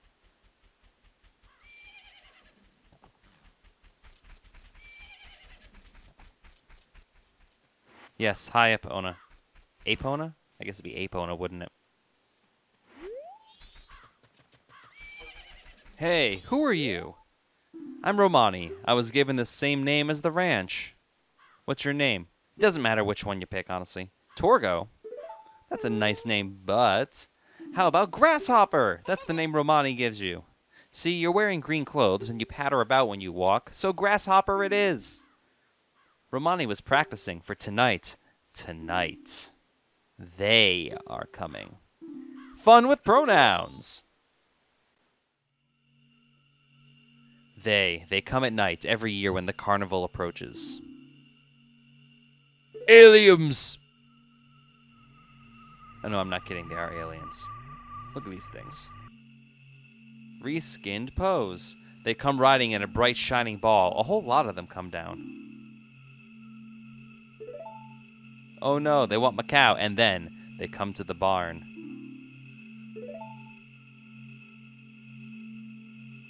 Yep, they want my milk. My older sister won't believe me. But Romani must protect the cows. Hey, Grasshopper, I'm recruiting for an assistant right now. You're a boy, won't you try? Okay. Great, now that's the spirit, Grasshopper. Thank you for gender roles. Okay, then I'm going straight into my strategy. They'll appear all over the ranch. They'll aim for that barn and approach it slowly, so hit them with arrows so they can't get in.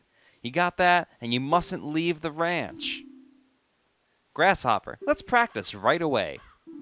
There are 10 ghost-shaped balloons in the ranch, so hurry and burst them all. If you take over 2 minutes, you're out.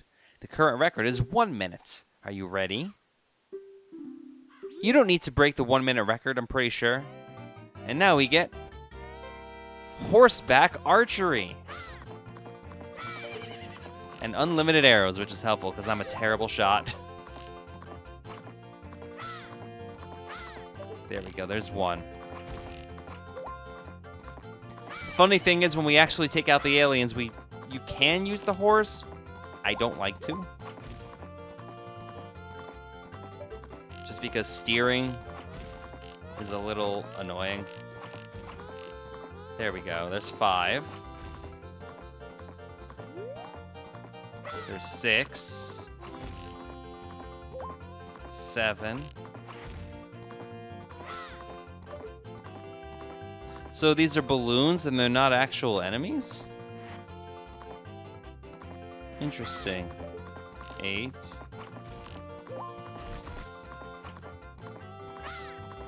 There's 9. One more balloon. And 10. So just about 1 minute, 3 seconds is what we took. Okay, you're done. 1 minute, 2 seconds, and 96 hundredths of a second. That's great. You two work perfectly together. Nice Bowser neckerchief slide. I'll teach Romani's horse calling song to you, Grasshopper. I think you know what it's going to be. Now you two keep getting along and practice some more. That's right, Epona's song. Which, honestly, we don't use the horse that much in this game. It's the only way we can access the west and the east. Why did I hit the A button? There we go. There we go. My finger slipped. Stupid thumb. What are you doing? Get out of there. And we learned the song, which we use pretty rarely, but I mean, it is used, so you know. The song of two who are bound by trust. When your arrow hits these, they burst into nothing, but the real ones will keep popping up. If they get in the barn, we lose. They run away at first light of the sun, so we'll have to keep fending them off until then. Did you get that? Was there... Okay, there wasn't anything before that, so yeah, we're good.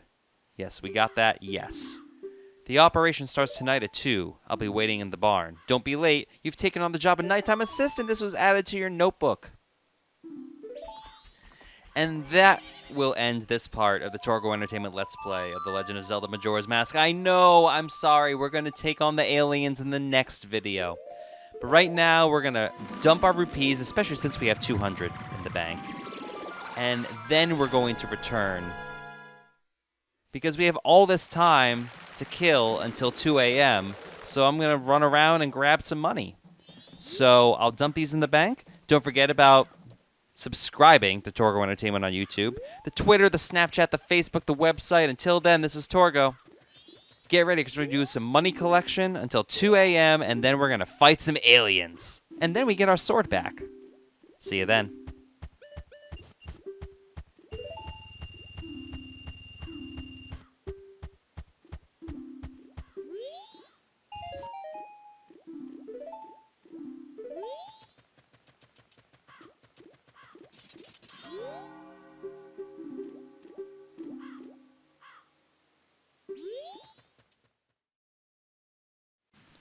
Welcome back to the Torgo Entertainment Let's Play The Legend of Zelda Majora's Mask for the Nintendo 64. Torgo here. We have some time to kill because we don't need to be in the ranch until 2 a.m. So now we're going to take our time and roll around Termina Field, which I enjoy way more than I probably should. We need to get money. But what we're going to do, in order to show you how to get money really quickly, although it's a little risky, is take out this enemy right here, the Takuri. Takuri? I'm not sure how to pronounce it, honestly. We scanned him before, but he drops money whenever you hit him with your bow and arrow. However, if he hits you, he steals your items. Can steal rupees, bombs, arrows, swords, bottles. And if he does that and you don't collect them right away, you need to collect them and repurchase them from the Curiosity Shop in West Clocktown. Admittedly, a terrible process. I hate his eyes. He takes a lot of hits, too. There we go. And admittedly, at this point in the game, this chump change he's getting... not really that important for us to collect. Oh, that was close. Where is he? No! No! See, we lost all that stuff. We get most of it back, though. There we go. And once we kill him, he drops an orange rupee, which is worth 200 rupees. Granted, that fills us up right now. So what we need to do now is head to the bank, and I'm going to speed this up because the rest of a good chunk of this is going to be me collecting rupees. So I'm going to fast forward this footage, which I am right now in post-production, and I will return to regular speed once we get to the ranch, just in time to take out those aliens.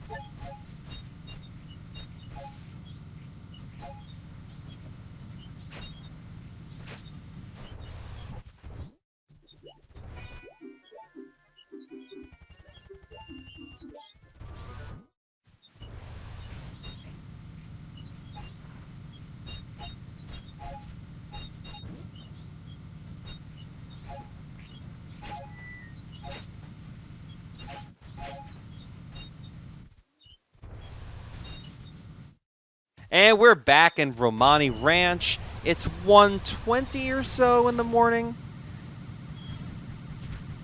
Let's roll over here into this crate. We get some arrows, which we kind of need because this segment, this mini game, doesn't have unlimited arrows. Now, can we enter this? Yeah, we can. Hello, chicken. Well, Kuko, I should say. And a cow.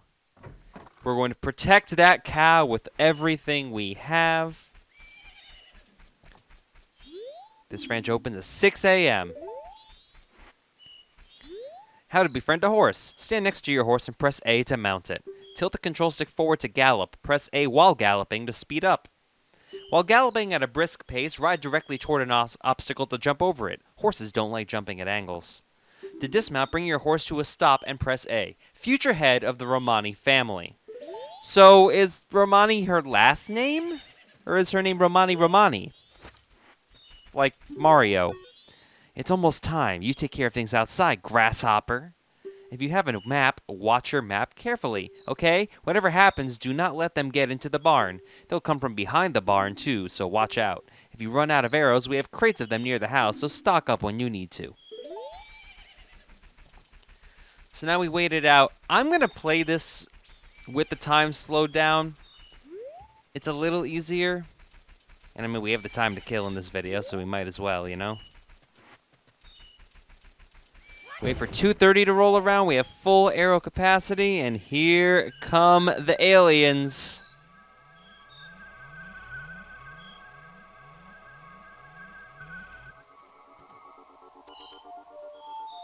There we go.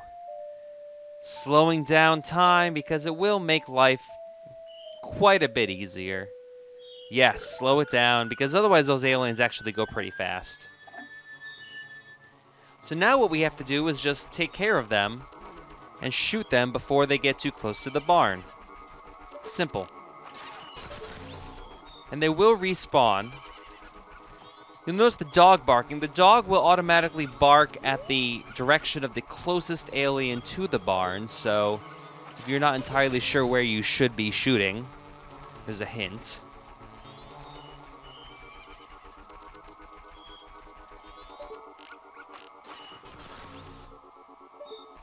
Admittedly, this is much more difficult when the game runs at its regular speed instead of using the inverted Song of Time.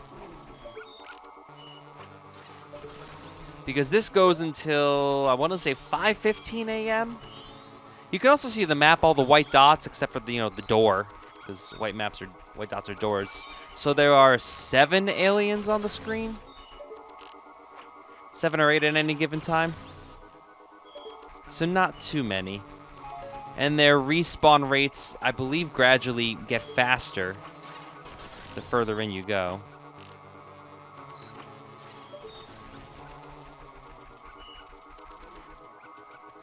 I don't know what it is, but something, like, I know a lot of people really like this. I'm not a big fan of this minigame, of this side quest. I don't know why. Maybe it's just me. It's probably just me. The music is cool. But I do like what we get afterwards. Eventually we get, a mask. A couple masks, actually. We access the second night side quest from this, which allows us to get Romani's mask, which is really the end goal of this. And that allows us to do some of the big side quests, the Anjou and Cafe. Anjou and Cafe. I'm still not entirely sure how to pronounce that. I'll have to look up the Japanese names and Romanize them that way. So it's already 3:30. We're about a third of the way through with this.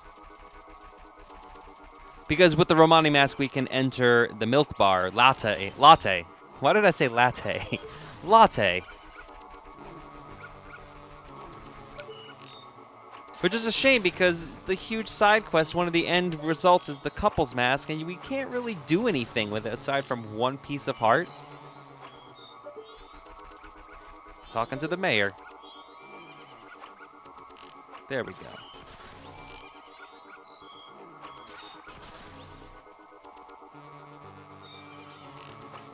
If we get some long-distance shots, there we go. Imagine how simple this must be on the 3DS with the gyroscope controls. Leave a comment if you've played the 3DS port and if this version is easier with the gyroscopic controls, because I feel like when you can aim by moving the actual handheld, it takes away a lot of the difficulty. Get out of there.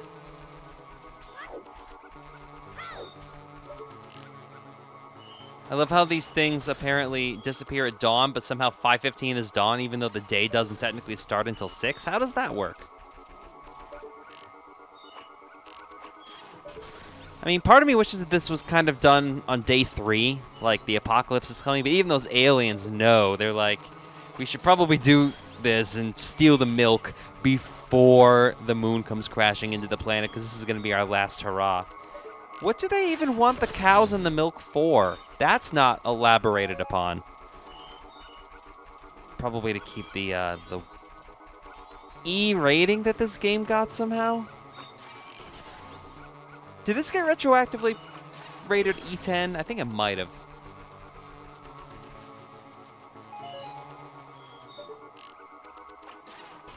Because I'm not sure how the Shadow Temple lent itself to the E rating for Ocarina of Time. 2 hours in, we have 45 minutes to go, game time. Well, not really 45 minutes. You know, minute isn't really... Well, I mean, minutes do exist in this world. Whenever they show you the time, they show you in hours and minutes.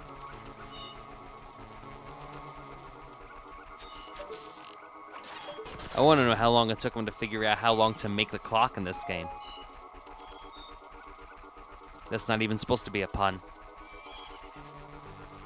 But like I said, these aliens move much quicker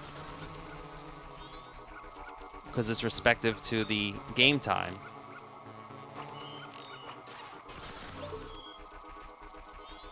But just pounding these out allows us, because I believe it's much more difficult with the faster moving ghosts, because sometimes, especially without the bunny hood, you just don't have the time to run around properly. Yeah, you can see their respawn rate's pretty ridiculous now. 15 minutes of game time, and we should be good. Take you out. Take you out. Can you imagine doing this with, like, fire arrows? You dead. Or hell, even light arrows. I said hell, I'm sorry. Heck!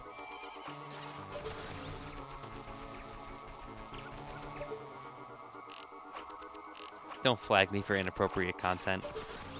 Okay, we're almost there. Once it hits 5:15.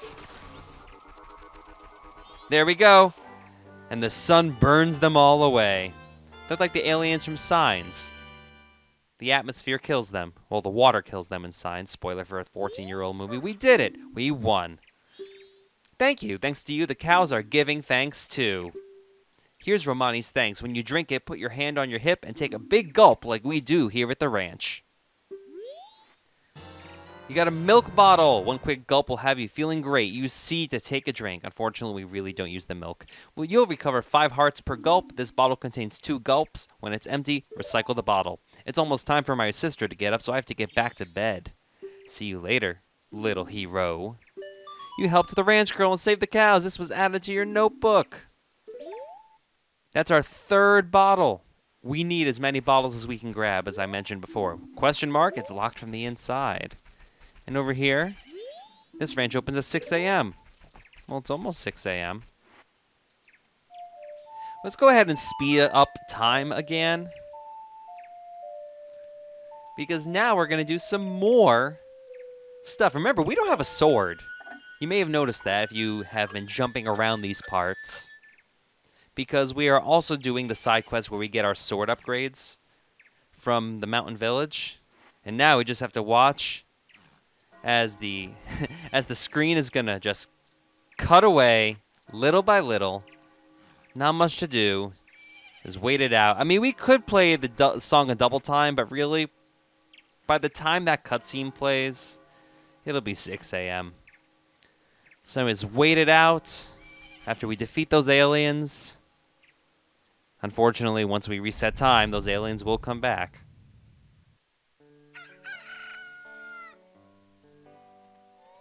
And now, we can head inside. Mama's house.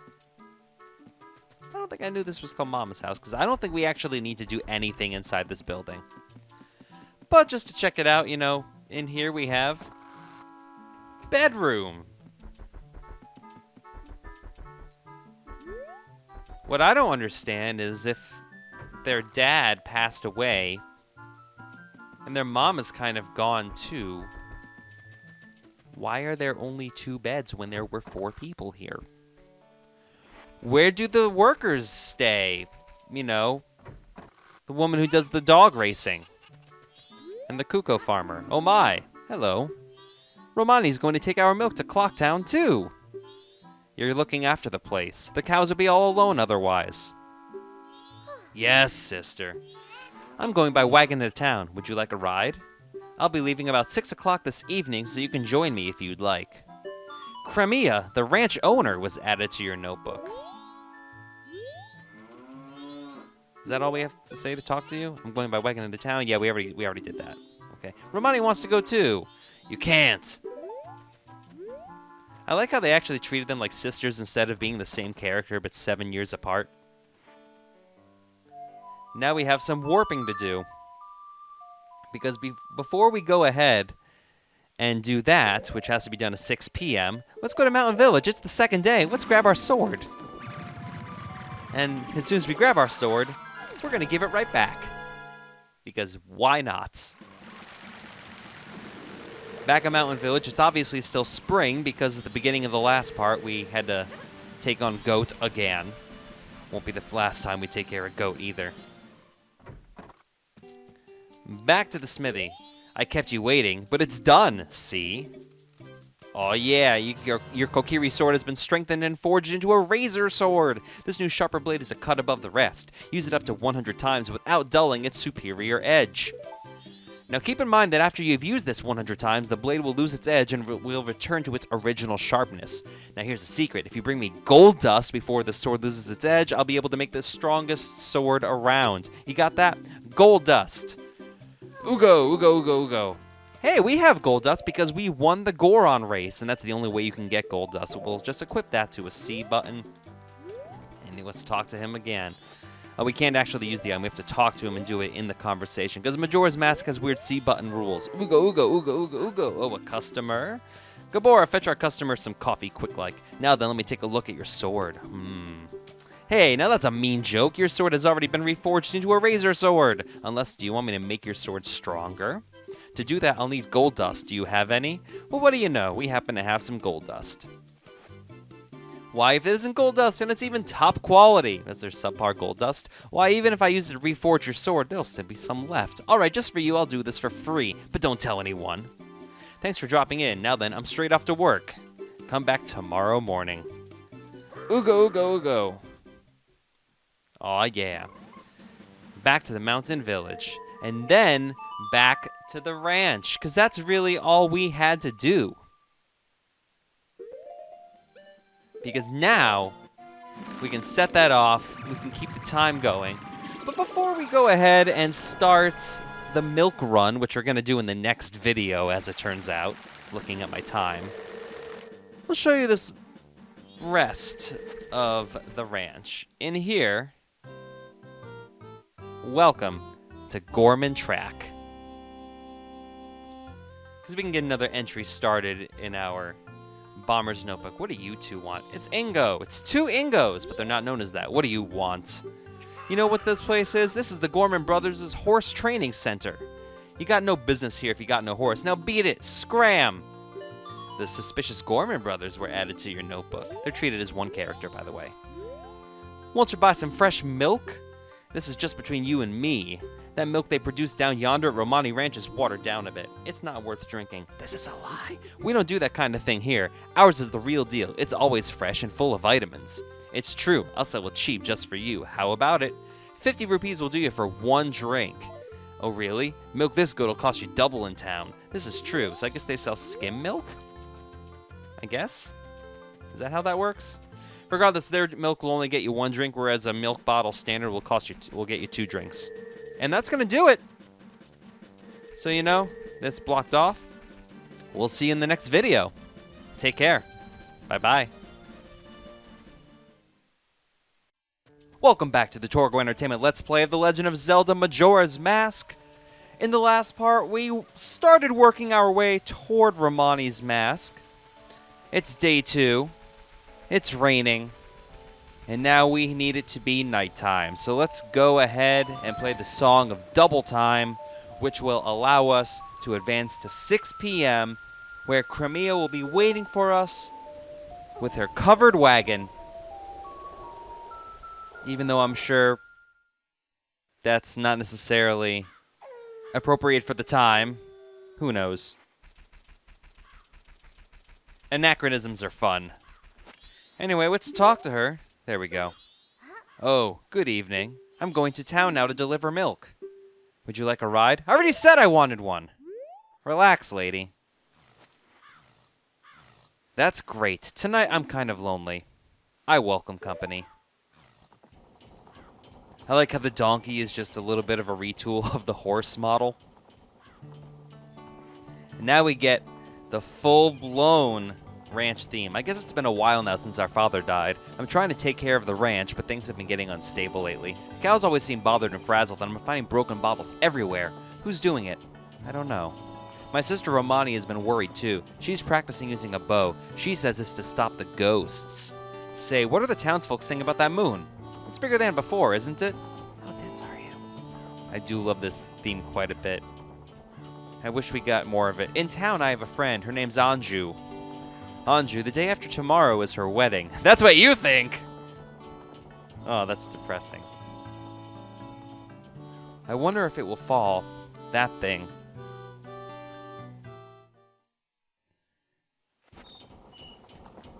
Anyway, making our way over to Milk Road. Now you know why it's called Milk Road. And for whatever reason, it's blocked off, even though it wouldn't be blocked off if we just left and came back. What? The road. Boy, get your bow ready.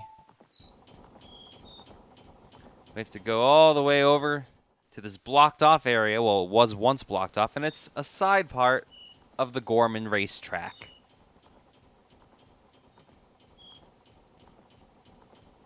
So we just keep on moving. And that part's blocked off as well. First, Milk Road is blocked by a boulder, and now we have to take this detour through ugly country.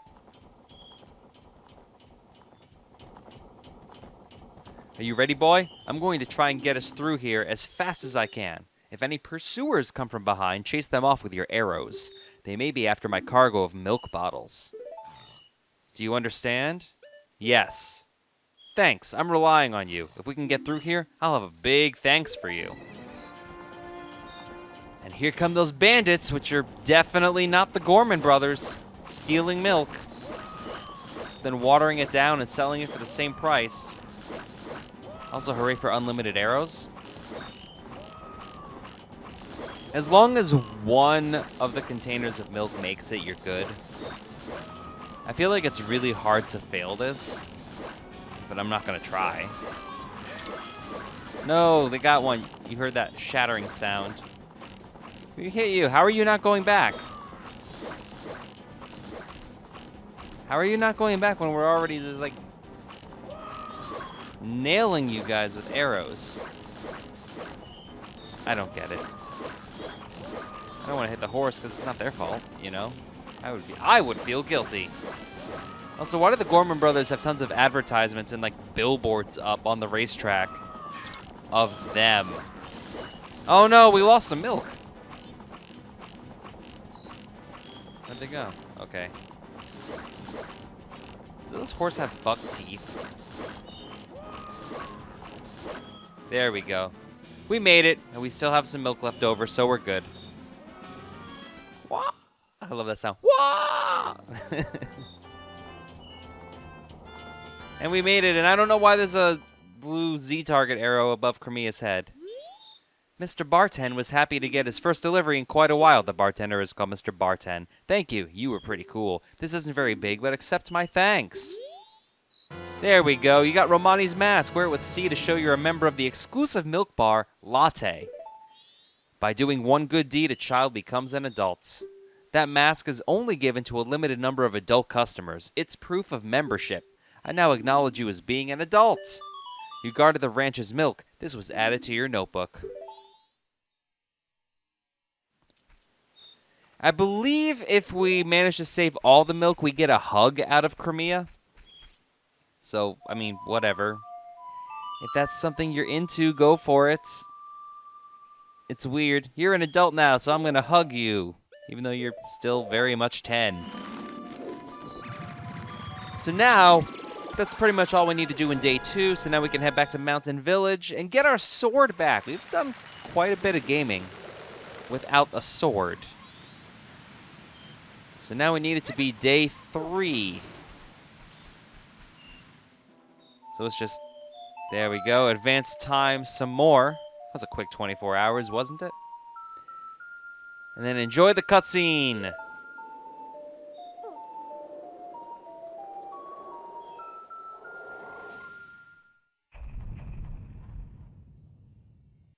The final day. That fire started immediately from that hearth, didn't it? So now it's day 3. Make our way up here. And inside we find the mountain smithy. I kept you waiting, but it's done, see? Aw yeah, your razor sword has been strengthened. Now it's a gilded sword. Newly forged, your sword is better than ever and will never break. There it is. We can't make a sword stronger than that. No matter how many times you use it, it will never lose its edge. Try it. Oh, I used up most of the gold dust, just a tiny bit was left, so I got rid of it for you. In my pockets. Ugo. Ugo. Now, what I don't understand, gold is a really soft metal. So I imagine that forging a sword blade from gold would not be the best idea in the world because it's extremely malleable as well, so I'm not sure how you can keep a sharp edge. So it probably was an alloy of some kind. We're going to head to Southern Swamp because we're going to get another piece of heart. No, we're not getting a piece of heart. We're getting a mask. Actually, we're going to get 2 masks. Do I? Yeah, I'm going to go for the captain's hat in this part, too. Why not? But we need to get a red potion. The cheapest place to get a red potion is for free. And we need to get that from the potion shop. It's day 3. I've never done this on day 3. So I don't know exactly. Oh, you can't even hit C right for that. So we have to get out of the water to equip the mask. That's interesting. Just put you there. And now we have to make it all the way to the Magic Hag's potion shop. There we go. This is stuff that we could obviously do in a later part of the game. I'm just knocking it out now. It's some of the stuff in the east. Again, the main reason I'm doing this is to get a bottle. Because really, having 4 bottles for the ocean, specifically the pirate part, definitely needed. Because we're going to be collecting a bunch of eggs, and having 4 bottles is the ideal scenario. Magic Hag's potion. Where is she? Gone out back to the woods on a little errand. Kotake, the manager. See, I've never done this on day 3. And they kick you out immediately. So I did not know that. Huh, that's interesting. Well, it's bunny hooded up back into the woods of mystery. Remember, Koume is still lost. So we have to follow the monkey because it's a different path and I don't know what it is. Okay, so we go straight to start. Hello, Snapper / Churchwarps. Which I think is a better name, admittedly. Oh, that was long, but we're going to the left. Oh, it's so nice to have a sword again. You go all the way over here? Okay. Remember, we go that way. Let's talk to you. Tee-hee-hee. Did you need me for something? Have you seen an old hag named Koume who looks just like me? She hasn't come back from gathering medicinal herbs. Same prompt, so we have to go find her and then go back. Or would it be? I'm not sure which way to go. Okay, so is it left? No, it's the wrong way. Dang it. Okie dokie. And of course, being in the Woods of Mystery means that we're going to hear Saria's song, which means I'm not going to be able to make any money off this video. Boo-hoo. Woe is me. Even though my last part got flagged as well. Because of, I forgot what song it was. Oh, it was Epona's song, actually, in the ranch. Interestingly enough, that got flagged. No, it was 2 parts ago. What am I talking about? This is a new sitting. I see part in my head. There she is. Now we found her, so we're good. Let's just talk to her a little bit. Let's do blah blah blah blah blah. No, we don't have a potion. We have milk, but that's not gonna work. Interestingly enough, like you need the potion because I guess she has more than 5 hearts worth of damage. I don't know. Straight, left, right. There we go. She's in the top left corner. Now let's talk to her. Tee-hee-hee, blah, blah, blah. What's that? The Skull Kid got to Kome? That's ridiculous. If it's just the Skull Kid, then what harm could he possibly do? Oh, well, if that's true, then take this potion to her. This isn't good. That's the red potion that we need. We already have the bottle, obviously. Stored in your bottle so you can take it with you. I'm heading back to the potion shop for now, so I am counting on you. Goodbye. That's a series of events that you will very rarely see. But now we're going to warp out of here. And we're going to head to Clocktown. Because we have the potion, and we're going to use that red potion on an unforeseen character. Puns. To the east. And I realize we need to go to the west next. In fact, unfortunately I wasn't having a recording problem, so we missed the prompt that says, due west lies the ocean, we should head there next, the tattle says. So unfortunately, we're going to miss that, and we won't get it because it doesn't repeat. Sorry. So going off to East Clocktown. Now let's talk. Yeah, we don't even need to talk to you because you're too distracted by the fact that the moon's going to come crashing down. Now, we need to actually use Epona for this, so we're going to play Epona's song, one of the few times we actually need to. I think we need her to go to the ocean, actually. I think there's a fence blocking our way. So yeah, you absolutely need to get Epona before you, right after you get Snowhead done. And away we go on our trusty steed. We have so much health that it doesn't even show our health bar. No, we're not heading quite to Ikana. But there is some stuff we can take care of at that halfway point. If you look on the map, there's like a halfway juncture that goes up. That's where we're going to go. Can I jump it? Same as the fence jumping from Ocarina of Time. You go fast enough at a perpendicular angle to the fence, you'll jump it. There we go. There we go. Can I jump this one? There we go. And I don't know how you're supposed to know that this is here. Maybe from the Gossip Stones or something, but if you take a look in this ring of boulders with the lens of truth, you'll see a hidden soldier. Let's talk to him. Huh? Don't tell me. I'm shocked. You're the first person who's ever spoken to me. Well, you're invisible. I've been here for many years, waving my arms around and asking for help, but everyone ignores me and passes me by. It's because I'm about as impressive as a stone, right? I'm used to it, though. I have a request. Can you give me some medicine that would make me even an unnoticeable stone like me feel better? This is where the red potion comes into play. So let's go ahead and give you some NyQuil. Is that it? I guess it'd be Dayquil, wouldn't it? Oh, he's better. I feel better, I think. Thanks. Oh, here. In gratitude. And we got the stone mask. Wear it with C to become as plain as stone. It's actually pretty useful. Now, let me practice standing out. Shiro, the stone soldier, was added to your notebook.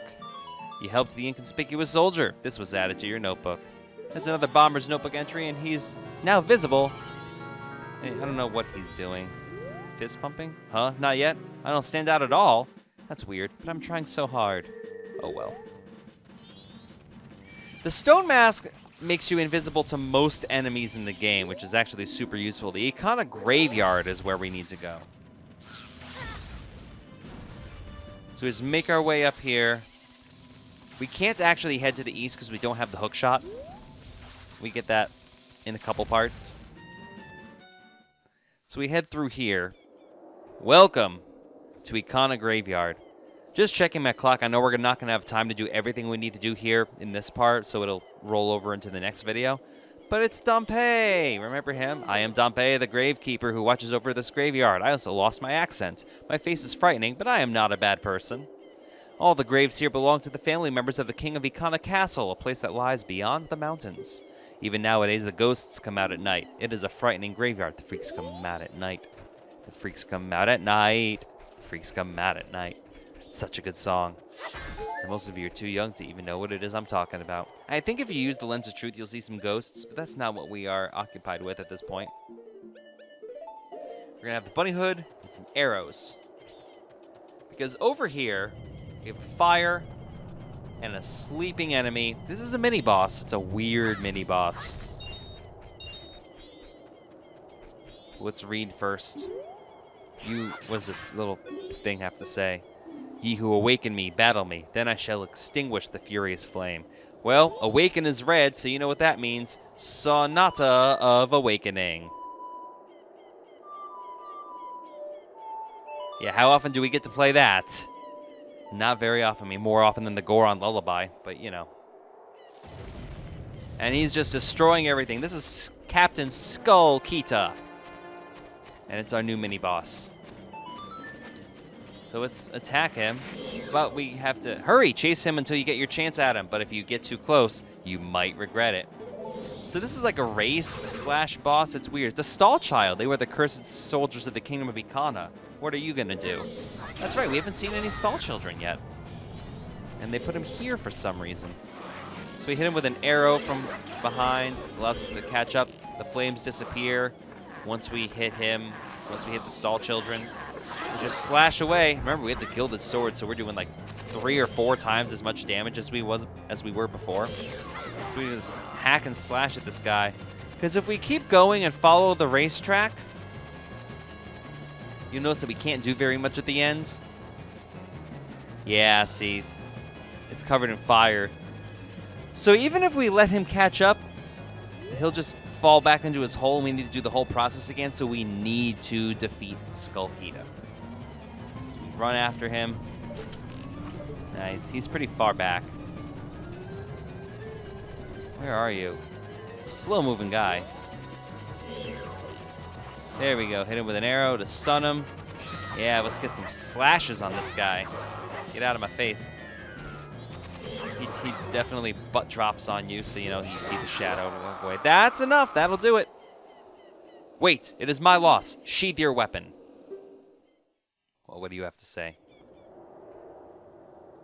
He's so tall. I commanded the Icana army of Icana Kingdom atop the hill. I am called Skull Kita. Since being shamed by loss in a battle within my kingdom, I have waited here for one to come and awaken my soul. Well, I did that, so you know. GG. Young swordsman who has awakened and deftly defeated me, I shall rely on your power to fulfill my request.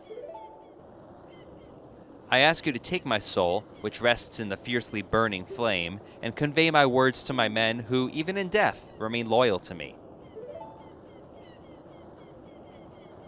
Tell them the war has ended. Then I shall be able to drift quietly into sleep. This guy's got PTSD of the highest caliber. Captain, sir! May I take leave, sir?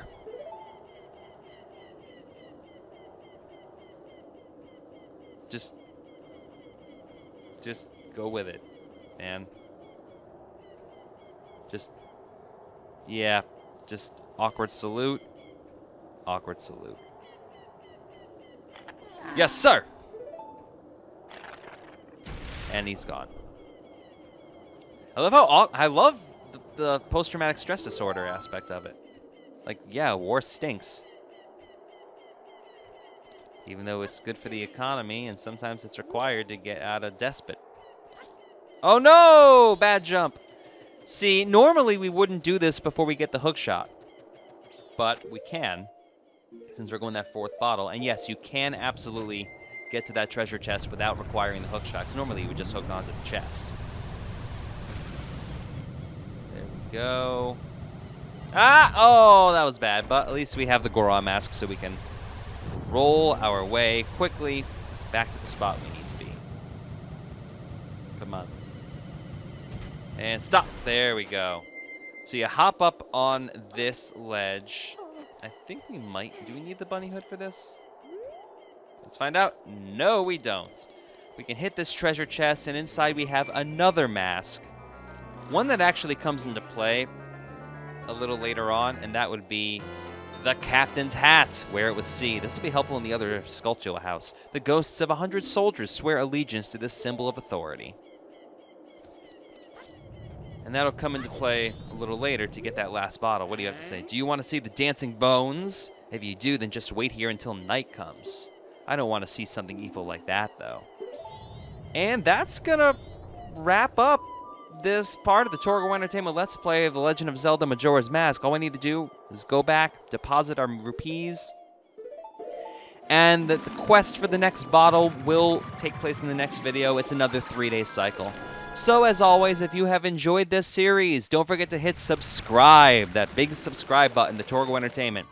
Also, check out Facebook.com/Torgo Entertainment, Twitter @TorgoEntertain, Snapchat @TorgoEntertain. So you can also check out TorgoEntertainment.com. Don't forget to like this video and leave a comment. What do you think about Skulltula? Do you like the character? I personally do. Do you wish that they had done more with him? Also, I wish that they do. I wish that he wasn't just a mini-boss fight, that we actually had some more lore behind him. I understand the mechanics of the game and how they don't really allow that. But that's going to wrap this up for me. We'll see you in part 23, where we go grave robbing. Hooray! See you then.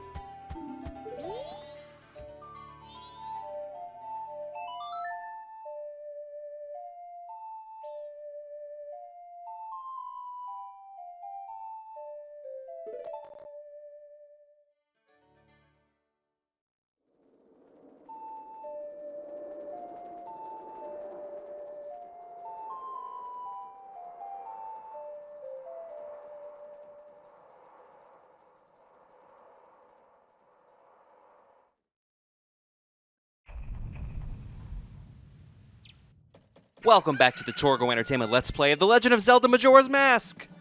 For the Nintendo 64 Torgo here in the last part, we got the captain's hat, and that allows us to ultimately get a bottle. That's what we're really going for when push comes to shove. We need that 4th bottle.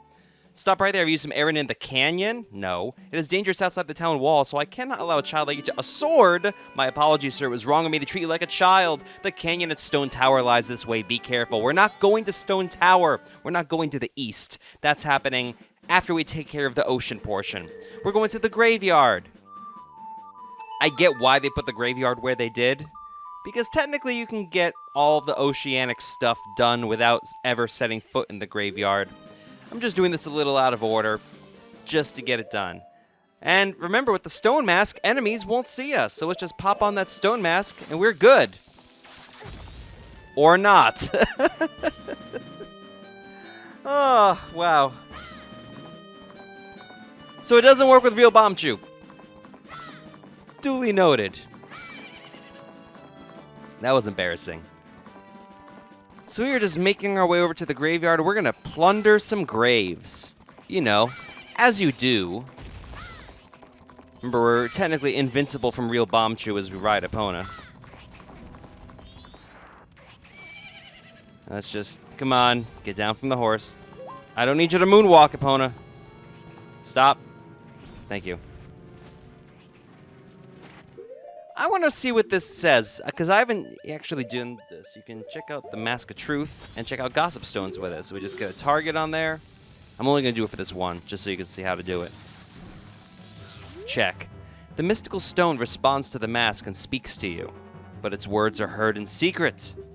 If you use the lens of truth near here and speak to the man you find, you may earn a mask that can enable you to blend into backgrounds and move about without being noticed. So that's how the game tells you the stone mask is there. There you go. So yeah, if you're lost, those gossip stones will help you out. Welcome back to the graveyard. But graveyards during the day are kind of boring, so let's go ahead and make it nighttime. We're going to be spending most of this video in the dark during the evening. So we just wait for the sun to set. Welcome to the graveyard. During the night, we have these style children running around. But we have the captain's hat. So we're going to do that, and let's also grab the Goron mask. Let's talk to him. Huh? Ah, Captain, sir. Excuse me, sir. Everyone give the captain your attention.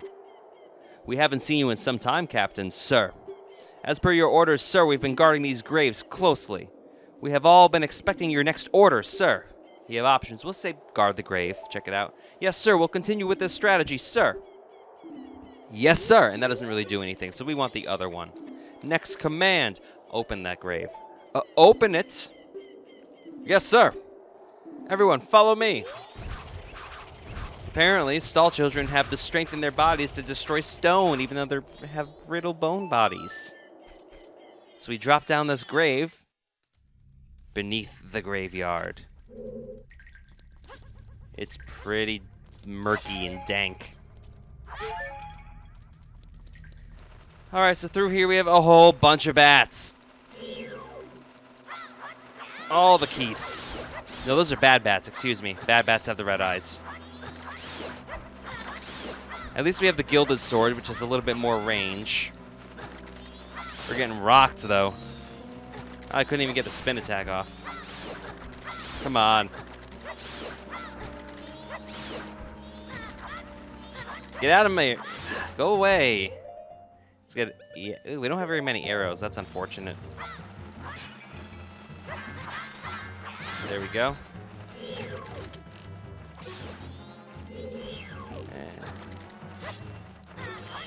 Get you out. I don't know why. Why are there so many bats here? Like, if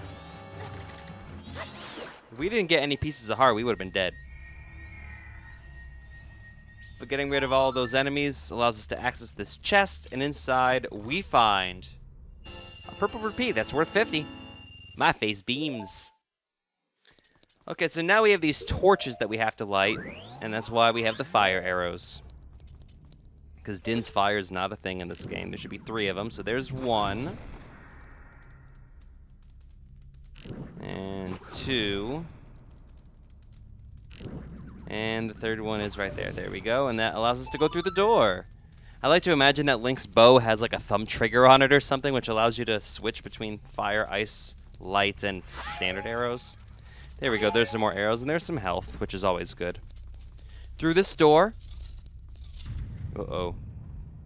It's an iron knuckle. Remember these guys from Ocarina of Time? Well, we get them a little earlier in this game. They have a little bit of a different color palette. You know about the iron knuckle, right? Stay away from its axe attack, then look for a chance to retaliate. Yeah, they all look a little bit different. And they move significantly faster once the first phase is done getting rid of that armor right here. And now they're running around and they go pretty quick, so they made them actually tougher than they did in the first game. But same as before, back away, get a lunge attack off.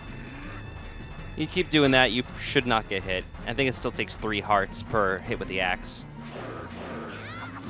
That's 4. 1 more should do it. Get out of there. You gone with your chainmail and your skirt and your pleating. And there's a stage in here. Curtain up. Time for an overture. Are you the one who freed my soul? Hi, Flat. We didn't see him in Ocarina, but he is there. We just didn't bother with it. I served the Ikana royal family. I am the composer called Flat. The songs connected to the royal family that remain here were all composed by my brother and I. It should be by my brother and me. Oh, Sharp, my dear brother. He sold his soul to the devil and was the one who locked me in here. You who do not fear the dead, learn well the song that is inscribed behind me. And if you ever meet my brother, I'd like you to inform him. The 1,000 years of raindrops summoned by my song are my tears. The thunder that strikes the earth is my anger. I have made my request. So now we just go up to this altar. Let's read this. We already said that. We heard you. He's been practicing all day to say his line, and had it right there. Here is written the song that shall cleanse his cursed black soul. Keep this song in your heart. We get the Song of Storms, finally. Which, admittedly, we don't use very much. Admittedly, we don't use very much. There we go.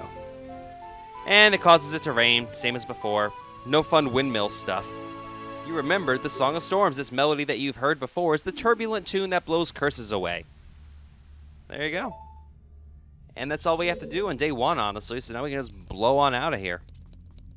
Which is why I haven't played the reverse Song of Time. Because there's no reason to slow time down in this, honestly, you know?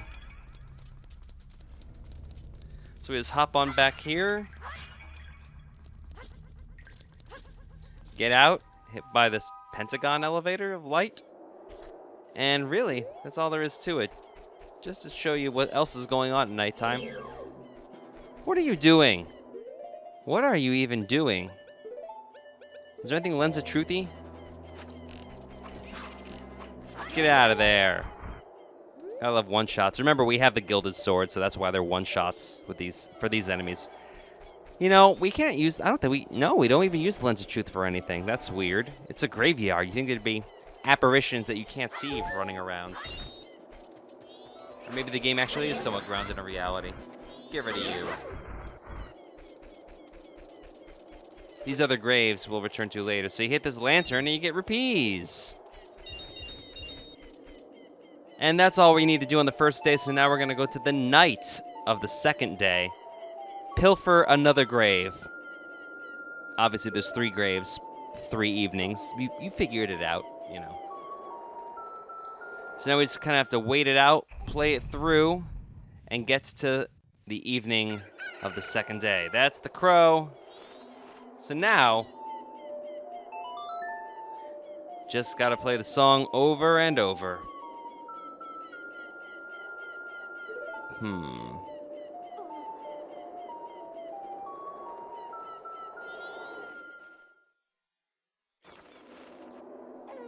All right, there we go. It's nighttime. And let's go ahead and get the captain's hat on. Talk to him again, get the same thing. After we get this grass, because who doesn't like items?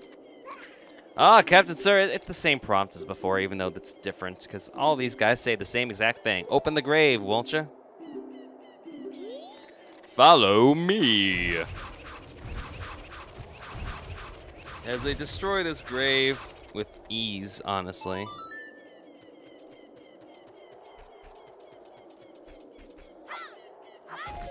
Just grab you.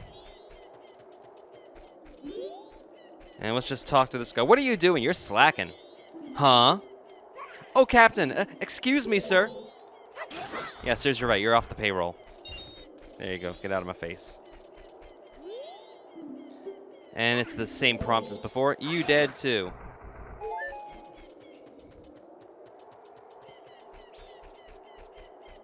And there you go. Beneath the graveyard, we're in a different spot. We have rupees. So we have some magic, some rupees, and that's it. Nope. Use the Lens of Truth, you'll see a hidden door. And we go through this wooden door, and we have a new area. With pots, and... Is that a key? Yeah, that's a key. So I thought that was a hidden pot. Oh, it's invisible. We have invisible enemies everywhere, so the Lens of Truth reveals them all. So you can't do this part until you get the Lens of Truth. You could have done the first part, because technically you can get the captain's hat any point after you get the horse. But you need the powder keg to get the horse, and basically getting Epona, while we don't even use Epona that much, getting her unlocks all this other stuff. So this is all stuff we can do up to now. There we go. And get rid of you two. And, aha, some of the path is invisible as well. Get out of my face. Make it to the end of this path. And we have this over here, which is just a bombable wall. And on the other side, we have just some pots. That's it. So we have to bomb this wall. Seems pretty basic, but we don't have any bombs, so we have to use the blast mask. So I guess I get to show this off. Turn it, put it on. Stand next to it, hit B. You can't use it right away either. There is a good amount of recharge time. And we have a white iron knuckle. It's just a palette swap. It's the same enemy as before, so we just, you know, and get out of there. Yeah, see, it's the same exact prompt. Ooh, that was close. We almost got nailed. And hit you. That's so 2 more hits should do it. 2 more lunges should do it, at least, I should say. Get out of there. There's 1. Come after me, brah. There we go. That's 2. I think these are bombable piles of skulls. That's a big treasure chest. We'll get that in a minute. Now we get bombs. Okay. I see how that works. And inside the treasure chest, what do we have? It's exciting. It is a piece of hearts. Another one. There you go. And that actually doesn't do anything. So, yeah, there's a decent amount of recharge.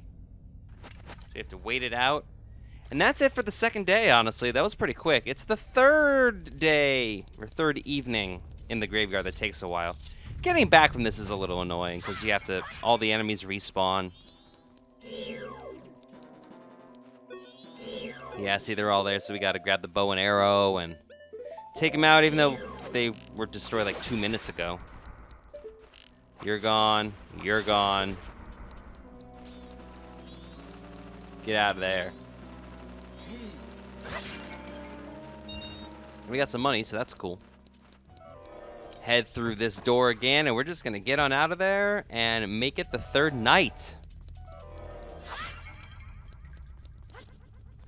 For one of my least favorite parts of the game. But to be fair, it was one of my least favorite parts in Ocarina, too. It's not as bad as it was in Ocarina of Time, because it doesn't cost you money to do this, but you'll see. Time to go all the way to the last 12 hours of the game. Proceed to that dawn of the final day. That sounds more epic than it really is, admittedly. Hit that bass drum. Thank you very much. I guess it's more of a timpani than anything. But that's still not good enough. We need to keep traveling through time. Like it's Back to the Future Part 2. Aw, yeah.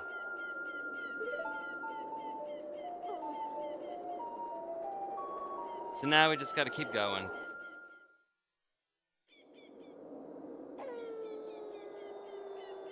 And finally, same thing as before. So, put on the captain's hat.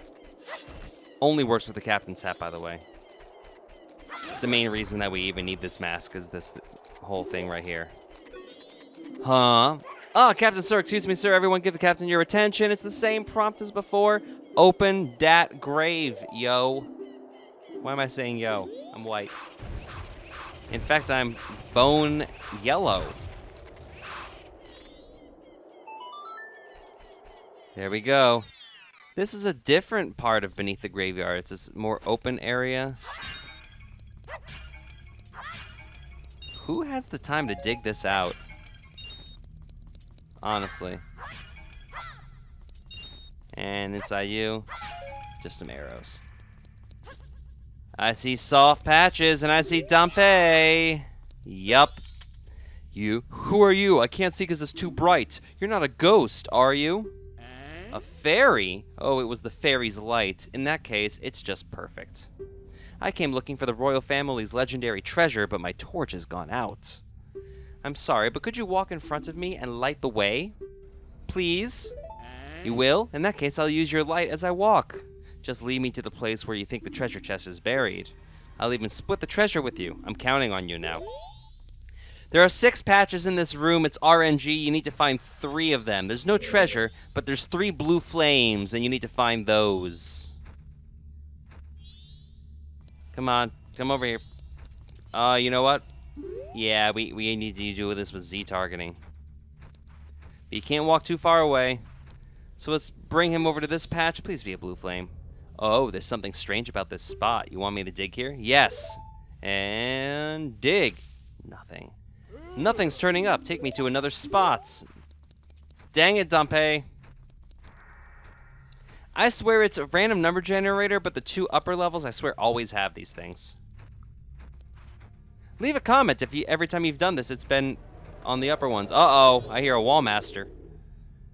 Same prompt as before. Yes, there's something strange. You should have noticed that because you were here in the first place. Nothing? Wow. Get out of the way. I guess the wall master regenerate. Oh, there we go. And get out of the way. There he is. It's a wall master. Keep an eye out for it by watching for its shadow on the floor. Get it before it goes back up to the ceiling. Okay, Dumpe, get back here. I know you're scared, but look, we took care of the guy. There we go.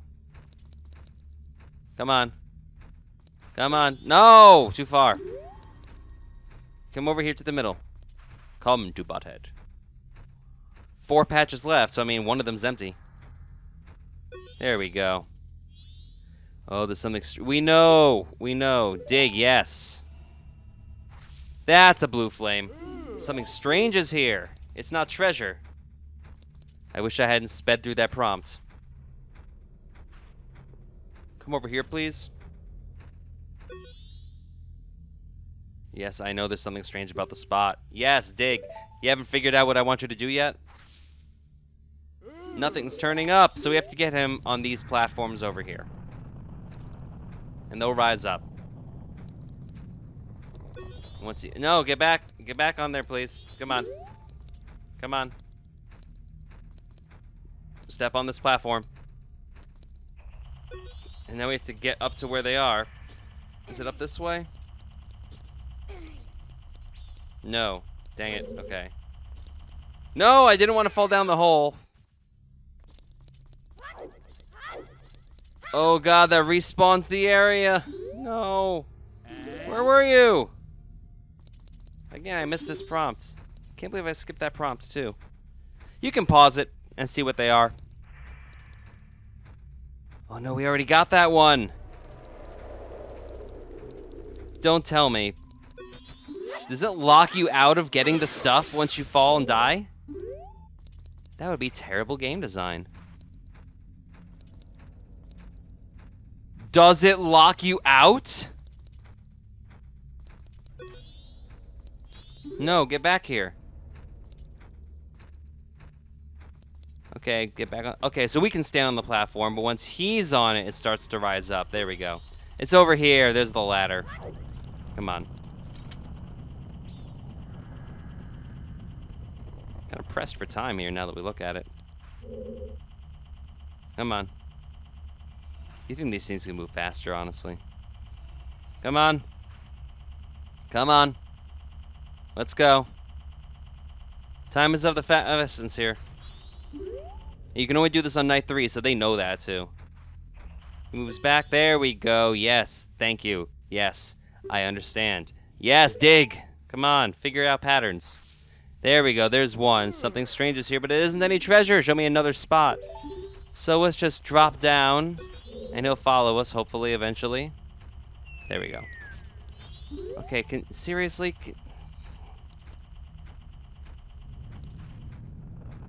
So we gotta bring him all the way over. I can't believe that it's not triggering those anymore. Like, really? How crappy is this? Oh, it does trigger. That's weird. Maybe it's this one. I don't know why. And there's nothing there. Okay, well, let's get you on this platform, because I guarantee you it's probably going to have something up here. Because that's how these games work. There we go. Undo and get him up there. Climb up these blocks. No! Wrong way. Come on. Climb. Climb more. Get all the way to this corner. And now time's a factor. Hence that ominous synth.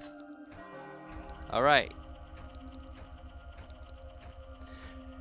I just hate this part. Like, this is not as annoying as it was in Ocarina of Time, because remember, every time he dug, it cost 10 rupees, and it was just for a piece of heart that was random among, like, 15 spots.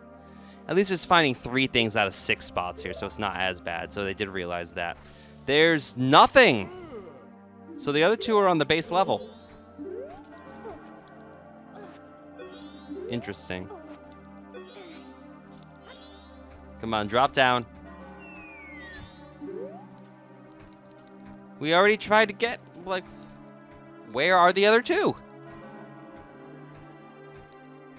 We have 5 minutes of game time left. Come on. Does this prog again? No, it doesn't. Like, are we stuck?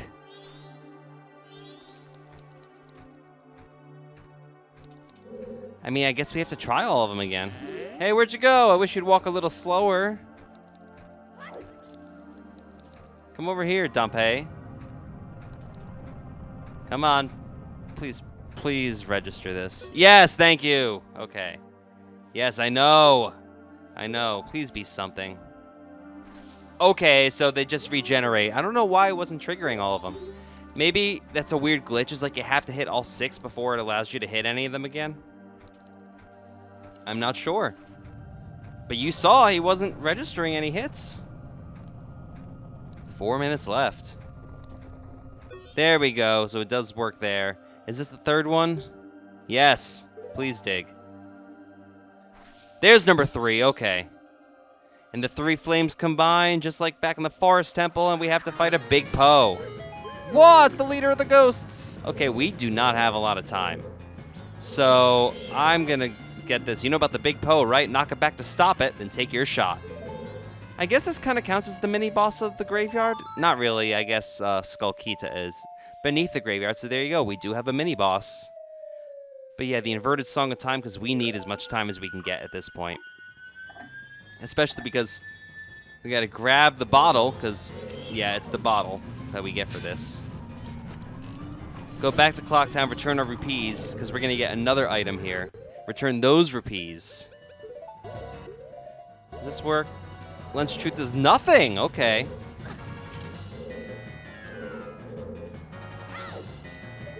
Where are you? I don't think the Lens of Truth is doing much of anything, honestly. There we go. Big Poes are very few and far between in this game. This is actually a huge Poe, much bigger than the ones that we fought in Ocarina. Remember the horsebacks? That was an annoying subquest. Come on. Show up. I think it's always like 180 degrees away from where they disappeared. There we go. That'll do it. Breaks. And we get a treasure chest, which is nice. So it's... We're going to equip an empty bottle, and we're going to scoop up this Big Poe spirit. We're going to use that a little bit later. You got a Big Poe in a bottle. This may lead to something good. You can sell them to the Curiosity Shop, and that's going to get us some pretty sweet money. Yeah, I'm going to bunny hood it up because there's no reason why we shouldn't. Because we need time. Okay. Treasure chest? There we go. We open you up from this side. Memory serves, this is an empty bottle. Come on. Yeah, number 4 of 6. So now let's just hit these pots. We're here. We might as well slash the pots. One of these, I believe, has a purple rupee in it. Where is it?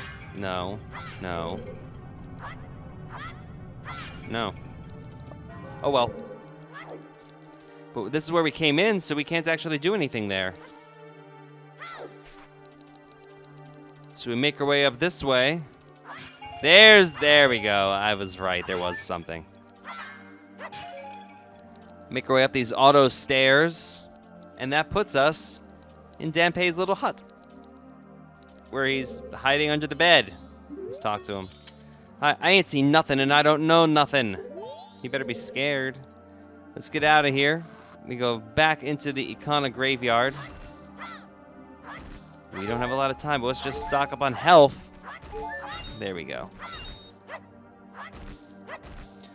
So now we're going to warp to Clock Town. And the last thing we're going to do, we're going to deposit our rupees, and then we're going to go to the Curiosity Shop, sell the Big Poe, get those rupees, deposit them, and then we'll be done. So again, if you've been enjoying this series, you want to see more, don't forget to subscribe to Torgo Entertainment on YouTube, hitting that big old subscribe button. You can also check out facebook.com/Torgo Entertainment. Follow me on Twitter and Snapchat at Torgo Entertains. You can also check out TorgoEntertainment.com. Liking this video helps. Leaving a comment helps. Do you think it's more annoying to deal with Dampé for the Piece of Heart in Ocarina of Time, or Dampé for the empty bottle in Majora's Mask? Let me know what you think in the comments below. So we're going to deposit this 145. There we go. What? How much do we have in there? 1817. That's pretty good. Still not sure why there's a cow there. This is the Curiosity Shop, if you remember. Not much time left. Let's talk to this guy. There's the shop owner. We're going to equip that. There we go. Come in. You got to look around. I'm doing a special sale. Check it out. This is the trading post guy, but he owns this too, but he's now lost his toupee. Tonight's special bargain was just stolen. It came in seconds ago. This is really hot. I kid you not. Actually, it's something sold over at the bomb shop, but a thief sold it to me. Now you know. It's a bomb bag. Check it out. Buy it. Remember it was 50 before if you buy it from the bomb shop? But it's 100 here. This is just between us, but it's actually the bomb shop. Let's talk to you. Okay, it's the same prompt as before. So we can't really do anything, so it's just quit. Yeah, that's the only option we have. Thanks, take care, buddy. The man from the Curiosity Shop was added to your notebook. So yeah, when he has his toupee on, he is the trading post guy. But since he doesn't actually have that hair. And there's a C item... Oh no, I missed it. I hit A too quickly. Just trying to push ahead. Come on. There it is. Sell a C item. You can sell a whole bunch of stuff, but be careful because you won't get it back. Sell this Po in a bottle. 200 rupees. That's as much as we can hold right now. Oh yeah. Can I buy something? Well, no, we're good for right now. Thanks. We're going to deposit these rupees in the bank, and then we're going to play the Song of Time, and that's going to do it for this part 23 of the Torgo Entertainment Let's Play of Majora's Mask. We're going to see you in part 24 tomorrow. Until then, this is Torgo. See you then. We go to the ocean tomorrow. Bye-bye.